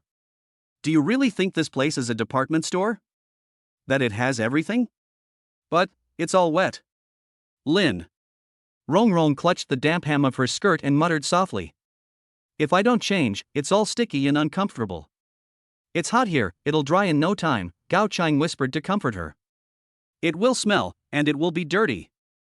Lin Rongrong frowned in disgust. I don't want it anymore. Gao Chang frowned even more. How can that be? There are still boys here. He can't see inside. Lin Rongrong glanced at Chao Xiaofan and muttered something. That won't do either. Gao Qing's attitude was very firm. Dealing with a scheming, manipulative best friend requires strict vigilance. Chao Xiaofan, I need to change my clothes. Lin Rongrong turned to Chao Xiaofan and demanded with a matter of course. I want a separate, private space. Oh? So you finally learned to be shy? Lin Rongrong is a typical master of verbal sparring, the kind of person who pretends to be an experienced driver even though she hasn't gotten her license yet. Although she said things like, I've already been seen naked anyway, so it doesn't matter, she was actually incredibly shy. But Chao Xiaofan actually wanted to say that there was no need to go to a separate space. Because within this space, he can see anything he wants to see. He raised his hand and waved, and Lin Rongrong, along with the clothes in her hands, instantly disappeared from the spot and was separated into a small, private room. A moment later, Lin Rongrong appeared looking completely refreshed. A moment later, Lin Rongrong changed her clothes. She took off her old, tattered dress, and Chao Xiaofan's white t-shirt looked like a short skirt on her. She was wearing those black stockings underneath. The silky material clung to her voluptuous legs, gleaming alluringly in the dim light of the room. A typical no-pants look.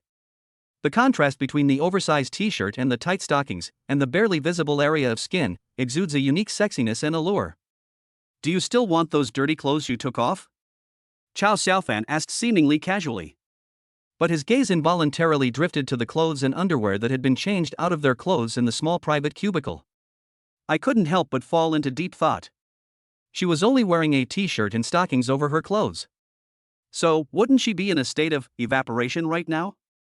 Hiss. Chao Xiaofan immediately felt that the temperature around him seemed to have risen a few degrees. No. It's filthy, throw it away. Lin Rongrong replied without hesitation. Wait. Don't throw it away yet. Gao Cheng clearly caught the change in Chao Xiaofan's eyes in that instant, and alarm bells went off in her mind, filled with jealousy. She pulled Lin Rongrong to her side, lowered her voice, and spoke reproachfully. What's wrong with you? There are boys in here. How can you not wear anything underneath? What kind of behavior is this? That dress is dirty and torn, and there's blood and, well, how am I supposed to wear it? Lin Rongrong defended herself, feeling wronged. And his t-shirt is pure cotton, very thick, and not see-through at all. Look. To prove it, she pressed the fabric of her t-shirt against her skin. Sure enough, under the thick pure cotton material, only two small raised outlines could be vaguely seen, and the color was completely invisible. Gao Chang opened her mouth, but for a moment she couldn't find the right words to refute. But she felt uneasy, as if her territory had been quietly invaded in some way. Snort! In the end, she could only snort coldly, turn her head away and ignore Lin Rongrong, sulking to herself. Lin Rongrong blinked, seemingly unaware of why Gao Chang was angry. She shuffled over, her legs encased in black stockings, and clung to Gao Chang's arm, acting coquettishly. Xing, don't be angry. At this moment, Xiao, who had been sitting quietly to the side, silently processing the thrilling experience and complex emotions she had just experienced, slowly stood up. Gao Chang immediately became alert and signaled Lin Rongrong to be quiet. Xiao walked up to Chao Xiaofan and stopped. Then, she straightened her back, gazed at Chao Xiaofan with clear and sincere eyes, and bowed deeply and solemnly. Thank you, her voice was clear and firm, you saved me again. She straightened up, lowered her head slightly, her long eyelashes drooping, and her voice trembled slightly. I actually doubted you before. I'm sorry. I was too presumptuous and impulsive. Facing the terror of the blazing lion pack firsthand, especially the despairing gap between them and the three realms of demonic beasts, brought her to a complete awakening. Without Chao Xiaofan, let alone in the depths of this secret realm, she was probably already dead in that altar space. Thinking back, the reason I was suddenly captured and brought to the altar space must be because of that villain who fought with my sister, who was just trying to threaten her. Thinking about how his arrogance might have already implicated his sister, Xiao's heart felt as if it were being tightly gripped by an invisible hand, aching and suffocating. Her eyes, which had just regained some light, dimmed again, filled with self-blame and worry. It's fine.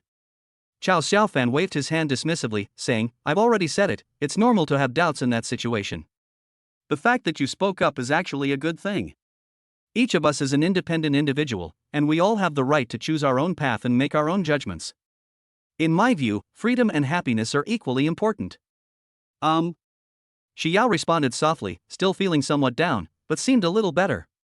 She pointed to Chao Xiaofan's back. Your injury, is it all right? It looks so red. Huh? On the back? Chao Xiaofan twisted his neck, trying to turn around and look. I can't see it myself. But it doesn't hurt much, it should just be a superficial injury, nothing serious. You're injured? Upon hearing this, Gao Cheng immediately forgot her sullenness and hurriedly turned around and walked over. He nervously circled around behind Chao Xiaofan to check. It was only then that she blushed and realized that Chao Xiaofan had been shirtless the whole time. He didn't seem to find it unusual because he was used to Chao Xiaofan's shirtless appearance. Chapter 49 You're so naughty. I like it so much. This realization made her cheeks flush slightly. But when she saw the large patch of red on Chao Xiaofan's back that stretched from his shoulders to his waist, her heartache instantly overwhelmed her shyness. This isn't serious? It's all red. Gao Qing reached out her hand, her fingertips lightly tracing a spot an inch away from the wound, not daring to actually touch it. Doesn't it hurt? Chao Xiaofan laughed and said, It doesn't hurt. I have high fire resistance, this minor injury should be healed by tomorrow. Be careful. Gao Cheng couldn't help but scold, if something happens to you, what will happen to the three of us? It was my fault. Xiao quickly spoke up, it's all my fault for insisting on going out to see what was going on. Snort. Gao Cheng glanced at her and gave a soft snort. Since Xiao apologized, she couldn't continue to scold her. Oh ho! Chao Xiaofan found it amusing to watch from the side. Gao Qing's demeanor is quite reminiscent of an empress dowager, managing this and reprimanding that. He couldn't help but smile, a slight upturn to his lips. You're still laughing. Gao Qing caught his smile and became even angrier. Night. Chao Xiaofan and Gao Qing entered a separate small space again. Another period of arduous training ensued. After several hours of instruction, Chao Xiaofan finally made a major breakthrough, teaching Gao Cheng a new move. Although Gao Cheng is hardworking, she lacks experience and often seems overwhelmed. Overcoming great challenges and overcoming difficulties requires a long period of instruction. During the MVP award ceremony, Gao Chang nestled against Chao Xiaofan's chest, resting her chin on her hands, and said coquettishly, "You're so mean." Chao Xiaofan looked down at her. "What's wrong? You gave Rongrong those clothes, and then you treated Xiao like that." Gao Qing's voice was muffled, and her fingers unconsciously drew circles on Chao Xiaofan's chest. "What?" Chao Xiaofan asked, raising an eyebrow. "You're so good to her, you let her have her way with everything." Gao Chang looked up, her eyes sparkling in the dim light, and murmured softly, "If she wants to go out, you take her on an adventure. If she makes a mistake, you don't blame her, you comfort her, you do everything she wants." She paused, then lowered her voice even further. "Why is she so mean to me? How have I done anything wrong to you?" Chao Xiaofan looked at Gao Chang with a half smile. "You only gave me 10 seconds to think. How heartless. You didn't give me any leeway at all." "You're such a bad guy," Gao Chang said with a huff. "So, do you like it or not?" Chao Xiaofan lifted Gao Chang's chin. Gao Qing's body trembled slightly, her cheeks flushing crimson instantly. The slight resentment and jealousy she had felt earlier seemed to dissipate in the warmth of their intimacy. She buried her burning face back into Chao Xiaofan's neck, whispering almost inaudibly and shyly, I like it so much." Although the days of cultivation were enjoyable, Chao Xiaofan and Gao Chang were able to maintain their strength for the time being, but Lin Rongrong and Shi Yao, who did not participate in cultivation, were facing a food crisis. When Chao Xiaofan was preparing emergency supplies, he only estimated enough for one person for 2 days. He never expected it would turn into a desperate situation where 4 people were trapped. After the initial shock, Lin Rongrong's survival instinct seemed to have completely transformed into her appetite, and she ate most of the compressed dry food and bread in one day. "And I'd almost finished all the water, and then I got peed on." Shi Yao did not participate in the subsequent cultivation. After the energy nourishing her body from the spiritual spring was exhausted, she also began to feel thirsty, and Chao Xiaofan noticed her occasional unconscious swallowing. If they continue to hold out, he and Gao Chang might be able to hold on a little longer. But Lin Rongrong and Shi Yao will probably starve to death here. On the 3rd day after entering the secret realm, estimating that it should be the darkest hour before dawn outside, Chao Xiaofan quietly left the space. He remained invisible and began cautiously exploring for a way out in the scorching, silent, labyrinthine lava cave. The cave's complexity far exceeds expectations. Yesterday, I led Shi Yao and the others on a desperate escape, and we felt like we had gone far away. But after several twists and turns, we vaguely saw that spiritual spring again. This place is like a maze. Today, Lingquan is under heavy security. The sudden drop in the water level of the sacred spring yesterday clearly startled the lion pride. The small spring was surrounded by a dense swarm of fiery lions, making it impossible to pass through. Several exceptionally majestic lions stood like guards, their scarlet eyes constantly scanning the surroundings. "I just drank some of your water, why are you making such a fuss?" Chao Xiaofan secretly grumbled to himself, then abandoned the idea of taking a little more and focused on finding the way. Boom! A terrifying roar, seemingly coming from the depths of the earth, suddenly exploded. The entire mountain trembled violently, like a giant shaking a box. The earth shook violently, and loose rocks poured down like a torrential rain. Earthquake? Or a volcanic eruption? Chao Xiaofan's heart tightened. Before I could react, a chilling sound of rocks cracking came from above. Crack boom! Huge chunks of lava fell like meteorites. The passage collapsed instantly, and scorching magma spewed out from the cracks. "Depend on." Chao Xiaofan only had time to mutter curses under his breath as his mind raced. Whoosh! The figure vanished the moment the last boulder struck, returning to its personal space. Bang! Through the transparent barrier, he watched helplessly as the spot where he had just been standing was completely swallowed up by tons of rocks and molten lava. The scorching heat wave caused the spatial barriers to distort slightly. My back was instantly soaked with cold sweat. A matter of life and death. While Chao Xiaofan was still in shock, an even more astonishing change suddenly occurred. The continuously collapsing rock layers above seemed to be forcibly torn apart and blown away by an irresistible force. A huge skylight was forcibly torn open in the closed cave ceiling. The outside sunlight mingled with the dark red of the lava cave. Light poured down from that skylight, illuminating the scene of utter devastation. Immediately afterwards, a figure floated swaying in mid-air. Chao Xiaofan and the 3 women who had been awakened in the space all held their breath and stared intently.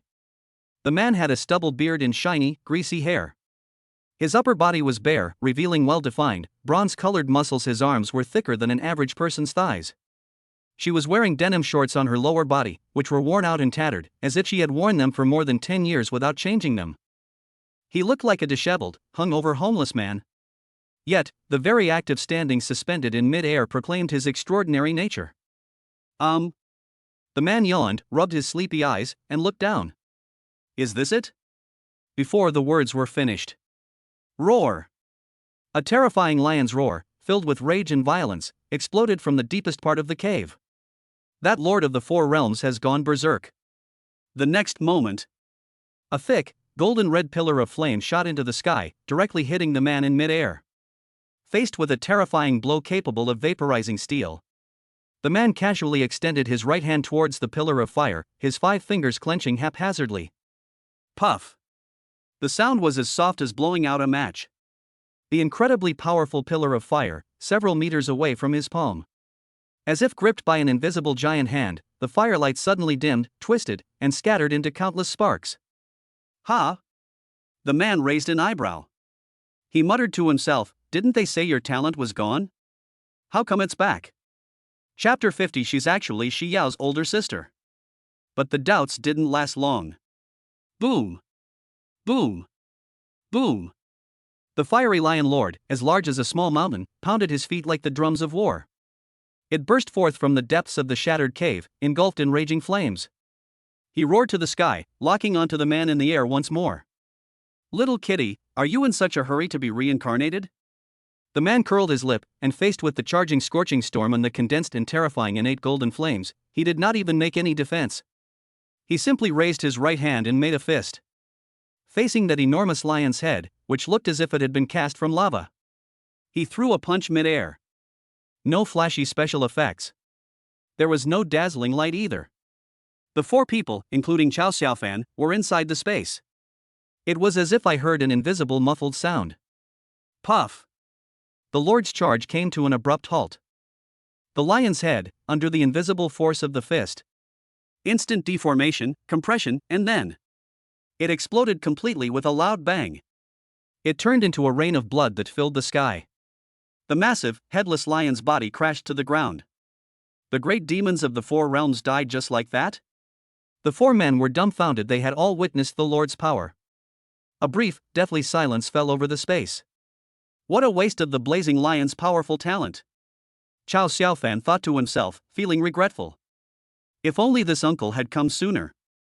You dare to cause trouble in the human realm, causing the deaths of so many young men. Today, I'll make sure you have no descendants. The man cursed, then raised his right fist and began to gather his strength towards the entire volcano below. His arm muscles swelled slightly, and a terrifying aura that sent shivers down one's spine spread out. What is he going to do? The 4 people inside the space stared at the man in horror. He wouldn't blow this place up with one punch, would he? Lin Rongrong's voice trembled. I don't think so, right? Chao Xiaofan swallowed hard, feeling uncertain.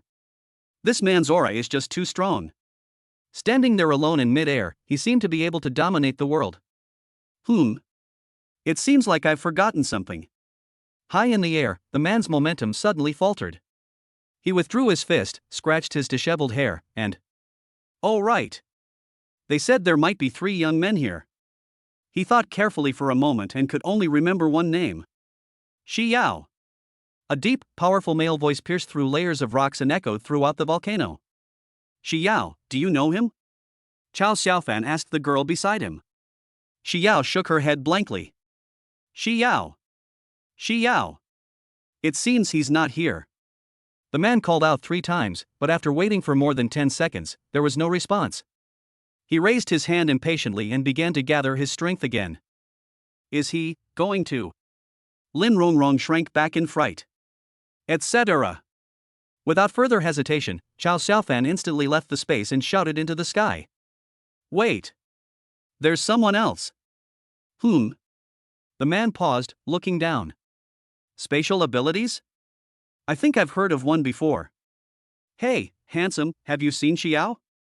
The next instant, the man, speaking Mandarin with a Cantonese accent, appeared in front of Chao Xiaofan as if by teleportation. Extremely fast. Uncle, what do you want with Xiao? Chow Xiaofan suppressed his shock and asked. Hey handsome, I've only just turned 30. Isn't it a bit much for you to call me uncle? The man glared at him, clearly displeased. You look like you're 40. Chow Xiaofan thought to himself, but dared not say it aloud. Big brother. My name is Li Er. Someone asked me to come here to find 3 people. Li Er sized up Chow Xiaofan. You're one, but have you seen the other 2 girls? I know where they are. Chow Xiaofan looked serious. But I need to know first who asked you to do this. Handsome guy, you've got guts. Li Erfei nodded approvingly. There aren't many people who dare to talk to me like that. It was Shiyu from Jinchuan Division who asked me to find her sister.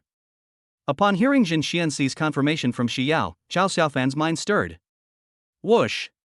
Xiao, Gao Chang, and Lin Rongrong appeared beside him instantly. Uncle! I'm Xiao.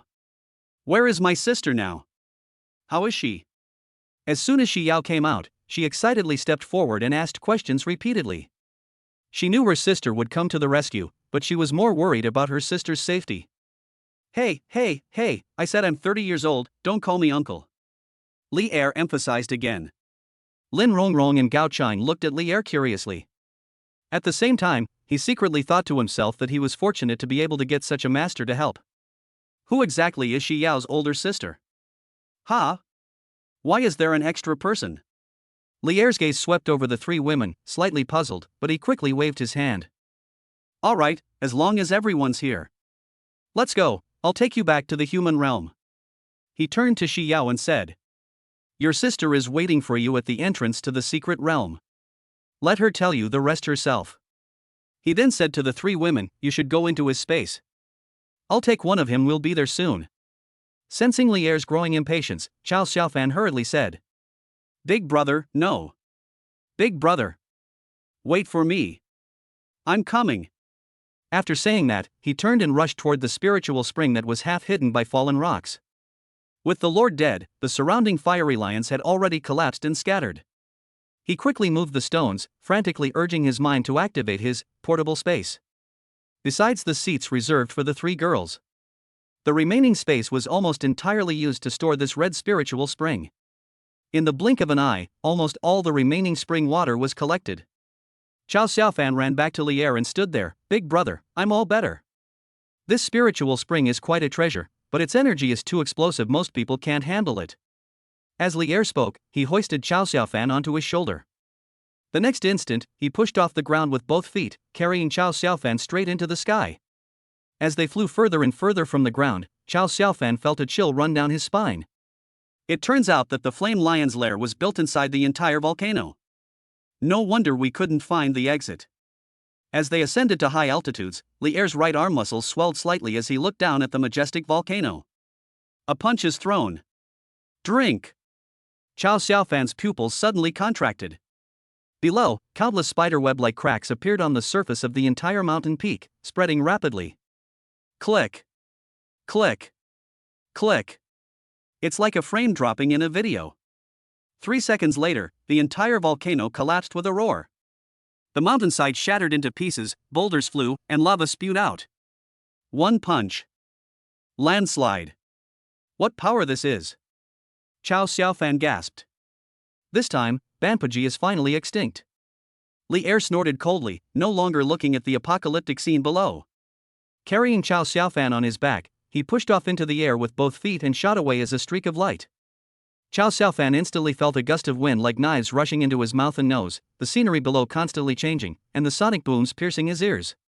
After an unknown amount of time, when his feet touched the ground again, his legs went weak, he gagged, and felt uncomfortable all over his body. It calmed down a bit. Chow Xiaofan barely managed to lift his head, and a familiar figure in a black cloak came into view. Is it her? That graceful figure draped in black robes, whom I once longed for. She nodded slightly and respectfully said to Li Er, seniorly. Your sister is in his space. After saying that, Li Er disappeared in a flash. The moon, is that her? She's actually Xiao's older sister? Hiss. Chow Xiaofan's heart was in turmoil. Not only with her, but also with her sister. Wrong. She? Then, I took her sister. His chaotic thoughts made his scalp tingle, and he subconsciously looked away. Shiyu, too, was experiencing a surge of emotions at this moment. She recalled her several ambushes of Chao Xiaofan. Thinking about it carefully, this was actually the first formal meeting between them while both were sober. Upon thinking of this, a faint blush appeared on Shiyu's usually icy face. She also felt a little guilty and slightly averted her gaze. Chapter 51. How many people can grow this big? The air fell silent for a moment, filled with an indescribable subtlety. Sister. Xiao's figure appeared as Chao Xiaofan released his thoughts. She spotted the familiar black figure at a glance. The pent-up grievances, fears, and worries of the past few days, like a flood bursting its banks, instantly overwhelmed my defenses. Like a fledgling returning to its nest, she ran towards Xie, her cries tinged with tears, filled with dependence and the excitement of surviving a catastrophe. Shiyu instantly gathered all her chaotic thoughts. A genuine warmth and relief rippled in his cool eyes. She opened her arms and caught her younger sister, who rushed into her embrace, holding her tightly. His chin gently rested on Xiao's soft hair, and his nerves, which had been tense with worry for a long time, finally relaxed a little at this moment. Are you all right, Yao Yao? Her voice still carried its usual cool and aloof quality. Sister, I'm fine. Xiao turned around, and Shiyu quickly glanced over. After finding that her younger sister was indeed all right, she breathed a sigh of relief. It's good that you're all right. Although her tone was calm, her slightly trembling voice betrayed the turmoil in her heart. Chao Xiaofan stood to the side, watching the sisters embrace. It should have been a heartwarming scene, but his gaze wandered, and he felt inexplicably guilty. Thanks to Chao Xiaofan. Chao Xiaofan's ears perked up again. Although they had rehearsed their statements beforehand, he couldn't help feeling a little guilty. Upon hearing this, Shiyu looked at Chao Xiaofan with a complicated expression. Their gazes met in the void, then simultaneously and tacitly looked away. Gao Chang and Lin Rongrong were also released from the space one after another. The two stood behind Chao Xiaofan with curiosity and apprehension, sizing up Shiyu, this important figure who belonged to the legendary Jinchuan division and was able to mobilize such a peerless master to rescue his sister from the secret realm. Hey, Xingxing, don't you think Xiao's older sister looks a little familiar? Lin Rongrong leaned close to Gao Qing's ear and whispered something. She was still wearing that white t-shirt and black stockings outfit that featured the no-pants look. Once back in a familiar and safe environment and out of her predicament, she regained some of her usual liveliness and gossip. Isn't it normal for older and younger sisters to look alike? Gao Qing casually replied that her heart was now entirely devoted to Chao Xiaofan. Even the scoundrel has moments of guilt. Seeing his somewhat embarrassed appearance in front of his elders, she felt a strange sense of relief. Gao Chang blushed, even showing a hint of anticipation, while Chao Xiaofan remained cautious and reserved upon meeting his parents. No. Lin Rongrong frowned, trying hard to recall. Her ability to transform makes her exceptionally sensitive to the appearances and shapes of others. I'm sure I've seen this somewhere before. It's through Yao Yao, let me think. Ah! I remember now. Lin Rongrong suddenly exclaimed, her voice not loud, but full of surprise. Keep your voice down. Why are you making such a fuss? Gao Chang was startled and gave her a light push, sounding annoyed. Xingqing. It's true. I remember. This time, Lin Rongrong lowered her voice even further and leaned closer mysteriously. I told you to keep your voice down, but you don't have to act like a thief. Gao Chang was speechless. Lin Rongrong ignored them and whispered in Gao Qing's ear, it was that day. In the grove of trees on the outskirts of the secret realm. Gao Cheng didn't react for a moment, her eyes showing confusion. Lin Rongrong was so anxious that she started gesturing with her hands, especially drawing an extremely exaggerated arc on her chest that was far beyond her own size, her expression vivid. It's that, the one who's incredibly gifted. The one who was hugging Chao Xiaofan in the woods. That's her. What? Gao Qing shuddered, her pupils dilating slightly. Lin Rongrong's reminder caused the blurry image of the woman with Chao Xiaofan in the dim woods to suddenly overlap with the powerful and aloof Jinchuan division commander in front of him. It's no wonder she couldn't remember. The contrast between the two figures was just too stark. One is a dignified, powerful, and awe-inspiring Jinchuan division expert, the other is someone in the wilderness with a high school student. This stark contrast in imagery caused Gao Qing's mind to momentarily malfunction. It can't be wrong, Lin Rongrong said in a low voice, and then she began her argument. Look how big she is. How many people can grow that big? I remember her features perfectly. This level of beauty is very rare. Her waist is so tiny, and her waist to hip ratio is amazing. It has to be her.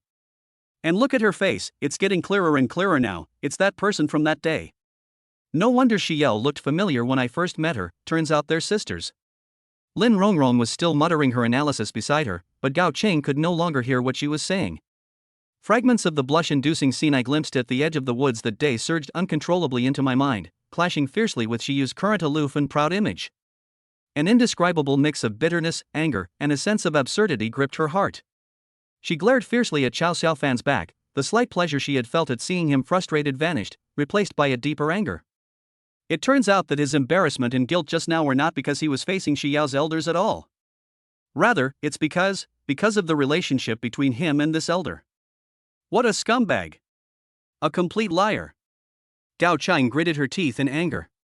Whether intentionally or unintentionally, Lin Rongrong was still sighing softly, her tone filled with deep envy. Both sisters are so incredibly talented and so beautiful. Sigh, why are some people just so lucky with their genes? It's so unfair. These words were like adding fuel to the fire for Gao Cheng, who was already furious. Although she was very confident in her figure, she was indeed somewhat lacking compared to the gifted and unusual sisters in front of her. What angered her even more was that this scumbag clearly only had a preference for this type. Looking at the two sisters' undeniably fair assets, and considering that he not only had a past entanglement with the younger sister, but now also seems to be complicated with the older sister. Shut up! Gao Cheng was upset and couldn't help but scold him in a low voice, her tone much harsher than usual. Lin Rongrong was taken aback, blinked, and gave a sly smile. Then her eyes lit up, and she immediately changed the subject, taking Gao Cheng's arm and saying in a sweet, cloying voice, "Oh my, Xingqing, your advantages are obvious too. Your long legs are so straight and long, so many people envy your proportions. If she wore stockings, the effect, wow, guys would definitely stare and be head over heels in love." She knew exactly how to understand Gao Cheng's subtle thoughts. Sure enough, these words hit Gao Cheng right on a certain point. Although she still felt a pang of jealousy, her expression clearly softened. She gave a soft humph, unconsciously straightened her back slightly, raised her chin, and resumed her slightly arrogant demeanor. However, her gaze toward the two sisters held a hint of wariness. Chapter 52. I think she must be a school beauty. After a brief inquiry by the Xinchuan division, Chao Xiaofan and the others were escorted home separately. Sitting in the smoothly moving car, watching the familiar street scenes rushing past the window, Chao Xiaofan leaned back in his seat and let out a long sigh of relief. Thank goodness, it almost turned into a massive battleground. No. It should be social death scene. Wait, something's not right. He then thought that perhaps he couldn't be entirely blamed for this. Whether it was with Gao Cheng, or with Xiao, or even initially with Xiu, it all seemed to begin with various unexpected twists of fate. Essentially, he was just a kind-hearted teenager struggling to survive in a crisis and forced to help others. Thinking about it that way makes me feel much more relaxed. Fortunately, before leaving the space, the four quickly reached a consensus and agreed on their public statements. The official version is, after Chao Xiaofan rescued the unconscious Lin Rongrong on campus, he, along with Gao Cheng and Xiao, were inexplicably captured and taken to the altar space. Before the altar exploded, he used his spatial abilities to take Xiao and Gao Cheng, who were also inside the altar, with him.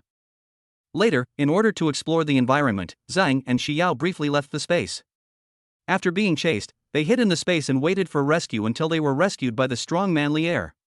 Most of it is true, but the secret of the spiritual spring and the cultivation secrets within the space that cannot be told to outsiders have been concealed. After all, everyone has secrets, and the law should not be easily passed on. This is a principle passed down by sages. Interestingly, Chao Xiaofan's suggestion to unify the narrative was initially just a tentative one, but the four of them surprisingly agreed on it. Everyone has aspects they must conceal. What Xiao and Gao Cheng wanted to hide were those embarrassing, unspoken girlish secrets about their chaotic and intimate relationship. Chao Xiaofan himself has even more secrets. The fact that he can absorb and transform the energy of the blazing lion spirit spring is enough to attract countless inquiries. If one were to delve deeper, there is even a risk of exposing the secret of his own talent. The only dark history that Lin Rongrong most wanted to erase was the two accidents she couldn't hold back. Thinking of this, Chao Xiaofan's lips twitched involuntarily. Chao Xiaofan took out his phone and turned it on. Since there was no signal, I simply turned it off to save power. The anticipated information overload did not materialize. Instead, there were only a few dozen unread messages from Ran Jingxian and Zhao Shanhe, and a few missed calls from my mother. Mom must be so worried, right? The situation was urgent that day, and he only had time to send a vague message to his most trusted friend, Sister Ran, hoping that if he couldn't come back for a while, Sister Ran could help keep the family in check for a period of time. He never thought he couldn't come back, it was just a matter of sooner or later. It has to be said that Chao Xiaofan has only just realized the enormous changes his talent for lending has brought him. Feeling guilty, Chao Xiaofan immediately dialed her mother's number. Mom. Hello? Son. On the other end of the phone, his mother Zhang Fanying's signature loud voice was still full of energy, and there seemed to be dialogue from a TV drama mixed in with the background noise. Why didn't you answer my call yesterday? Were you playing games all night again? Hey, you're filling out college applications soon, have you chosen your school yet? Stop. Mom seems completely unaware of the major events that have occurred in Tiannan City these past few days. Chao Xiaofan was stunned for a moment, then realized what was happening. He picked up the conversation casually, saying, I was so tired from playing that I slept all day and just woke up. You brat. I knew it. Zhang Fanying laughed and scolded. You think you're the king just because there's no tiger in the mountains? It's not like Mom won't let you play, but everything has to be done in moderation. Health is the foundation of everything. You're an adult now, stop staying at home staring at the screen all the time, go out more, go see a movie or go shopping with your female classmates, hurry up and find a girlfriend. Mom is still waiting to hold her grandson. You old woman, what nonsense are you spouting? My dad's hushed voice came faintly from the other end of the phone. Xiaofan is only 18. What's wrong with 18? You should find a good partner early. Start dating and see if you're compatible. Once he graduates, all the good girls will be taken. My son is so handsome, he can't be left with someone else's leftovers. Zhang Fanying's voice immediately rose 8 octaves. Hey kid, did you hear me? Stay home and behave yourself. Things haven't been peaceful lately. Didn't the news say that some thugs attacked the martial arts assessment site at your Tiannan No. 1 high school and killed quite a few people? How scary. Sigh, how terrifying. But thankfully my son doesn't have that talent, otherwise, if you had been there that day, my heart would have been pounding. She sighed, her tone shifting to a simple sense of relief. A peaceful and healthy life is better than anything else. Mom, you're too carefree. Your son went to the secret realm's monster lair and came back.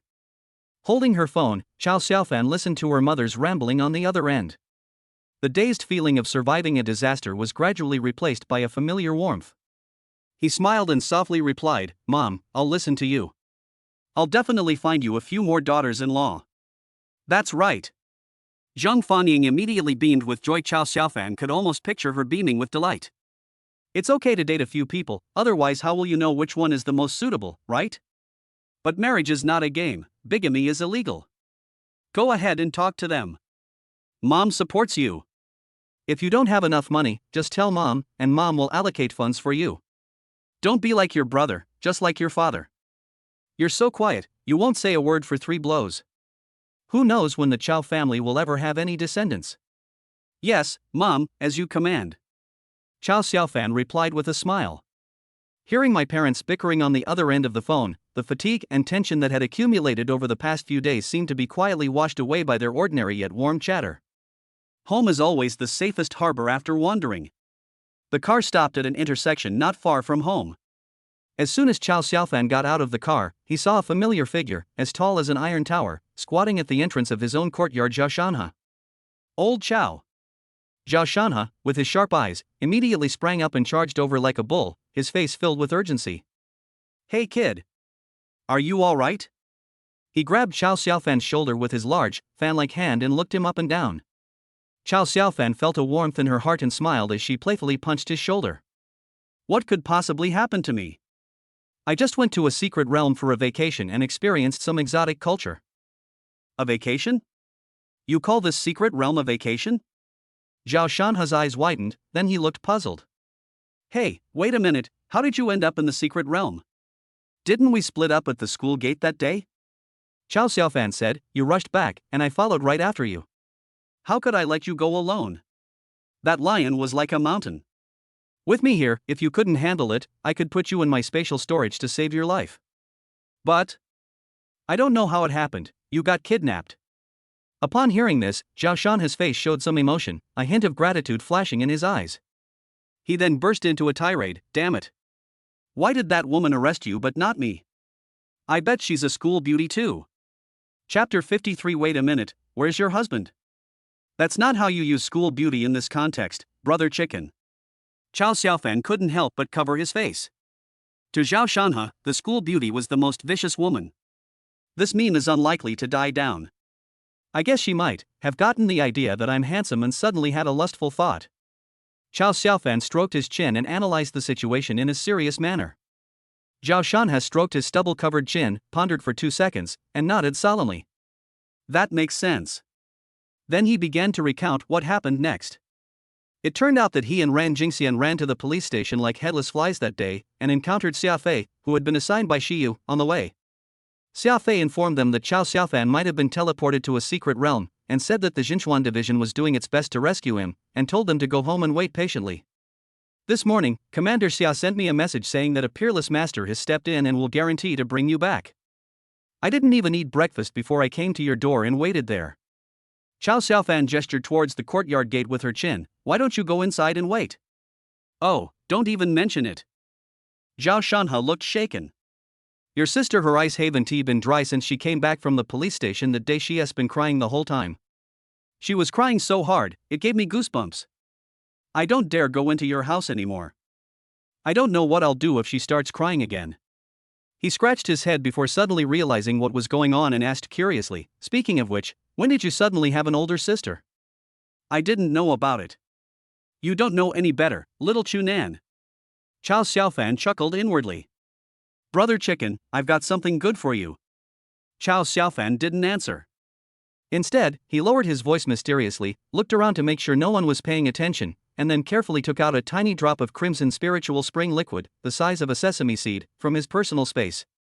This thing is a rare find from a secret realm.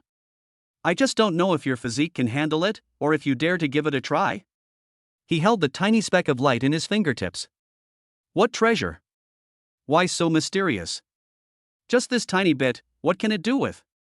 Zhao Shanha leaned closer, his face full of suspicion. Holy crap! Before he finished speaking, Chao Xiaofan had already gently applied the spiritual spring liquid to the back of his hand. Ouch! Zhao Shanha reacted as if burned by a red-hot iron, jerking his hand away and jumping up on the spot. The skin touched by the drop of spiritual spring water instantly turned crimson, and the burning sensation spread rapidly up his arm as if it were alive. Holy crap! Old Chao! What the hell is this? It's burning like fire. It hurts, it hurts, it hurts. He grimaced, and the veins on his forehead bulged out. Stop howling. Feel it carefully. Chao Xiaofan said irritably. Zhao Shanha endured the excruciating pain and began to calm his mind. After about a minute, the burning pain began to subside, and a strange warm current emerged from the burning spot, slowly flowing through the meridians in the body. Wherever it passed, the blood and qi in the body felt subtly being washed away and surged. He suddenly raised his head, his eyes flashing with a sharp light. This thing can aid in cultivation? I feel even my blood vessels seem a little clearer. Although the process is a bit stimulating. A little more. Brother chicken, you're such an animal. Chao Xiaofan looked at him with some surprise. This spiritual spring energy is domineering and intense. Ordinary people feel as if they are burned by fire if they come into contact with it. Those with weak will or poor physique simply cannot withstand it. Forcibly absorbing it will only burn their meridians. He had secretly let the 3 girls in the space try an extremely small amount before, and even Gao Chang, who possessed the heart of frost, turned pale with pain and said she couldn't bear it. Zhao Shanha not only withstood it, but actually asked for more dosage? This requires not only exceptional talent, but also an iron will. Chao Xiaofan laughed and scolded him, but in her heart she was happy for him. He separated another drop, this time the size of a grain of rice. This is a large order, so please bear with it. Come on. Oh whoa. The moment the elixir touched his skin, Zhao Shanha trembled violently. His entire body turned bright red instantly, like a boiled shrimp, and a suppressed, strange roar came from his throat. His muscles bulged, and his clothes were instantly soaked with sweat. Brother chicken, enjoy this. Come find me a heat-resistant container later to pack it up and take it with you. Upon seeing this, Chow Xiaofan quickly pushed open his own courtyard gate, slipped inside, and closed the gate behind him. Only Zhao Shanhe was left on the street, where he started street dancing. As soon as they entered the courtyard, a beam of white light shot out of the window like lightning and struck Chow Xiaofan precisely into his arms. Little white? It's grown so big. Chow Xiaofan quickly caught it felt heavy in his hand. Upon closer inspection, the little white fox in my arms had grown significantly larger than it had been 2 days ago, now the size of an adult cat. Its snow-white fur was fluffy and soft, its eyes were wet as it looked at him, and it made a soft woof-woof sound as it nuzzled its little head into his arms, full of affection. Click. The door opened gently. Xiao Fan. Ran Jingxian's graceful figure appeared at the door. She was wearing a simple home short-sleeved shirt, but it still couldn't hide her voluptuous and proud curves. She wore loose-fitting casual pants, yet they somehow gave her the fuller, more shapely look of tight yoga pants. But at this moment, her face was etched with weariness, her eyes were red and swollen, and her pupils were bloodshot, as if she hadn't slept for days and nights. Her usual radiant beauty was now replaced by a fragile, pitiful tenderness. Sister Ran, I'm back. Chow Xiaofan smiled and said casually, I went to the secret realm for a stroll, the scenery was beautiful, but I didn't have time to bring you a souvenir, I'll make it up to you next time. He didn't finish his sentence. I felt a faint fragrance of gardenias waft by. Then, a soft, full, and slightly trembling body crashed into his arms. Her waist was tightly encircled by a pair of jade-like arms, as if afraid that if they let go, she would disappear again. Sister Ran, Chow Xiaofan felt the trembling of the body in his arms and the unusually strong force, and his heart warmed. He was about to speak. Her mouth was already sealed by his tongue. Her soft, warm lips, damp with tears, and her tongue, inexperienced yet eager, clumsily but stubbornly pried open his teeth and slipped inside. What's wrong with Sister Ran? Chow Xiaofan's mind went blank for a moment. The string of reason began to falter under the onslaught of her gentle and fragrant body. Almost instinctively, he took the initiative and hugged the trembling body in his arms tightly. At this moment, Chow Xiaofan felt his soul spiraling upwards. When emotions ran high, he didn't think about anything else. After a long while, under Chow Xiaofan's skillful offensive, Ran Jingxian had long since been defeated and began to respond awkwardly. Chow Xiaofan was secretly puzzled. Sister Ran, this married young woman, isn't much better at her job than Gao Chang and Xiao? Sister Ran. It wasn't until both of them were a little out of breath that Chow Xiaofan finally found an opportunity to speak. Wait a minute, where's your husband? Chapter 54. Don't just moan and groan. Upon hearing this, Ran Jingxian raised her head, and a blush spread rapidly across her tear-streaked face, even tinging her neck with a faint pink. It's not that Chow Xiaofan is insensitive to romance. However, the identity of husband has always been a barrier between the two, and the key is that Ran Jingxian herself is unwilling to mention it. Even though Sister Ran is gentle and virtuous, and her plump and beautiful figure is like a ripe peach, exuding an alluring fragrance. When emotions run high, it's like an arrow on a bowstring, poised to be released. But Chow Xiaofan is an upright and enthusiastic young man. Unless Sister Ran is genuinely in need of help, then that's a different story. Ran Jingxian stared blankly at the boy's face, which was now closer than ever before, his youthful innocence gradually fading and his features becoming more defined. His eyes, which always held a gentle smile, were now deep and focused. Wah! She buried her face back into Chow Xiaofan's firm, warm chest, her hands tightly gripping the fabric of his shirt, her shoulders trembling slightly. After days of pent-up panic and longing, the emotions finally found an outlet, and tears welled up once again. Xiaofan, you're finally back, sob, I was so scared. The voice was thick with nasal tone and hoarse. Chow Xiaofan's heart softened, and he raised his hand to gently pat her slightly trembling back. Don't worry, that invisible pervert won't bother you anymore. I'm not afraid of him. Ran Jingxian shook her head vigorously in his arms and hugged him even tighter. I'm afraid you'll end up like those people in the news, afraid you won't come back. These past few days, every time I close my eyes, all I see is you, sob. Tears streamed down her face, soaking her clothes and the warm dampness seeping through the fabric. Chow Xiaofan could clearly feel the slight trembling in her body and the lingering fear. All right, don't cry, he softened his voice. I said I'd be back in 2 days, and look, I'm back today, aren't I? But I can't get in touch with you. Ran Jingxian sobbed as she spoke, tears streaming down her face like a broken string of pearls, unable to be stopped. It seemed as if she wanted to cry out all the fear and torment she had endured alone these past few days. Before long, Chow Xiaofan's chest was soaked. Women really are made of water. The thought inexplicably flashed through Chow Xiaofan's mind. He suddenly thought of Lin Rongrong. The same flood was overflowing, only the outlet was different. After trying to soothe her for a long time without success, and seeing that the person in his arms was crying so hard that she was about to faint, Chow Xiaofan decided to change his strategy. He raised his hand, his arm moving neither too lightly nor too heavily. Smack! The crisp sound was particularly clear in the quiet room. All right. Stop crying. He deliberately put on a stern face, his voice becoming serious and carrying an air of unquestionable authority. Eat? Ran Jingxian froze, and her crying stopped. She raised her tear-filled face, her eyes widening in astonishment, completely unprepared for Chow Xiaofan's sudden move. The lingering slight tingling sensation and the boy's sudden display of dominance made her forget to cry for a moment, leaving only disbelief and embarrassment on her face. Go! Chow Xiaofan struck while the iron was hot, giving him a few more blows, a punishment that was both affectionate and moderately forceful. He loosened his embrace, his tone softening, but with a hint of command. Make me something to eat. I haven't eaten anything proper these past 2 days, I've been thinking about you the whole time. He paused deliberately, and seeing that Ran Jingxian's face indeed turned even redder, he slowly continued, I miss your cooking. He spoke the last few words in a low, clear voice, with a distinct smile on his face.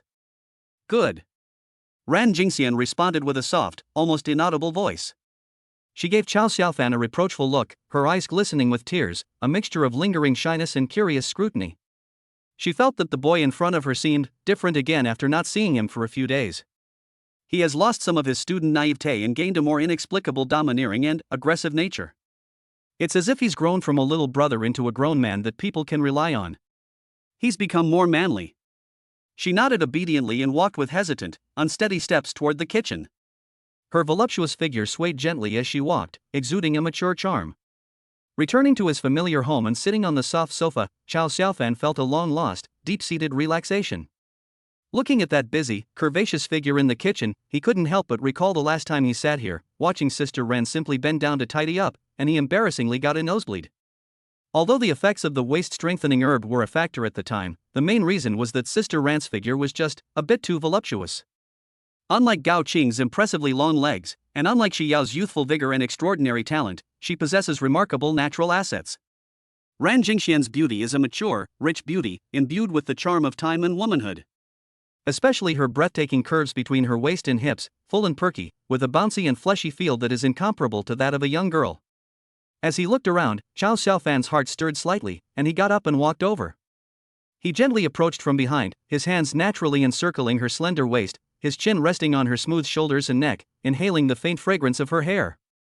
Sister Ran. When he hugged her from behind, Ran Jingxian visibly trembled, and her movements while washing vegetables slowed down. The familiar masculine scent enveloped her, causing her heartbeat, which had just calmed down, to become disordered again. Her body went weak, and she almost leaned back into his arms. I'm going to ask you a question, and you have to answer me honestly. Chow Xiaofan's voice rang in her ear, his warm breath brushing against her earlobe. Mum. Ran Jingxian responded softly, her ears already flushed red. Have you and your husband already divorced? Chow Xiaofan asked directly, but his tone carried a seriousness that left no room for evasion. Don't just mumble aha or yes, answer yes or no. Chow Xiaofan grasped 2 key points, and his tone became even more serious. Ran Jingxian's legs went weak, and she almost lost her balance. She subconsciously responded, then realized something and quickly added. Yes, no. It is or it isn't. Chow Xiaofan tightened his arms, pulling her closer to him. His tone was somewhat interrogative, but his hand gently pinched her waist in a threatening manner. Confess. No. Ran Jingxian cried out in a trembling voice because she was ticklish, and almost dropped the vegetable leaf in her hand. She bit her lip, as if she had made up her mind. You let me go first, and I'll tell you slowly. Chow Xiaofan did as he was told and led her to sit down on the sofa. He himself sat opposite him, looking like he was listening attentively.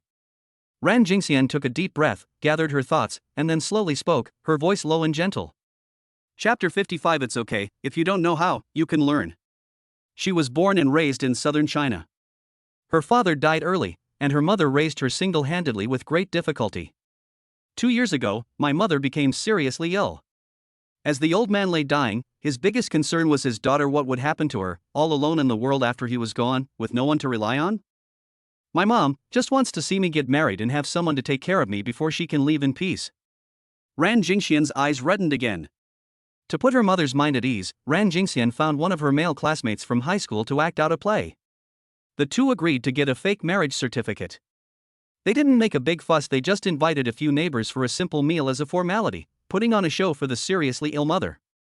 I vaguely remember Chao Xiaofan. I called him during dinner, but he didn't go. Seeing her daughter get married, Ran's mother felt relieved of her biggest worry, and her spirits seemed to improve. But eventually, his life came to an end, and he passed away peacefully not long after. From then on, Ran Jingxian was truly all alone in the world. However, for safety reasons and to avoid unnecessary gossip, she still maintains her married status in public. So, you staged a fake marriage just to put Auntie at ease? Chao Xiaofan frowned slightly. Would an elderly person, who has lived a whole life, not know whether something is true or false? Chao Xiaofan secretly guessed that Ran's mother was probably just pretending to be reassured to put her daughter at ease. Ran Jingxian nodded, blushing, and didn't dare to look him in the eye. Looking at Ran Jingxian's innocent and naive appearance, he became even more certain of his guess, but he didn't say it out loud. How foolish. Chao Xiaofan slapped his thigh, his face showing a hint of annoyance. Isn't this just letting that old bastard get away with it for nothing? He said, raising his hand again. Smack. Why didn't you say something so important sooner? He deliberately put on a stern face, pretending to be fierce. Ugh. Ran Jingxian gasped softly, rubbing her face in a wrong tone, and whispered, I have something to say, that night. That night? Chao Xiaofan raised an eyebrow, then, remembering something, a mischievous smile crept across his lips. Oh, I see. No wonder you slept in my bed that night. Ran Jingxian's face instantly turned bright red, almost dripping blood. She lowered her head, nearly burying it in her chest. So, Sister Ran, Chao Xiaofan leaned closer to her, almost touching her red ear, and whispered, that night, did you try to sneak into my room and do something indecent to me? No. Ran Jingxian was so anxious that tears were about to come out again. She hurriedly waved her hands. I just saw that you seemed to be in a lot of pain that day, and I wanted to go and see how you were doing. Her voice grew softer and softer until it was almost inaudible. Then I don't know how I fell asleep. I'm just worried about you. I can't. Oh. Chao Xiaofan sat up straight with a leisurely air, cleared his throat, and said in a serious tone, okay, that I understand. In other words, Ms. Ran Jingxian, you are actually an unmarried, adult single woman, right? Ran Jingxian nodded cautiously. All right then. Chao Xiaofan grinned mischievously. We need to do some serious accounting. Ha? Ah? Ran Jingxian looked up, her face blank. Look, Chao Xiaofan began counting on her fingers, how much I've suffered because you didn't disclose your marital status in a timely and truthful manner. Do you remember how I even had a nosebleed last time? Well, it seems like it's because you ate that herbal medicine. Ran Jingxian weakly retorted. Hey, forget about herbs and all that, Chao Xiaofan waved his hand unreasonably. Just tell me, did your nose bleed or not? It's flowing, but. No buts. And another thing, Chao Xiaofan continued, not giving her a chance to explain. And you've repeatedly not worn your armor at home. Although I know you didn't do it on purpose, I still felt wronged. Do you acknowledge that? That's because it wasn't dry after washing, and I was wearing thick clothes. Ran Jingxian tried to explain. Just tell me, are you wearing anything or not? I wasn't wearing any. Therefore, in conclusion, Chao Xiaofan said, spreading his hands in a summarizing statement. Shouldn't you make it up to me? Ran Jingxian was a little confused by his twisted logic and hadn't quite caught up with it yet. Just tell me, should we get compensation or not? Chao Xiaofan leaned closer, staring into her eyes. Yes, it's time for compensation. In his rapid-fire question-and-answer session, Ran Jingxian's mind went blank, and she instinctively nodded in agreement with his words. Very good. Chao Xiaofan nodded in satisfaction, then frowned. I'm very angry right now, I'm really furious. He deliberately emphasized the last two words, glancing at her meaningfully. After a while, Ran Jingxian still stared at him blankly. You don't even understand this?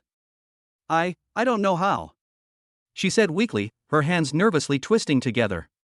This innocent and naive appearance, when placed on such a voluptuous and beautiful young woman, creates an extremely alluring contrast. Chow Xiaofan was stunned for a moment. No way? That fake marriage man didn't even covet your beauty? He originally wanted to say body, but changed the word at the last minute. He doesn't like women. Ran Jingxian's voice was even softer, almost squeezed out between clenched teeth, so that's why I went to him. Oh? Chow Xiaofan's eyes lit up instantly, as if he had just realized something. A marriage of convenience? Ran Jingxian nodded. Hiss. Chow Xiaofan gasped. Doesn't that mean? You might think that the tree-lined path is covered with frost every morning and evening, but in reality, no one has ever set foot on it. Chow Xiaofan suddenly felt a strange sensation welling up inside him. It was the eagerness of discovering a treasure and immediately claiming it for oneself. It is a feeling of joy mixed with a strong sense of possessiveness and a desire to conquer. So that's how it is. Chow Xiaofan suddenly beamed with joy. It's okay, if you don't know how, you can learn. Come, I'll teach you a cultivation technique. The most important thing in training is to have a stable lower body. Come on, first, get into a proper horse stance. Oh, I see. Fine, kneeling halfway is fine too. Then, tie your hair up. Yes, don't let your hair get in the way. More than an hour later, Chow Xiaofan let out a long breath, leaned back on the sofa, and had an expression of extreme satisfaction and accomplishment on his face. I thought that Sister Ran, being a young married woman, would be quite skilled, but I never expected her to be so inexperienced, even worse than Gao Chang. I had to teach everything from scratch, guiding each step by step. It was exhausting. Chow Xiaofan raised his hand and wiped away non-existent sweat from his forehead. But the corners of his mouth turned up uncontrollably, and he couldn't suppress it. Chapter 56. I'll teach you another new skill. Sister Ran, this is something I refined using spiritual spring water I obtained from the secret realm. It's good for your health if you drink it. The energy might be a bit strong, but you can try it. Ran Jingxian had no doubts. There's a really warm current flowing through my body, it feels so comfortable. A moment later, she looked up, her eyes sparkling with surprise, her cheeks flushed with a faint blush, and her complexion seemed even more radiant. Would I lie to you? Chow Xiaofan laughed. Even if you're lying to me. Ran Jingxian's voice was soft, her eyelashes lowered. I'm willing too. That completely trusting, obedient, and docile demeanor made Chow Xiaofan feel like an evil big bad wolf. I'll go cook first. Ran Jingxian felt even more embarrassed by his gaze and hurriedly tried to get up and escape from this ambiguous atmosphere that made her heart race.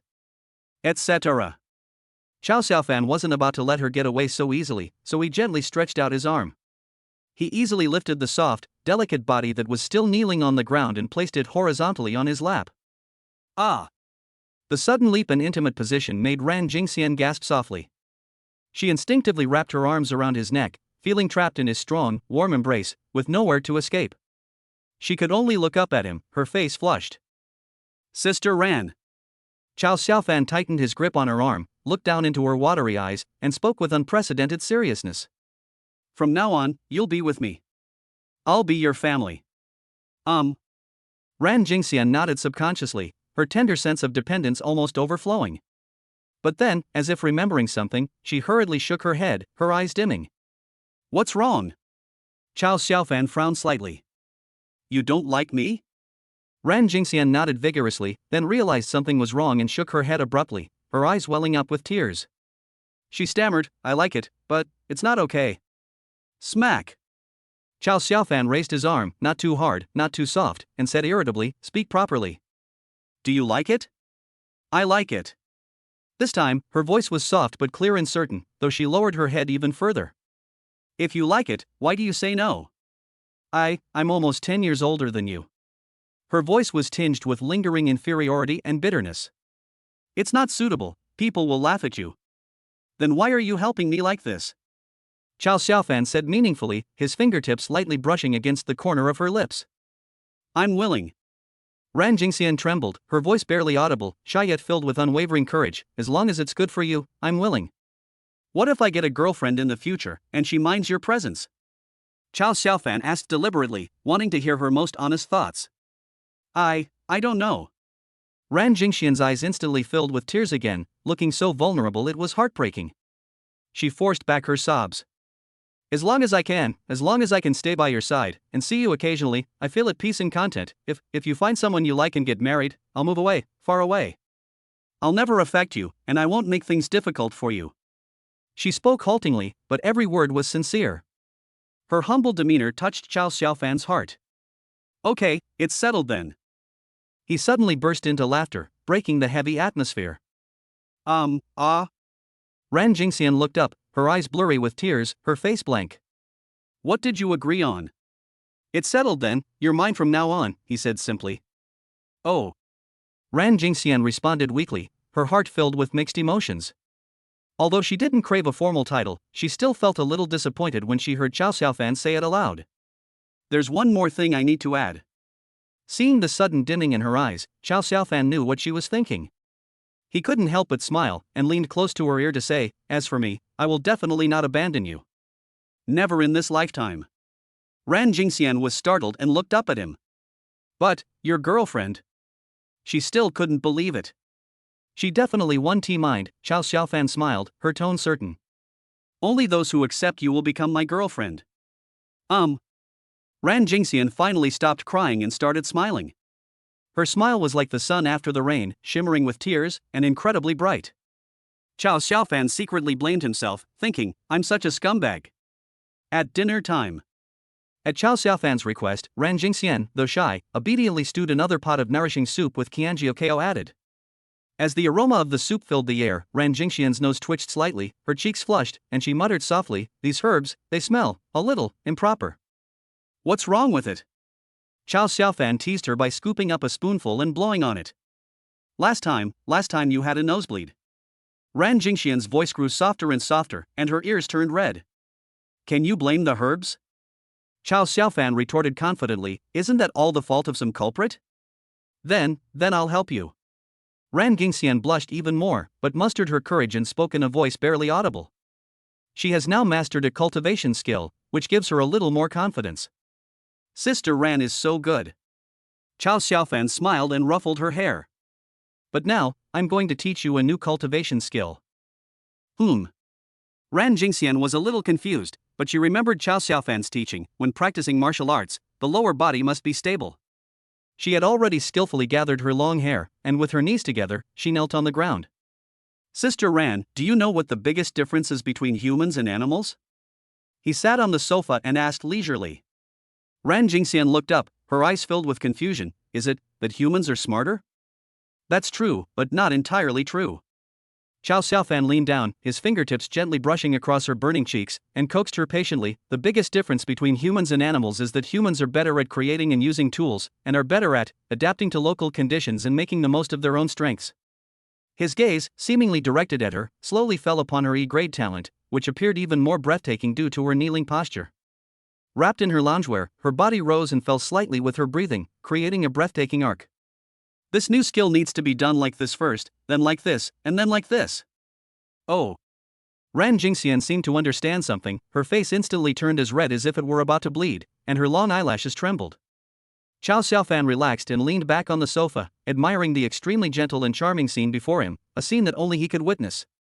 Another hour or so later. Chao Xiaofan stood in his own courtyard, looking refreshed. The night was as still as water. He drank some of the spiritual spring liquid, and the scorching and pure energy instantly exploded within his body. He assumed a stance and began practicing the Vajra Kung Fu. Although the conversion efficiency of spiritual spring energy was indeed much slower without the assistance of Gao Cheng and Shi Yao, it was still several times faster than the speed of cultivation relying solely on the strengthening grass. Sweat quickly soaked his clothes, highlighting his increasingly lean and muscular physique. His gaze was focused, and he was completely absorbed. Each dangerous experience spurred Chao Xiaofan on, and he dared not slack off in the slightest. While the heartwarming interactions with Ran Jingxian were joyful, true strength is the foundation for maintaining that joy. Only by doing things in moderation and with moderation can sustainable development be achieved. The main problem is that Ran Jingxian is just too incompetent. Strangely, the spiritual energy I cultivated has vanished without a trace. Chao Xiaofan was puzzled, unaware that in the shadows, a graceful figure in a black cloak is secretly observing. Chapter 57 Tonight. I'll just relieve myself less often. After returning from the secret realm and advancing to the second realm, Chao Xiaofan noticed something unusual about his body. The spiritual energy gained through cultivation, after circulating through the meridians, did not gather in the lower abdomen dantian as it did in the first realm. Instead, it dissipated quietly like a stream flowing into the sea and was completely absorbed by the body. My body felt like an insatiable rice-eating machine, frantically consuming all energy. What exactly is going on? After finishing his practice and standing still, Chao Xiaofan frowned slightly and closed his eyes to sense the energy. The flame heart, at the heart beat steadily, and the golden red primordial heart fire seemed to have grown a little stronger, but compared with the enormous spiritual power consumed, this increase was insignificant. Is it a change in physique brought about by the evolution of the flame heart talent? Or was it caused by some unknown mutation triggered by the burning of the spiritual spring liquid? Chao Xiaofan pondered, or perhaps, the spiritual energy hasn't disappeared, but is strengthening my physical body? He tried to gather his strength and threw a punch. The sound of something cutting through the air was deep and clear. Upon closer inspection, the sense of power is indeed significantly stronger than in the first realm, and the explosiveness, speed, and reaction speed are indeed slowly improving. Speaking of which, what's the difference between the first and second realms? Chao Xiaofan currently knows nothing about the path of becoming a superhuman. Next time I see Commander Xia, I'll have to ask him for some pointers, Chao Xiaofan murmured to himself, gazing at the night sky. He originally thought that only the chosen ones who awakened superpowers were the protagonists of this era. It wasn't until Li Er's earth-shattering punch that his thinking was completely changed. On the way back, he subtly inquired with the commander of Jinchuan Division about Li Er's innate abilities. The answer I received was that I had no innate talent. He was just a pure warrior. With only physical strength, one can roam the sky and shatter mountains with a single punch. How is this any different from the legendary immortals? He recalled the cultivation path Xia Fei had mentioned, which filled him with longing for a higher realm. In any case, we must take things one step at a time. He took a deep breath of the cool air, carrying the scent of night dew, and resumed his stance. Standing by the window, Ran Jingxian rested her chin on her hand, her gaze gently following the figure sweating profusely in the moonlight. The little white fox nestled affectionately against her shoulder, purring softly. The young woman's face was flushed with happiness. Now, she no longer had to secretly gaze at him like before. Thinking of this, a sweet smile unconsciously appeared on her lips. A young boy, a young woman, a white fox, and the moonlight intertwined to create a tranquil and heartwarming scene. Shiyu had been watching from the shadows outside the painting for quite some time. She arrived when Chao Xiaofan started practicing martial arts. The strange seal within her body stirred again, showing signs of a deepening backlash. If the poison wasn't neutralized quickly, it would likely worsen, causing the seal to solidify and imprison her power. So she rushed over that night, hoping to find Chao Xiaofan to settle things quickly and eliminate any potential problems at once, so as to avoid any unforeseen complications. Besides her sister's disappearance causing her to lose her composure, Chao Xiaofan's safety also inexplicably tugged at her heartstrings, simply because of this damned seal, which seemed to be something only he could break. That damned fox's talent is extremely strange. It's said to be an improper and lewd talent, yet it only recognizes one person who can cure it. If something were to happen to Chao Xiaofan, her special talent would likely be permanently sealed. Besides this reason, perhaps there are some feelings that she herself has not yet realized are quietly growing. Fortunately, Chao Xiaofan not only returned safely, but also brought Yao Yao back with him. But Shiyu never thought of thanking her younger sister's savior, and she didn't even realize it herself. Perhaps deep in her subconscious, she had already categorized Chao Xiaofan into a special category. You and I have such a connection, isn't saving your sister-in-law your only duty? Chao Xiaofan, on the other hand, had absolutely no sense of being a savior, and was more concerned with feeling guilty because of his entanglements with both of his sisters. That's why their earlier formal meeting seemed a bit strange, but no one noticed. Shiyu secretly observed Chao Xiaofan's cultivation for a while, and a look of surprise gradually appeared in her eyes. First, they were amazed by the exquisite skill that Chao Xiaofan had practiced. The moves appear simple and unadorned, yet they contain the true meaning of cultivation.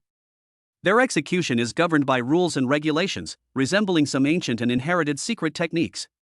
In comparison, the standard techniques popularized by martial arts universities and Jinchuan Division are indeed much inferior. Although they are stable and orthodox, they lack a certain spiritual charm. However, the quality of the technique is not the decisive factor. The key is whether it suits one's own needs. She herself used ordinary techniques to surpass many geniuses from ancient martial arts families, becoming a leader among her peers. What truly amazed her was that Chao Xiaofan had entered the second realm on his own without any guidance. Normally, those who are 18 years old and have been found to have extraordinary talent must be selected to enter a martial arts university before they will be taught cultivation techniques and embark on the path of cultivation. The law should not be lightly transmitted, and the way should not be sold cheaply. This is an ironclad rule. Aside from family and sect traditions, ordinary people have virtually no access to cultivation except through martial arts universities. However, Chao Xiaofan, in a short period of time, went from a weak and ordinary student to a second realm extraordinary being. The transition from the first to the second realm is the first major hurdle on the path to transcendence. The second realm is also known as the body tempering realm. After reaching the first realm, the spiritual energy stored in the dantian will gradually overflow, permeating the limbs and bones, nourishing the meridians throughout the body, and preparing for advancement to the second realm. At this point, one needs to continuously refine the skin, muscles, bones, and internal organs through external skills, improving physical strength from the outside in, expanding the meridians and dantian capacity, and consolidating the foundation. Only when the skin develops a faint bronze glow can one be considered to have glimpsed the first step into the second realm. After that, one must repeatedly temper one's body with spiritual power until all the parts of the body are upgraded and one is reborn. Only then can one be considered to have achieved the second realm. Chao Xiaofan had just passed the martial arts assessment and hadn't even entered university yet. How did he manage to accomplish all of this without a teacher? How did he temper his body? Could he be a descendant of a reclusive sect? Or will you have a serendipitous encounter in a hidden realm? I'll have to ask Yao Yao again when we get back. Thinking of how absent-minded my sister looked after returning from the secret realm, Shiyu felt another pang of heartache. The little girl must be terrified this time. When her gaze returned to Chao Xiaofan, it softened slightly. Tonight, let's do fewer repetitions, we can't finish them all in one go anyway. He just returned from the secret realm, we can't overdo it, lest we damage his foundation. She secretly pondered, and a barely perceptible thrill flashed through her heart. It was past midnight when Shiyu was about to lose patience, so Chao Xiaofan finally finished his practice and went back inside to take a shower.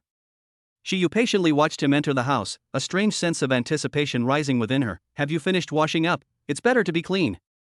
Chapter 58 New Skill, right. Here's your new skill. However, what happened next instantly dispelled her good mood.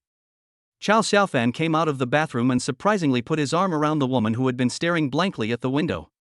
Listening carefully to the conversation made the veins on her forehead bulge slightly. Chao Xiaofan grinned mischievously. Sister Ran, let's sleep together tonight. Ah. No. I've already learned 2 moves today, Ran Jingxian rarely refused. Excessive training in equestrianism can easily lead to adverse effects. I just want to hold you while I sleep.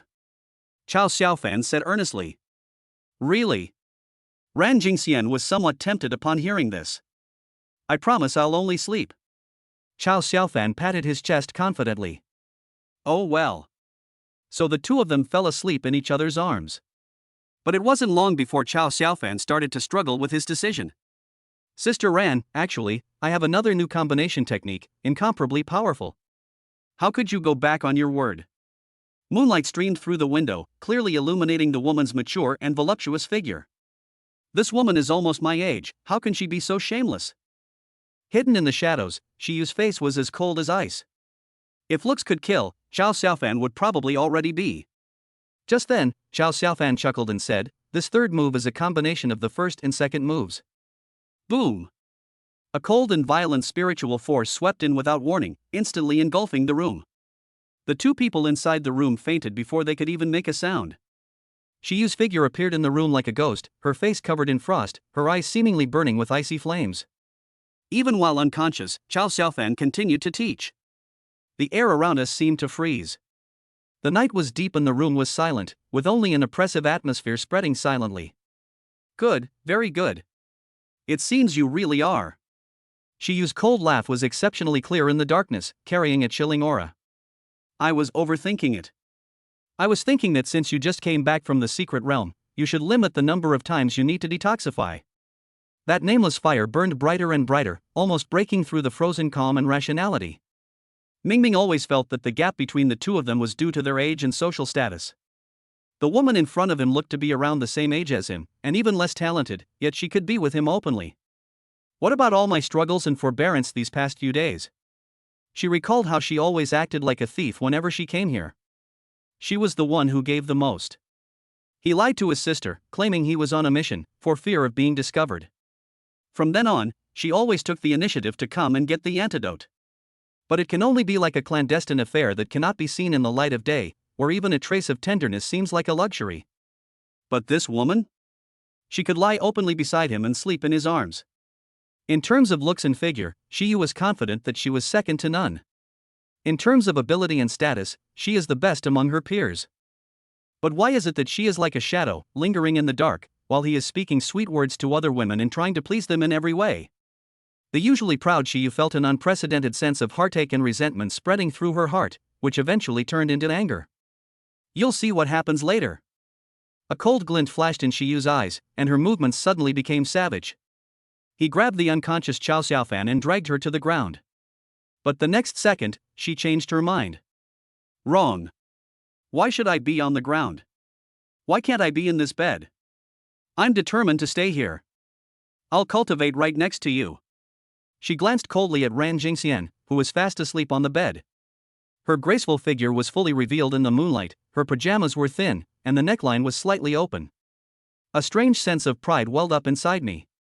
Pa! Shameless. There are so many older people here, yet they dress so revealingly. Snort. Valley. Chirp. Hiss. You're going to practice horseback riding together, right? Shiyu's voice, however, carried a hint of gritted teeth. She recalled the two vibrant young girls outside the secret realm before, and today there was another young and voluptuous woman. What a heartless scumbag! With a punitive attitude, as if he wanted to pour out all the pent-up frustration and bitterness in his heart. At the same time, she could clearly feel that Chao Xiaofan, after entering the second realm, was much stronger and more resilient than before, with his blood and energy as vigorous as a furnace. A fiery, pure energy, far surpassing any energy before, circulated throughout his body. Not only did the seal loosen much faster, but the efficiency of her own spiritual power circulation also increased dramatically. This is different from before? Shiyu was surprised and suspicious, and her powerful mental energy swept over Chao Xiaofan's entire body in an instant. The next moment, a quietly burning golden red flame came into view, warm and intense. Pure energy is continuously generated from it, flowing through the limbs and bones. Is this a fire-type ability? Or a treasure originating from the fire element? It looks somewhat like the core of the blazing lion. Shiyu's pupils contracted slightly, her heart filled with shock. This level of energy transformation usually requires a long period of accumulation and favorable circumstances. How was it achieved in just a few days? The more secrets this boy held, the less she could understand him. But this discovery cheered her up. What began as an angry cultivation practice unconsciously transformed into an application of this novel energy. This equestrian training has been longer than any other before. Shiyu herself doesn't even remember what she went through. Later, the scorching energy flowed ceaselessly within the room, mystically impacting the meridians and seals. She nearly fainted, relying solely on instinct to unleash the energy. The effect is remarkable. This period of arduous training was actually equivalent to the effect of 5 days of solitary meditation on a regular basis. The seal has clearly loosened considerably. When she finally exhausted herself. Turning around, I found that Chao Xiaofan was still full of energy. Shiyu was so angry that her vision blurred, but she gritted her teeth and whispered, "This time, I'll let you off the hook." She forced herself to stay upright, enduring the pressure that nearly made her faint, and cleaned up the chaotic scene. Then, with unsteady steps, she limped quickly away from Chao Xiaofan's house and disappeared into the morning light. Unbeknownst to her, in the corner of the room, the little white fox, also stunned, was twitching its nose slightly. As the two cultivated, wisps of invisible yet strangely rhythmic pinkish red power of law emanated from their bodies. And the fragments of the sealing law that are being gradually peeled away and are about to dissipate. It drifted slowly toward the little white fox and silently disappeared into its body. Shortly after Shiyu left, the little white fox's long eyelashes trembled a few times, and it slowly opened its eyes. A faint pink light flashed across those originally clear and bright eyes. Chapter 59. I'm willing to take the medicine for him. Night was falling in Tiannan City. Just as Shiyu quietly left home and headed to Chao Xiaofan's residence. In another room of her residence, Shi Yao had been staring blankly into the void for an entire day. The perilous encounters in the secret realm and the various scenes between her and Xiao Xiaofan kept intertwining in her mind, leaving her in a state of turmoil. Ultimately, a vague worry took over. She got up, pulled out a baggy oversized hoodie and trousers that she would never normally wear, and covered herself up completely. She then found a baseball cap, sunglasses, and a mask, fully armed herself, and dressed like a female celebrity hiding from paparazzi. While her sister was away, she quietly slipped out of the house. She deliberately walked around several streets before entering a secluded pharmacy. "Hello, what medicine do you need?" The pharmacist behind the counter, wearing a white coat, was a middle-aged woman. Xiao's cheeks under the mask instantly burned, and her mind went blank. "The words I found online are stuck in my throat right now, and I can't utter a single syllable." She had always been well protected by her older sister. She had never experienced anything like this before. Time ticked by in silence, the awkwardness almost solidifying into a tangible reality. The pharmacist waited patiently, her gaze falling on the woman's hands, which were tightly clenched and her knuckles were white. She had a general idea of what was going on.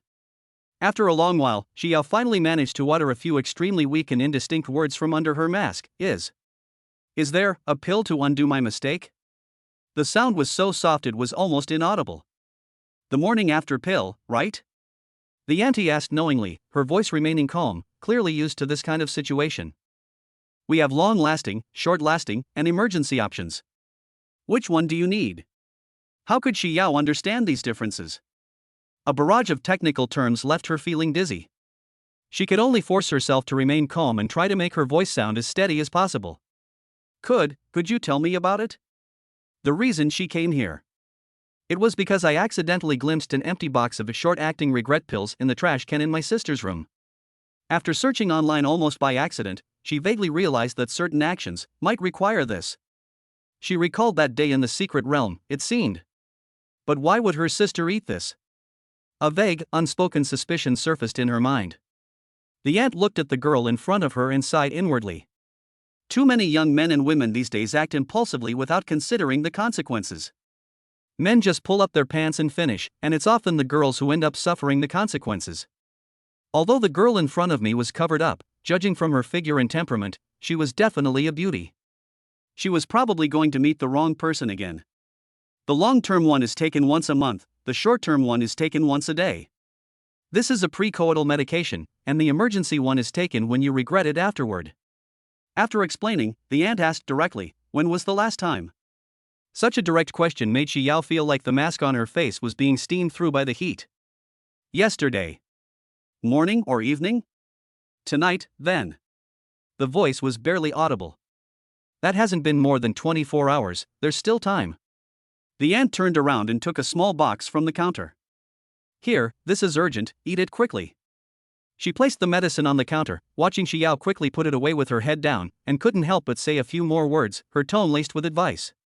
"Young lady, you need to be careful when looking for a partner. Never date a scumbag who only cares about his own enjoyment and doesn't care about your well-being. The success rate of regret pills is not 100%, and they can easily lead to death if you're not careful. You must cherish yourself." She paused, looking at Xiao's lowered hat brim. "Judging from your figure and temperament, you must be a beautiful girl, so you should know how to protect yourself." Thank you. Xiao's eyes welled up slightly. She paid hastily and turned to leave the pharmacy as if fleeing. Just as she opened the door, another tall figure entered from outside. The same heavy-handed attire, hat, mask, sunglasses. Even a loose-fitting long trench coat couldn't hide her long, straight, and exceptionally eye-catching legs. The two brushed past each other at the doorway, creating a slight breeze. Xiao instinctively stepped aside, lowered her head, and quickly walked out. The new customer went straight to the counter. "What medicine do you need?" the aunt asked repeatedly. "Is there a pill to undo regrets?" The newcomer's voice came through the mask, sounding less flustered and more deliberately composed than Xiao had been. "Ugh, why is it this again?" The aunt sighed heavily, shook her head, and said, "These young people nowadays, long-lasting, short-lasting, emergency, which do they want? I need one box of short-acting medication and another box of emergency medication." Gao Qing's answer was clear and concise. She had done her homework before coming. Although she was still too embarrassed to talk about it, the mask gave her a sense of security. More importantly, she harbored a complex, even slightly sweet, thought. This was prepared for that bad guy. It shows how sensible she is. Hearing the familiar voice, Xiao turned around and looked at the tall, leggy figure. The other person seemed to sense something and turned around to look. Their gazes met for a fleeting moment in the air, separated by the glass door and their respective sunglasses. Xiao's body stiffened abruptly. Gao Qing was also stunned, and her hand holding the medicine box paused slightly. The air seemed to freeze for a moment inside the cramped pharmacy. The auntie, holding the medicine, turned around, oblivious to the subtle tension between the two, and began earnestly reciting the pharmacy Bible. "Young lady, taking too much of this medicine can harm your health. You must be careful when choosing a partner." Whether intentionally or unintentionally, Gao Cheng said in a tone basking in happiness, "Auntie, I love him, and I'm willing to take my medicine for him. He'll also be willing to protect me." Her voice wasn't loud, but it carried clearly to the doorway. Xiao, who was about to turn and leave, suddenly shuddered, as if she had been pricked by an invisible needle. A surge of mixed emotions, bitterness, disappointment, and complex feelings suddenly welled up in her heart, making her nose sting. She lowered her head, pulled down the brim of her hat, and staggered as she quickly disappeared into the dimly lit street corner. Gao Qing caught a glimpse of Xiao leaving in a hurry out of the corner of her eye, and a victorious smile appeared beneath her mask. The aunt shook her head with a sigh. "Well, you're luckier than that girl. That girl clearly didn't know anything, she was so flustered she couldn't even speak properly, and she bought something urgent. Tisk, her boyfriend must be an irresponsible jerk." Gao Qing was stunned, and suddenly turned to look at the aunt. She's here to buy too." The aunt pointed to the door, and my gossip spirit was ignited. "Hey, isn't that a coincidence? You two are both so bundled up. Hey! Little girl, why are you leaving too? You haven't paid for your medicine yet." Before the aunt could finish speaking, Gao Qing had already paid, grabbed the medicine from the counter, and left the pharmacy quickly with a gloomy expression. The welcoming bell on the door jingled violently from the excessive force, producing a crisp yet piercing sound. Gao Qing stood outside the pharmacy, looking in the direction where Xiao had disappeared, then looked down at the medicine box in her hand. The fleeting joy and smugness of victory had long since vanished. Chapter 60: The Giants? When Xiao Xiaofan woke up, it was almost dusk. The sun outside the window was already setting in the west, and the warm golden afterglow shone through the glass, spreading a patch of light on the indoor floor. It has a unique, lazy feeling of a summer afternoon. He sat up, his forehead still feeling heavy, as fragments of memory floated and sank in his mind, struggling to piece them together. "Last night. I think I inexplicably lost consciousness again. It seems their guiding sister ran through a crucial moment in practicing the third skill combination technique. Then it was all blank." He tried hard to recall, but only some fragmented and intense images flashed through his mind, blurry and indistinct. Moreover, that figure's silhouette doesn't seem to belong to Sister Ran. Hiss. Just as he was about to get out of bed, a wave of soreness swept over his entire body, causing him to gasp and freeze in mid-air. "Was I dragged out and beaten up last night?" He muttered to himself, moved his joints, and heard a faint creaking sound. Although it was clear that the little sun, enhanced 22 times by the silver sheep's talent, was still pulsating strongly, radiating a scorching life force. But it's like a supercar engine that's been drained of all its fuel. Top-of-the-line hardware, but running out of energy. This familiar feeling of being completely hollowed out. I only experienced it once, in the small woods on the outskirts of the secret realm. I was almost completely exhausted at the time. However, this time seems to be different. He keenly sensed that the spiritual spring energy that had not yet been fully refined and accumulated in his limbs and bones before last night had now been completely consumed. What followed was a subtle, deeper, more solid bronze sheen that flowed across the skin surface, fleeting yet more noticeable than before. This should be a sign of progress and cultivation? Although he lacked a systematic understanding of the path to transcendence, Xiao Xiaofan, through his own feelings and experience of borrowing various talents, vaguely grasped some of the tricks of the trade. The energy from the spiritual spring seemed to be slowly permeating and strengthening his entire body's skin in a gentle, immersive way. He had borrowed the hardened skin talent, and when he fought against that Nanjing University student who had just entered the second realm, their defensive capabilities were almost evenly matched. Now, he can feel that his skin's basic defenses are not only hardening but also continuously strengthening, becoming more resilient and elastic. If he were to fight that college student again, he was confident he could easily crush him. Xiao Xiaofan slowly stood up, feeling a huge emptiness filling his waist. The striking similarity. A vague guess gradually took shape in his mind. Xiao Xiaofan's expression suddenly turned strange. recalling yesterday's awkward and subtle official meeting with CA at the entrance to the secret realm. The same 2 previous unexplained episodes of falling into a coma. Then I looked at Sister Ran beside me, still fast asleep with a furrowed brow. And the room was a messy place with faint traces of rough tidying up. TSK. Chao Xiaofan stroked his chin, his eyes filled with complex emotions. This woman, could she have some kind of unusual cultivation fetish? Since the painful lesson he learned in the forest, Chao Xiaofan has been consciously or unconsciously exercising his physique, even specifically strengthening his core muscles. He was burning with determination, waiting for his chance to avenge his previous humiliation. He was just waiting for an opportunity. He wanted to prove himself, not to show off how great he was. He wanted to tell others that one day, he would take back what he had lost with his own hands. He never expected that his steel body, which had been enhanced 22 times over, would still almost be defeated last night. During a long and arduous cultivation battle, I was disconnected the entire time, completely losing any sense of experience or participation. Is this reasonable? No, we can't keep going on like this. Chao Xiaofan took out his phone. I immediately placed an order for a high-definition mini home security camera, with same-city express delivery. The device arrived at my door in less than half an hour. He quickly installed and debugged it, and connected it to the mobile app.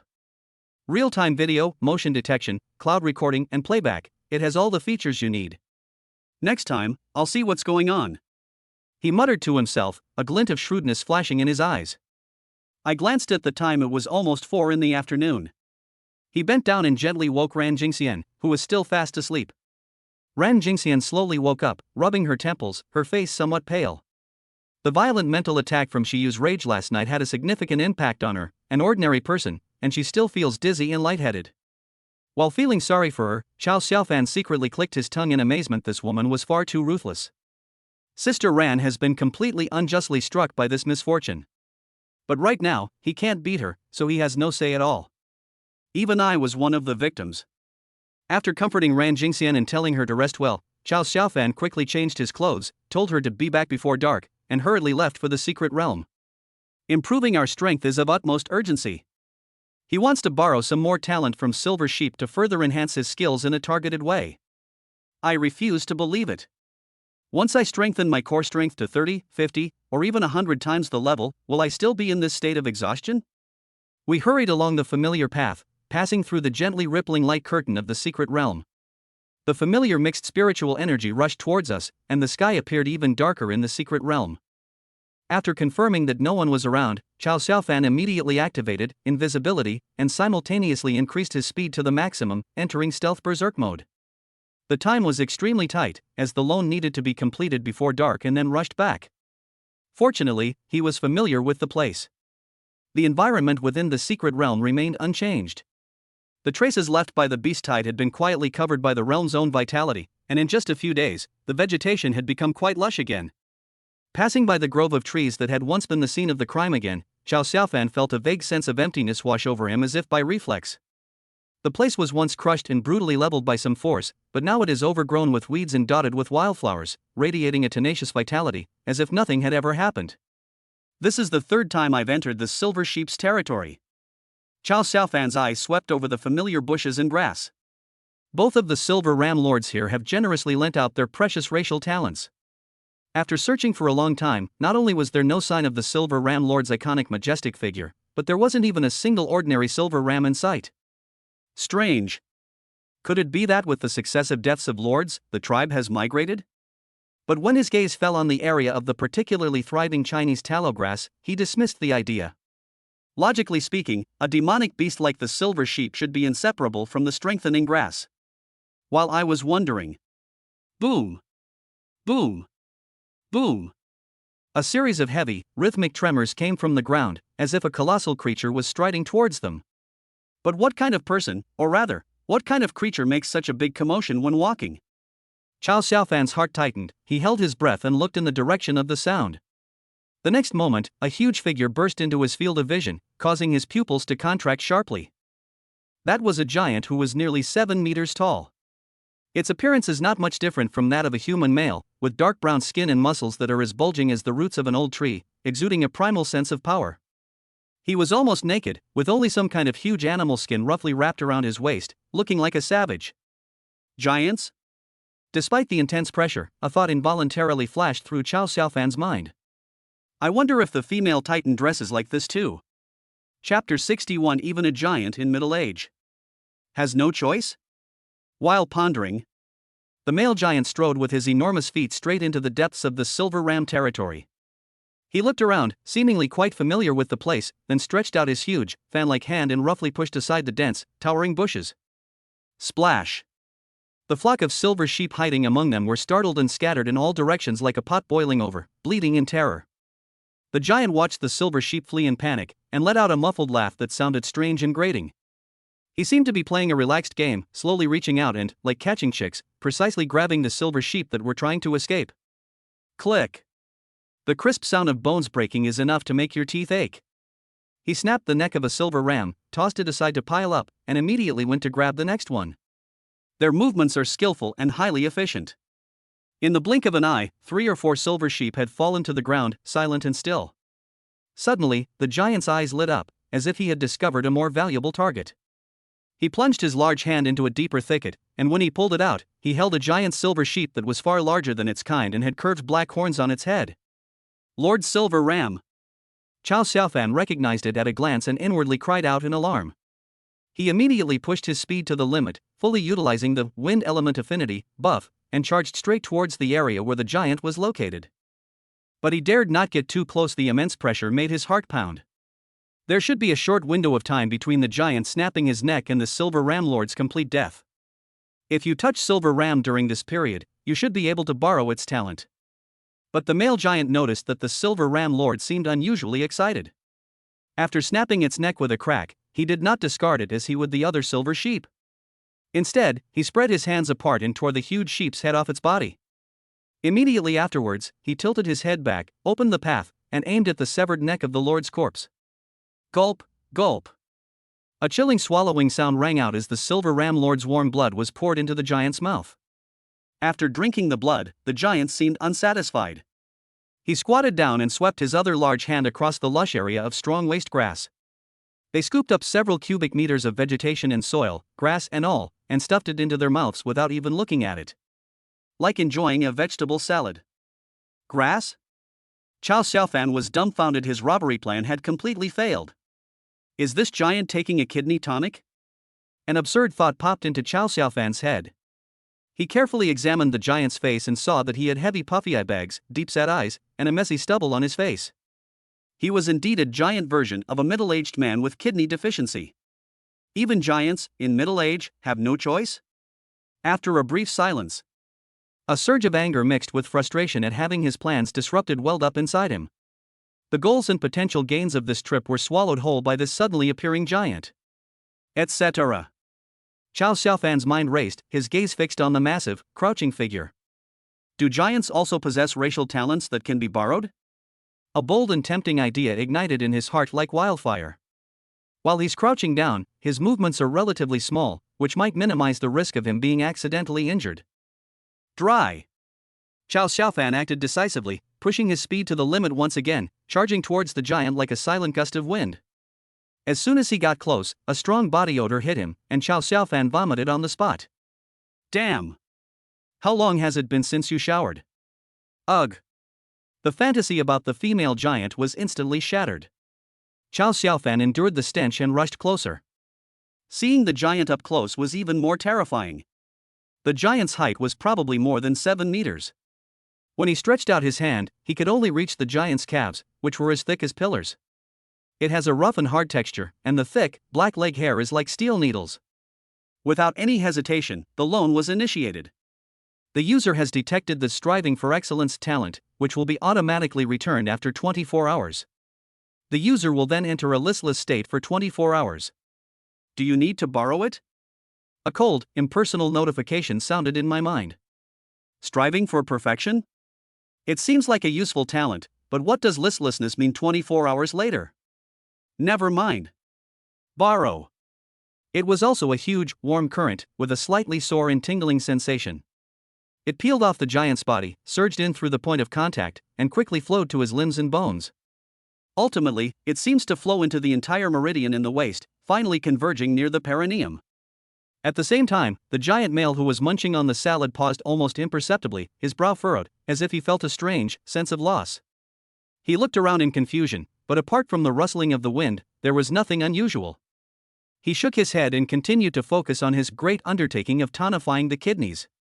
This grass is a good thing. Eat more.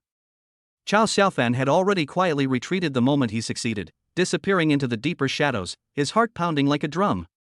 Striving for excellence? It sounds like a growth talent that requires long-term investment to see results? As he carefully considered the situation, Chow Xiaofan's expression became peculiar, and he took out his phone to start researching. For quite a while, Chow Xiaofan finally figured out the use of this talent. It turns out that the giant race has always been small in number, but each one is incredibly strong and has a long lifespan, averaging 300 years, which is several times longer than that of humans. This striving for perfection should be the most basic racial talent of the giants. It allows male giants to freely control whether to reproduce and the quality of their offspring, in order to ensure the health and strength of their descendants. What a wonderful pursuit of perfection! So that's what it means. So, listless means. This system's proverb is quite insightful. Chow Xiaofan suddenly felt somewhat disappointed. He had thought that the powerful giants would bestow upon him some formidable talent, but he hadn't expected it to be like this. Wrong. Chow Xiaofan suddenly realized that while this pursuit of perfection might be useless on the main battlefield, it was useful on another battlefield. It's incredibly useful. That's definitely God-level talent. From now on, you no longer need to worry about safety and can indulge in silky smoothness. Quality and quantity can be freely controlled. Unbound, they galloped at full speed. This is something so many people dream of. Chow Xiaofan then realized that he had been recklessly testing the limits of dangerous driving lately, and felt inexplicably guilty. No wonder this giant looks like he has kidney deficiency, frantically picking at the kidney-strengthening herb. There's a compelling reason to keep this talent. He looked at the mountain-like giant in the distance, his eyes gradually turning fierce. Chapter 62: The Giant Who Tonifies the Kidneys. According to the information I just checked, the wild giants, though resembling humans, retain almost beastly habits, eating raw meat and drinking blood, just like other monsters in the secret realm. They also attack humans who enter the secret realm, and even treat humans as food. They are basically no different from animals. After a brief thought, while the giant was taking a kidney tonic, Chow Xiaofan used his invisibility to quietly approach again. The giant had plucked all the strong waste grass, but it seemed that wasn't enough to replenish its strength. It then grabbed the headless remains of the silver ram lord and began to gnaw on them like roasted meat. The strong smell of blood mixed with the giant's pungent, beast-like body odor filled the air. Chow Xiaofan felt another wave of nausea. He suppressed the urge to vomit and rushed forward. Even seated on the ground, the giant was still over 3 meters tall. To deliver a fatal blow, you must attack the most vulnerable part of the head, and the eyes are the most direct window to the brain. Chow Xiaofan drew the dagger he had obtained from the invisible man with a backhand. With a brief run-up, Chow Xiaofan increased his speed to the limit. His enhanced physique and second-realm cultivation unleashed a powerful force, propelling him high into the air as he charged straight at the giant's face. Put! Although the dagger was short, it plunged into the huge left eye without any obstruction. Warm blood mixed with transparent vitreous fluid gushed out like a small fountain, drenching Chow Xiaofan's head and face. Roar! A piercing, violent roar suddenly erupted, like a thunderclap from a clear sky. The giant jerked his head back, and although there was nothing in front of him, he was met with excruciating pain and a moment of darkness. He instinctively raised his huge hand, stained with sheep's blood and mud, and instinctively covered his left eye, where the pain was coming from, with a dull whistling sound. Chow Xiaofan had anticipated this instinctive reaction from his opponent. At this moment, his entire body was attached to the hilt of the dagger. With a thought, the primal fire dormant within, flame heart, suddenly erupted. A wisp of extremely condensed, crimson flame with hints of gold pierced through the wound made by the dagger and plunged deep into the giant's eye socket, rushing straight to his brain. However, the giant was very fast, and its fan-like giant hand was already slamming down in front of them with a gust of wind. Before Chow Xiaofan could draw his dagger, he kicked off the giant's rough, greasy face with both feet, using the force to fly backward. Almost the instant he kicked off, the giant noticed the foreign object on his face and immediately changed his hand from covering to patting. Bang! With a muffled thud, Chow Xiaofan, who was in mid-air, had nowhere to gain leverage. The giant's speed and strength were astonishing, and Chow Xiaofan was swatted hard as if he were a fly. Puff! Chow Xiaofan felt as if he had been hit by a car. His chest trembled violently, a sweet taste rose in his throat, and blood gushed out. His body flew uncontrollably more than 10 meters away, crashing heavily to the ground and tumbling several times before finally stopping. Cough, cough. Ouch. He lay on the ground, coughing up several mouthfuls of blood. His vision blurred, and he felt as if his bones were truly falling apart, a completely different experience from when he woke up in the afternoon. A sharp pain shot through his limbs, especially in his chest, which almost made him cry out. He wasn't sure if his ribs were broken. I felt like all my internal organs had shifted, and my breath was filled with the sweet, metallic taste of blood foam. I was too careless, damn it. Chow Xiaofan gritted his teeth, enduring the excruciating pain, and looked at the berserk giant, his heart turning ice cold. If the weapon had been a bit longer, that thrust might have pierced straight into the brain and ended the fight. Although the dagger was sharp, its size became a fatal weakness when dealing with such a giant. Fortunately, the primordial heartfire nurtured by Flame Heart also evolved as he advanced to the second realm, and its temperature far exceeded that of ordinary flames. The middle-aged wilderness giant before them had oil and hair all over his face that served as excellent fuel for combustion. Call! Crimson gold flames burst forth from the giant's eye socket wound, spreading rapidly like a living thing along his eyelashes and eyebrows, which were soaked with blood and bodily fluids. Almost in the blink of an eye, it covered the giant's greasy, messy hair. Roar! Even more pitiful and painful screams rang out. The giant's entire head instantly transformed into a giant torch. The crimson flames burned fiercely, emitting terrifyingly high temperatures, and the air was filled with the stench of charred flesh. The enormous body crashed to the ground, writhing in agony, its massive hands frantically digging at the sand and soil, trying to extinguish the flames over its head. Chance! Despite the excruciating pain, Chow Xiaofan quickly drew a small sip of spiritual spring liquid from his personal space and swallowed it. The pure and gentle energy instantly dissolved, nourishing the damaged meridians and slightly relieving the pain in the internal organs. He gritted his teeth, braced himself against the ground, staggered to his feet, and walked step by step toward the rolling, howling giant. Every movement aggravated the wound on his chest, causing him to break out in a cold sweat from the pain. Having come this far, today it's either him or him who dies. Wild giants typically do not appear in areas so far out of the secret realm. We don't know why this giant is here, but we must not let it leave. Once it escapes back to the depths of the tribe inhabited by giants, hunting it down will be as difficult as climbing to the heavens. Chow Xiaofan absolutely did not want to experience the pain of a backlash again. When they got close to the giant, the flames on its head had been barely extinguished by the sand. However, the entire front of the skull was charred and mangled, with the skin and flesh curled up by the high temperature, revealing the dark red muscle underneath, and even some of the white bone could be seen. The charred flesh emitted a strange odor, a mixture of burnt smell and meaty aroma. The giant fell to the ground, convulsing in pain and emitting hoarse gasps. He couldn't understand how his trip to the mountains to collect herbs to improve his health had suddenly turned him into this state. A sharp pain shot through his head, causing him to collapse to the ground, unable to move. Now! Chow Xiaofan's eyes hardened as he unleashed his full power to activate the primordial fire within his heart. At the same time, he tried to guide the energy of the spiritual spring liquid with extreme care, attempting to combine it with the flames. Laugh! The pure spiritual spring energy seemed to become the most powerful accelerant, and the moment it came into contact with the crimson flames, it was like gasoline meeting fire, instantly exploding. A blazing line of fire shot out from Chow Xiaofan's palm, landing precisely on the giant's simple animal skin skirt at his waist. Chow Xiaofan dared not be negligent and immediately withdrew, while adding more spiritual spring liquid. Like adding fuel to the fire, the flames instantly spread throughout his body. Roar! The giant had just extinguished the fire on his head when his body was once again enveloped in crimson gold flames. Chapter 63 Otherwise? I won't accompany you in cultivation next time.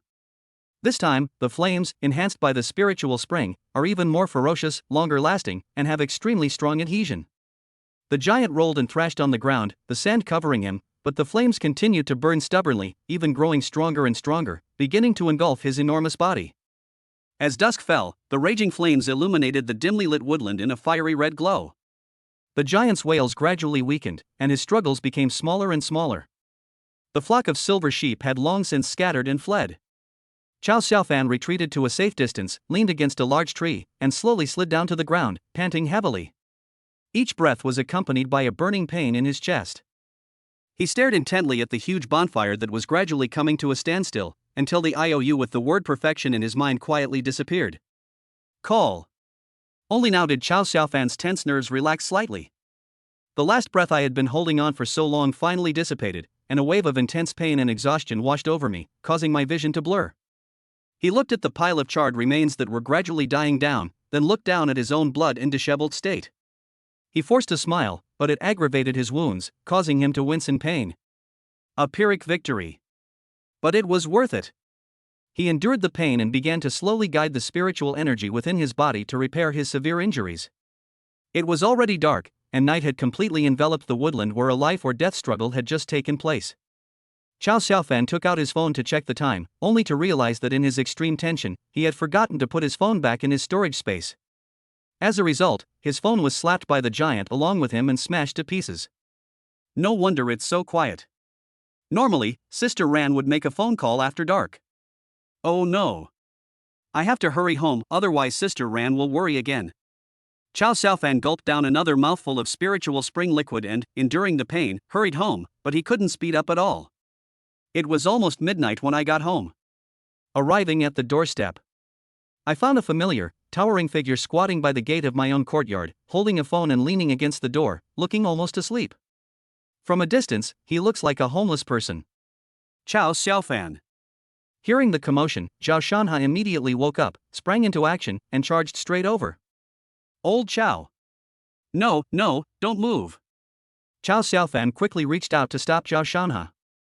Although he had recovered from some of his injuries with the help of the spiritual spring along the way, if Zhao Shanha gave him a bear hug or casually shoved him around, his injuries would probably continue to worsen. Get to the point. Ahem. Because he spoke too quickly, he coughed twice, and a tearing pain in his chest instantly struck him. You're injured? Zhao Shanha instantly noticed that something was wrong with Chow Xiaofan. His eyes widened and his eyebrows shot up.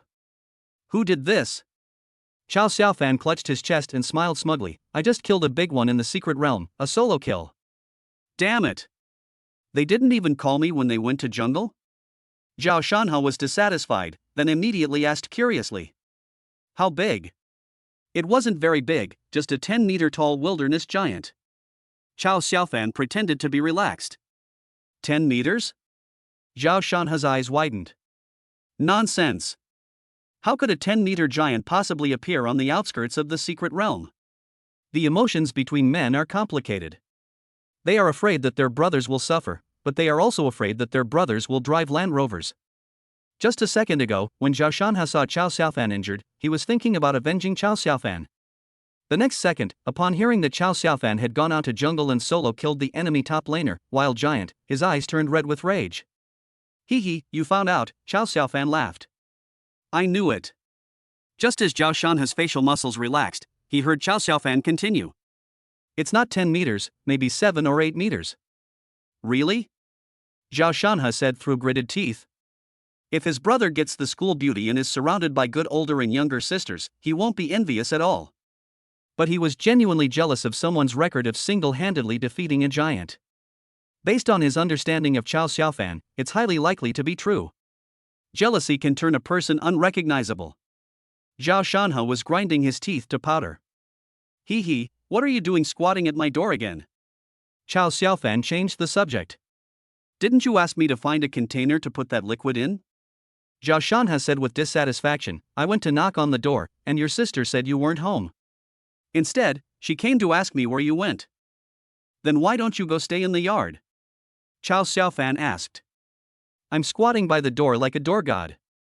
I'm afraid to see your sister, I'd rather squat by the door. Zhao Shanha scratched his head. By the way, why can't I get through to you on the phone again? Oh right, my phone got smashed by a giant. Chow Xiaofan took out his phone and waved it in the air as if to show off. Upon triggering the keyword giant, Zhao Shanha instantly switched to envy mode. He didn't want the spiritual spring liquid anymore and started pestering Chow Xiaofan with questions. Tell me about the fight. You must be incredibly strong with that kind of physique. How does it compare to mine? How was he finally killed? Chow Xiaofan laughed and drew a drop of spiritual spring liquid onto the back of Zhao Shanha's hand. Oh whoa! Zhao Shanha immediately started street dancing. Where is the container you brought? Zhao Shanhe then took out a thermos from his pocket. Chow Xiaofan. You idiot, you actually want to put the spiritual spring liquid in a thermos? Do you want to drink it like hot water or what? He had already tried it. Ordinary materials simply couldn't withstand the high temperature of the spiritual spring. This is specially made. Ah! It's filled with black jade. Ah! Zhao Shanhe shouted and explained at the same time. Chow Xiaofan took a look, and indeed the inner wall of the thermos was as white as jade.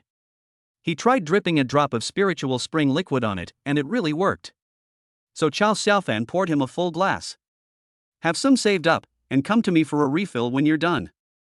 Chow Xiaofan then cautioned, you can't use too much of this at once, or you might get yourself into trouble. As he said this, Chow Xiaofan's mind was filled with images of riding horses in the secret realm, and he added a sentence. The consequences would be unimaginable. Okay. I won't let anyone know. Zhao Shanhe nodded solemnly, and then started dancing the street dance with great enthusiasm. Solo kill on the giant has depleted my health and mana bars. I need to go back to the fountain to heal. Chow Xiaofan patted Zhao Shanhe on the shoulder. Keep enjoying yourself. Upon hearing this, Zhao Shanhe's eyes reddened, and he danced the street dance even more energetically. Upon entering the courtyard, a beautiful, alluring body immediately pressed against her. With a face full of concern, Ran Gingxian asked with heartache, how is your injury? She had heard the commotion long ago and had been listening behind the door. Watching the two boys chatting and joking around, she didn't disturb them for a moment. Especially when she heard Chow Xiaofan showing off his achievements, she couldn't help but laugh along. When the door opened, she noticed that Chow Xiaofan was pale and walking unsteadily. His injuries seemed to be much more serious than she had imagined. Sister Ran, I broke my phone, I'm sorry to have worried you again, Chow Xiaofan said with an apologetic smile. Ran Jingxian's eyes were red. I'll take you to the hospital. No need, no need. I'll be fine after a nap. This time, listen to me. Ran Jingxian glared fiercely, her face flushed, and threatened, otherwise, I won't accompany you to practice those new skills next time. Okay, Chow Xiaofan immediately gave in. Tiannan First Hospital. Xin Lingyun, who was on duty, was intently looking at a report. Strange, the seal within Shiyu's body has loosened considerably. Could it really be because of that boy? Recalling her bold actions after following Shiyu that day, a blush rose to her face. Chapter 64. Even if I were a man, I couldn't handle it. The incandescent light bulbs in the corridor emitted a slight humming sound. The smell of disinfectant permeated the air, mingling with the unique stillness of the night. The nurses on the night shift pushed their medicine carts past quietly, their footsteps echoing in the empty corridor. Xin Lingyun crossed her long legs, her black stockings gleaming delicately under the light. Today she was wearing a tight-fitting off-white knitted short-sleeve top, the soft fabric perfectly hugging her full bust. She paired it with a dark blue striped mini skirt, the hem of which stopped a few centimeters above her knees, neither too flashy nor lacking in mature and voluptuous charm. Black stockings tightly hugged her shapely and straight legs, and on her feet were a pair of black suede stilettos with 7-centimeter heels that made her calves look even longer and more graceful. A white coat was casually draped over his shoulders, and gold-rimmed glasses perched on his nose added a touch of unique, ascetic charm. The hospital normally has strict dress codes, but due to the attacks a few days ago, the hospital is severely understaffed. As a top-tier physician in the extraordinary medical department, Xin Lingyun, who possesses an S-level healing talent, was temporarily transferred to the emergency department. She doesn't usually deal with common illnesses and injuries, so her attire is quite casual. Since she's wearing a white coat, you wouldn't notice her inner clothing unless you look closely. More importantly, at her level, there really was no one in the hospital who could control her anymore. Not yet 30 years old, with double S-level talent, she is a leading figure in the field of extraordinary medical care in Tiannan City. Even the hospital director treats her with deference, and no one dares to criticize her attire. Knock knock. Dr. Shen? Just as Xin Lingyun was recalling the boy's raging dragon-style rebound, a gentle knock on the door interrupted her reverie. Xin Lingyun suddenly came to her senses, her breathing became rapid, her chest rose and fell slightly, and her face was burning hot. What is it? She took a deep breath and tried to make her voice sound steady. The door to the duty room was pushed open a crack, and a young intern peeked in. The girl was about 23 or 24 years old, and her face was covered with acne. Dr. Shen, a special patient has arrived at the emergency room. She whispered, the injuries are quite serious. Xin Lingyun had already stood up and put her glasses back on. The intern was slightly taken aback the moment she looked up. Under the lamplight, Dr. Shin's cheeks were flushed with a faint blush. Behind her gold-rimmed glasses, her eyes shimmered with a captivating light, and she exuded a unique and alluring charm characteristic of mature women. The white lab coat was slightly open, revealing the full curves outlined by the tight-fitting knitwear underneath, which trembled gently with each breath. So beautiful. The intern was slightly lost in thought. As a woman myself, I am always unconsciously drawn to Dr. Shin's beauty whenever I see her. In Tianan, almost all female doctors regard her as an idol. Of course, all male doctors are also. What exactly happened? Shin Lingyun was already used to this kind of gaze and asked calmly.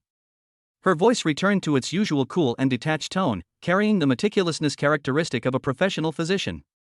Ah, that. The intern snapped out of his daze, blushed, and quickly said seriously. Initial examination revealed multiple fractures, including 6 broken ribs. However, he appears to be a superhuman, so we would like to ask you to come and take a look. Shen Lingyu nodded and buttoned up her white coat, concealing her inner attire. Okay, I'll be right there. The rhythmic sound of high heels clicking on the floor echoed down the corridor, and the hem of a white coat swayed gently with each step. The intern followed half a step behind her, secretly glancing at her back with admiration in his eyes. Even wrapped in a loose doctor's coat, her slender curves were still visible. Especially her legs, encased in black stockings, moved gracefully as she walked, exuding a certain elegance. Inside the emergency room, Chao Xiaofan lay on the hospital bed, staring blankly at the ceiling. Young man, how did you get injured? The female doctor in charge of the initial examination took notes while asking questions. Chao Xiaofan thought for a moment and replied seriously, I hit the jackpot. The female doctor paused, looked up, and adjusted her glasses. What? Literally, Chao Xiaofan sighed, he was hit by a car. Is the car all right? No. Doctor, what do you mean by that? Chao Xiaofan got angry immediately. The female doctor looked up and carefully examined him. The young man in front of me was very handsome. Even lying in a hospital bed, you could still see that he was tall and had smooth muscle lines. It's just that it's not very serious. With so many broken bones, you still have the mood to joke around. It doesn't seem too serious. Chao Xiaofan. It wasn't that he didn't want to tell the truth, but killing a titan single-handedly might expose his abilities. Zhao Shanhao wouldn't talk about it everywhere, but outsiders might. Doctor, is his injury really not serious? A gentle but anxious voice came from the side. Ran Jingxian sat on a chair next to the hospital bed, her hands tightly gripping the hem of her clothes, her eyes slightly red. It's serious. It would be enough to kill an ordinary person twice over. Ah? Ran Jingxian turned pale with fright and hurriedly stood up. What should we do? Doctor, please save him. The female doctor looked up at Ran Jingxian, a hint of amazement flashing in her eyes. The young woman before me was almost as beautiful as Dr. Shin, only their demeanor was completely different. Moreover, the female doctor's gaze unconsciously drifted towards Ran Jingxian's chest. Beneath the knitted cardigan, the undulating curves were simply astonishing. It must be at least an E-level talent, right? Then I looked at the pimples that had appeared due to hormonal imbalance after working consecutive night shifts, and the waistline that was gradually disappearing because of sitting for long periods. The difference between people can sometimes be greater than the difference between people and dogs. Sister Ran, it's okay, don't worry, I can still run 5 kilometers. Chao Xiaofan patted his chest. The female doctor rolled her eyes. Fine, then get out of bed and run around for me to see? Just wait. The female doctor closed the medical record. You're lucky to have a top-tier doctor from our hospital on duty in the emergency room.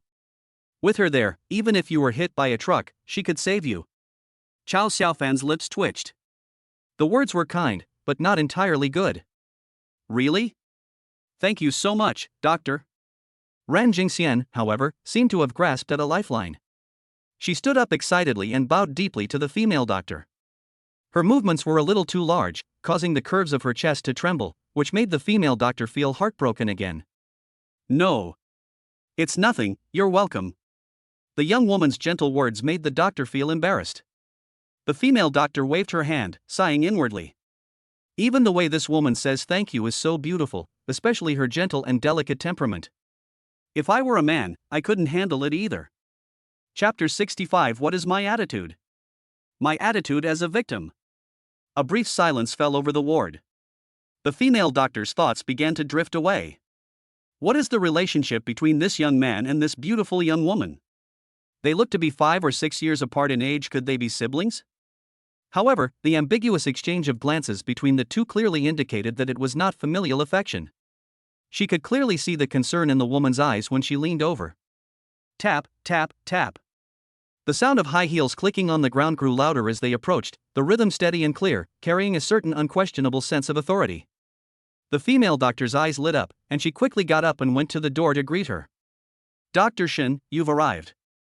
A white figure appeared at the doorway. Chow Xiaofan's gaze was involuntarily drawn to it. The first thing that catches the eye is a pair of feet wearing black high heels, with the insteps arched in a beautiful curve. Above that are calves tightly wrapped in black stockings, their lines even and straight. The hem of the striped mini skirt is suggestive without being overly revealing. The white lab coat was slightly open, revealing the full curves of her body wrapped in a beige knit sweater underneath, which rose and fell gently with her breath. Finally, there was an absolutely beautiful face, with features so exquisite they resembled meticulously sculpted works of art, and clear, cool eyes behind gold-rimmed glasses. Pure desire and intellect, aloofness and maturity, these qualities blend perfectly in her. Chow Xiaofan was stunned. This face, he'd seen it before. Not in reality, but in that hazy dream the night before the martial arts assessment.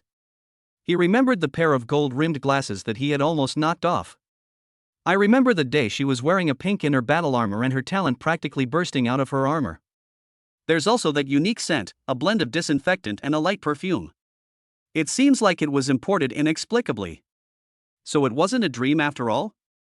It turns out that the culprit who caused him to faint several times for no reason and undergo a full body examination was not Shiyu, but the doctor in front of him, Dr. Shin. At this moment, Shin Lingyun's expression also indirectly confirmed his guess.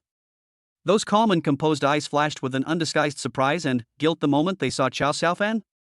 Although she quickly regained her professional composure, Chow Xiaofan had captured that moment of panic. That's interesting. Chow Xiaofan narrowed his eyes slightly.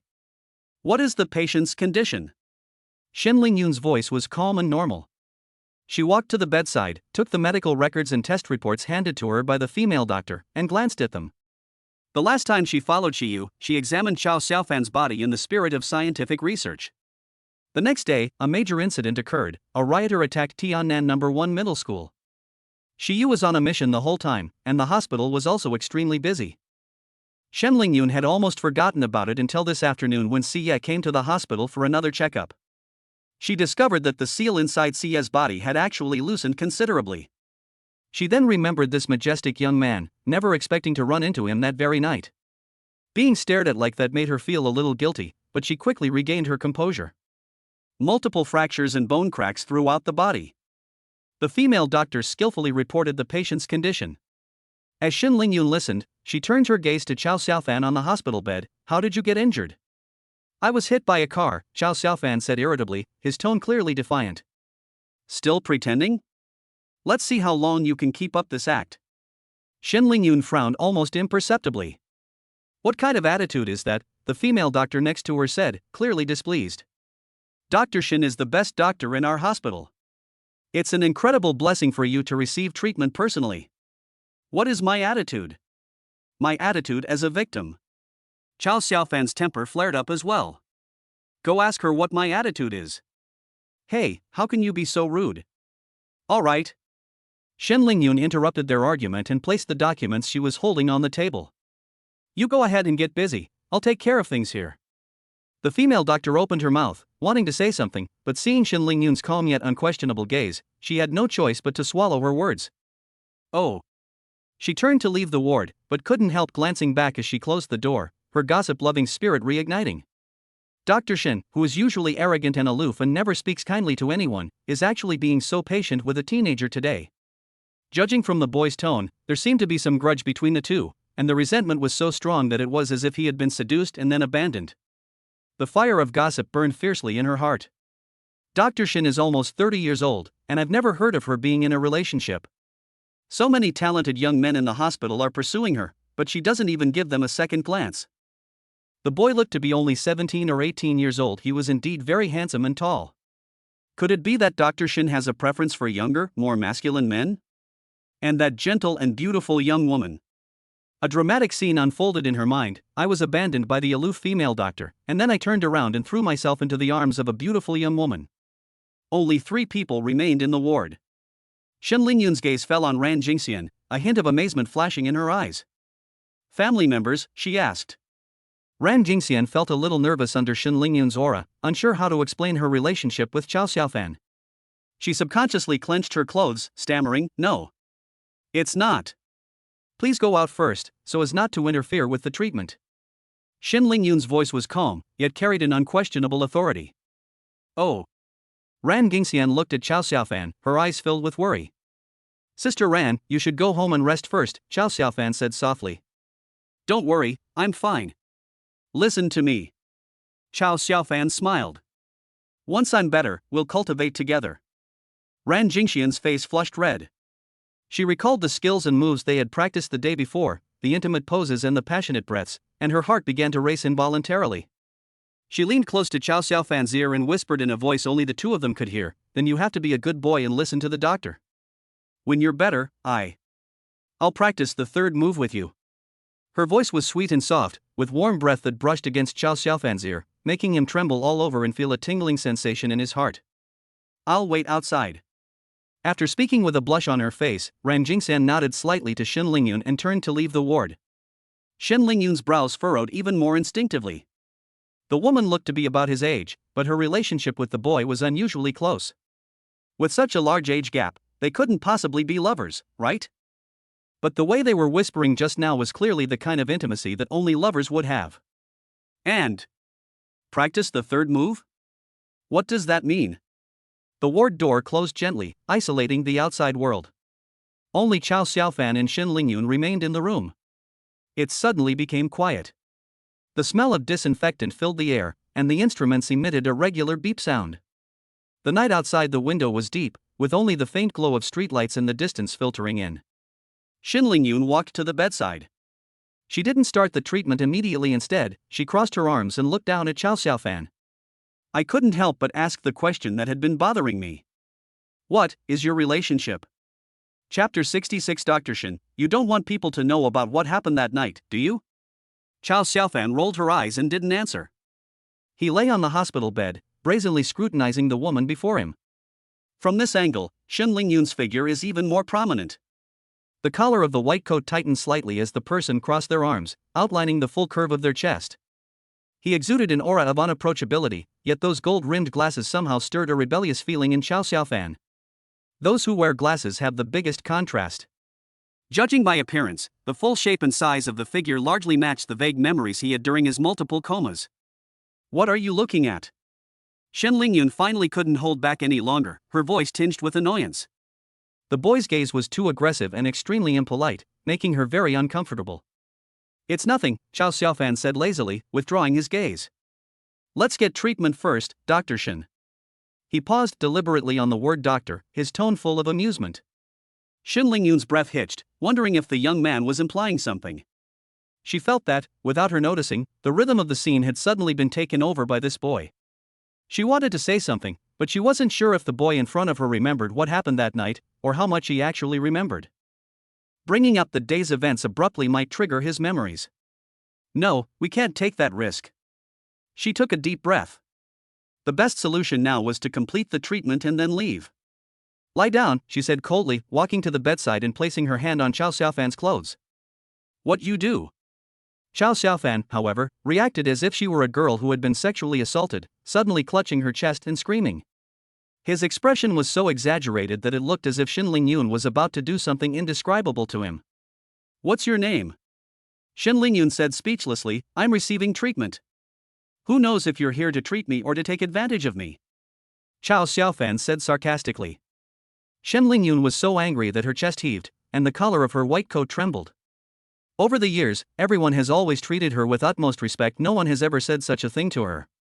But she was in the wrong and felt guilty, so she dared not make a scene. She endured it. "My innate superpower is S rank, healing," she patiently explained, feeling she'd never been so patient in her life. Direct contact is needed to guide the energy healing. "How can I heal you if you won't let me touch you?" The more tolerant she was, the more Chao Xiaofan felt that she had something to hide. So Chao Xiaofan dragged out the sound. Oh. Then he spread his limbs out, striking a pose that said, "Come on, I can't beat you anyway." Shen Lingyun pretended not to hear the last sentence and gently placed her palm on Chao Xiaofan's chest. Through his clothes, she could feel the boy's strong chest and powerful heartbeat, and memories of that night began to resurface in her mind. She quickly composed herself, closed her eyes, and activated the supernatural power within her body. A pale blue light emanated from her palm, warm and gentle, seeping into Chao Xiaofan's body and transforming into countless tiny warm currents that flowed throughout his body along his meridians. Chao Xiaofan couldn't help but snort.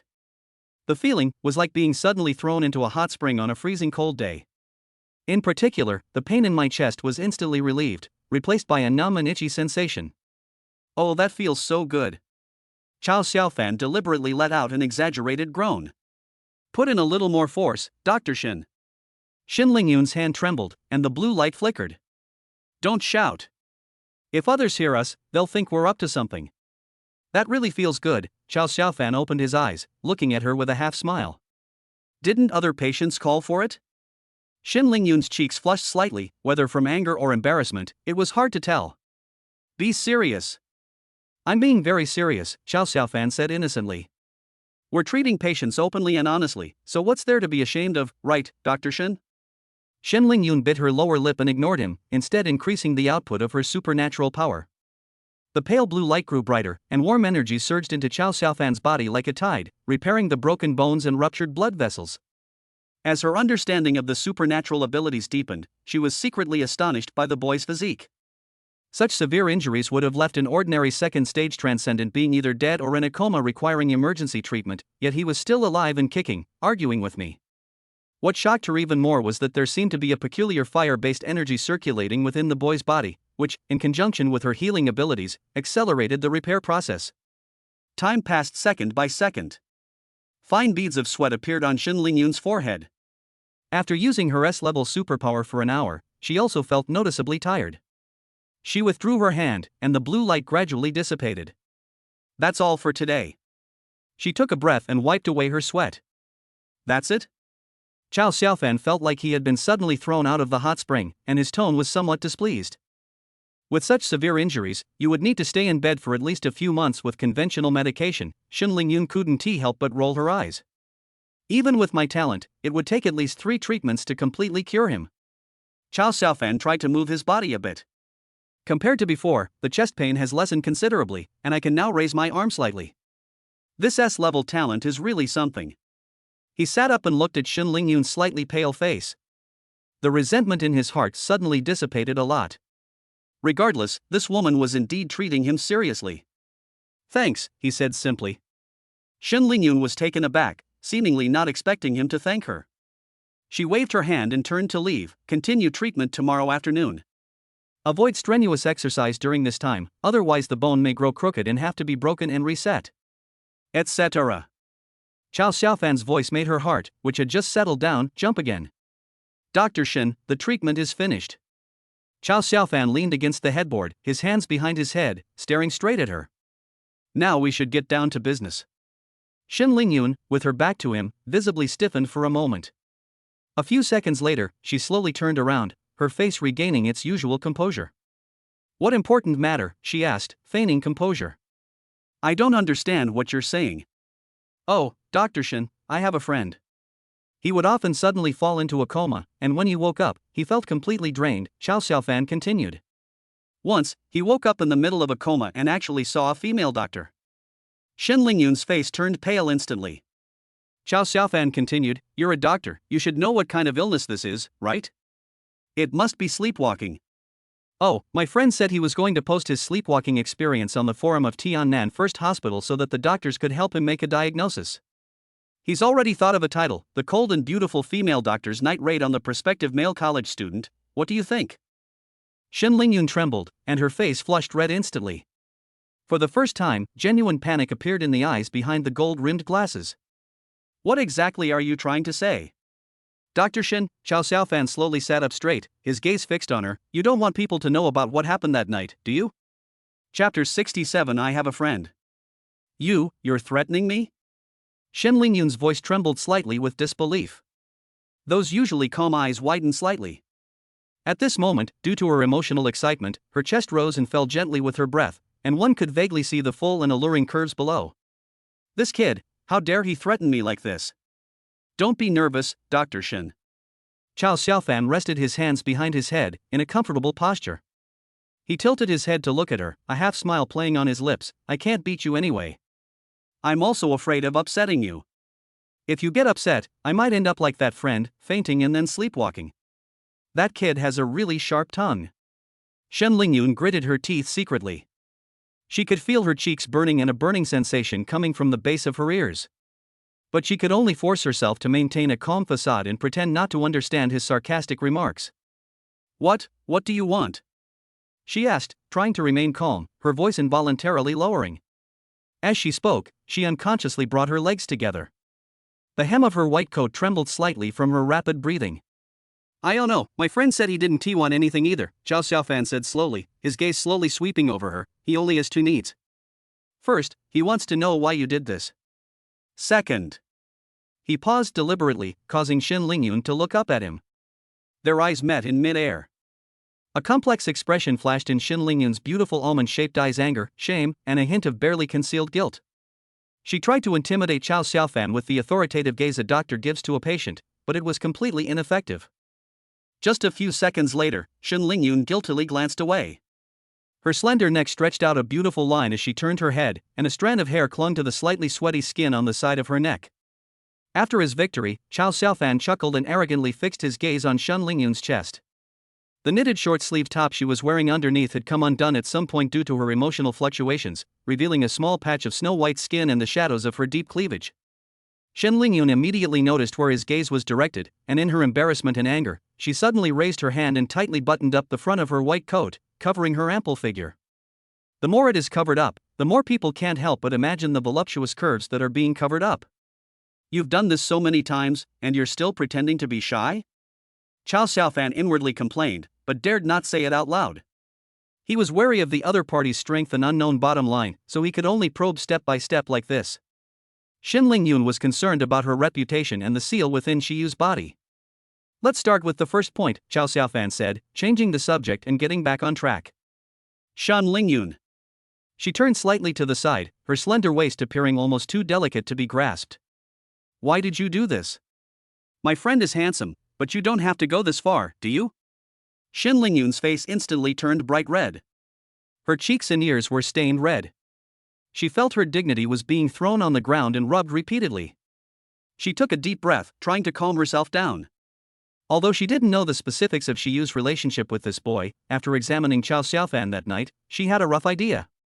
It's highly likely that Shiyu used this boy's body to break the seal within him, but for some reason, Shiyu chose not to let the boy know. However, his own stalking gave him away. That's my research project. Shen Lingyun finally spoke, her voice soft and gentle, carrying an almost submissive tone. Your project is about studying men's bodies? Chow Xiaofan glanced at her sideways, his face full of strangeness and his eyes filled with disdain. Shen Lingyun's face burned even more. Having lived all these years, this is the first time I've been treated like a pervert. Then how did you find me, that friend? Chow Xiaofan continued to ask. I remember he didn't know you. I saw you on the street. That friend of yours, Shen Lingyun's voice trailed off. You just grabbed someone off the street, knocked them unconscious, and then dragged them away to do that kind of thing? Chow Xiaofan's eyes widened, his face changed drastically, and his body involuntarily shrank back, feeling as if he had stumbled into a plum grove and fallen into the AI river. Shen Lingyun sensed the extreme disdain and wariness in his eyes and quickly explained, of course not. He's the only experimental subject in this project. Then why did you approach him? Chow Xiaofan breathed a slight sigh of relief, but his eyes remained wary. Shen Lingyun opened her mouth, but found that she couldn't come up with a reasonable explanation. I can't reveal that, it's a project secret, she finally replied curtly, avoiding his gaze. Upon hearing this, Chow Xiaofan let out a cold laugh. Using himself as a guinea pig, repeatedly knocking himself out, frantically draining himself, and then claiming it was a secret? Then there's nothing more to talk about. Chow Xiaofan's voice was flat and devoid of any emotion. See you at the forum tomorrow. Of course you can kill me too, since I can't beat you anyway. Chow Xiaofan's expression grew colder, but he had a rough idea of what was going on. The only difference between me and others is that I have borrowed the silver sheep talent, which has enhanced my kidney function by 22 times. This woman probably has some kind of unusual fetish. In public, she is a dignified, capable, and professionally rigorous female doctor, a goddess in the eyes of many. Secretly, she's a woman with a stark contrast. She goes all out the moment she takes off her glasses, and she especially enjoys tormenting younger, more masculine men. You. How can you go back on your word? I already told you. Shen Lingyun finally couldn't hold back anymore, her voice filled with grievance and anger. She stood up, the movement causing the hem of her white coat to flutter, revealing a section of her shapely calves encased in black stockings. You think I'd believe that kind of perfunctory answer? Chao Xiaofan opened his eyes and glanced at her sideways. You don't think I'm easy to fool, do you? His gaze fell on her again, and Shen Lingyun felt uncomfortable under his gaze.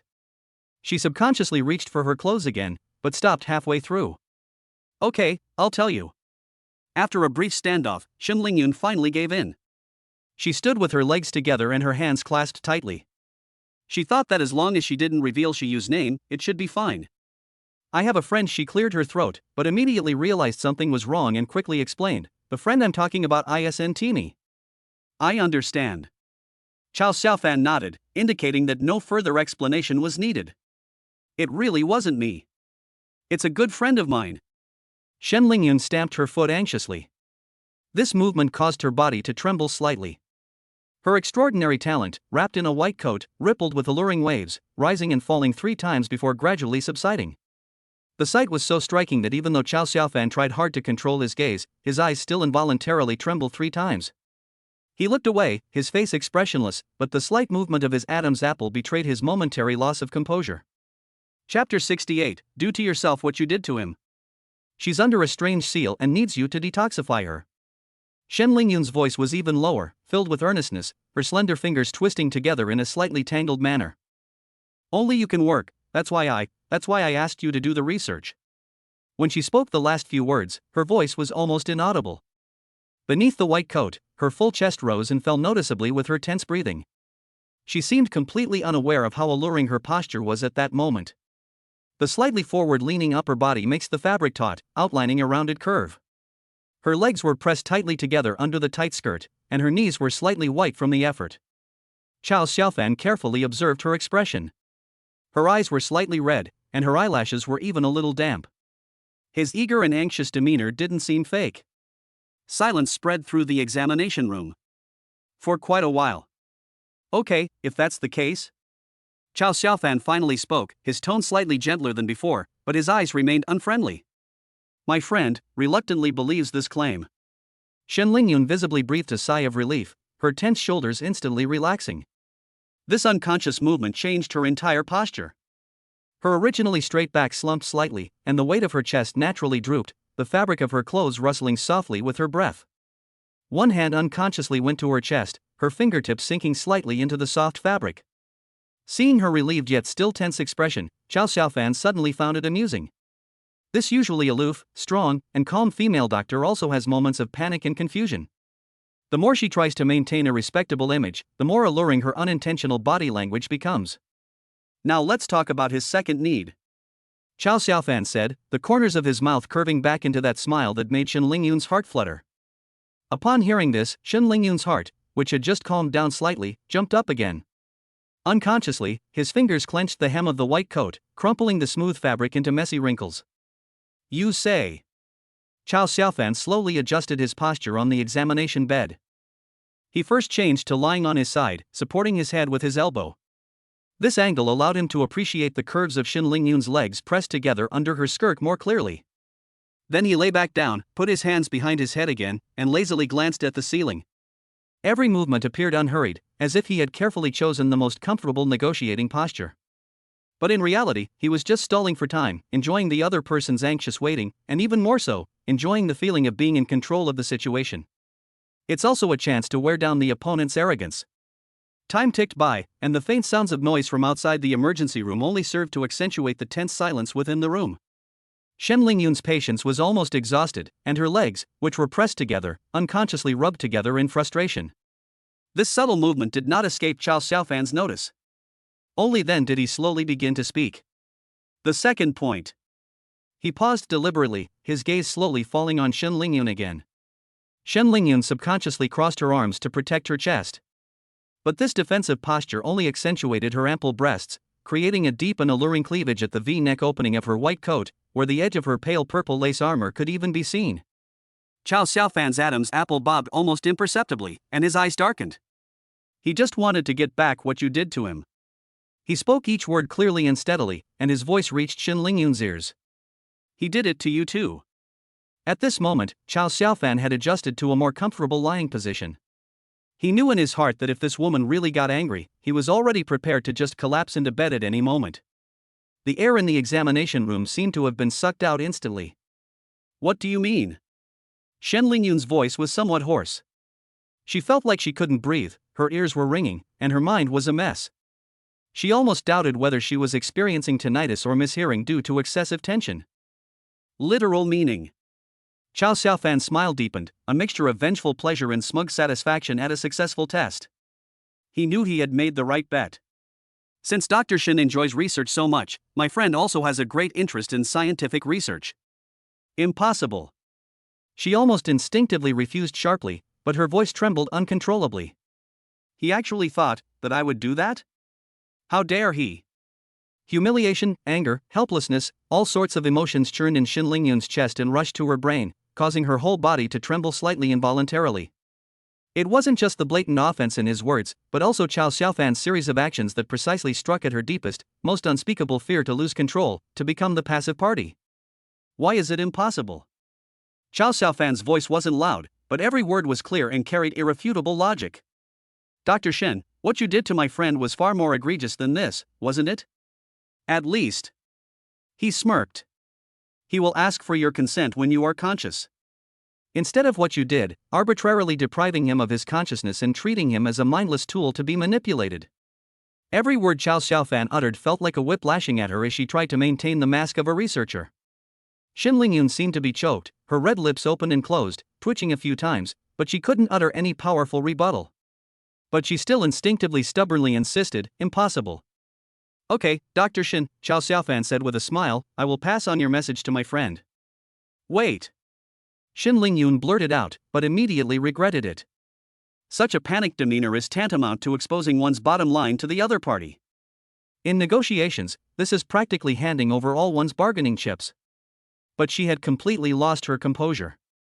She never expected that this young man would directly want to terminate the negotiations. Reason told her that it was absolutely impossible to agree to such an absurd condition. But another kind of fear gripped her tightly. Her reputation and her dignity are insignificant. But Shiyu's seal. Shiyu's life. If my mishandling today ruined Shiyu's detoxification plan, making the seal impossible to break, or even triggering a backlash, that would be tantamount to killing her best and only friend. Shen Lingyun couldn't help but feel regret. Why did she have to follow Shiyu in the first place? Now, I have to bear this fatal consequence for her. Curiosity killed the cat. She couldn't help but start to complain about Shiyu, who had clearly promised to tell her all the secrets after the last mission. Then they started to stall and delay, saying they would talk about it after the seal is completely broken. Now look what's happened, we've made a complete mess of things. Chapter 69. I'll go change your room, but it really can't be tonight. We absolutely must find a third way. A path that can both temporarily stabilize this dangerous young man and protect himself and CA. Seeing the change in Shen Lingyun's expression, Chow Xiaofan became even more composed. This woman is far more powerful than me. As long as she doesn't get angry immediately, it means I've definitely made the right bet. Actually. So he took the initiative to speak, softening his voice and patiently guiding the conversation. Dr. Shen, it's all for scientific research, right? Now, it's just that my friend has gone from being a comatose research subject to a conscious participant. Essentially, it's still about collaborative research. It's just that the form of participation is a bit fairer. What's there to fuss about? You're right, aren't you? Chow Xiaofan's tactic of retreating to advance proved effective. Shen Lingyun's cheeks grew increasingly red, her eyes darted around, but her breathing gradually became less rapid. She seemed to be trying to convince herself with Chow Xiaofan's seemingly reasonable explanation. You guarantee it will only be an equal study? She uttered the word with difficulty, each syllable seeming to be squeezed out of her throat. There won't be anything else excessive? Is there any room for further discussion in what you're saying? Chow Xiaofan inwardly scoffed, naturally assuming that the person who had knocked him unconscious and then conducted in-depth research on him was none other than Xin Lingyun in front of him. But his words carried a hidden meaning, as he deftly passed the ball back. It depends on the definition of the study, and what specific projects your initial study included, Dr. Shin. He wanted her to admit it herself, to define those unspeakable details. Xin Lingyun's face turned pale instantly, then quickly flushed red. She had no idea that she was taking the blame for a huge mistake on Shiyu's behalf. She thought that the research Chow Xiaofan was referring to was just a routine palpation like the one she had done that night. And there was also an unexpected import-export trade. Xin Lingyun lowered her head almost imperceptibly for a moment, revealing a section of her fair and delicate neck. Her chest, which had been heaving violently, gradually calmed down, but each breath felt particularly heavy, causing her full curves to tremble slightly. A wave of immense shame and resentment washed over her, but for Sia's sake, she chose to endure it. I need time. She avoided Chow Xiaofan's scorching gaze, turned her head away, and looked elsewhere. The lines of her profile appeared particularly fragile in the hospital lighting. I need to develop a detailed research collaboration plan. Clearly define the scope, methods, safety boundaries, and your rights. With each word she spoke, her face grew even redder. She tried to regain some initiative, even if it was only procedural, on paper, or verbally. It's done. Chow Xiaofan could barely contain his smile, a victor's grin spreading across his face. Xin Lingyun is currently in a state similar to a hero with only a sliver of health left. If you don't press your advantage and wait for the opponent to return to base and fully recover their health, you'll completely miss the chance to kill them. They might even get counter-attacked. Therefore, Chow Xiaofan decisively used Flash and Ignite. The pressure is immediately maximized, leaving no room for maneuver. No. His voice suddenly turned cold and resolute. Right now. Right here. Are you crazy? Xin Lingyun almost jumped up, but forcibly suppressed it, only able to gasp in a low voice, her face filled with disbelief and shame. Anyone could come in at any time. And your girlfriend? Isn't she still waiting for you outside? Just then, a commotion came from outside the emergency room curtain. Several new patients were brought in, and the sounds of nurses' footsteps, inquiries, and trolleys rose and fell, all very close at hand. Why don't you just draw the curtains? Chow Xiaofan casually gestured with his chin toward the heavy curtain beside the bed. Shan Lingyun? Her eyes widened in disbelief that the boy was so bold. However, a secret and intense thrill that she hadn't anticipated surged into her heart with this extremely dangerous suggestion. My heart started racing inexplicably, my breathing became slightly erratic, and a trembling sensation mixed with fear, shame, and inexplicable excitement spread deep within my body. She was horrified to realize the abnormal reaction in her body. How could this be? I don't care. Chow Xiaofan adopted a stubborn and unyielding demeanor, even deliberately raising his voice. What if you change your mind after you go back? I don't trust you. Right here, right now. I won't, I promise, but it really won't work here. Shen Lingyun's voice was almost choked with sobs, her face full of panic and embarrassment, and her voice was kept extremely low. She was completely unaware that her request had unknowingly been downgraded from needing time to develop a plan to not hear. Human nature always favors compromise and moderation. For example, if you say, I want to conduct scientific research, the other party will definitely not allow it. However, if you insist on starting scientific research right now on the spot, she will mediate and be willing to discuss time and place with you. Chow Xiaofan keenly sensed the loosening of Xin Lingyun's defenses. Alright then, it's fine if it's not here. He made a concession, and his tone seemed to soften somewhat. Xin Lingyun's tense nerves suddenly relaxed, before she could even fully exhale. Then the devilish whispers continued. Go and get me a private, quiet ward. Then, we'll begin our research. No. Shen Lingyun squeezed out 2 words through gritted teeth, her voice trembling with extreme anger. She glared fiercely at Chow Xiaofan, her beautiful almond-shaped eyes almost spitting fire, and her spiritual energy began to stir uncontrollably. He was thinking to himself, why don't I just knock this kid out? Chow Xiaofan seemed to see through her thoughts and glared back at her without backing down. His eyes revealed a resolute and ruthless determination that said, if you have the guts, kill me, and you won't get away with it either. He knew this was the most crucial moment in the psychological battle. Dr. Shin. He slowed his speech, each word striking Shen Lingyun's heart. You just promised yourself that you would collaborate on research. I didn't force you, did I? Chow Xiaofan took a step back, giving Shen Lingyun some breathing space. The landing phase requires exceptional maneuvering skills, and psychological warfare is the essence of it. If you relentlessly pursue an opponent when they are low on health, showing an unwavering determination to kill them, they might simply retreat to base under their tower. However, if you strategically take a step back and show that you've given up, the opponent will most likely choose to farm minions under the tower, which is the best time to kill them. I can get you a different room, but not tonight, please keep your voice down. Chapter 70. Come here first, let me touch your leg. Shen Lingyun's voice had taken on a pleading tone, and her eyes darted frantically toward the swaying figure outside the curtain. What if you change your mind after you go back? Chow Xiaofan's voice not only did not decrease, but instead became louder and louder. I really won't. I keep my word. Shen Lingyun was so anxious she was almost crying. People came and went in the ward, and various sounds were close at hand. She felt like she was standing on the edge of a cliff, being pushed to the brink step by Chow Xiaofan's words. Her peripheral vision kept darting left and right, afraid of attracting the attention of anyone outside the curtain. Her psychological defenses were on the verge of collapse. Words are no proof. Chow Xiaofan suddenly lowered his voice, leaned forward slightly, and said in a volume that only the two of them could hear, "Then come here first, let me touch your leg." Shen Lingyun froze instantly, her mind going completely blank. Just consider it as Chow Xiaofan's gaze slid over her long, slender legs, which were pressed together and covered in black stockings. Let me collect some interest first. Oh no, let me first determine the research direction.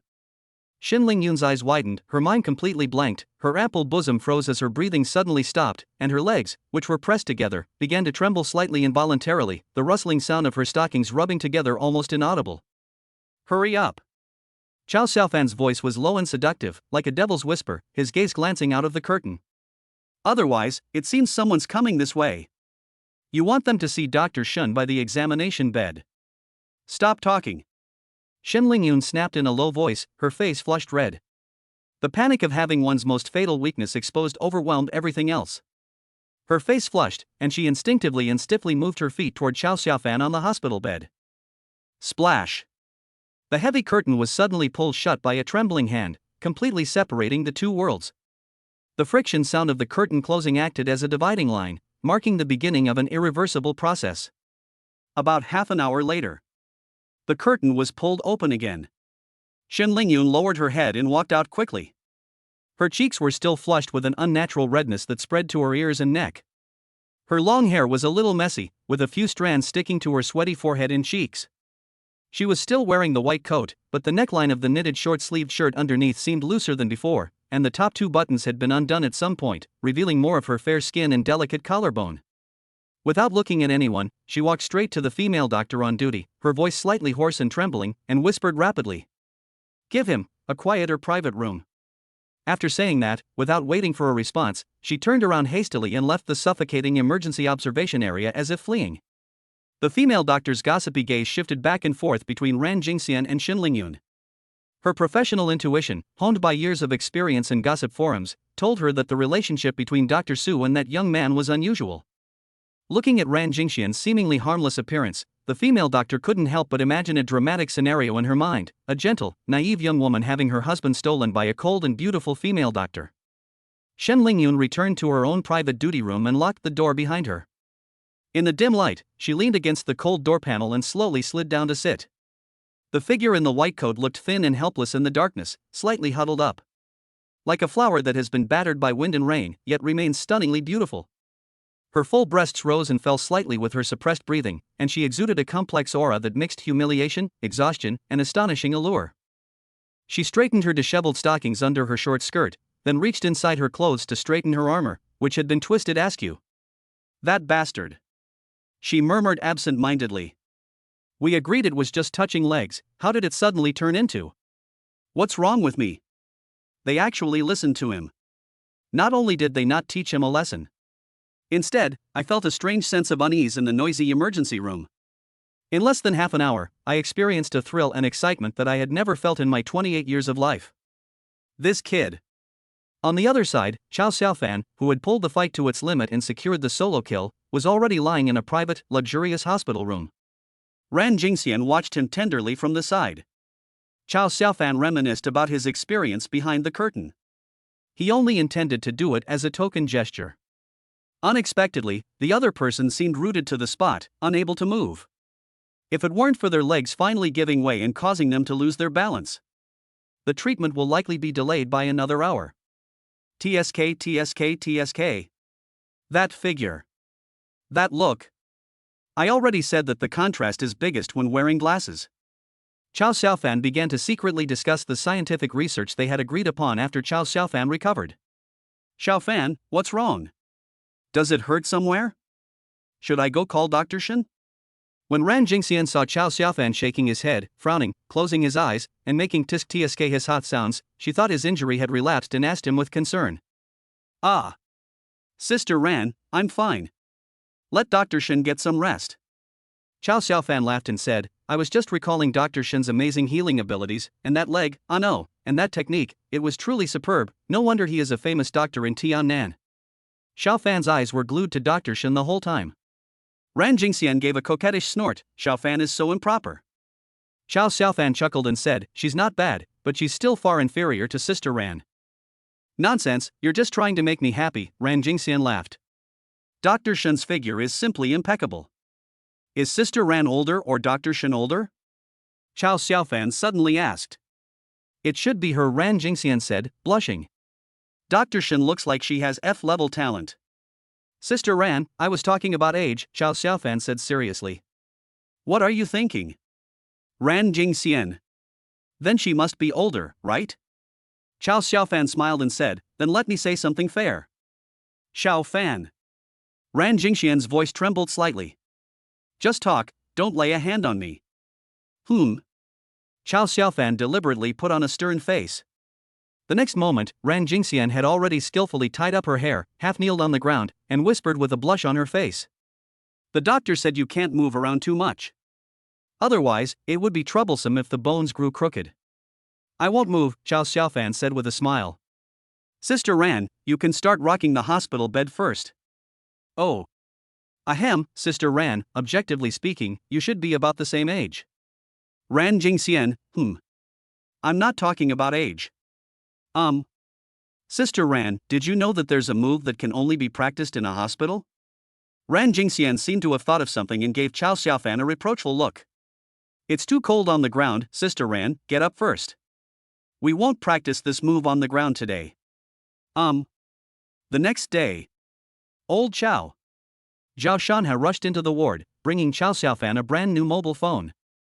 There's also some news before entering university. A special group of people will be recruited for a month-long intensive training program, after which they will have the opportunity to directly join the Xinchuan division. Chapter 71 High-Necked Undershirt.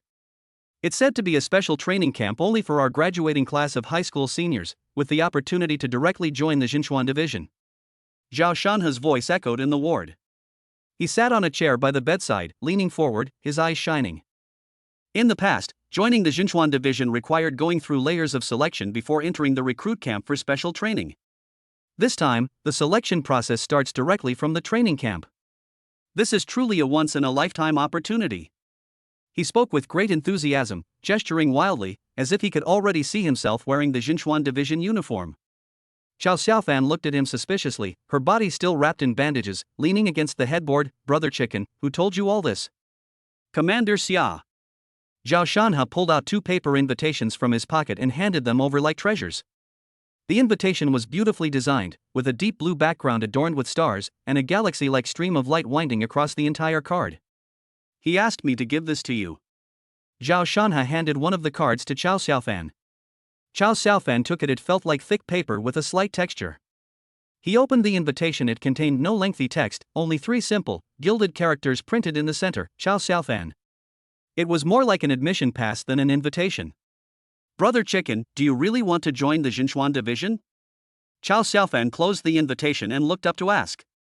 For him, going to university was about improving his abilities, having a more colorful life, and encountering more beautiful campus scenery, campus beauties. But joining the Xinchuan division means bearing a heavy burden of honor and responsibility, a profession where one might have to risk their life at any moment. Bearing the heavy responsibility of protecting the lives of millions, the pressure is immense. Of course. Zhao Shanha slapped his thigh, his face filled with undisguised longing. Which Chinese man wouldn't want to join the Xinchuan division? Especially after fighting alongside them on the day of the evaluation, I think they are all outstanding. He's a real man. A true hero. He suddenly lowered his voice, leaned closer, and said mysteriously, Commander Xia secretly told me that the head instructor of this training camp is an unparalleled master. It seems that Xia Fei highly praised Zhao Shanha's solo return to the battlefield that day, which is why he kept revealing some inside information. He was the one who revealed the news to Zhao Shanha that a master had gone to the secret realm to rescue them. Another peerless master? Upon hearing this, Chao Xiaofan raised an eyebrow, suddenly becoming interested. He recalled that figure who stood proudly in mid-air, shattering a mountain with a single punch in adversity. Could it be the same person? Old Chao, if we two brothers team up, you provide the brains and I'll provide the strength, we'll definitely beat those bad guys to a pulp. Zhao Shanha clenched his fists, looking excited and ready to make a big splash. He spoke as if he were a reserve member of the Jinchuan division. Chao Xiaofan was also conflicted when she saw him like this. Although I'm not interested in the Jinchuan division, I'm very curious about that peerless expert, and I wonder if he's the same person as the one in the secret realm. When does the training camp start? He asked. Tomorrow, Zhao Shanha answered crisply. Then I guess I won't be able to go. Chao Xiaofan secretly breathed a sigh of relief, deliberately feigning regret on his face, and pointed to the bandages wrapped around his body. Look, my blood hasn't fully recovered yet. The doctor said I might have to stay in the hospital for at least 3 more days. What a pity, brother chicken. Upon hearing this, Zhao Shanha immediately took out his phone and dialed a number without saying a word. Hello, Commander Xia, it's me, Zhao Shanha. My brother, Chao Xiaofan, is currently injured and hospitalized, and he might not be able to attend tomorrow's training camp on time. Could you perhaps make an exception and allow him to postpone his participation for a few days? No need for that kind of chicken, bro. Chao Xiaofan quickly waved his hand. Whether it's training camp or not. I'm not really that. Zhao Shanha nodded repeatedly into his phone. How long will it take? The doctor said I can be discharged in about 3 days. Okay, I'll wait for your message. After hanging up the phone, Zhao Shanha looked at Chao Xiaofan with a smug expression and patted his chest. Old Chao, what's our relationship like? One phone call and it's all settled for you.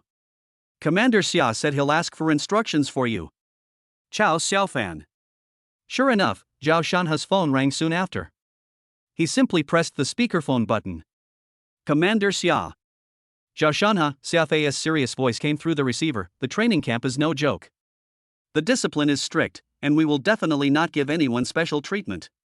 Chao Xiaofan felt relieved upon hearing this. Perfect, now I don't have to come up with any more excuses to fob off brother chicken. However, Xia Fei changed the subject. Coincidentally, the bishop had an urgent mission, and the opening of the training camp was postponed by 3 days. Chao Xiaofan. Is it really that perfect? Great. Thank you, Commander Xia. Zhao Shanha was overjoyed and thanked him repeatedly over the phone. Xia Fei chuckled on the other end of the phone, his tone leaving no room for argument. You too, remember to report for duty on time. Yes, sir. Zhao Shanha straightened his back and answered loudly. Beep beep beep. The call ended. Old Chao. Zhao Shanha turned around, beaming, and put his arm around Chao Xiaofan's shoulder. Your luck is just too good. It's practically God's arrangement. Your injury was postponed for 3 days, and the training camp was also postponed for 3 days. Wasn't it destined that you would go? This coincidence is incredibly bizarre, isn't it? I'll come find you after you're discharged from the hospital, and we'll go report for duty together. Zhao Shanha said excitedly, and then left in a hurry. Chao Xiaofan. He looked at the door that had been closed again and sighed helplessly. Going to see it for yourself isn't necessarily a bad thing. He picked up the new phone next to him, inserted the SIM card, and turned it on. The phone screen lit up, and then it was surprisingly quiet. Aside from a few welcome messages from carriers and software providers, there were only a few unread messages. To his surprise, Gao Qing hadn't sent him a single message since returning from the secret realm. Could it be that Heart of Frost is starting to take effect, truly calming her down? Whatever, Chao Xiaofan didn't really care. Lin Rongrong's chat box, on the other hand, was full of unread messages. From saying good morning and good night to sharing everyday trivia, he posts one after another, demonstrating amazing perseverance. She mentioned that the entrance assessments, which had been suspended due to the attack by Christians, had been rescheduled by the authorities. The class group chat was also unusually lively, with students discussing their experiences and future plans after surviving the ordeal. However, some profile pictures in the group chat will never light up again. At this time, Ran Jingxian went home to prepare lunch and take care of the little white fox. Chao Xiaofan was the only one left in the ward. Bored, he took out some more spiritual spring liquid and absorbed it. The pure energy flowed slowly through the body, nourishing the wound. Thanks to Xin Lingyun's treatment yesterday, coupled with the spiritual spring liquid and his own robust physique, the broken bones are healing at a speed far exceeding that of ordinary people. He felt that he might recover to about 70-80% in less than 3 days. My physique is still too weak to face the monsters in the secret realm. After I recover from my injuries, I need to borrow more talents that can enhance my physique. He closed his eyes, focused his mind, and silently circulated his energy. Click. The door to the ward was gently pushed open. Chao Xiaofan opened his eyes. Xin Lingyun walked in calmly, carrying a dark blue medical record folder. She is completely different today than she was yesterday. My easily damaged knitted short-sleeved shirt from yesterday is gone. She changed into a fitted charcoal gray turtleneck undershirt. The delicate wool material softly wrapped around her upper body, completely covering her neck and collarbone, revealing not a trace of skin. Chapter 72, How many times faster will the attack speed be? However, the high neck design did not diminish the allure of her figure. On the contrary, the extremely close fitting cut perfectly outlined her breathtakingly full curves. Some talents are like a sneeze, you can't stop them. The curve was rounded and high, trembling slightly under the soft cashmere fabric as she walked. It creates a sense of asceticism that is tightly wrapped up yet makes people want to explore it even more. For her lower body, she abandoned the short skirt that was prone to revealing too much and changed into a pair of fitted casual shorts. The shorts were the perfect length, covering her pert buttocks and upper thighs, while revealing a pair of straight and slender legs. Yesterday, I changed out of those black stockings and replaced them with a pair of black suspender stockings with delicate lace trim. The delicate lace trim at the top of the stockings peeks out from the edge of the shorts. The stockings had a delicate sheen, making the lines of her legs appear even more smooth and alluring. But she was still wearing high heels, exuding a touch of retro elegance while maintaining an imposing presence. Her makeup and hair seemed more refined today, with her long hair still neatly tied back, revealing her smooth forehead and graceful swan neck. Wearing new silver-rimmed glasses, she exuded a capable and calm demeanor, a stark contrast to her panicked and helpless state in the emergency room yesterday. Wearing a white coat, she exudes a cold and aloof aura that keeps people at a distance. Clearly, this was a well-prepared move. Chao Xiaofan's eyes lit up, her gaze filled with undisguised admiration, and a smile played on her lips. Dr. Shen, you look so beautiful today. Snort! Xin Lingyun let out a short and cold voice. He didn't even give him a second glance, and went straight to the bedside. She slightly raised her chin, her eyes carrying a deliberately crafted sense of aloofness and warning. It exudes an aura that keeps strangers at bay. After returning home yesterday, she reflected deeply on her mistakes and reviewed the entire landing phase. She identified several major reasons for the failure. The first is the unfavorable location. In the bustling, open-plan emergency room, this kid dared to act so recklessly because he was afraid to make a fuss or attract attention. Secondly, he lost the argument. This kid has a really good tongue, he's both witty and smooth. Starting with that inexplicable "I have a friend," I was led by the nose, falling step by step into a linguistic trap, and finally, I was defeated without even realizing it.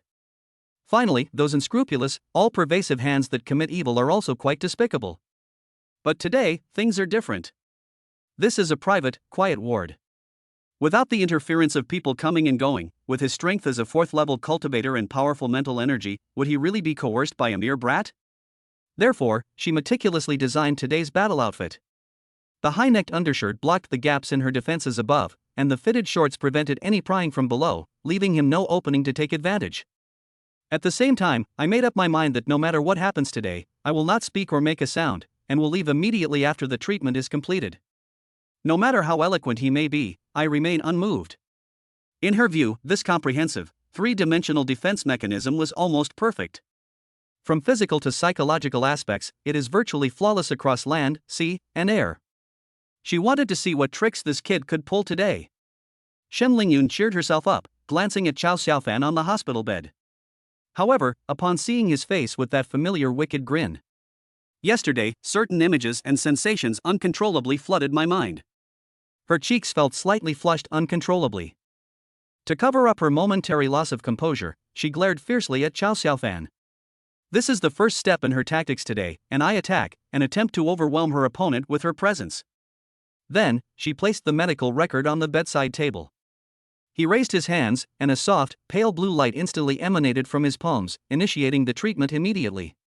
The blue light, carrying a comforting and gentle energy, enveloped Chow Xiaofan's injured area, continuously repairing the wounds within his body. Shen Lingyun closed her eyes slightly. The whole process was smooth and natural, exuding professionalism and an indifferent and aloof demeanor that did not allow her to be disturbed.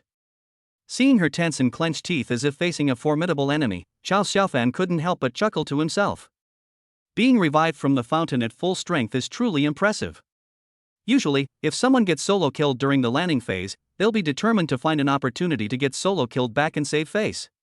To completely break the opponent's mentality, you need to achieve a series of kills. A new round of landing has quietly begun. Chow Xiaofan naturally wouldn't let her maintain this silent defense as she wished.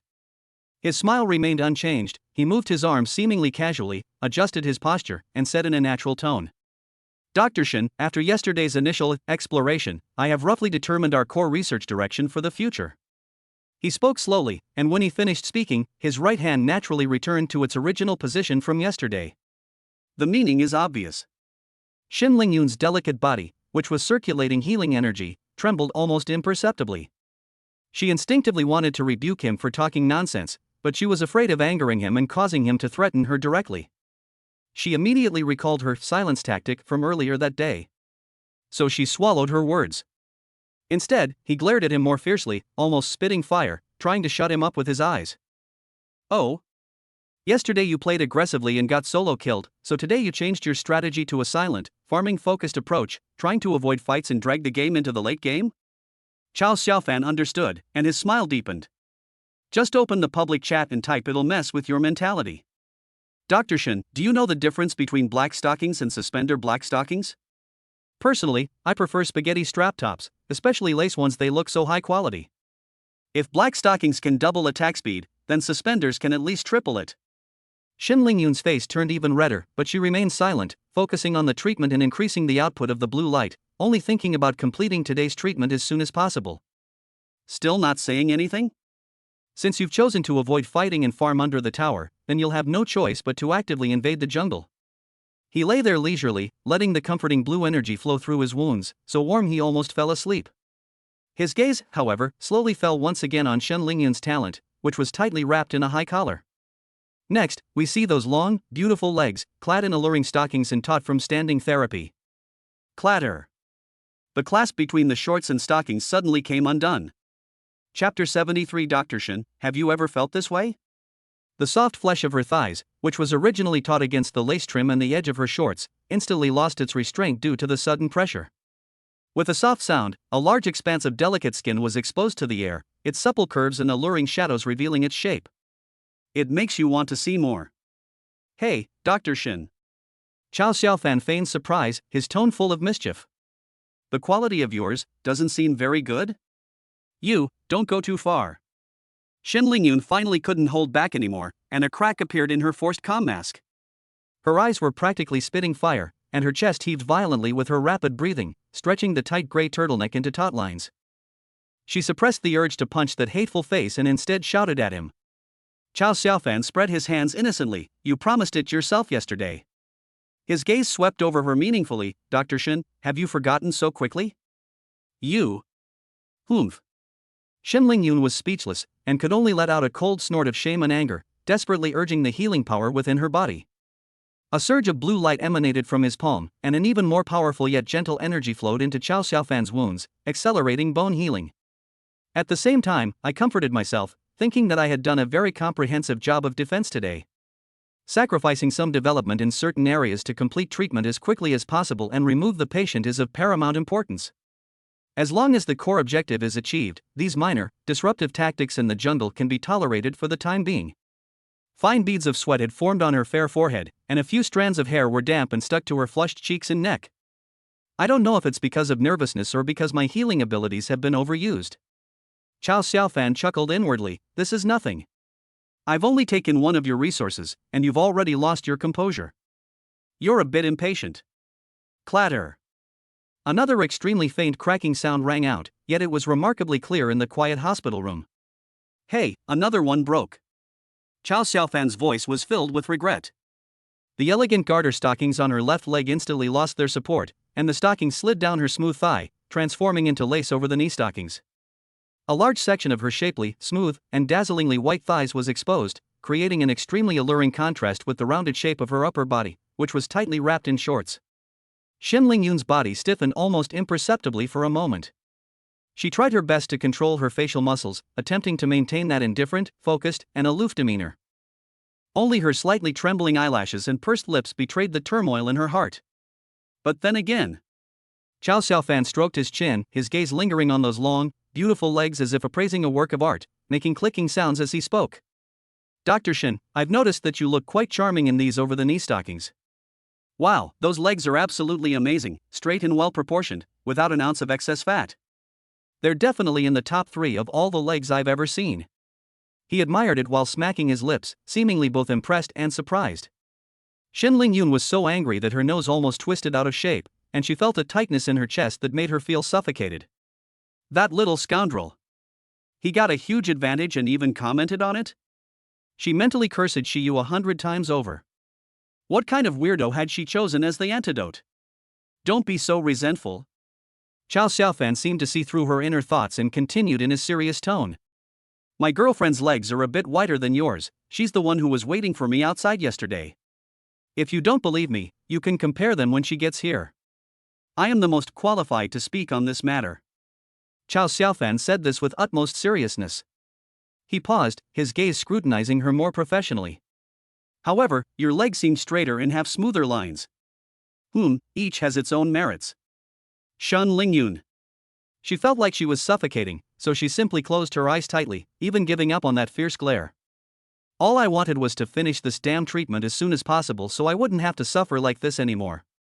However, closing your eyes and blocking your vision actually makes your other senses more acute. The sensation of calloused fingertips brushing against the most delicate skin on the inner thigh, and the slight itch from the hot breath on the side of the leg, were magnified infinitely. Clatter. The familiar, chilling soft sound came again.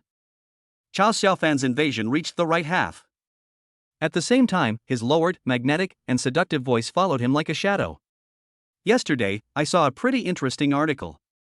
It said that people who seem aloof and unapproachable on the surface often have a fire burning inside them, yearning for passion. And those who usually act serious and well-behaved might actually enjoy secretly doing taboo, exciting, and rebellious things in crowded places. Shin Lingyun's body trembled almost imperceptibly, as if an invisible needle had precisely pierced a weak point. I feel like I am that kind of person. Chow Xiaofan's voice grew closer, almost touching her ear, carrying a burning heat. Yesterday in the emergency room, even though there were so many people outside the curtain, my heart was pounding in my throat. I was incredibly nervous, but I just couldn't stop, and it even felt extraordinarily exciting. Dr. Shin, he suddenly changed the subject. Have you ever felt this way? These suggestive words instantly opened the floodgates of Shin Lingyun's memories. The tension, shame, and fear she felt in that cramped space yesterday, along with the suppressed trembling and palpitations, surged up again, assaulting her psychological defenses. It felt as if a feather had brushed against my heart, a tingling, itchy sensation spreading outwards along with an unfamiliar flutter. Just then, Chow Xiaofan added slowly, as if delivering the final blow, "Oh, by the way, my girlfriend should be back soon, Dr. Shin." Boom! It was as if a tiny electric current suddenly exploded from Shin Lingyun's heart, instantly coursing through her entire body. Her body trembled violently uncontrollably, and the normally steadily outputting healing blue light experienced momentary erratic fluctuations. Her cheeks turned bright red instantly, almost dripping blood. This one's in. Chow Xiaofan's eyes lit up, and he immediately laughed. See, Dr. Shin, you really are that kind of person. When you hear that someone is coming, do you feel more nervous, but also more excited? Chow Xiaofan's tone was teasing and friendly. Shin Lingyun suddenly opened her eyes and glared at him with extreme embarrassment and anger. If looks could kill, Chow Xiaofan would have been riddled with wounds long ago. But she ultimately did not utter another word in rebuttal. He simply closed his eyes tightly again, took a deep breath, as if to suppress all distracting thoughts and focus more intently on activating his healing abilities. The blue light on my hand increased even more, as I tried to drown everything in my work. However, she hadn't realized that the game's rhythm had already been disrupted, and it was about to be sent. Clatter. The last delicate line of defense was breached due to the opponent's precise timing and psychological manipulation. Chapter 74. Dr. Shen, I'm about to begin. Chao Xiaofan seized the opportunity to remove the last buckle, demonstrating an outrageously high level of hero proficiency. He gently squeezed the buckle in his hand and shook his head regretfully. Dr. Shen, the quality of your really needs improvement. How come it's so flimsy?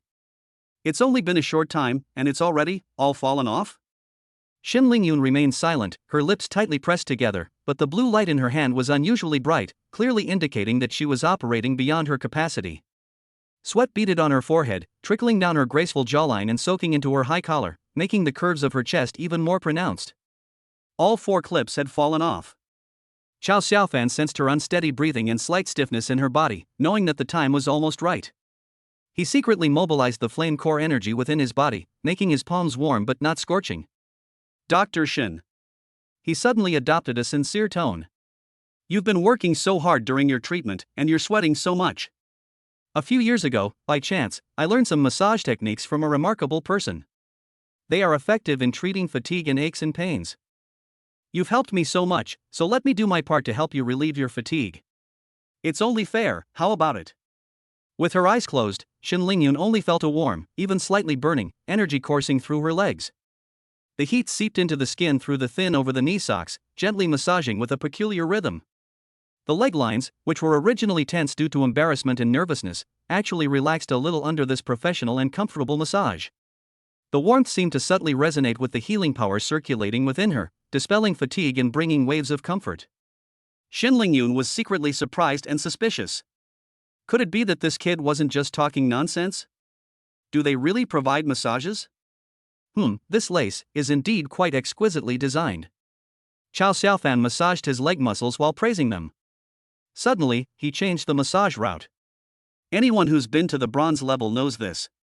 The opponent huddled under the tower, resolutely refusing to lane. After clearing the jungle camps, the next step was naturally to force a team fight at Baron Nashor. Shen Lingyun suddenly felt that the warm current carrying the aura of fire was no longer limited to her legs, but began to linger around the triangle area in a very skillful and rapid way. After a slow, almost imperceptible contact with the core, it quickly retreats, leaving behind waves of tingling, numbing sensations. At times, it moves quickly, creating a tense atmosphere of impending all-out attack, yet holding back the attack. This left her conflicted and restless. A patient psychological battle was waged, constantly testing her limits and provoking her nerves. Xin Lingyun felt that her mentality was about to become unbalanced. When people are extremely conflicted and stressed, they are unable to make judgments.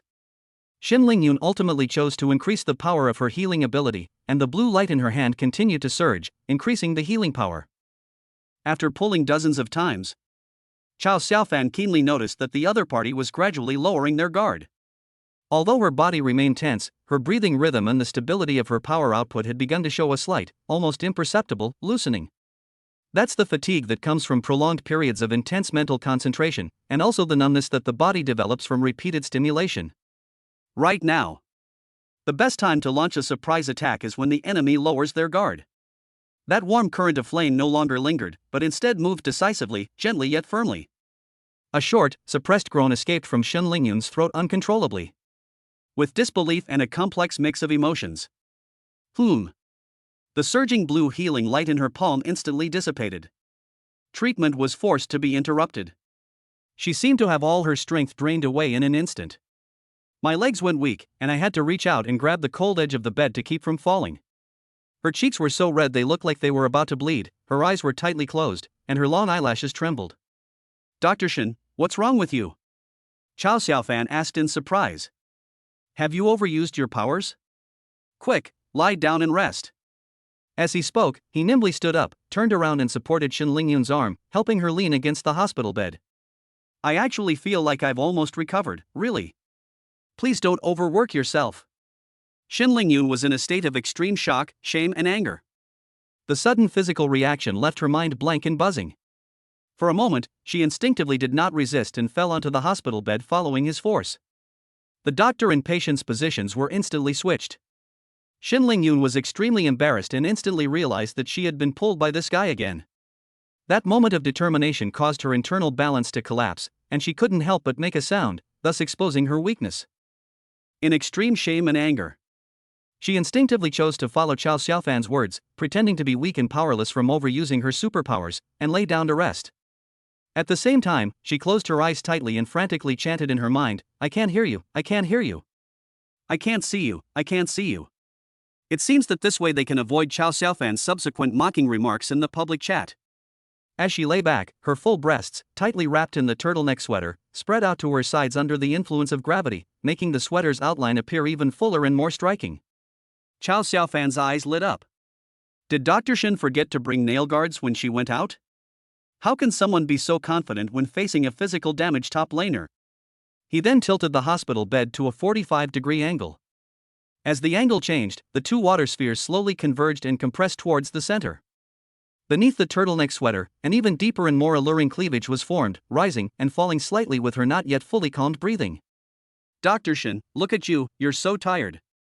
Chao Xiaofan's voice was gentle as he began to move his finger joints, making a soft click sound. "Let me help you relax. I've professionally studied massage."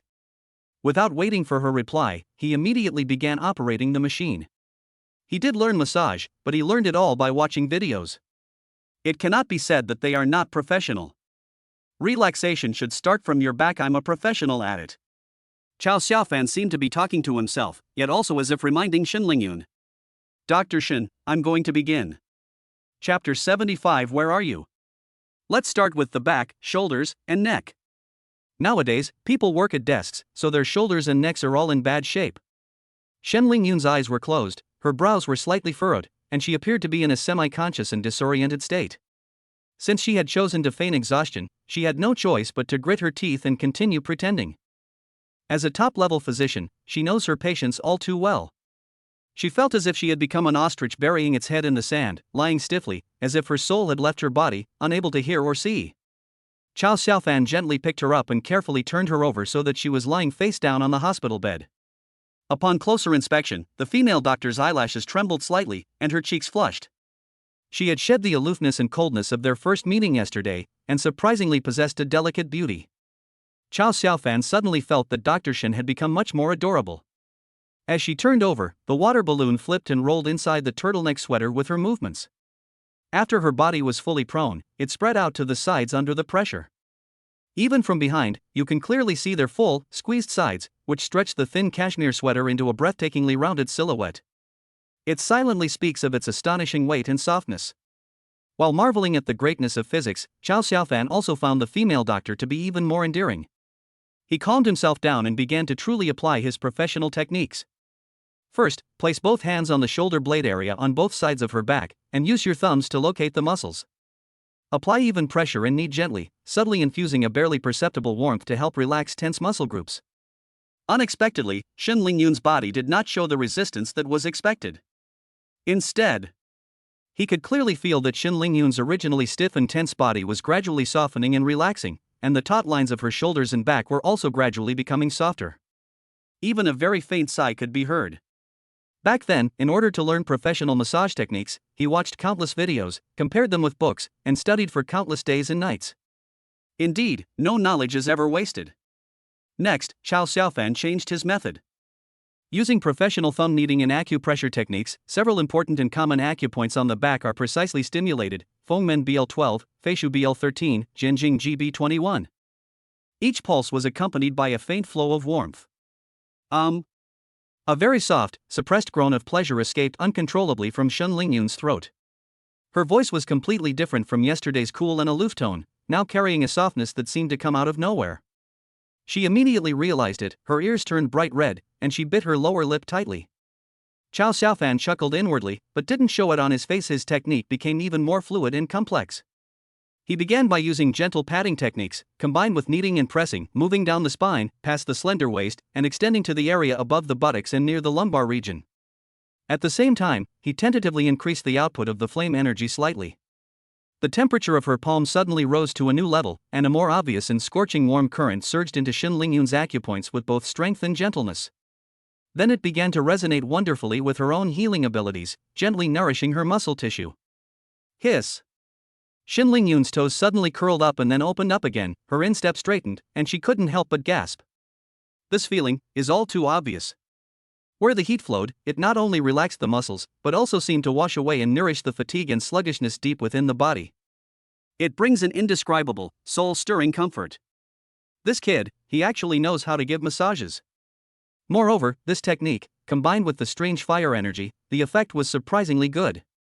Shin Lingyun felt as if she were being tightly enveloped by a warm and powerful spring, and every cell in her back was trembling and stretching with pleasure. The fusion of that strange energy and healing power brings a sense of relaxation and comfort that penetrates from the outside in, reaching deep into the bones. It was even more comforting than the feeling brought by her own healing abilities. There are actually several important acupoints near the buttocks that are very helpful in relieving lower back fatigue. Chao Xiaofan's voice rang out at the opportune moment, as if he were talking to himself, and he walked towards. Dr. Shin shouldn't misunderstand my professional intentions, right? He paused for a moment, as if giving her time to react, but his hands continued moving. Definitely not. Male and female patients should be treated equally. I'm a professional. His technique changed again. Targeting areas where prolonged sitting easily leads to blood stasis, he began to focus on steady and rhythmic tapping, aiming to invigorate blood circulation and clear the meridians. Just like how many people go to the gym specifically to work out their legs and glutes, it's the same principle. Only when qi and blood flow smoothly can one maintain good health. I have to say, Dr. Shin has a really great figure. Her curves alone could rank in the top 3. Chao Xiaofan exclaimed. As the slapping method continues, Chao Xiaofan noticed that Shin Lingyun, who had kept her eyes tightly closed, was getting redder and redder. It wasn't a red of anger or embarrassment, but a deeper, more subtle peach pink that seemed to emanate from beneath her skin, spreading across her fair cheeks and neck, making her exceptionally alluring. At the same time, her body was no longer relaxed. Instead, it began to tense up slightly involuntarily, and her waist even trembled slightly and uncontrollably. Chao Xiaofan thought of something. This should be the body's accumulated fatigue and hidden ailments fighting against the fire energy. At this point, we should press on and eliminate these deep-seated problems. Therefore, the force and range of the striking method were suddenly increased, and the output of the flame energy permeated and spread to the surrounding environment. Shin Lingyun suddenly trembled violently, her entire body instantly tensing up like a bow. This is a technique called releasing force in massage, which puts the patient's body in a state of extreme relaxation. Sure enough, Shin Lingyun, who was extremely relaxed, bit her lower lip and couldn't help but let out a soft moan. The body's natural reactions are uncontrollable. It lasted for a full minute or two before Shin Lingyun's tense body seemed to have exhausted all its strength and slowly, little by little, relaxed. The back massage treatment was now complete. Chao Xiaofan wiped the sweat from his forehead. The professional technique combined with the flame energy from the flame heart had taken a considerable toll. It can also be considered a form of cultivation in the control of energy. A quiet silence fell over the ward. Dr. Shin, do you feel much better? Next, please press the front side, okay? Chao Xiaofan asked softly, professionally, and gently. Shin Lingyun's long eyelashes were wet and stuck together, trembling slightly, but she didn't respond at all, as if she were really asleep. Dr. Shin? Chao Xiaofan moved closer, lowering her voice even further. Is it all right? She still didn't open her eyes, as if all her reactions were just a faint, dreamlike nasal sound emanating from her unconscious sleep. Click. Click. At that moment, the door to the ward was opened.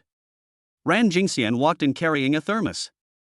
Seeing the scene before her, she seemed a little stunned, and for a moment she couldn't tell who was the patient and who was the doctor. Xiao Fan? You are. Chapter 76 The Villain. Sister Ran, you're here. Chao Xiaofan's eyes lit up. Ran Jingxian changed into a simple short-sleeved shirt and fitted lounge pants, which perfectly outlined her slender waist and full hips. Her long hair was loosely tied back, with a few strands falling beside her cheeks, giving her a homely and gentle aura. I saw that Dr. Shin looked exhausted, so I let her rest on the hospital bed for a while. He smiled, stood up, and took the insulated container. I just used massage techniques to smooth out her meridians. As he spoke, he turned and walked to the bedside. Shin Lingyun remained in a prone position, her expression obscured, but upon closer inspection, one could see that her body was trembling slightly, as if touched by an electric current. Chao Xiaofan's lips almost touched her reddened earlobe, his warm breath gently brushing against her skin as he teased. Dr. Shin, my girlfriend is here. The trembling in her body indeed intensified. Someone gets excited? This woman definitely has some unusual fetishes. Chow Xiaofan chuckled inwardly and leaned closer to whisper. Dr. Shen, it's time to wake up. Shen Lingyun's hair stood on end instantly, and the red that had faded from her ears turned red again. Her eyelashes trembled slightly before she opened her eyes, slowly sat up, and seemed a little dazed. She propped herself up with her arms and slowly sat up. It accentuated her curves even more, the high-necked undershirt stretched taut, and she raised her hand to tidy her slightly messy hair, revealing a section of her fair nape. He actually fell asleep. Dr. Shen, how was my technique?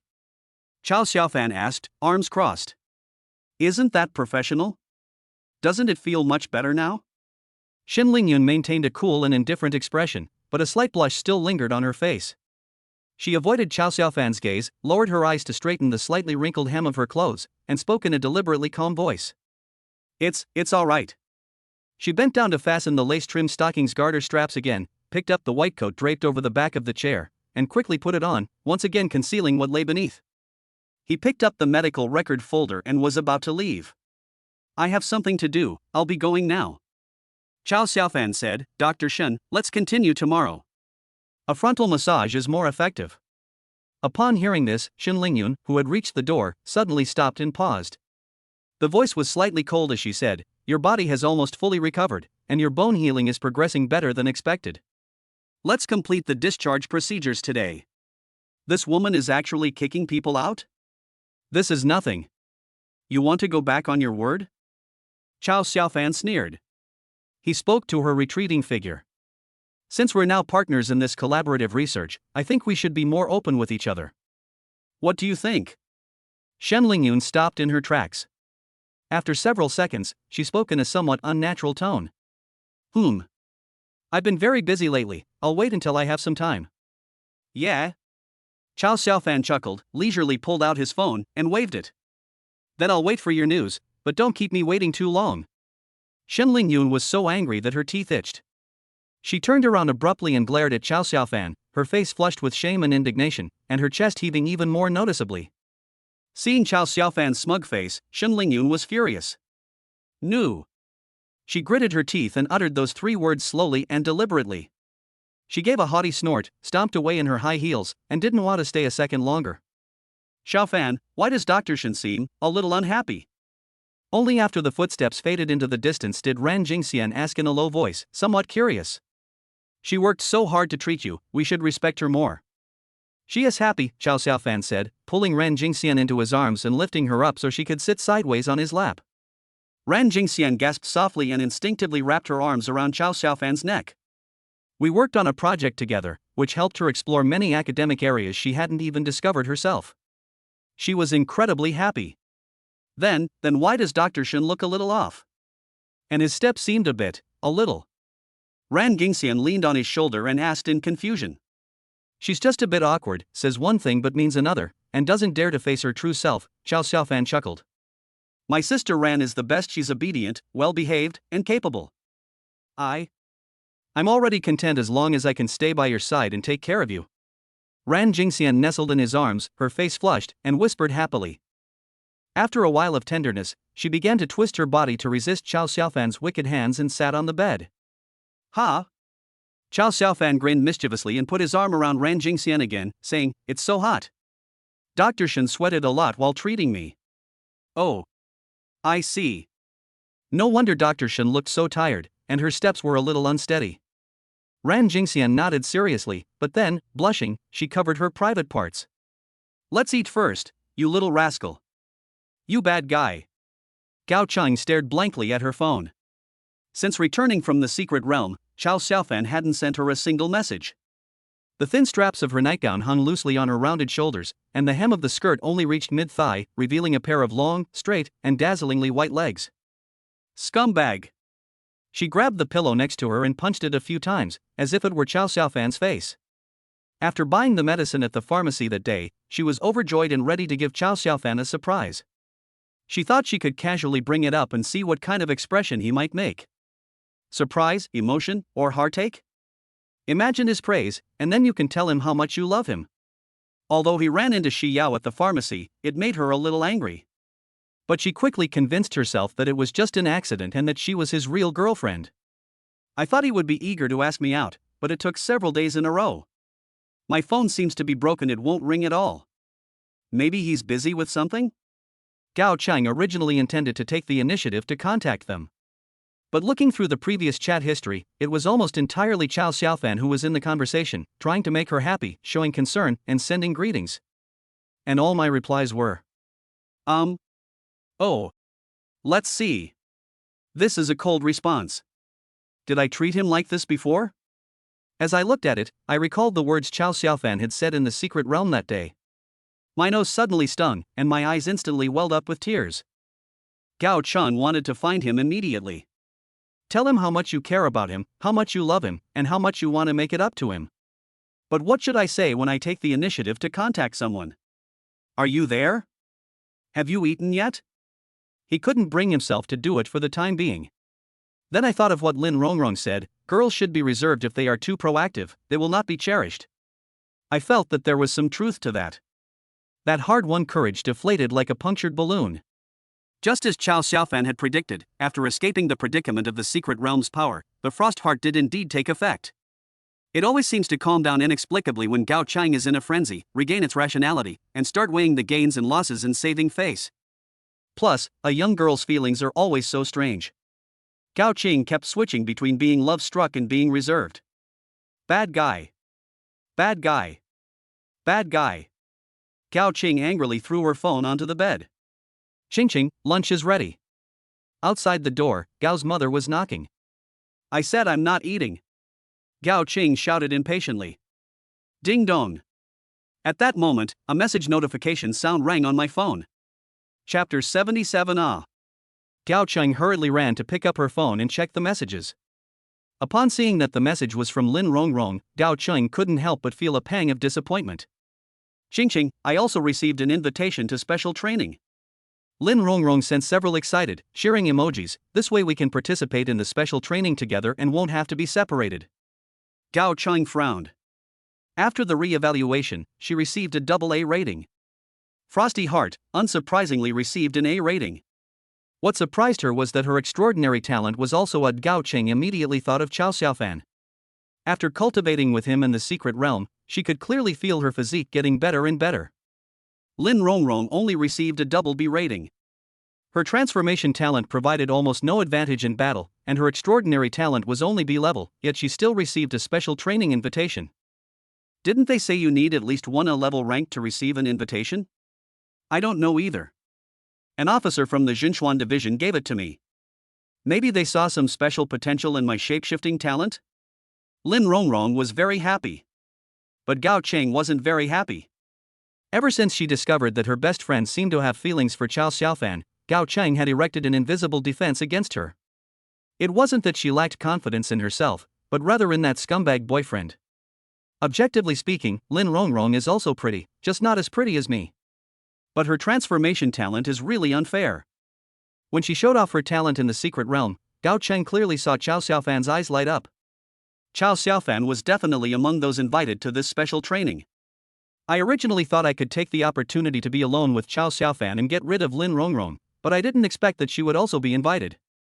The thought of having such a scheming best friend by her side at all times during the special training period filled Gao Chang with inexplicable irritation and vigilance. Etc. A sudden inspiration struck Gao Chang. I should ask him if he wants to participate in the special training.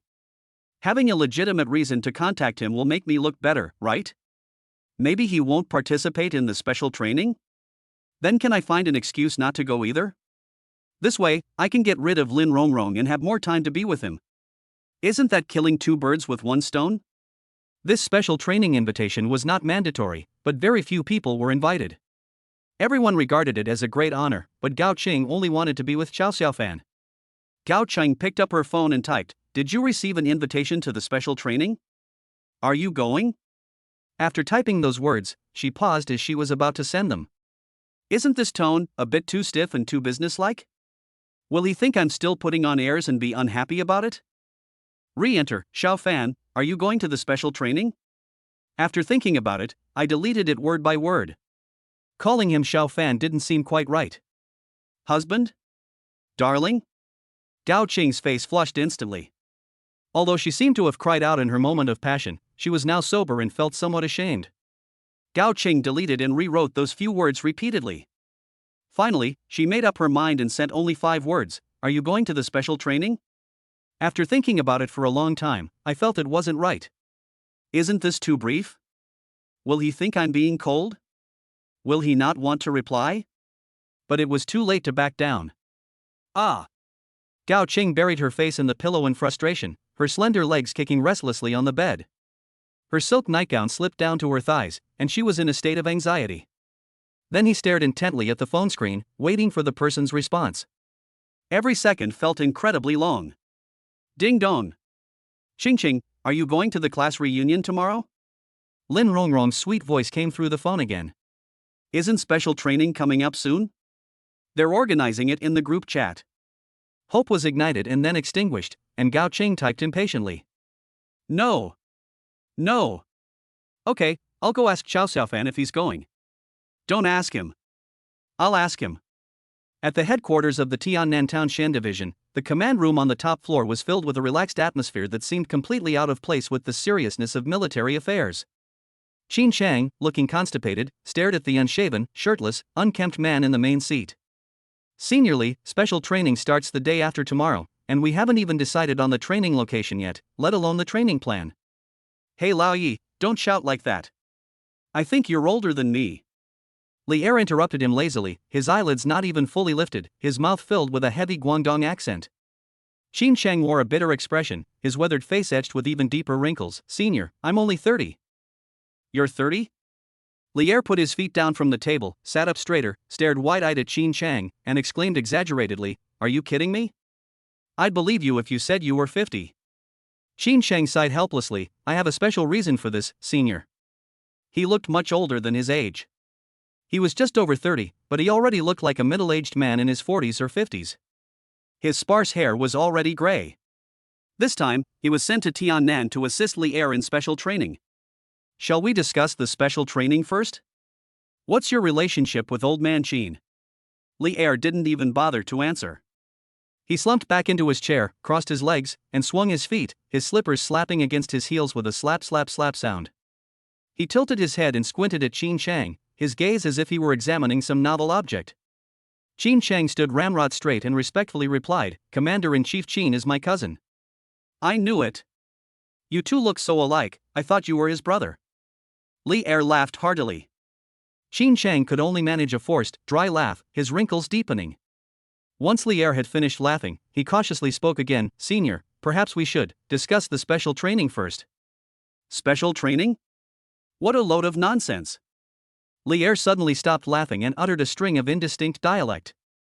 I think old man Qin is getting senile. Li Er suddenly started cursing, which Qin Chang could roughly understand.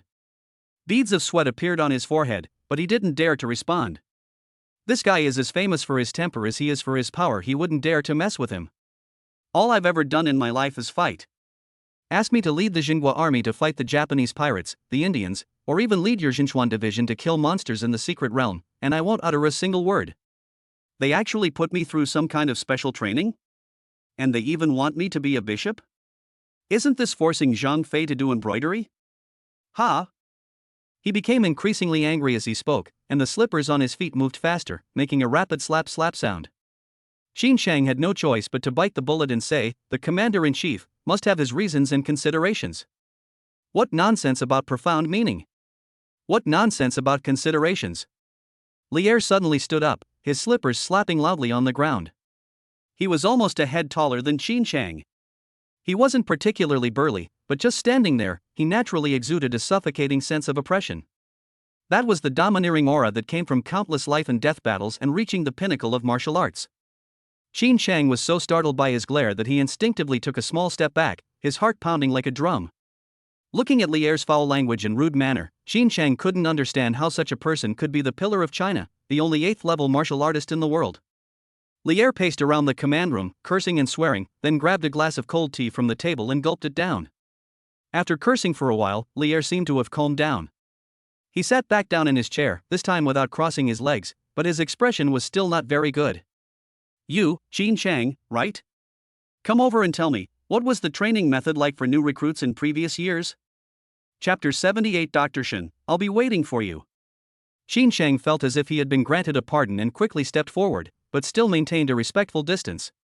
He began his report, reporting to the senior. The selection and training of new recruits in previous years was usually divided into several stages. He tried to be as detailed as possible, hoping to get the man's attention. First, the training base will be a comprehensive site with basic training facilities and a simulated battlefield.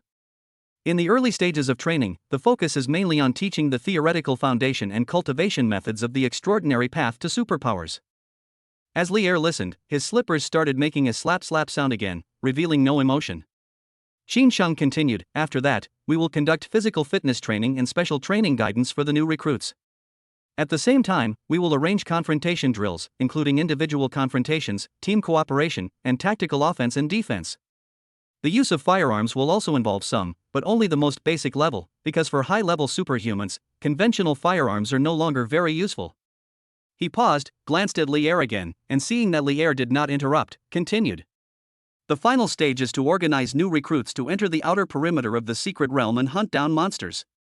A comprehensive performance evaluation will be conducted on all new recruits.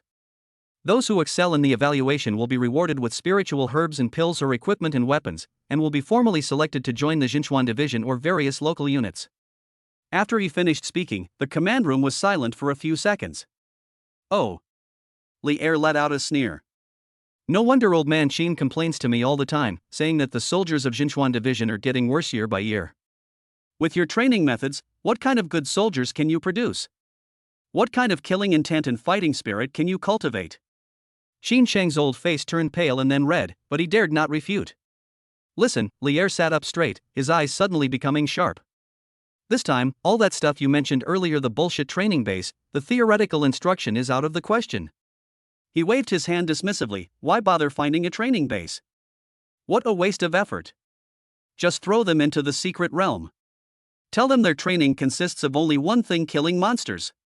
Kill as many as you can, live as long as you can. In the end, whoever kills the most monsters and the highest level of monsters gets the reward. It's that simple. Ha! Xin Sheng couldn't hold back this time and retorted directly. These students are different from the recruits. They've just turned 18, and most of them have only recently awakened their superpowers. They haven't even touched the most basic path to transcendence yet. How is this any different from sending them to their deaths? Didn't old man Xin say that everyone participating this time is a genius? Geniuses can't be dealt with using conventional methods, Li Er said, glaring. Make them sign a waiver, stating that once they enter the secret realm, their fate is in the hands of heaven. Those who are afraid, get lost. I don't bring cowards with me. Xin Sheng said with a pained expression. Seniorly, isn't this a bit too? Xin Sheng! Li Er suddenly shouted sternly.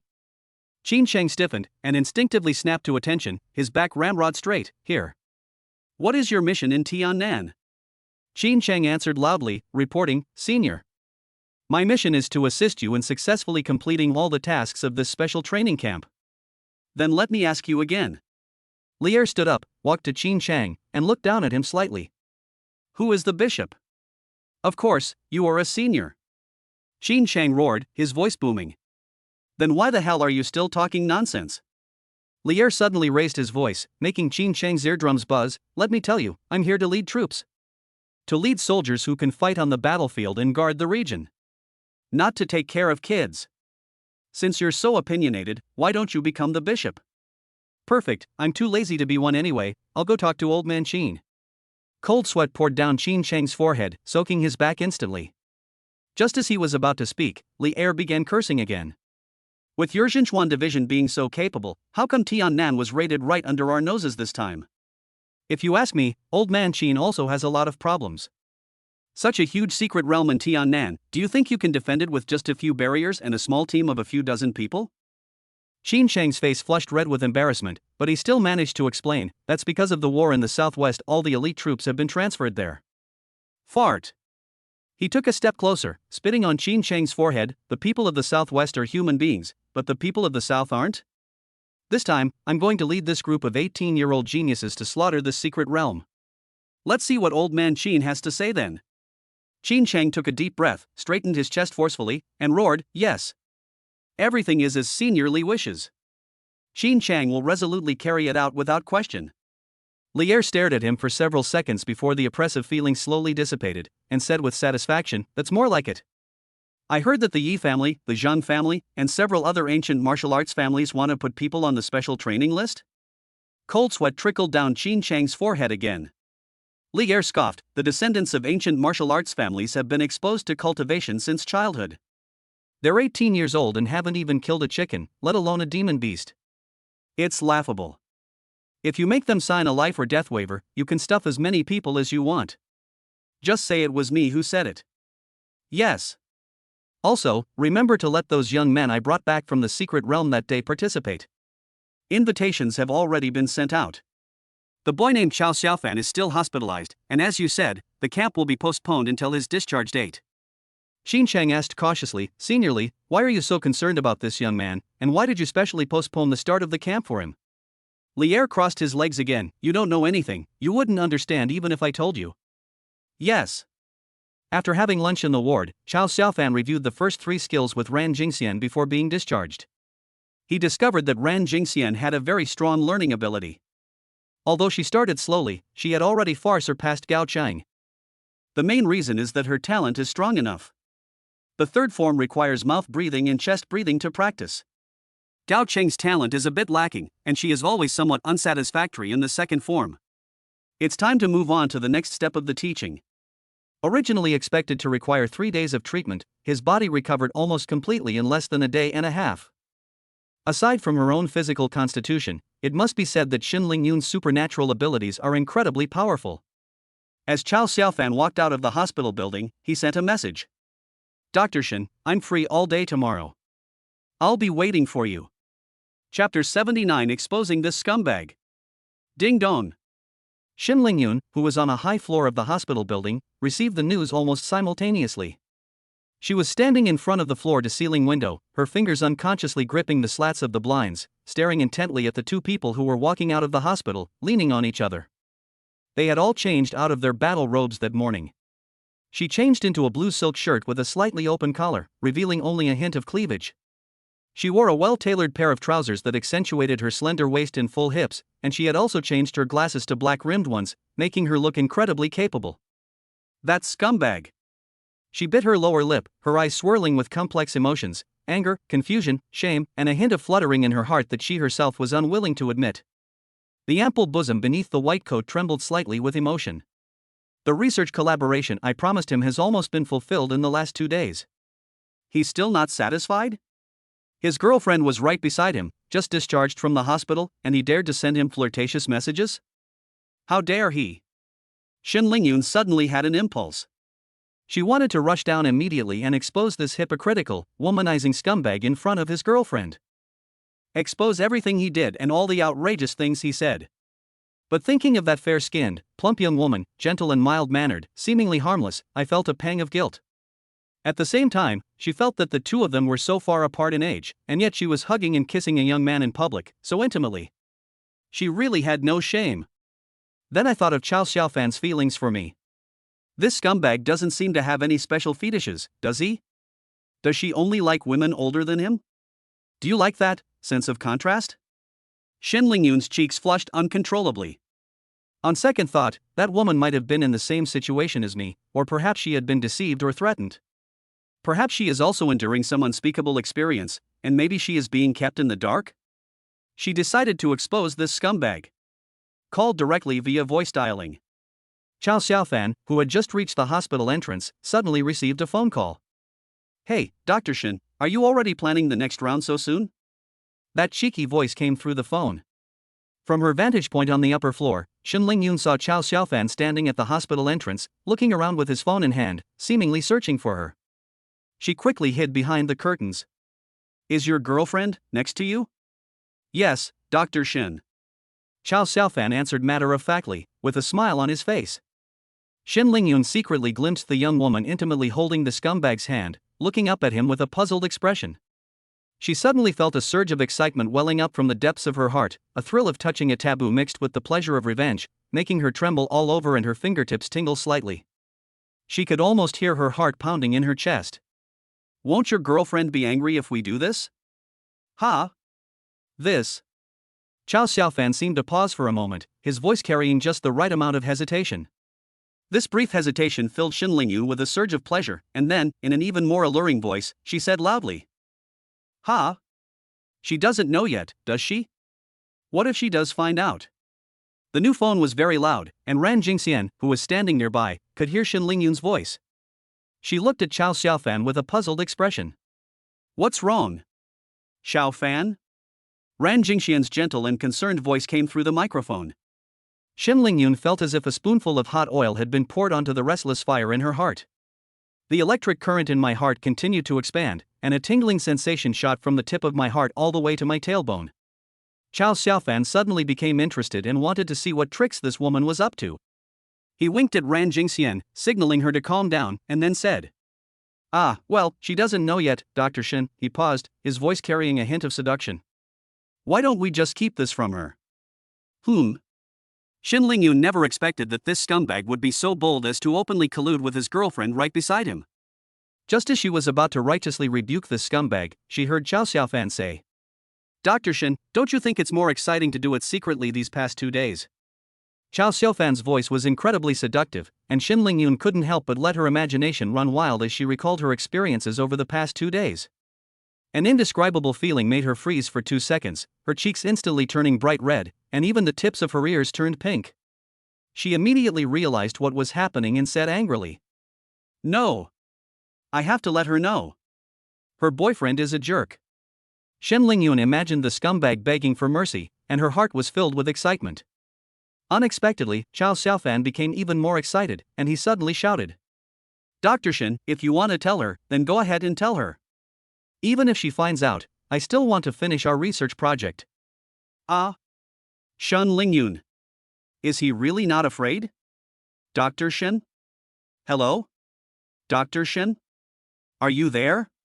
After a few seconds of silence, Xin Lingyun's slightly heavy, rapid breathing came from the phone. Chao Xiaofan sighed helplessly and said, Dr. Shin, if you still decide to tell her, my girlfriend is right here. You can talk to her yourself.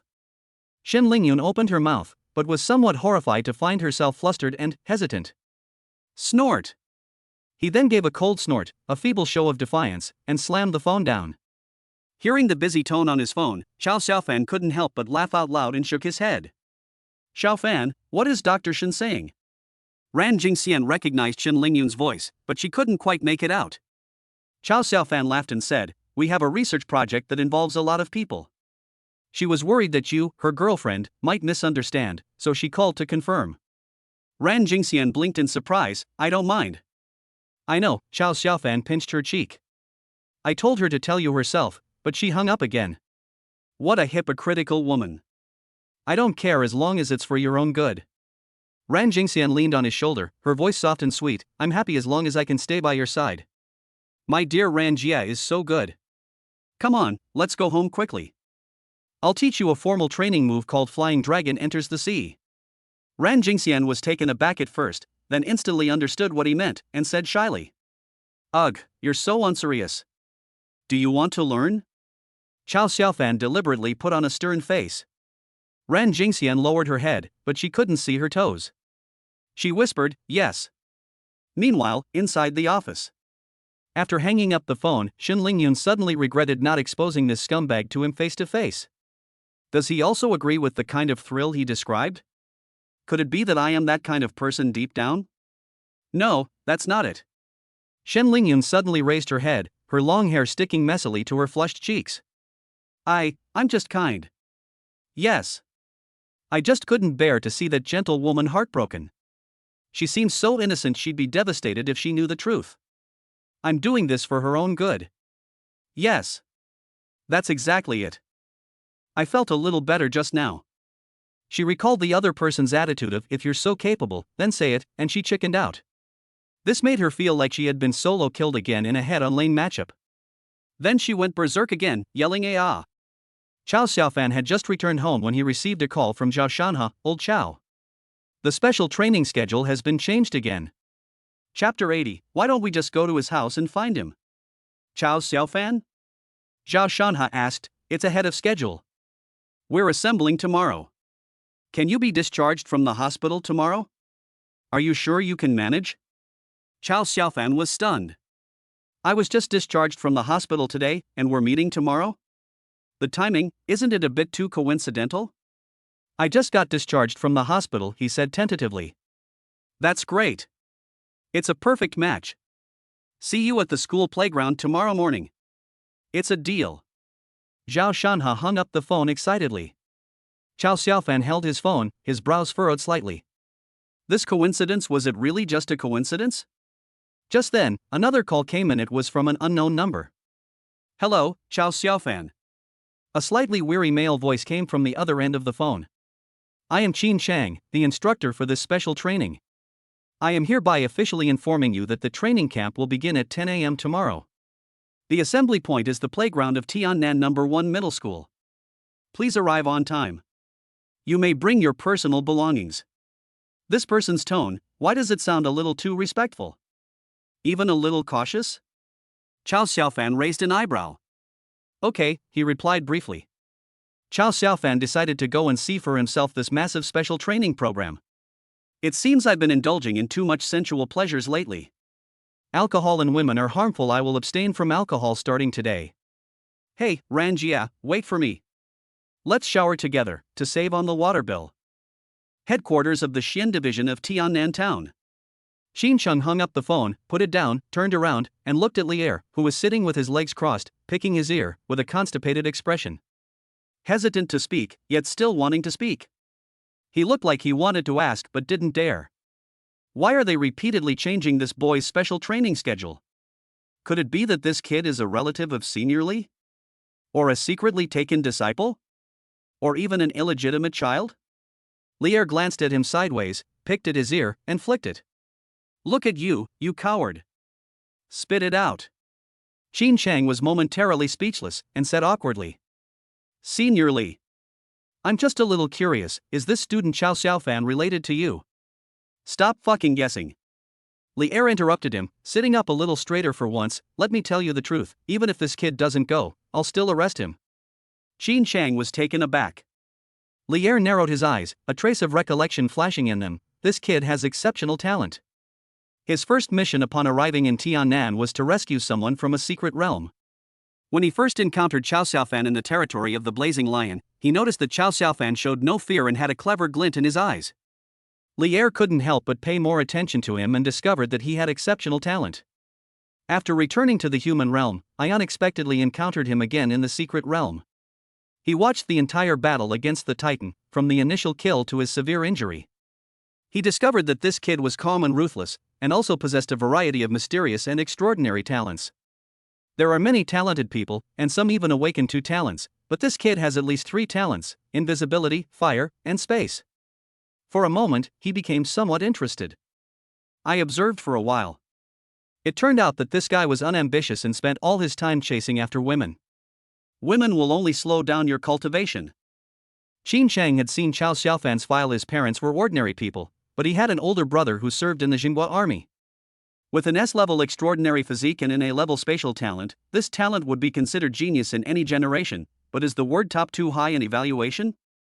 But Lier's tone shifted, and his expression turned rather unpleasant. This kid is extremely irresponsible. He's so young and already obsessed with women. He has a lot of talent, but he doesn't know how to cherish it. I can't stand young people who aren't ambitious. Just seeing them makes me angry.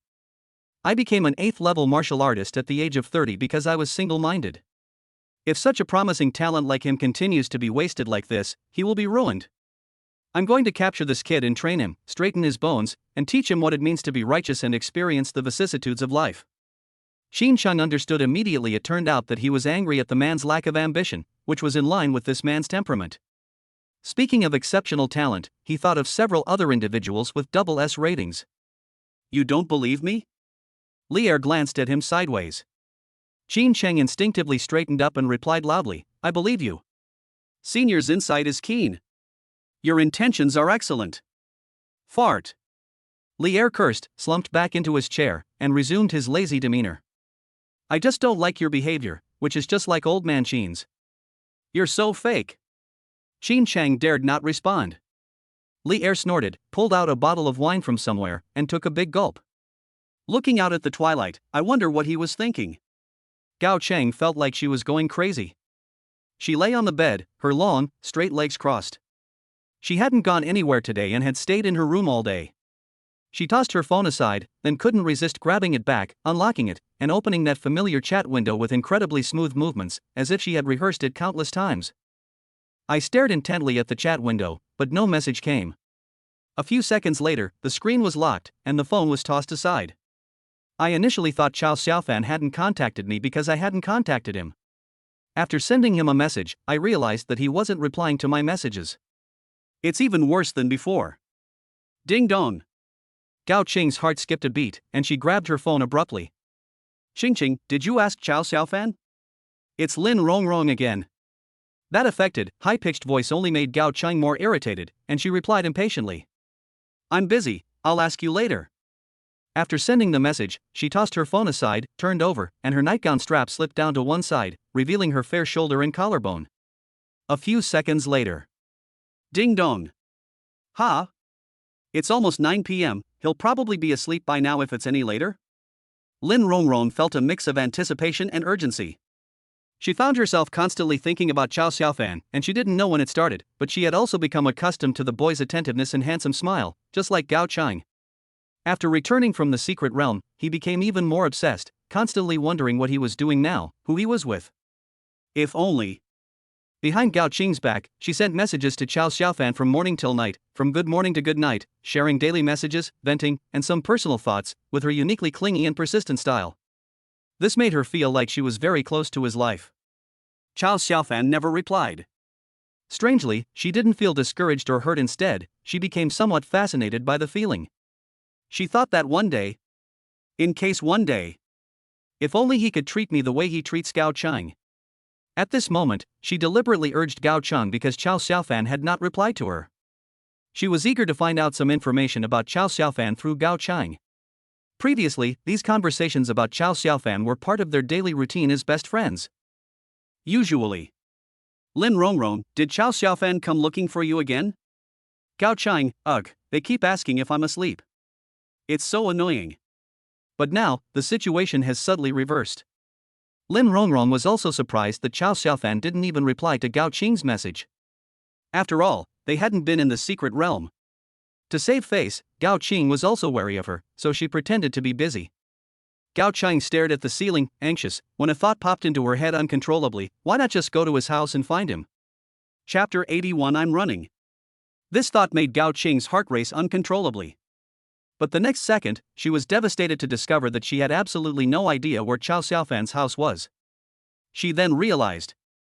Between them, it was always Chao Xiaofan who took the initiative to approach her, while she never truly tried to enter Chao Xiaofan's life. Ding dong. Another message arrived, and Gao Qing hurriedly grabbed her phone and sat up abruptly. The hem of the nightgown rode up a bit because of this movement, revealing the skin of her thighs. Qing. I just received a notification that the special training session has been rescheduled. It's now at 10 a.m. tomorrow. It's news about Lin Rongrong again. The time has been changed? As Gao Qing's mind raced, she received a notification call. After hanging up the phone, she suddenly thought of. Could it be that he doesn't know about this news yet? Could I kindly remind him? A young girl's thoughts can conjure up a whole movie in her mind with just one phone call. Gao Qing suddenly felt extremely clever, having come up with an excuse that was both reserved and allowed her to contact him naturally. Just do it. He immediately opened Chao Xiaofan's phone. Click. Make a call. Even the 3 seconds of waiting felt incredibly long. Beep. Gao Cheng felt like her heart was about to jump out of her chest. Hello, please do not hang up. The user you dialed is currently on another call. During the call, how could this be?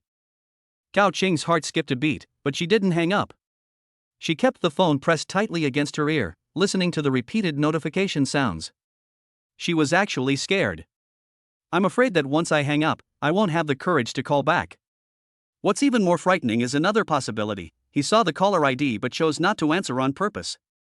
Even more frightening, he saw the missed calls but simply ignored them. Compared to missed call, the sting and embarrassment of rejected call was even more unacceptable to her.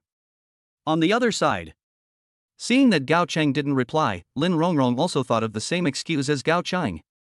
One step ahead of Gao Cheng. The call was connected. Chao Xiaofan and Ran Jingxian saved on water bills and reviewed the first 3 moves, which took a full 2 hours. Returning to the bedroom feeling refreshed, Ran Jingxian noticed that her cheeks were still flushed. Sister Ran, Chao Xiaofan said seriously, your talent is unparalleled. As he spoke, his gaze subtly swept over the towel wrapped around her chest. You mastered the 3 skills I taught you very quickly. Now I will formally teach you cultivation and guide you into the path of cultivation. He paused, inhaling the fresh, warm scent of his body after his bath, mixed with his unique fragrance. Would you be willing to call me teacher? Chao Xiaofan spoke with a straight face. Ran Jingxian knelt on the ground and gave him a reproachful look. Chao Xiaofan asked with a tense expression. Ran Jingxian blushed, her voice soft and gentle, obedient and docile as she said, Teacher. Chao Xiaofan chuckled. The phone rang. Lin Rongrong? Why are you calling so late? Is something urgent? Chao Xiaofan hesitated for a moment before pressing the answer button. Ran Jingxian was extremely embarrassed and quickly covered her mouth, afraid that she would let out a sound. Hello? Chao Xiaofan? What happened? Is something wrong? Chao Xiaofan asked, panting heavily, her words broken and fragmented. Hiss. Ran Jingxian turned around and knocked the water glass over. What are you doing? Why are you panting so much? Lin Rongrong asked curiously. I'm jogging, Chao Xiaofan said after thinking for a moment. You're still running so late? Lin Rongrong was overjoyed to finally hear his voice. She suddenly wanted to go out and bump into him, and her eyes were already searching for what clothes to change into. After searching for a while, her gaze finally drifted to the yoga pants that she hadn't worn yet. Where should I run? I'd like to run too. I still have a long way to go.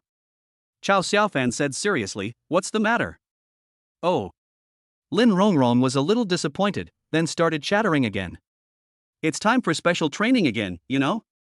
You should be participating in special training too, right? I asked Xingqing, but she wouldn't let me ask you. She said she was too busy. I was afraid you wouldn't know. Finally hearing her beloved's voice, Lin Rongrong was so happy that she became somewhat incoherent, saying whatever came to mind, afraid that the other person would find it boring and hang up the phone. There was a brief silence on the phone, broken only by Chao Xiaofan's panting as he ran. Are you still listening? Lin Rongrong asked cautiously. Ran Jingxian leaned over the headboard and began to tidy her clothes. Change the time? Chao Xiaofan came back to his senses. I already know. Oh, I see you'll participate in the special training, right? Lin Rongrong's tone rose again, with her unique soft and sweet voice, carrying a hint of coquetry. Her voice was already sweet, but now it sounded even more cloyingly sweet. Chao Xiaofan remembered her abilities if there were 2 sister Rans. Hiss. I will go. Lin Rongrong perked up again, then, see you tomorrow. Don't overwork yourself, it's not safe to be out so late, go home early. Lin Rongrong, like a caring girlfriend, gave a few more words of advice before reluctantly ending the call. After hanging up the phone, her face flushed, the longing of the past few days eased. She happily rolled around on the bed and began choosing her clothes for tomorrow.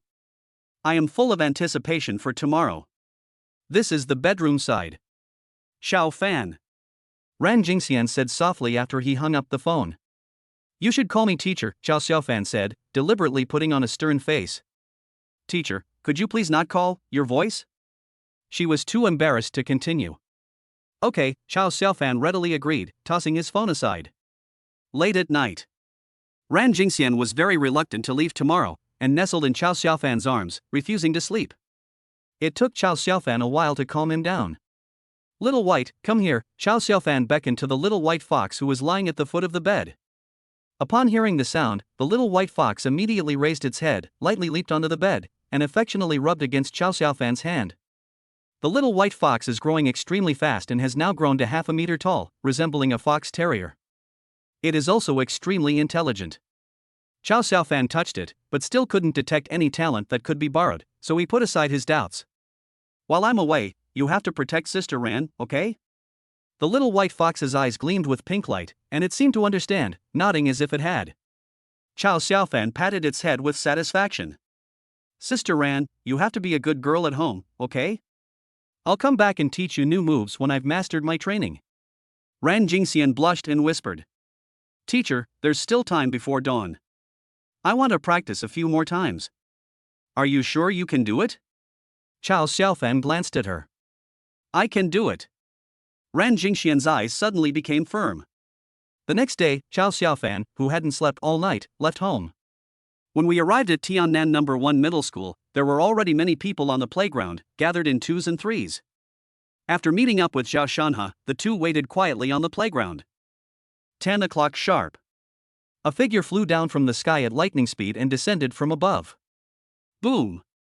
A muffled, loud bang suddenly exploded. The figure crashed heavily to the ground, and the newly repaired playground of Tiannan No. 1 Middle School instantly collapsed, cracks spreading out like a spider web. Chapter 82. Leaving a will or leaving behind a seed is up to you. Amidst the billowing smoke and dust, a majestic figure slowly straightened up. He just stood there, without making any unnecessary movements, yet his terrifying aura, like that of a mountain, filled the entire area. The previously slightly noisy playground suddenly fell silent. Whoosh! More than 10 dark figures flashed by, appearing silently behind the burly man almost simultaneously. As the man took a step forward, more than 10 people behind him also stepped forward and landed in unison. Tread! Tread! Tread! After the smoke and dust cleared, Lier, along with a group of black-clad guards from the Jinchuan division led by Deputy Instructor Qin Chang, stood on the high platform. Although Lier was shirtless and unshaven, resembling a vagrant. But as he stood there, he became the focus of everyone's attention, radiating an imposing aura. Chao Xiaofan's pupils contracted slightly. It really was that uncle. He suddenly found the special training interesting. Within the crowd, Gao Qing silently and quickly searched for Chao Xiaofan's voice, a hint of barely perceptible anxiety in her eyes. Lin Rongrong, who was beside her, also tiptoed slightly, pretending to look around, but in reality, she was also searching for that figure. Her full chest rose and fell with her slightly rapid breathing.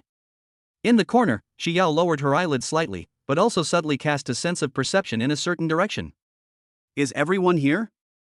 Lier asked, his voice not loud, but audible throughout the entire playground. Reporting to Instructor Li, 108 people should be present, and 101 people are present. Qin Chang stepped forward, saluted, and said solemnly. Those who don't arrive will be disqualified immediately, Lier sneered. Yes. Qin Chang replied. The crowd below instantly erupted into a commotion, a suppressed uproar. What a joke! With the time being changed so many times, isn't it normal for some people to miss it? Someone complained in a low voice, while others dared not speak out in anger. Chao Xiaofan noticed that there were two groups of people in the crowd who were obviously more composed. One group was led by a girl with long, fiery red hair, and the other group was led by a man with short, bright golden hair. Each of them had more than 10 people gathered around them, and the atmosphere they exuded was out of place with the students around them. Such hair color is hard to miss in a crowd. Shut up, all of you! Lier suddenly roared, like a thunderclap, the tangible sound wave carrying immense pressure sweeping across the entire field, causing the air on the playground to freeze. The students who were still whispering turned pale and fell silent instantly. Many of you, Lier sneered. Did you think this special training was just like the childish training of previous years? Practicing fancy superpowers, fighting a few painless sparring matches, acting out teamwork, and then you could smoothly don that black suit? Dream. Qin Chang. Arrive. Tell them about the training content. Yes. Qin Chang turned around and faced the audience. The special training has only one content, kill monsters. He paused, then added expressionlessly, it will last for a month. Teams can form freely.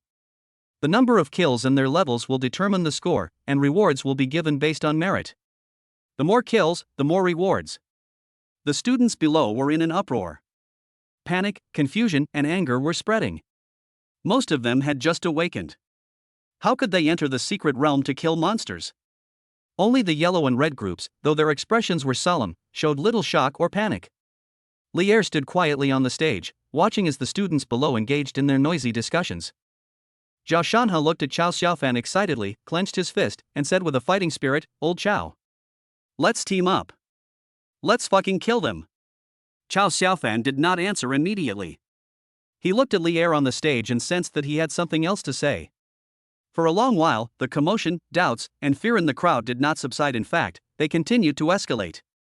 Li Er spoke slowly. I heard you're all geniuses? Whispering sound.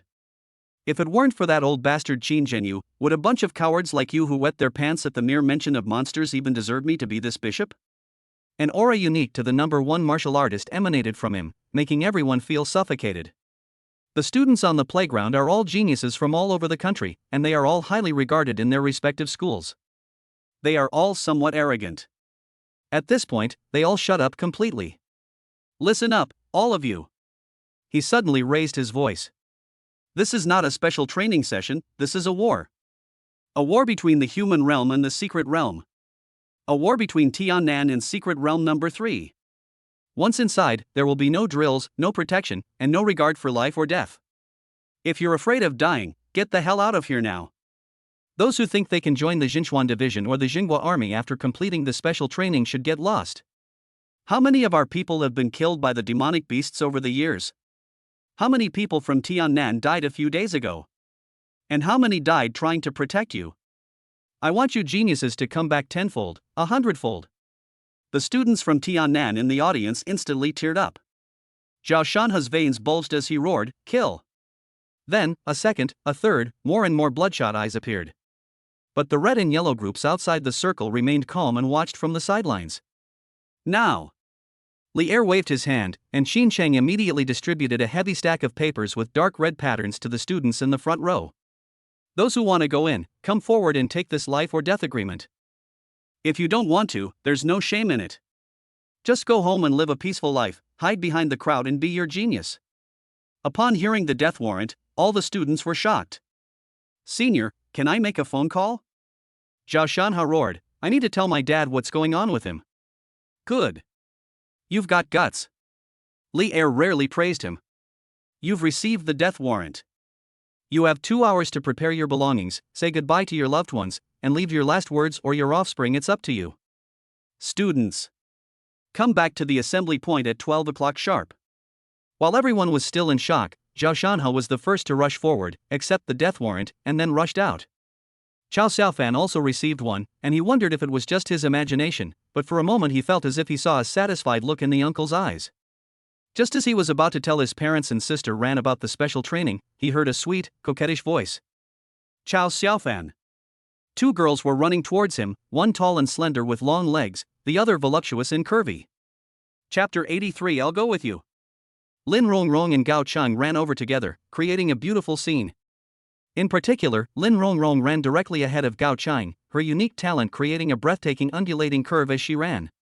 As she ran, she raised her bright smile and shouted Chao Xiaofan's name, her undisguised joy attracting the attention of many students around her. Chao Xiaofan, you're here. Lin Rongrong arrived first, stopping slightly out of breath in front of Chao Xiaofan and looking up. Recalling their sweet phone call last night, her voice unconsciously softened, and her eyes were filled with him.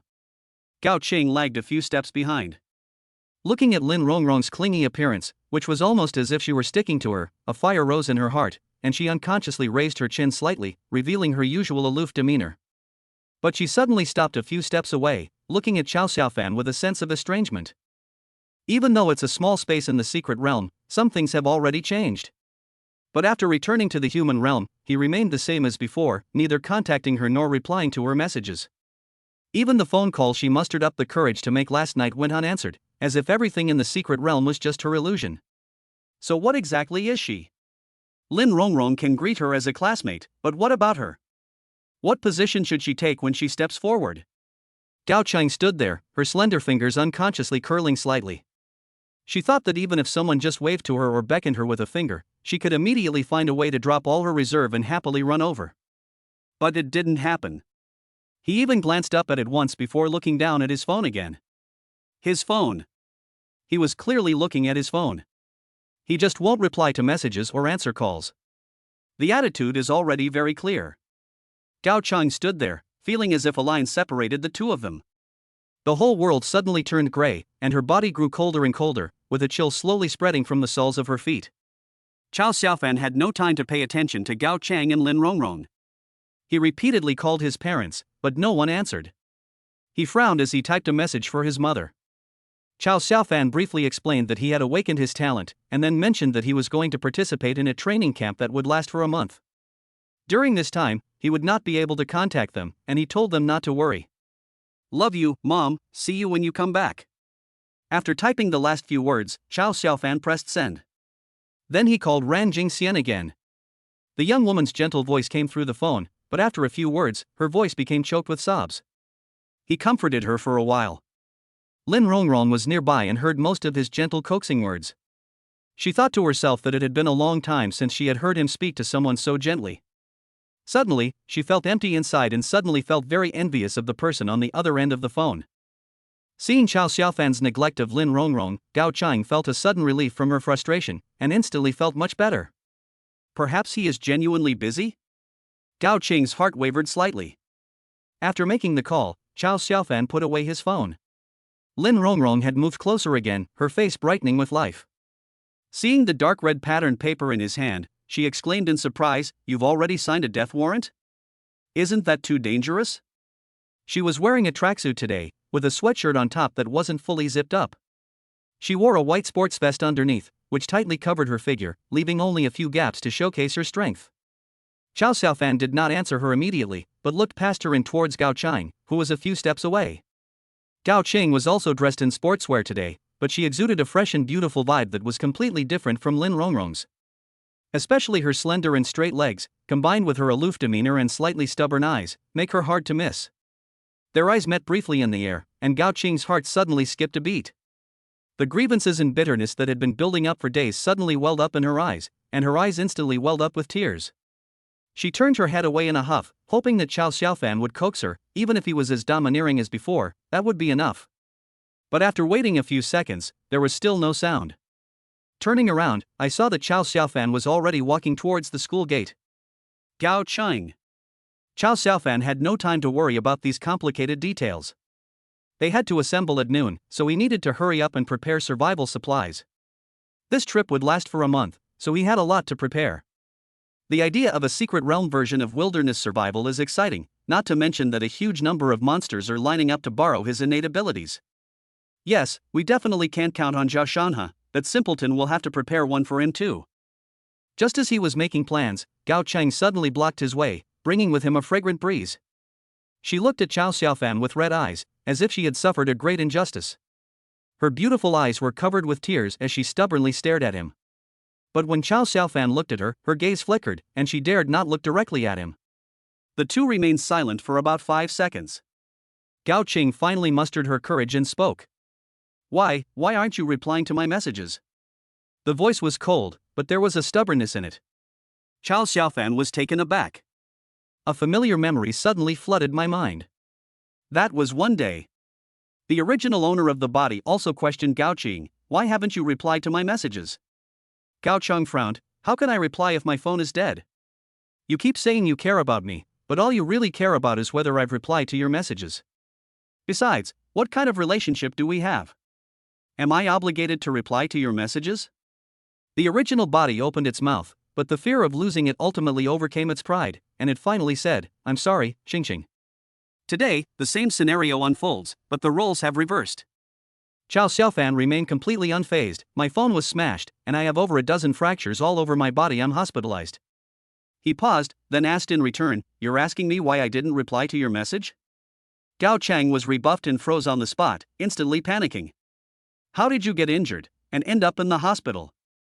"I'm still debating whether or not to reply to the message." All her pride and sense of worthlessness vanished in that moment, replaced by a wave of overwhelming self-reproach that had consumed her efforts over the past few days. Are you all right?" Ignoring all pretense of decorum, she reached out and wrapped her arms around Chow Xiaofan's waist, groping and checking him haphazardly. "Is it all right now?" His voice trembled slightly. "I'm sorry. I really didn't know. I shouldn't have lost my temper." Wah! Large tears streamed down her face, filled with lingering fear and regret. Chow Xiaofan let him hold her, neither pushing him away nor responding. Indeed, being loved a lot allows one to act recklessly. They are clearly in the wrong, yet they are full of bravado. Chow Xiaofan felt a pang of sadness, suddenly recalling a line from a song from his past life. To gain something, you must first understand how to accept loss. Withered tenderness will eventually be repaid. The commotion quickly attracted the attention of the surrounding students. Not far behind, Lin Rongrong stood still, her bright smile gradually fading. Xiao, standing in a distant corner, also dimmed her eyes and turned away, no longer looking. Lier, standing on the high platform, was furious to see Chao Xiaofan surrounded by women again. They're hopeless. He snorted coldly and shouted, "Assemble at 12 o'clock sharp. Latecomers will be disqualified." The sound made Chao Xiaofan's head buzz. He turned around and glanced at the stage, only to find that the middle-aged man was glaring at him with a displeased expression. Chao Xiaofan had no idea what she had done to offend him and was completely confused. But time was indeed tight, so he looked down at Gao Chang and said, "I need to go prepare for the secret realm. You should go home first." Unexpectedly, Gao Chang clung tightly to his waist and refused to let go, raising her head and stubbornly saying, "I'll go with you." Chapter 84. When are you free today? Chao Xiaofan was taken aback and asked, "You're going to the secret realm too?" He truly hadn't expected Gao Qing to dare to go to the secret realm. It was a month-long adventure where life and death were left to fate. At this moment, there are not many people on the playground who dare to sign the death warrant. Most are still observing, and most are holding their mobile phones, making phone calls, or sending messages to ask their families for their opinions. Such a major decision is indeed difficult for an 18-year-old high school graduate to make on their own. Their original life trajectory should have been to enter university, cultivate and learn in a relatively safe environment, and only face choices after graduation. It takes immense courage and talent to accept this life or death contract. Especially only children. Chao Xiaofan suddenly remembered what the uncle had said about leaving his seed. Your parents know? Did they agree? Chao Xiaofan asked seriously. I don't care. Gao Qing raised her face, her eyes still red. Don't even think about getting rid of me again. From now on, wherever you go, I'll go. As soon as she said these words, Gao Qing's face turned bright red. Her icy heart could no longer suppress her burning and turbulent emotions. She decided that she would never again endure this torment of longing and waiting, this anxiety of gain and loss. Nonsense. Chao Xiaofan said sternly. This time we're going to fight monsters and alien races, not to go on a romance. Go back now, and I'll find you to cultivate together when I get back. Sensing that Chao Xiaofan's tone had softened, Gao Chang became even more unrestrained, burying her head in his chest in a coquettish manner, shaking her head frantically, and making muffled sounds. I don't want to. You've been inside the secret realm before, don't you know how dangerous it is inside? Chao Xiaofan tried to reason with him. Gao Chang raised her head, her eyes reflecting his image, and said resolutely, if you kill demonic beasts, I'll kill demonic beasts too. I don't care, I'm going to follow you. Chao Xiaofan then said. Your parents only have you as their daughter. What will they do if something happens to you? Without thinking, Gao Chang blurted out, you won't let anything happen to me. Chao Xiaofan. This is a life or death matter, and you want to make the decision all by yourself? How can you do this without your parents' knowledge? Gao Chang seemed to have taken it to heart. After hesitating for a moment, she let go of his hand. He rushed up the platform, took a life or death contract, and returned to Chao Xiaofan. I'll go back and tell my parents right now that I've packed my things and will come back to find you. You, wait for me. After saying that, Gao Chang seemed afraid that Chao Xiaofan would run away. She took 2 steps and then turned back, stood on tiptoe, cupped Chao Xiaofan's face in her hands, and quickly kissed her. You must, wait for me. Everything happened so fast that Lin Rongrong was completely dumbfounded. Xing, why are you're going to the secret realm too? Gao Cheng ignored her and ran away without looking back. Lin Rongrong stood there, suddenly feeling conflicted. She was timid and only had average talent, so she never even dared to think about signing a life or death contract. But as she watched Chao Xiaofan and Gao Qing's figures gradually disappear into the distance, she suddenly had a feeling that if she didn't keep up with them this time, she might never have another chance. Many people make certain decisions on an ordinary day, only to realize years later that these moments were actually crossroads in their lives. Thinking that even the usually aloof Gao Cheng dared to do this for Chao Xiaofan, a wave of envy and resentment surged into Lin Rongrong's heart. She gritted her teeth, her mind went blank, and all her worries about danger and talent were thrown to the back of her mind. She even imitated Gao Chang, rushing up to the platform, tearing off a death pact, and then running back to Chao Xiaofan. But she didn't dare to do anything as bold as Gao Chang. She didn't dare to look Chao Xiaofan in the eye. She just lowered her head and said in a small, trembling voice, I'll go too. Without waiting for Chao Xiaofan to speak, she turned around and ran home with a flushed face, afraid that he would say something cold and rude. Chao Xiaofan. This scene truly stunned many students around. Someone muttered under their breath, is this guy that charismatic? People actually signed a death warrant for him?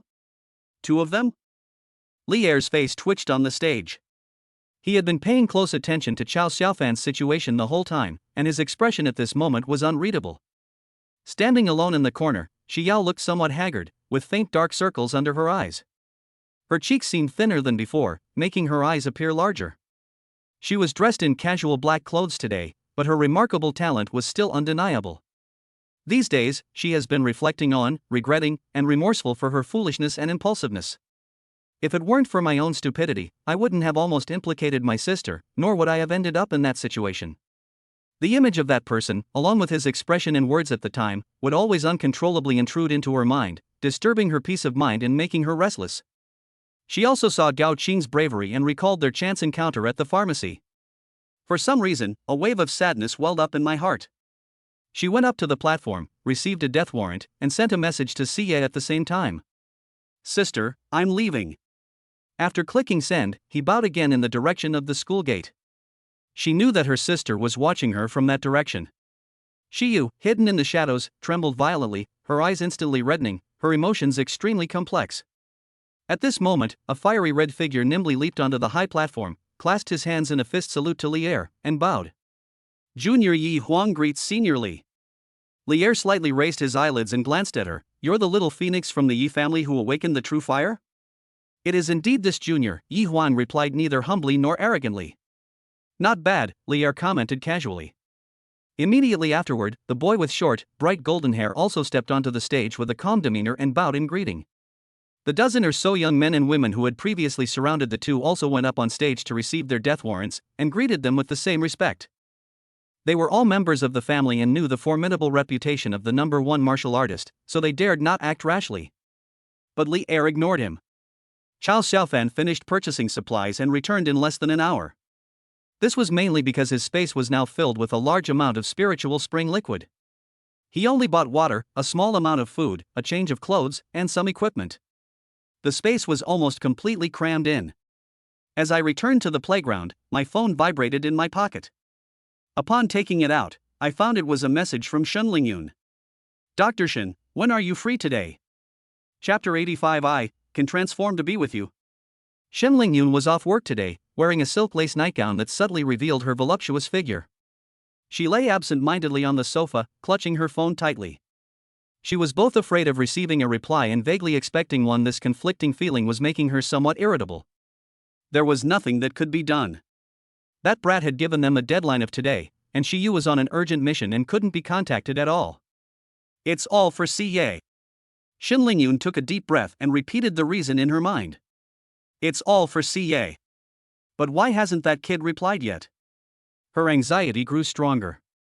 She suddenly regretted it. She should have called. Ding dong. Shen Lingyun picked up her phone, her face growing redder as she looked at it, feeling a tingling, electric current coursing through her body. Dr. Shen, now that we've reached an agreement, this will be a little secret just between the two of us.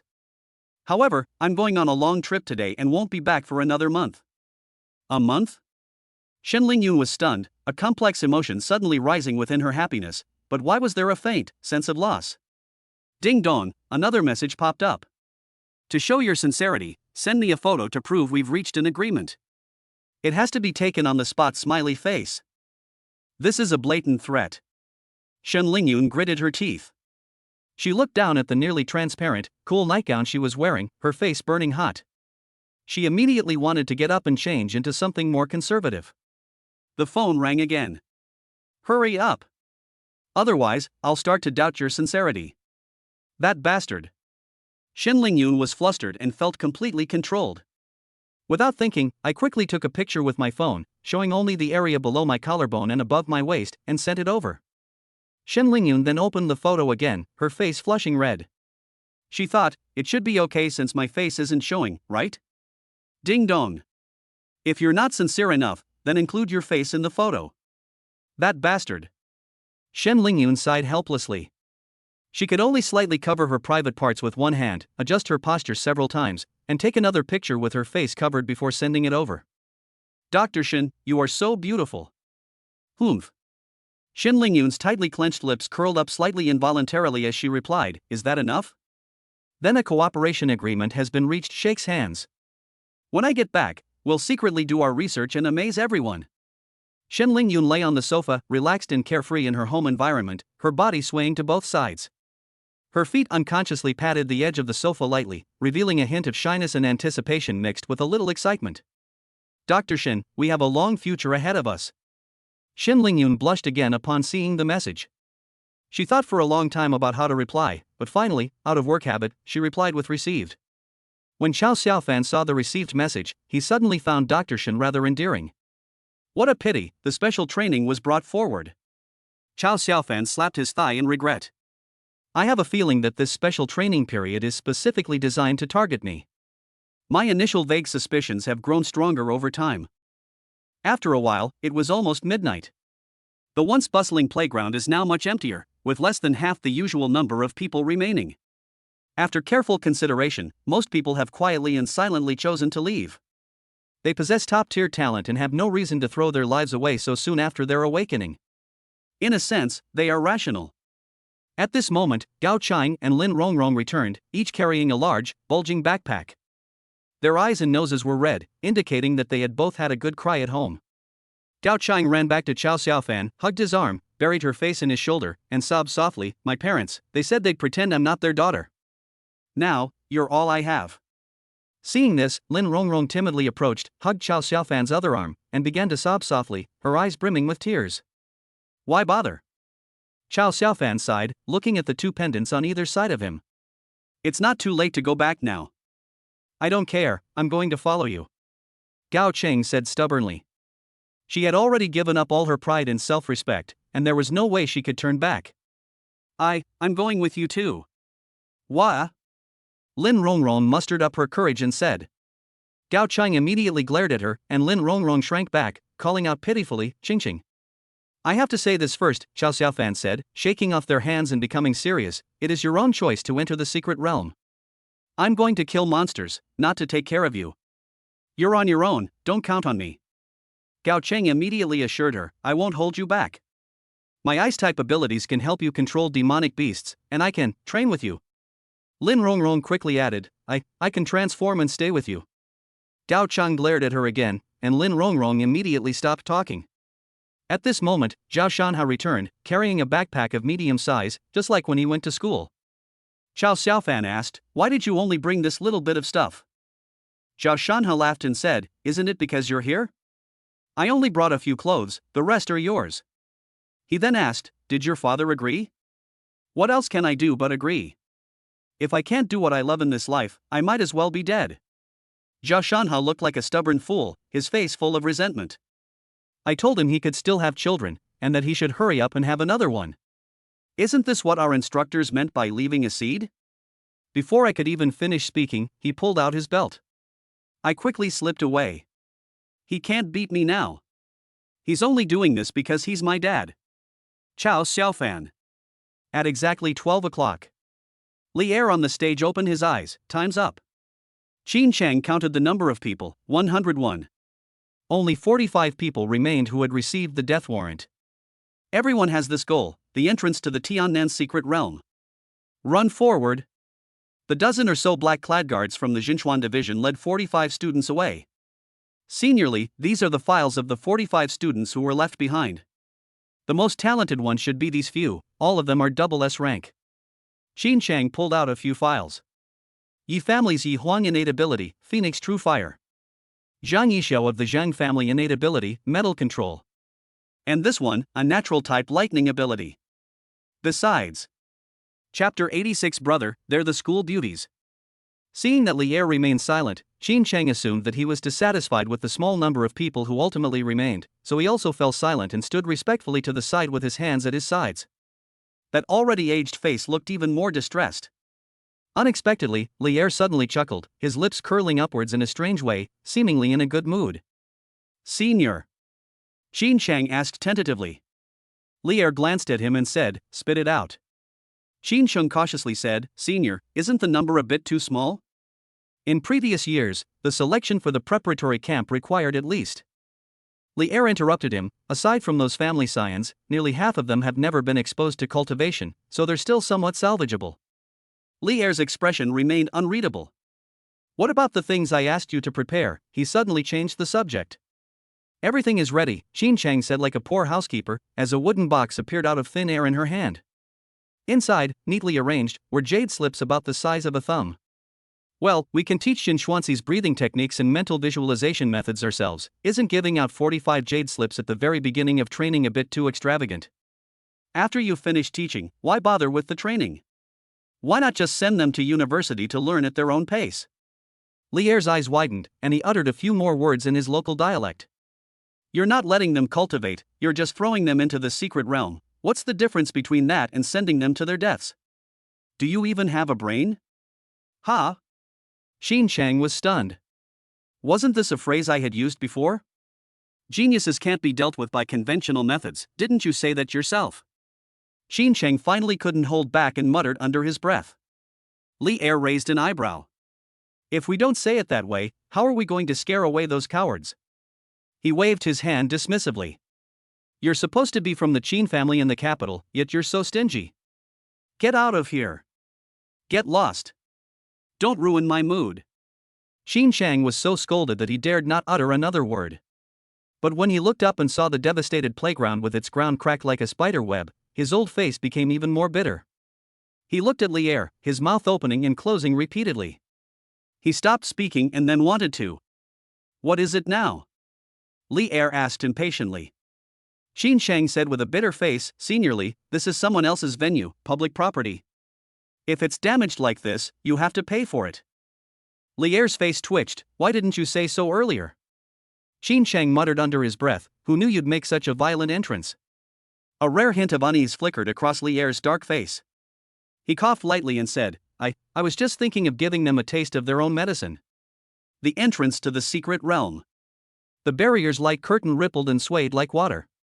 When Chao Xiaofan and the others arrived, Li Er and Xin Chang were already there. After the 45 people lined up, He Pang from Jinchuan Division gave each of them a thumb-sized, pure white jade slip that felt warm to the touch. This is a jade slip for transmitting skills. Xin Chang spoke loudly, his gaze sweeping over the young faces before him, some still bewildered, others brimming with excitement. It contains the cultivation techniques of the Jinchuan Division. The method of use is very simple. Press it against your forehead, then guide it with your mental power and crush it. The cultivation information and some cultivation insights will be directly imprinted into your mind. Yi Huang, Zhang Yixiao, and the other young masters from prominent families all showed surprise in their eyes. They knew the value of the transmission jade slips. They didn't require rote memorization. They directly imprinted the true meaning of the techniques and some of the predecessors' insights into their minds, saving them the most time-consuming initial process of interpretation and exploration, allowing them to get started as quickly as possible. This jade slip alone is already an immeasurable treasure for ordinary extraordinary individuals.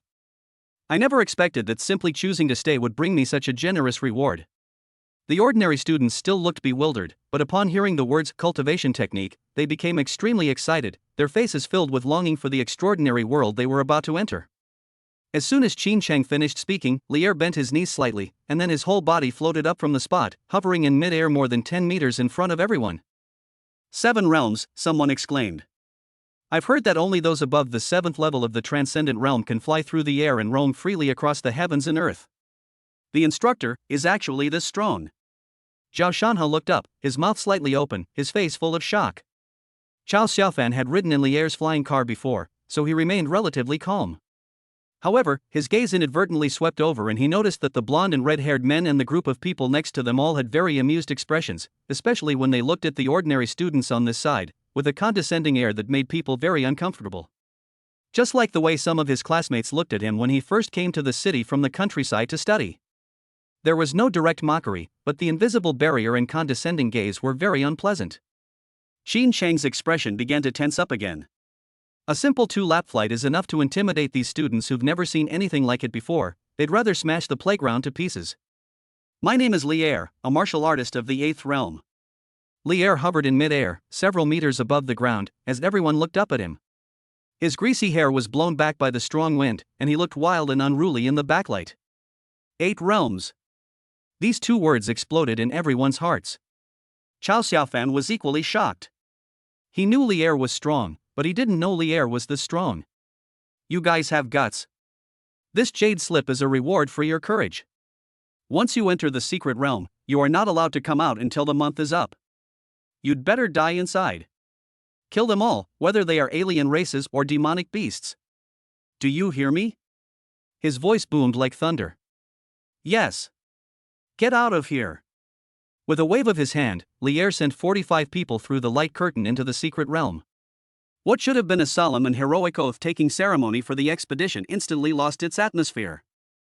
After entering the secret realm, it was still the same familiar scene to Chao Xiaofan.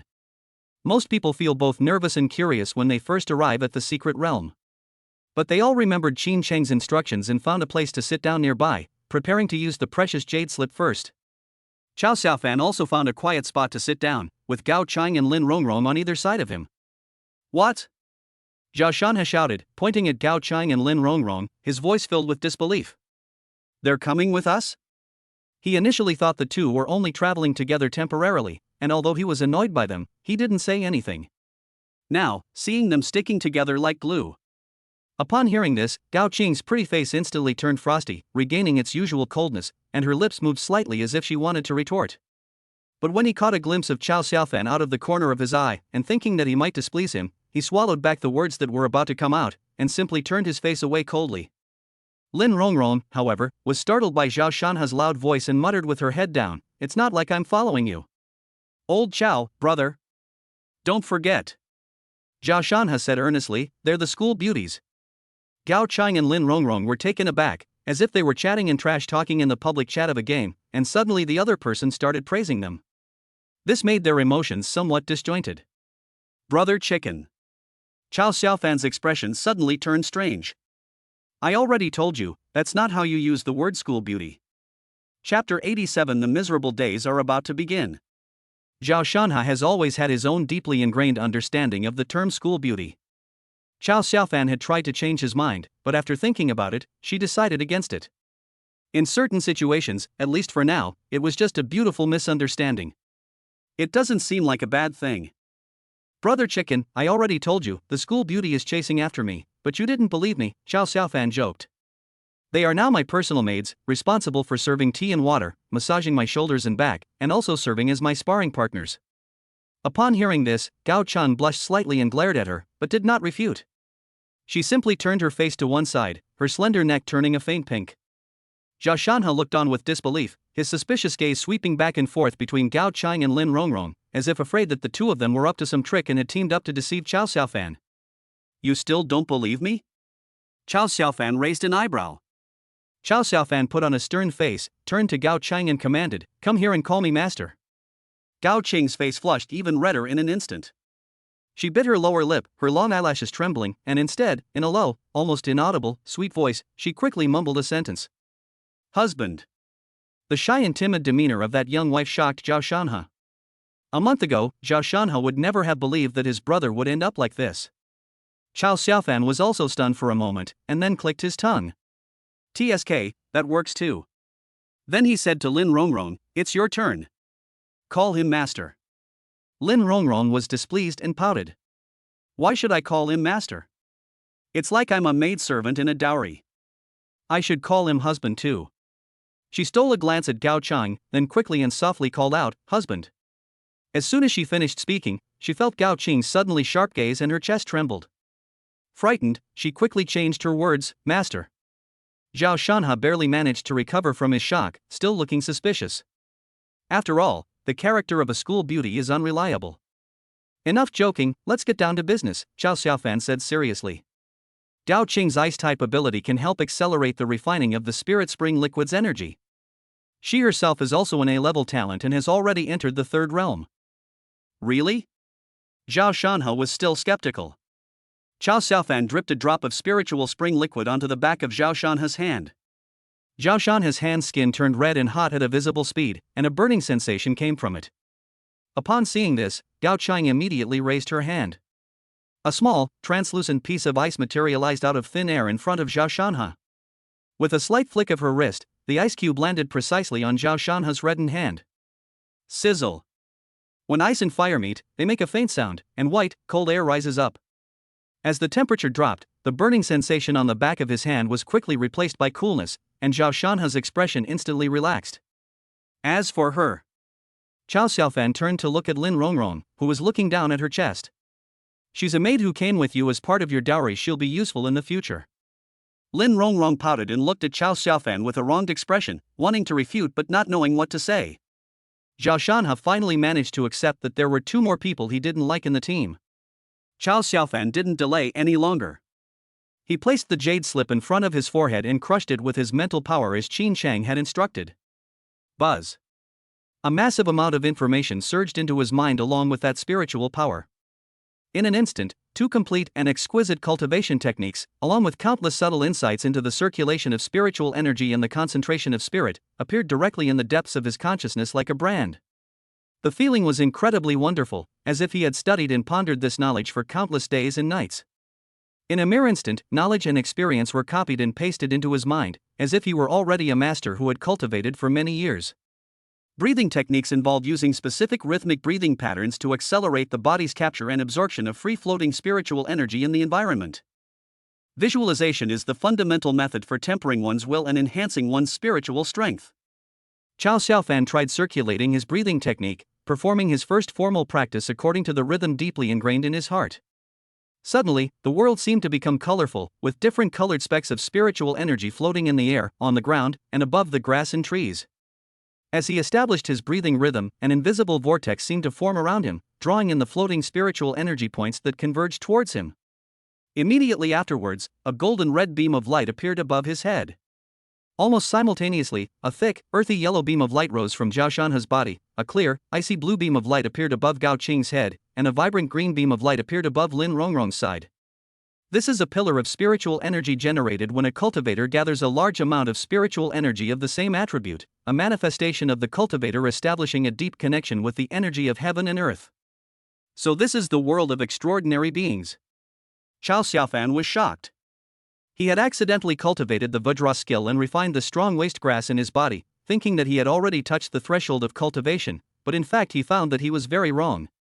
At this moment, everyone was immersed in the new cultivation experience. Above the heads of all the students sitting cross-legged, beams of light of different colors and thicknesses shone, making the entrance area of the secret realm look like a dreamlike starry sky. Under the bright stars, no one noticed that the pillar of spiritual energy above Chao Xiaofan's head was 3 times the size of an ordinary person's. Take a picture with your phone. Lier watched from a distance, then said to Qin Shang without turning his head, take another jade slip and record it, show it to old man Qin, and tell him that this is what the new star project should be like. I'll say it. Yes. Upon hearing this, Qin Shang took out his phone, adjusted the angle, and took a picture. He put away his phone and took out a jade slip, which he then placed on his forehead to record the scene before him. It was noon when we entered the secret realm. The cultivation session lasted until evening before Gao Qing, Zhao Shanha, and Lin Rongrong emerged from that profound state of enlightenment, still somewhat bewildered. Everyone was so engrossed in the vast amount of information brought about by the inheritance of the cultivation technique and the novel experience of practicing the breathing method for the first time that they completely forgot about time. Chao Xiaofan had long since left the cultivation state. While others were still comprehending the breathing technique, he had already comprehended the visualization technique. Having thoroughly understood the cultivation system, Chao Xiaofan had already made a cultivation plan. During the day, slay demons and practice Vajra Kung Fu and breathing techniques. When it's time to rest at night, focus on improving your supernatural abilities, practicing visualization techniques, and refining your mental energy to increase your mana. Chao Xiaofan checked the time. It was time to practice his supernatural abilities. Those who don't study hard in their youth will forget their books and shed tears in vain when they are old. He gulped down several mouthfuls of spiritual spring liquid, and the pure and domineering energy instantly exploded within his body, with scorching flames raging wildly inside. The body temperature rose sharply, even wisps of white steam rose from it, and a red temperature warning appeared instantly. Chao Xiaofan stepped forward and, without saying a word, swept Gao Qing, who had just woken up and was still somewhat dazed, into his arms. Ah! Gao Qing exclaimed in surprise, instinctively hugging his neck. Are you ready? Chao Xiaofan whispered in his ear. The tough times are about to begin. Chapter 88. How could one not be angry so early in the morning? As dawn broke, a thin mist filled the secret realm. Qiao Xiaofan woke up. Last night, I spent the first half of the night practicing with Gao Qing to improve my proficiency in my innate abilities. Thanks to Gao Qing's frosty heart's full force cooling, he was able to guide the spiritual spring energy to irrigate and strengthen the primordial heart fire deep within his heart's flame heart for a longer period. He could clearly feel that the inner fire, nourished by the spiritual spring, was gradually becoming more solid and active. Qiao Xiaofan had a premonition that as long as he continued to nourish the flame heart with the spiritual spring, his own lionheart flame would soon be born. But then it occurred to him that the flame nurtured by his own heart should no longer be called lionheart flame, right? Gao Qing's cultivation session only lasted until the first half of the night. Because she couldn't endure that much hardship. I fell asleep after just 3 hours, completely exhausted both physically and mentally. After all, the process of alternating between ice and fire, requiring both energy guidance and resistance to extreme temperatures, is a huge drain on both mental and physical strength. In the latter half of the night, Qiao Xiaofan simply went outside the space to cultivate his visualization technique. He was currently at the early stage of the Extraordinary Realm 2 and the middle stage of the Awakening Realm 2. The second realm of transcendence, also known as the body tempering realm, cannot be rushed. A large amount of spiritual energy is needed to temper the body, expand the meridians in Dantian, and lay a solid foundation for the future path to the Great Tao. The better one's physique, the longer it takes to refine, but the greater one's future potential.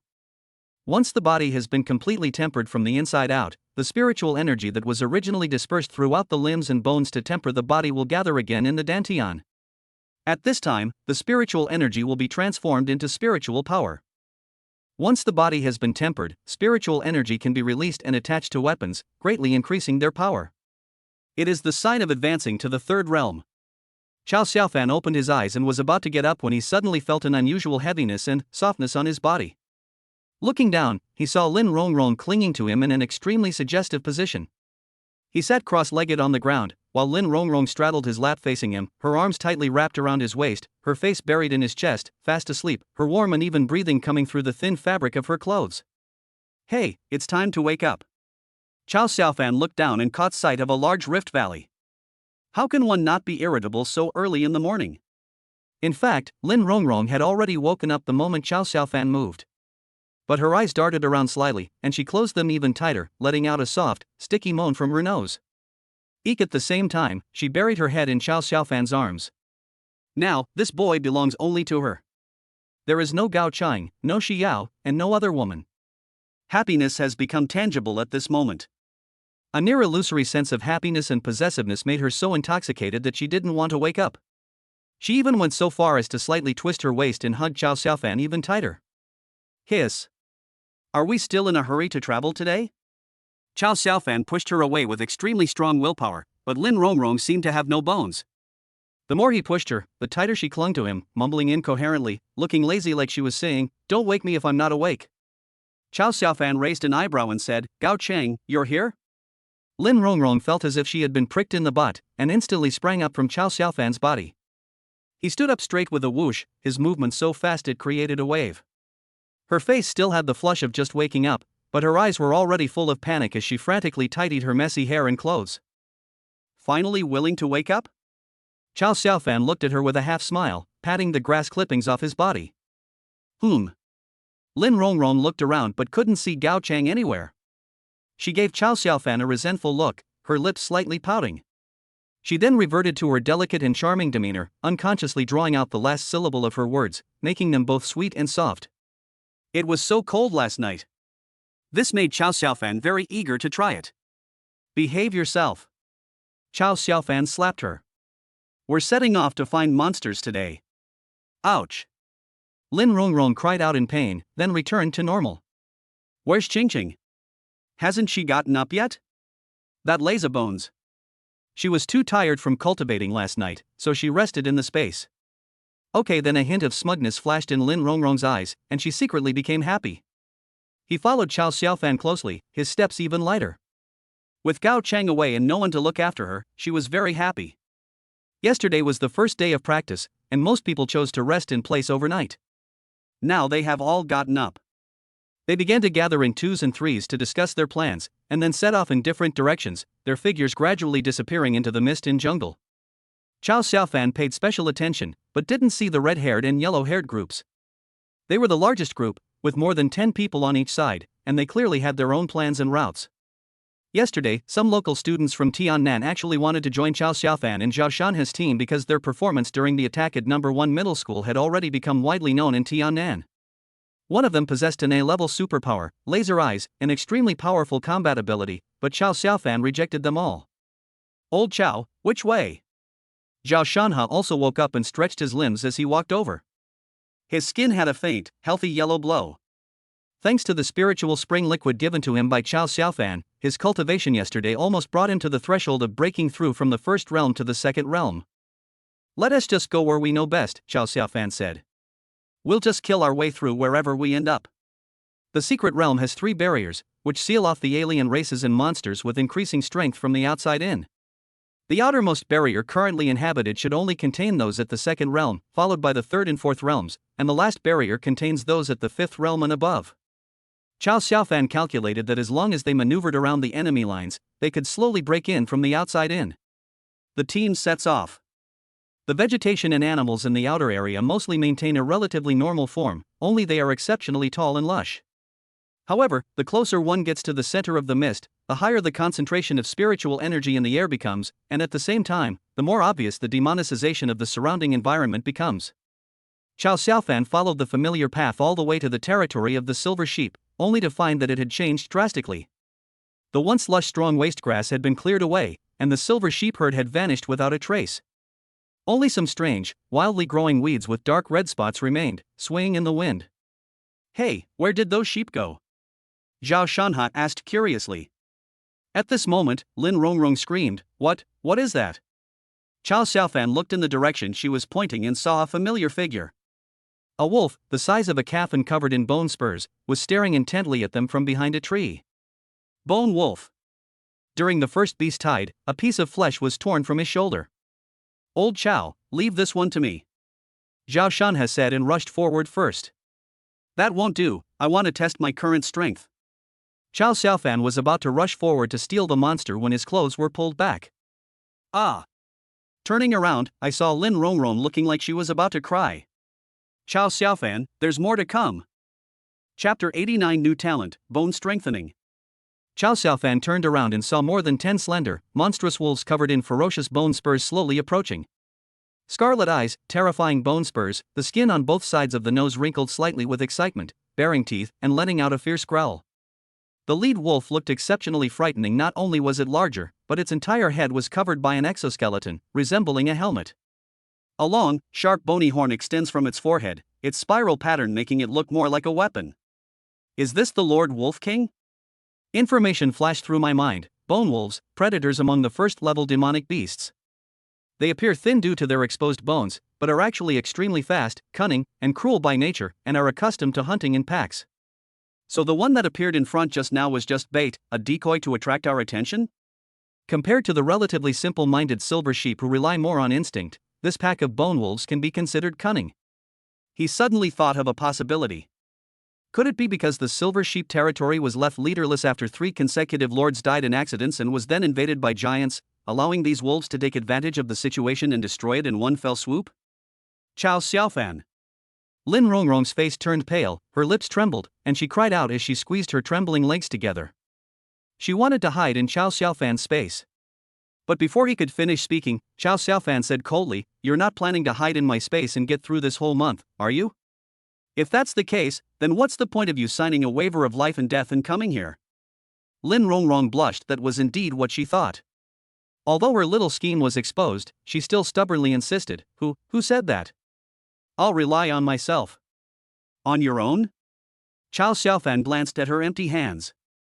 "You didn't even bring a weapon?" "Huh, oh." Lin Rongrong suddenly realized what was happening, and hurriedly and shakily pulled a horizontal knife from the side pocket of her backpack, her grip on the knife awkward and stiff. At this moment, seeing that they had been discovered, the wolf pack stopped pretending and the Wolf King raised his head and let out a sharp howl. "A whoa!" As if hearing the order to charge, the remaining bone wolves tensed their hind leg muscles instantly, bursting with power, and transformed into gray-white afterimages from different angles, pouncing towards the enemy. The speed is astonishing. Chow Xiaofan had already drawn a large cleaver, activated his stealth ability, and charged forward. Having suffered from the short length of his dagger during the previous battle against the giant, he specifically went to the weapon shop before entering the secret realm to buy this extended and thickened version of the greatsword.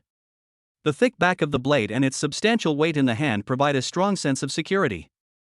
Faced with their prey suddenly disappearing from sight, the first few bone wolves were clearly taken aback, and their pounce hesitated for a moment. But they could still smell the scent. The bone wolves slowed their pace, twitched their nostrils, and began to circle suspiciously around the area where Chow Xiaofan had disappeared, searching for the target. In the brief chaos, Chow Xiaofan quickly stalked a bone wolf while invisible. The talent bone enhancement has been detected. The loan was automatically repaid within 24 hours, and the borrower entered a brittle bone state for 24 hours. Do you need to borrow it? Borrow. The long-lost proverb echoed in my mind, and an IOU was instantly generated. A surge of heat emanated from the bone wolf's body, then flowed into Chow Xiaofan's body through the point of contact, reaching every bone in his body. Chow Xiaofan heard a series of subtle, dense crackling sounds emanating from all the bones in his body, making them even firmer and harder.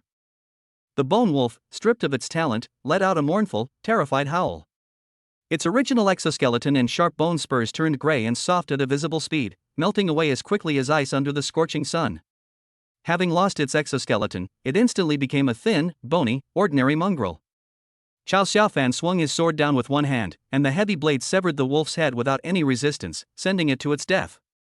Amidst the splatter of blood, the IOU in his mind vanished as well. The whole process was as fast as lightning. A bold bone wolf tentatively lunged at the empty space where Chow Xiaofan was. Chow Xiaofan swung his sword to parry, slashing the wolf's body with a crisp clang. The exoskeleton and the sword collided and rubbed together, making a grinding sound. Wipe! Chow Xiaofan felt a slight numbness in his arm, but he was secretly alarmed. He had considered using force, but he never expected it to be this forceful. He immediately changed his strategy, abandoning a direct confrontation. His figure darted swiftly through the wolf pack, his fingertips rapidly tracing the bodies of one skeletal wolf after another. Borrow! Borrow! A series of proverbs echoed in my mind. Each time he borrowed a bone-strengthening item, he felt the strength of his bones resonate with the spiritual energy used for tempering, increasing by 1 point. At the same time, a bone wolf will surely howl as its bone spikes melt away, and it will become a stray dog with its tail between its legs, waiting to be slaughtered. He then swiftly drew his knife and felled 5 of them in a row. Put! Put! Put! Without its talent, the bone wolf had no power to resist and was cut down in an instant. 6 left. This bizarre and terrifying scene stunned the remaining 6 bone wolves, including the Wolf King, and they dared not make any rash moves for a moment. From their perspective, their companions inexplicably lost their exoskeletons and then turned into corpses with their heads severed. The remaining bone wolves tucked their tails between their legs, whimpering uneasily, and slowly retreated. Upon seeing this, one of the bone wolves abruptly changed its target and pounced straight at Lin Rongrong, who looked the weakest and was trembling as she gripped the knife. Ah! Lin Rongrong screamed in fright. In a panic, she drew her knife and instinctively began to use her innate ability to change her appearance and body shape. First, her legs lengthened, transforming her into the aloof and elegant Gao Cheng. Then, in a flash, she became the lively and spirited Xiao. And with another transformation, she even outlined the stunning silhouette of Xiu. However, no matter who pounces, the bone wolves never stop coming.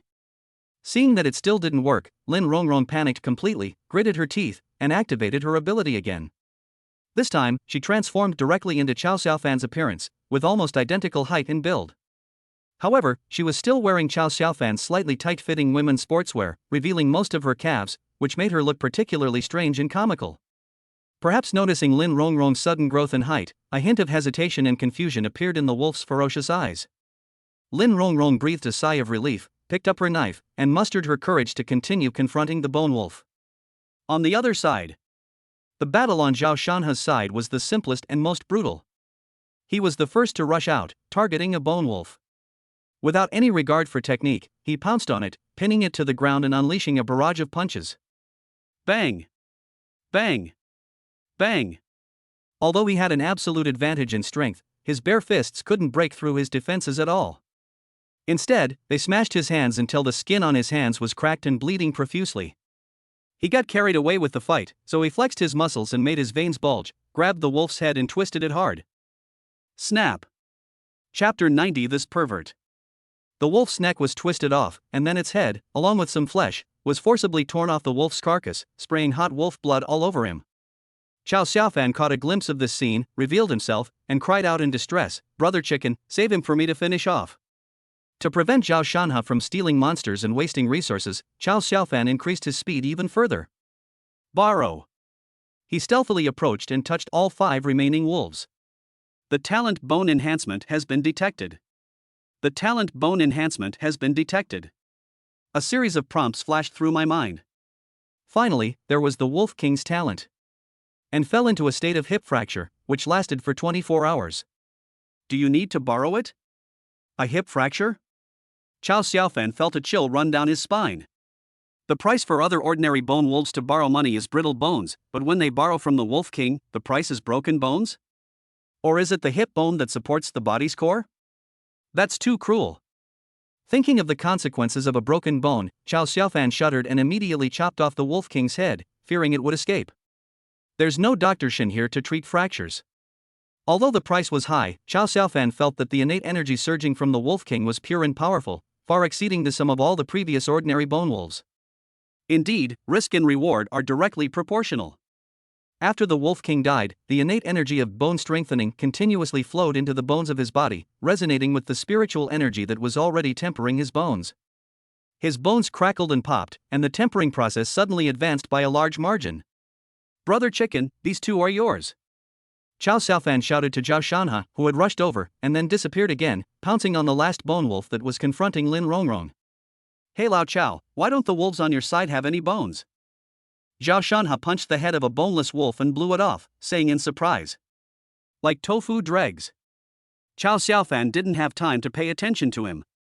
When he arrived, he saw another Chow Xiaofan desperately trying to avoid the wolf's attack, his clothes torn to shreds. Although she didn't retaliate, it was already a huge step forward for the timid Lin Rongrong. He quietly crept up behind the bone wolf and, using the same method, borrowed its talent. The bones of the skeletal wolf instantly dissolved, leaving only its emaciated body. It looked around in terror, then back at its companions, all of whom were dead, and the Wolf King was even dismembered. Overwhelmed by the fear of the unknown, it let out a wail, turned around, tucked its tail between its legs, and tried to run away. Chow Xiaofan was not about to let it go. He kicked it, and it fell back to Lin Rongrong like a broken sack. "Ah!" Lin Rongrong screamed in fright and backed away repeatedly. "You are a transcendent realm expert, and so is it," Chow Xiaofan revealed himself, pointing at the trembling bone wolf. "Chop it down." I dare not." Lin Rongrong, still disguised as Chow Xiaofan, looked at the bone wolf, which was weak but still ferocious, and burst into tears. She thought she could hold out until Chow Xiaofan finished the battle, and then he would come to save her. She never even considered fighting. Chow Xiaofan felt annoyed by his own pathetic state. No wonder Gao Chang wouldn't let Lin Rongrong become her. Chow Xiaofan said coldly, "If you're not afraid, what are you doing here? Are you just a burden?" He paused for a moment, then said, "You are responsible for your own life and death, don't expect me to help you." After saying that, Chow Xiaofan's figure disappeared again, and his voice came from the void. "If you're afraid, then don't follow me anymore." This sentence seemed to have hit Lin Rongrong's weak point. "No. No." She shook her head violently, stopping her tears, and something struggled to emerge from the ruins of fear. She gripped the knife again, the tip pointing at the bone wolf. A bizarre and brutal gladiatorial combat began. Lin Rongrong and the bone wolf were like 2 gladiators forced into an arena, forced into a life or death battle. There are no fancy moves, only the most primal pounces, rolls, struggles, and screams. The bone wolf pounced again and again, and Lin Rongrong dodged in a sorry state. Her arms, shoulders, waist, thighs were constantly grazed by the wolf's claws, leaving bloody marks. Her sportswear was soon torn to shreds. Lin Rongrong screamed and cried, but she never let go of the knife in her hand. Chow Xiaofan simply watched from the sidelines. Finally, in the instant when the bone wolf missed its target and its old strength was exhausted and new strength had not yet arisen, Lin Rongrong closed her eyes, gripped the knife with both hands, and stabbed forward wildly with all her might. Puff! The blade pierced the wolf's relatively soft side, reaching the very root. The strange sensation of the knife piercing her body made her scream, and she began to exert force haphazardly. The sharp blade sliced open the bone wolf's belly, spilling its internal organs and intestines onto the ground. The bone wolf let out a dying howl, struggled a few times, and then lay still. Covered in blood, Lin Rongrong's body went limp and she collapsed to the ground. She transformed back into her original form, her face streaked with tears, dust, and blood. She stood there for a few seconds, still unable to believe she had won.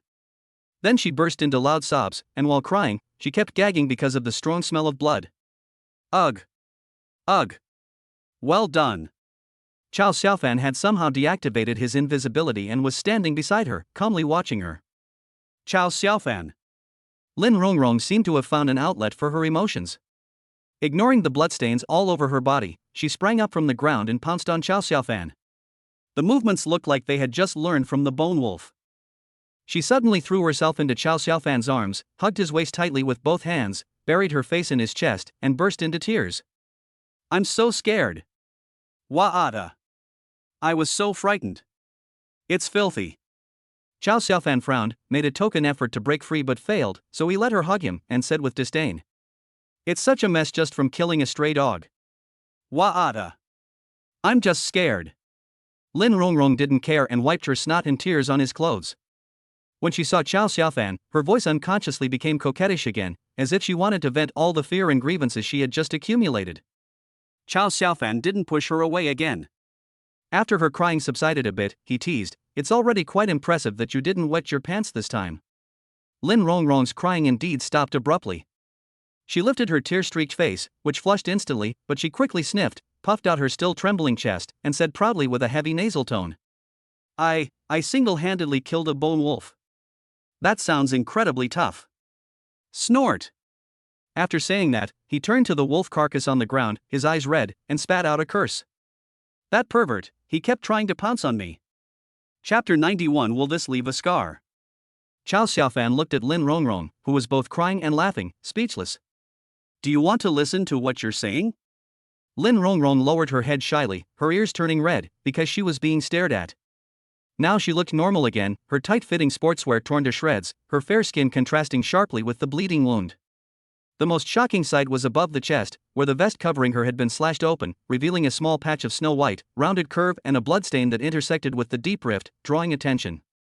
Her arms, waist, and plump thighs were also covered with wounds of varying sizes, with blood slowly trickling down the curves of her skin.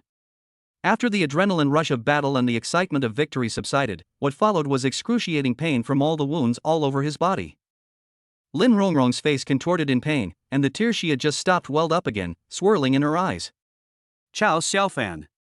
She raised her head, deliberately drawing out the last syllable of her voice in her uniquely soft and sweet tone, and looked at Chao Xiaofan with teary eyes. Pain. If it hurts, just apply the medicine yourself.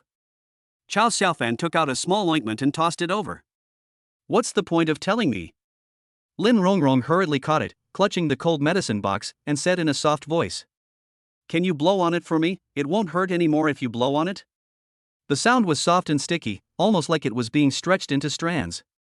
Combined with her battle-damaged outfit, it has to be said that she is indeed quite lethal. Okay, then I'll help you this time. Chao Xiaofan raised an eyebrow slightly, a smile playing on his lips. Next time, it'll be your turn to blow on it for me. Lin Rongrong's eyes lit up. She was overjoyed and had no suspicions. She smiled sweetly and said, Okay. It's a deal. Chao Xiaofan suppressed a laugh, bent down, and perfunctorily blew 2 breaths on the wound on her chest. Despite the throbbing pain from her wound, Lin Rongrong seemed to have taken a magic pill, her eyes red as she laughed happily. It really doesn't hurt anymore. You're amazing. Then she took Chao Xiaofan's hand and swayed back and forth, becoming more and more skilled at acting coquettishly. Then why don't you go all the way, help me apply the medicine, okay? I can't see the wound on my back myself. The swaying of her body made the scenery under her tattered clothes appear and disappear. Let me help you apply the medicine? Chao Xiaofan drawled as he looked at her. Lin Rongrong nodded vigorously, full of anticipation. Then I'll apply the medicine next time too. Okay. No problem. Lin Rongrong readily agreed before Chao Xiaofan could even finish speaking. However, Chao Xiaofan paused, then whispered a reminder. Gao Cheng is almost awake. Lin Rongrong's smile froze. After hesitating for a moment, she still chose to take the risk, and her face turned even redder. Then hurry up, before she wakes up. In the distance, Zhao Shanha had already set up a fire and started roasting the Wolf King's 2 hind legs. Chao Xiaofan greeted them, and with a slight thought, led Lin Rongrong into the space. The headquarters building of the Jinchuan division in the capital city. Qin Zhenyu received a photo from Qin Chang, the very photo Qin Chang had sent back from the entrance to the secret realm. Beneath the protective barrier, beams of spiritual energy of varying sizes and colors pierced the sky. The beams of light emitted a continuous glow, which, under the lens, resembled a small galaxy stretching between heaven and earth. He asked me to tell you, Qin Chang's respectful voice came through the communicator. This is the true new star project. Qin Zhenyu looked at the photo, remained silent for a few seconds, and then slowly said, "Tell him not to get too cocky." He turned and looked out the window. I have received several joint complaints from various families, all of whom say that he abused his power and disregarded human life. As Qin Zhenyu spoke, a smile appeared on his face. If he doesn't achieve any results after a month, it will be Li Er himself who will be embarrassed. Yes. Understood. Qin Chang's voice responded immediately. In addition, Qin Zhenyu walked to the office chair and sat down, tapping his fingers lightly on the armrest. The people he didn't want, we gathered them together and incorporated them into the Rising Star program at headquarters, and trained them according to the original plan. They're all 18-year-old newcomers. Let's come back in a month and see which side's star shines brighter. Yes. Commander, you are wise. Qin Chang's voice was full of enthusiasm. After hanging up the phone, Deputy Commander He Zuoyan, who had been sitting quietly on the sofa next to him listening, slowly spoke. I think Li Er's move is quite good. Although it's simple and crude, it trains the troops and wipes out the secret realm at the same time. He paused before speaking. We still don't know the extent of the casualties. Let's wait for the results. We'll know in a month. It's too early to say anything now. Qin Zhenyu leaned back in his chair, rubbed his temples, and looked tired. Otherwise, I'll soon be unable to control those old guys from those aristocratic families. He abruptly changed the subject, his tone and expression becoming serious. What's the situation on the southwestern border? He Zuoyun sighed, the standoff continues. Small-scale frictions and conflicts have been almost constant, and the negotiations are deadlocked. His tone was worried. The Jinchuan division is in charge of internal affairs, and the Jinghua army is in charge of external affairs. This is an ironclad rule. But the southwest is in a tense situation now, and a lot of elite troops have been transferred from here to assist in the defense. I'm worried that if too many people are transferred there, and the Tiannan incident happens again, we might be stretched thin. To repel external aggression, we must first pacify the internal situation, Commander.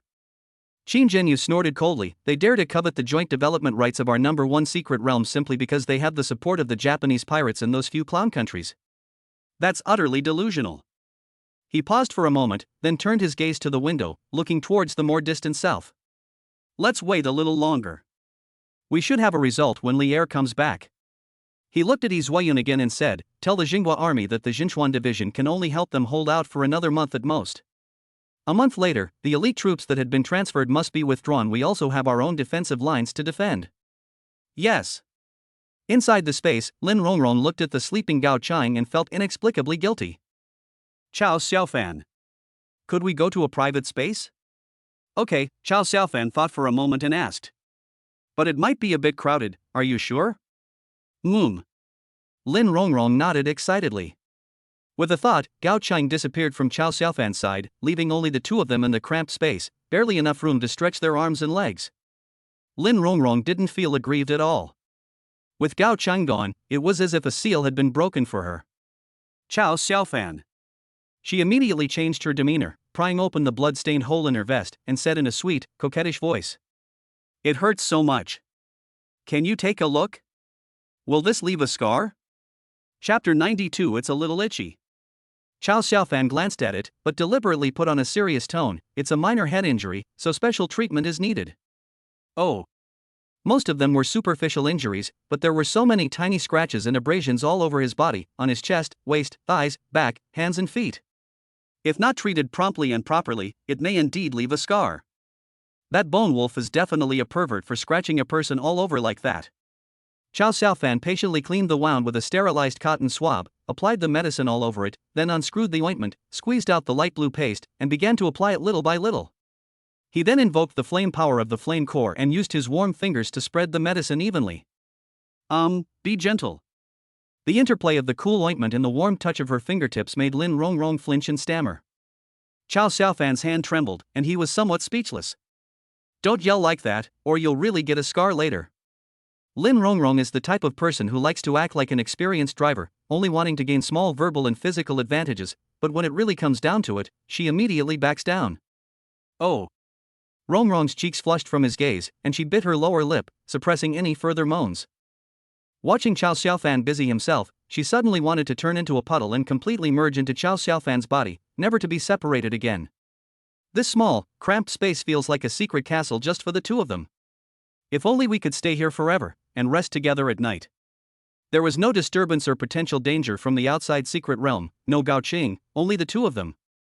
As she thought about it, Lin Rongrong felt her cheeks getting even hotter. Chow Xiaofan, on the other hand, was completely focused on the work at hand. I can't help but marvel once again at Lin Rongrong's immense potential and astonishing talent. It must be said that the quality of medicinal herbs after the spiritual energy revival is quite good. After using the medicine, the bleeding stopped immediately, and the wound began to show signs of healing. After applying the medicine, the red wound against the fair skin had a unique charm. It's a little itchy. After whispering to herself, Lin Rongrong quickly glanced at Chow Xiaofan. No, something's wrong with you. Chow Xiaofan stared at her. Lin Rongrong blushed even more and hurriedly waved her hands to explain, I was talking about those wounds. Chow Xiaofan. On the other side of the secret realm, in a dense forest. Xiao had just dealt with a demon ape that was almost as tall as her. She sheathed her long knife and prepared to find a place to start a fire and prepare food. She took a lighter out of her bag. The slightly bulky backpack contained, besides a few pieces of clothing, compressed biscuits, water, a flashlight, a magnesium flint and steel, and a series of other survival supplies, as well as several pairs of brand new stockings. The words that boy in the video chat room said that day kept replaying in my mind. Food, water, fire, these are the most basic things, okay? Stockings have a lot of uses in the wild. Thinking of his big eye roll, Xiao couldn't help but smile slightly and chuckle softly. He should be able to store a lot of supplies in his storage space, so he shouldn't have to worry about supplies. Thinking of this, her smile gradually faded, and she looked in a certain direction, where there was a valley, which was the route Chow Xiaofan had chosen. She was dressed in all black, and she looked less lively and naive than before, but more composed. After crushing the jade slip yesterday, she also cultivated alone for a whole night. When she set off in the morning, almost as if by some strange twist of fate, she chose a route that was neither too close to nor too far from that valley, but roughly parallel to it. Thinking of Gao Chang, who always had a cold face but dared to be bold and proactive, Xiao's eyes dimmed a little more. It must be said that Gao Qing's initiative to take the medicine played a crucial role, subtly asserting her sovereignty and subduing the enemy without a fight. Puff! A flame shot out from the lighter, igniting the dry twigs, and a small campfire gradually grew stronger. Just then, a loud commotion suddenly came from ahead. A small team of more than 10 people, led by a boy with short, bright blonde hair, was rushing back. Behind them, billowing dust revealed that a group of wild boars with steel bristles were chasing them frantically. These wild boars, comparable in size to calves, entered the dense forest, their outward-facing tusks knocking down small trees, but their overall speed slowed down. She remembered that this group had set off long before her. We'll finish them off in this forest, they won't be able to fight back then. Zhang Yixiao, who was in the lead, shouted, it's just a first-level demon beast, relying on its thick skin and tough flesh. A pale golden metallic sheen shone from his body. Then, the 4 seemingly decorative, heavy metal rings on his wrists and ankles turned into liquid metal, gathering, stretching, and shaping in the air as if they were alive. In an instant, it coalesced into a long sword with an ancient design in front of him. He slung his sword over his shoulder, turned around, and transformed into a golden streak of light, charging straight toward the exceptionally large leader of the wild boar herd. The others drew their weapons and began a countercharge against the wild boar herd. Watch me! One of the team members didn't dodge or avoid, but instead accelerated and stood directly in front of a wild boar, a faint glow emanating from his body. The wild boar rammed into him hard, making a dull thud, but he only swayed slightly, as if his feet were rooted to the ground, and he didn't move an inch. On the contrary, one of his companions who was about to charge forward was struck by an invisible force and flew back several meters with a cry of ouch. Wang Yanjun! You son of a bitch! The injured companion clutched his chest as he got up, cursing angrily. Sorry, I was trying to transfer damage, I chose the wrong target. The boy named Wang Yanjun grinned, but there was no remorse on his face. You just wait. The person who was accidentally injured suddenly jumped high into the air, and in mid-air, his body rapidly expanded and deformed, transforming into a ferocious Tyrannosaurus Rex in a moment. Boom! After landing heavily, the ground trembled, and it opened its blood-red maw and began to tear apart the wild boars. Seeing this, the others tacitly moved further away, each drawing their swords or using their special abilities to fight the wild boars one-on-one. These young masters from aristocratic families were clearly well-trained, with most possessing cultivation levels above the second realm of the extraordinary realm. These wild boars were no match for them. The battle quickly became one-sided. The lead wild boar had its eye socket pierced by the blonde boy's unpredictable metal longsword, and it collapsed to the ground screaming and convulsing. With their leader gone, the remaining wild boars were quickly eliminated. Zhang Yixia raised his hand and beckoned, and the long sword immediately disintegrated, turning back into flowing molten metal, flying back to his limbs, and once again solidifying into heavy metal rings. His steps became noticeably heavier. He glanced around and saw the girl in black not far away, and his eyes suddenly lit up. The girl possessed a cool and ethereal beauty and an undeniable talent, but more importantly, she exuded a faint melancholy that made people want to get close to her. He straightened his neatly arranged clothes, stepped over, and gave a polite and kind smile, asking gently, "Excuse me, are you alone?" Chapter 93. He had already seen it, yet he still touched it. On the other side. After Chao Xiaofan finished applying the medicine to Lin Rongrong and watched her change her clothes, the two returned to the outside world. It wasn't until lunchtime that Gao Chang, still half asleep, appeared in Chao Xiaofan's space. Although her face showed obvious signs of fatigue, her skin had an alluring healthy glow. "Ching, you lazybones. You didn't wake up until the sun was high in the sky." Lin Rongrong immediately skipped over and affectionately took Gao Chang's arm. A faint, unnatural blush crossed Gao Chang's face. "Why, yesterday I was too tired from cultivating." He also rolled his eyes at Chao Xiaofan, who was secretly chuckling to himself. "That scoundrel. He drank so much spiritual spring water last night that his whole body was burning up like a hot iron." She almost drained all the energy from her heart of frost to barely cool him down. Now she truly understood what he meant by miserable days. Thinking about the extreme auxiliary training she would have to do every day, Gao Chang hadn't recovered from the aftereffects of last night's training and already felt her legs were getting weak. "Let me tell you, Ching. I was amazing today." Lin Rongrong chattered excitedly, then led Gao Chang to inspect her spoils. "I grabbed that knife and, with a quick sidestep, swung it backhand and slashed. I took care of that bone wolf in no time." Lin Rongrong, carried away by her pride, began to play the flute. "I solo killed a bone wolf, a solo kill, you know." "Really?" Gao Ching raised her delicate eyebrows. She knew all too well how much of what her best friend said she could believe. "Did you wet your pants in fear?" Gao Chang glanced at Lin Rongrong's newly changed pants. "Oh dear. Ching."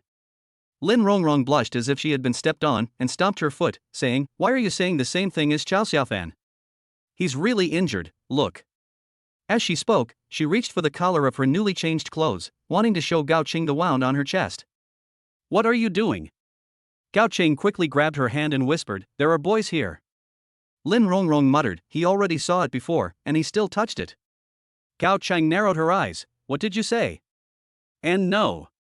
Lin Rongrong realized she almost let something slip and hurriedly waved her hands, changing the subject. "I meant I was really brave today. You can ask Chao Xiaofan if you don't believe me."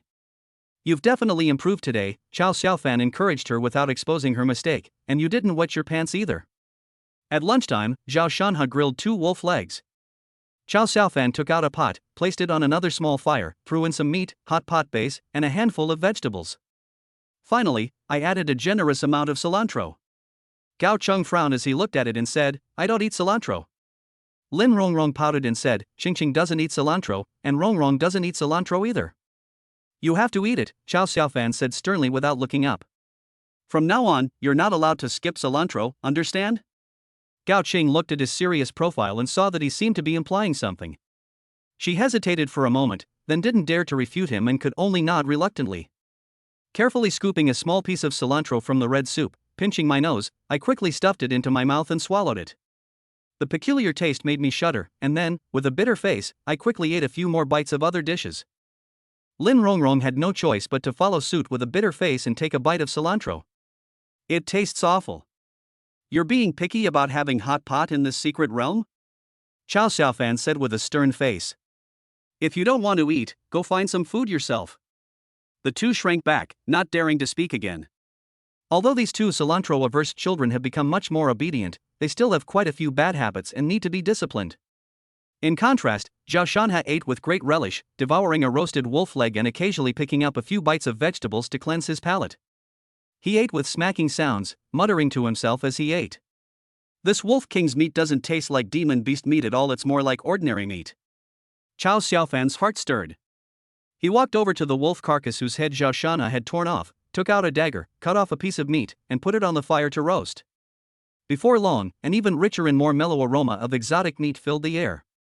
"Hey, Lao Chao, why does this piece of meat smell so good?" Zhao Shanha sniffed and asked in surprise. Cao Xiaofan cut off a small piece and tasted it. Sure enough, this tasted like the meat of a demon beast containing spiritual energy. Including the Wolf King, there were a total of 12 bone wolves. Except for the one whose head was cut off by Zhao Shanha with brute force, the rest had their talents borrowed. All of the bone wolf's talents and essence are contained in its exoskeleton. The flesh of the ancient wolf, whose talent was borrowed, lost its essence, and along with its flesh and blood, it also lost most of its spirituality, which is why it became just like ordinary meat. Thinking of this, Cao Xiaofan picked out all the meat from the headless wolf and handed it to Zhao Shanha. "Brother Chicken, eat this one. That wolf king is probably too old, its meat won't taste good."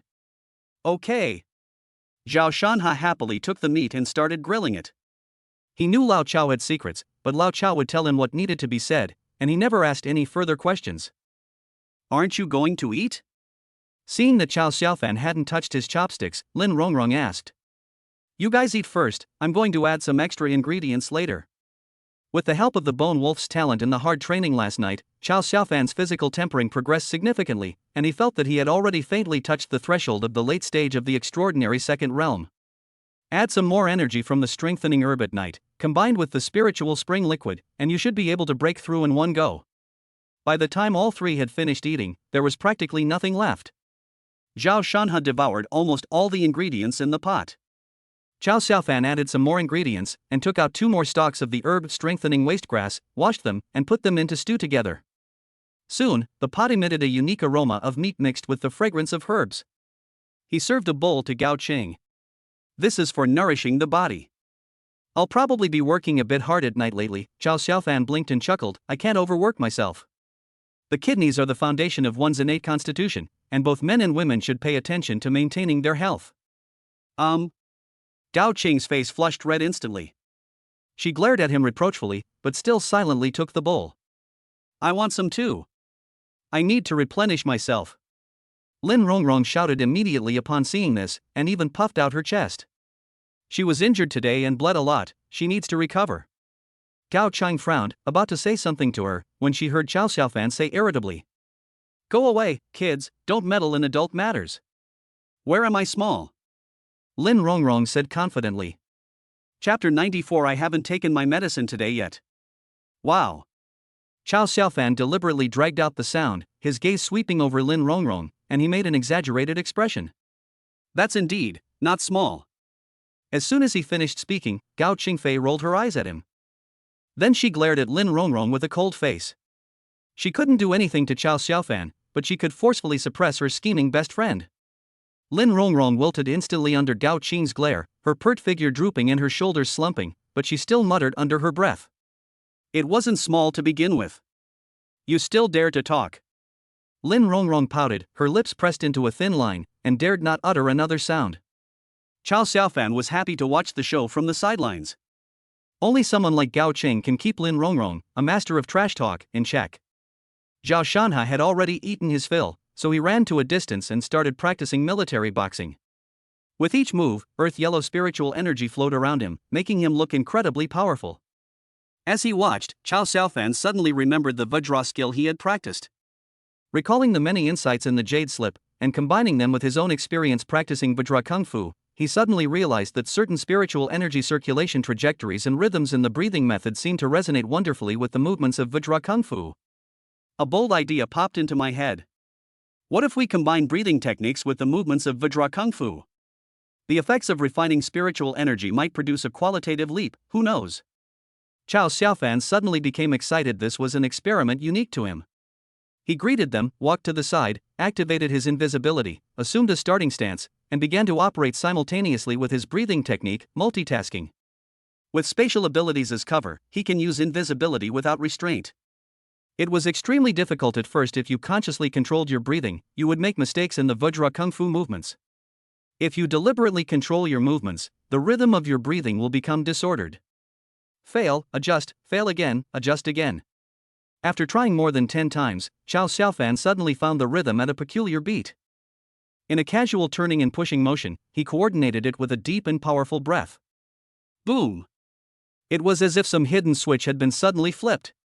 The vortex around Xiao Xiaofan, which was absorbing spiritual energy, suddenly expanded, and the suction force increased dramatically. It really worked. Xiao Xiaofan was overjoyed, but he immediately suppressed his emotions and continued to adjust the rhythm of his breathing and Vajra skill, little by little, over and over again. This is just finding a resonance point. His next task was to fine-tune all the resonance points that could generate amplification between the entire set of movements of Vajra Kung Fu and the complete rhythm of the breathing method. Then he linked them together to form a unique combination of cultivation methods that belonged exclusively to him. He wasn't in a hurry to succeed. He patiently tried it again and again, one movement after another, one breath after another, and then made minor adjustments and felt it again. Inside the woods, faced with the blonde boy's gentle smile, Shi Yao instinctively took a step back, gripped the hilt of the knife, and her eyes were filled with vigilance. My name is Zhang Yixiao, and I come from the capital. After speaking, he paused for a few seconds, seemingly waiting for the expected surprised or polite response. Seeing that Shi Yao didn't react and still maintained her aloof expression, Zhang Yixiao gave what he considered a gentlemanly smile. I see you're alone, which is bound to be dangerous in this secret realm. Why don't you join my team? We're fairly strong.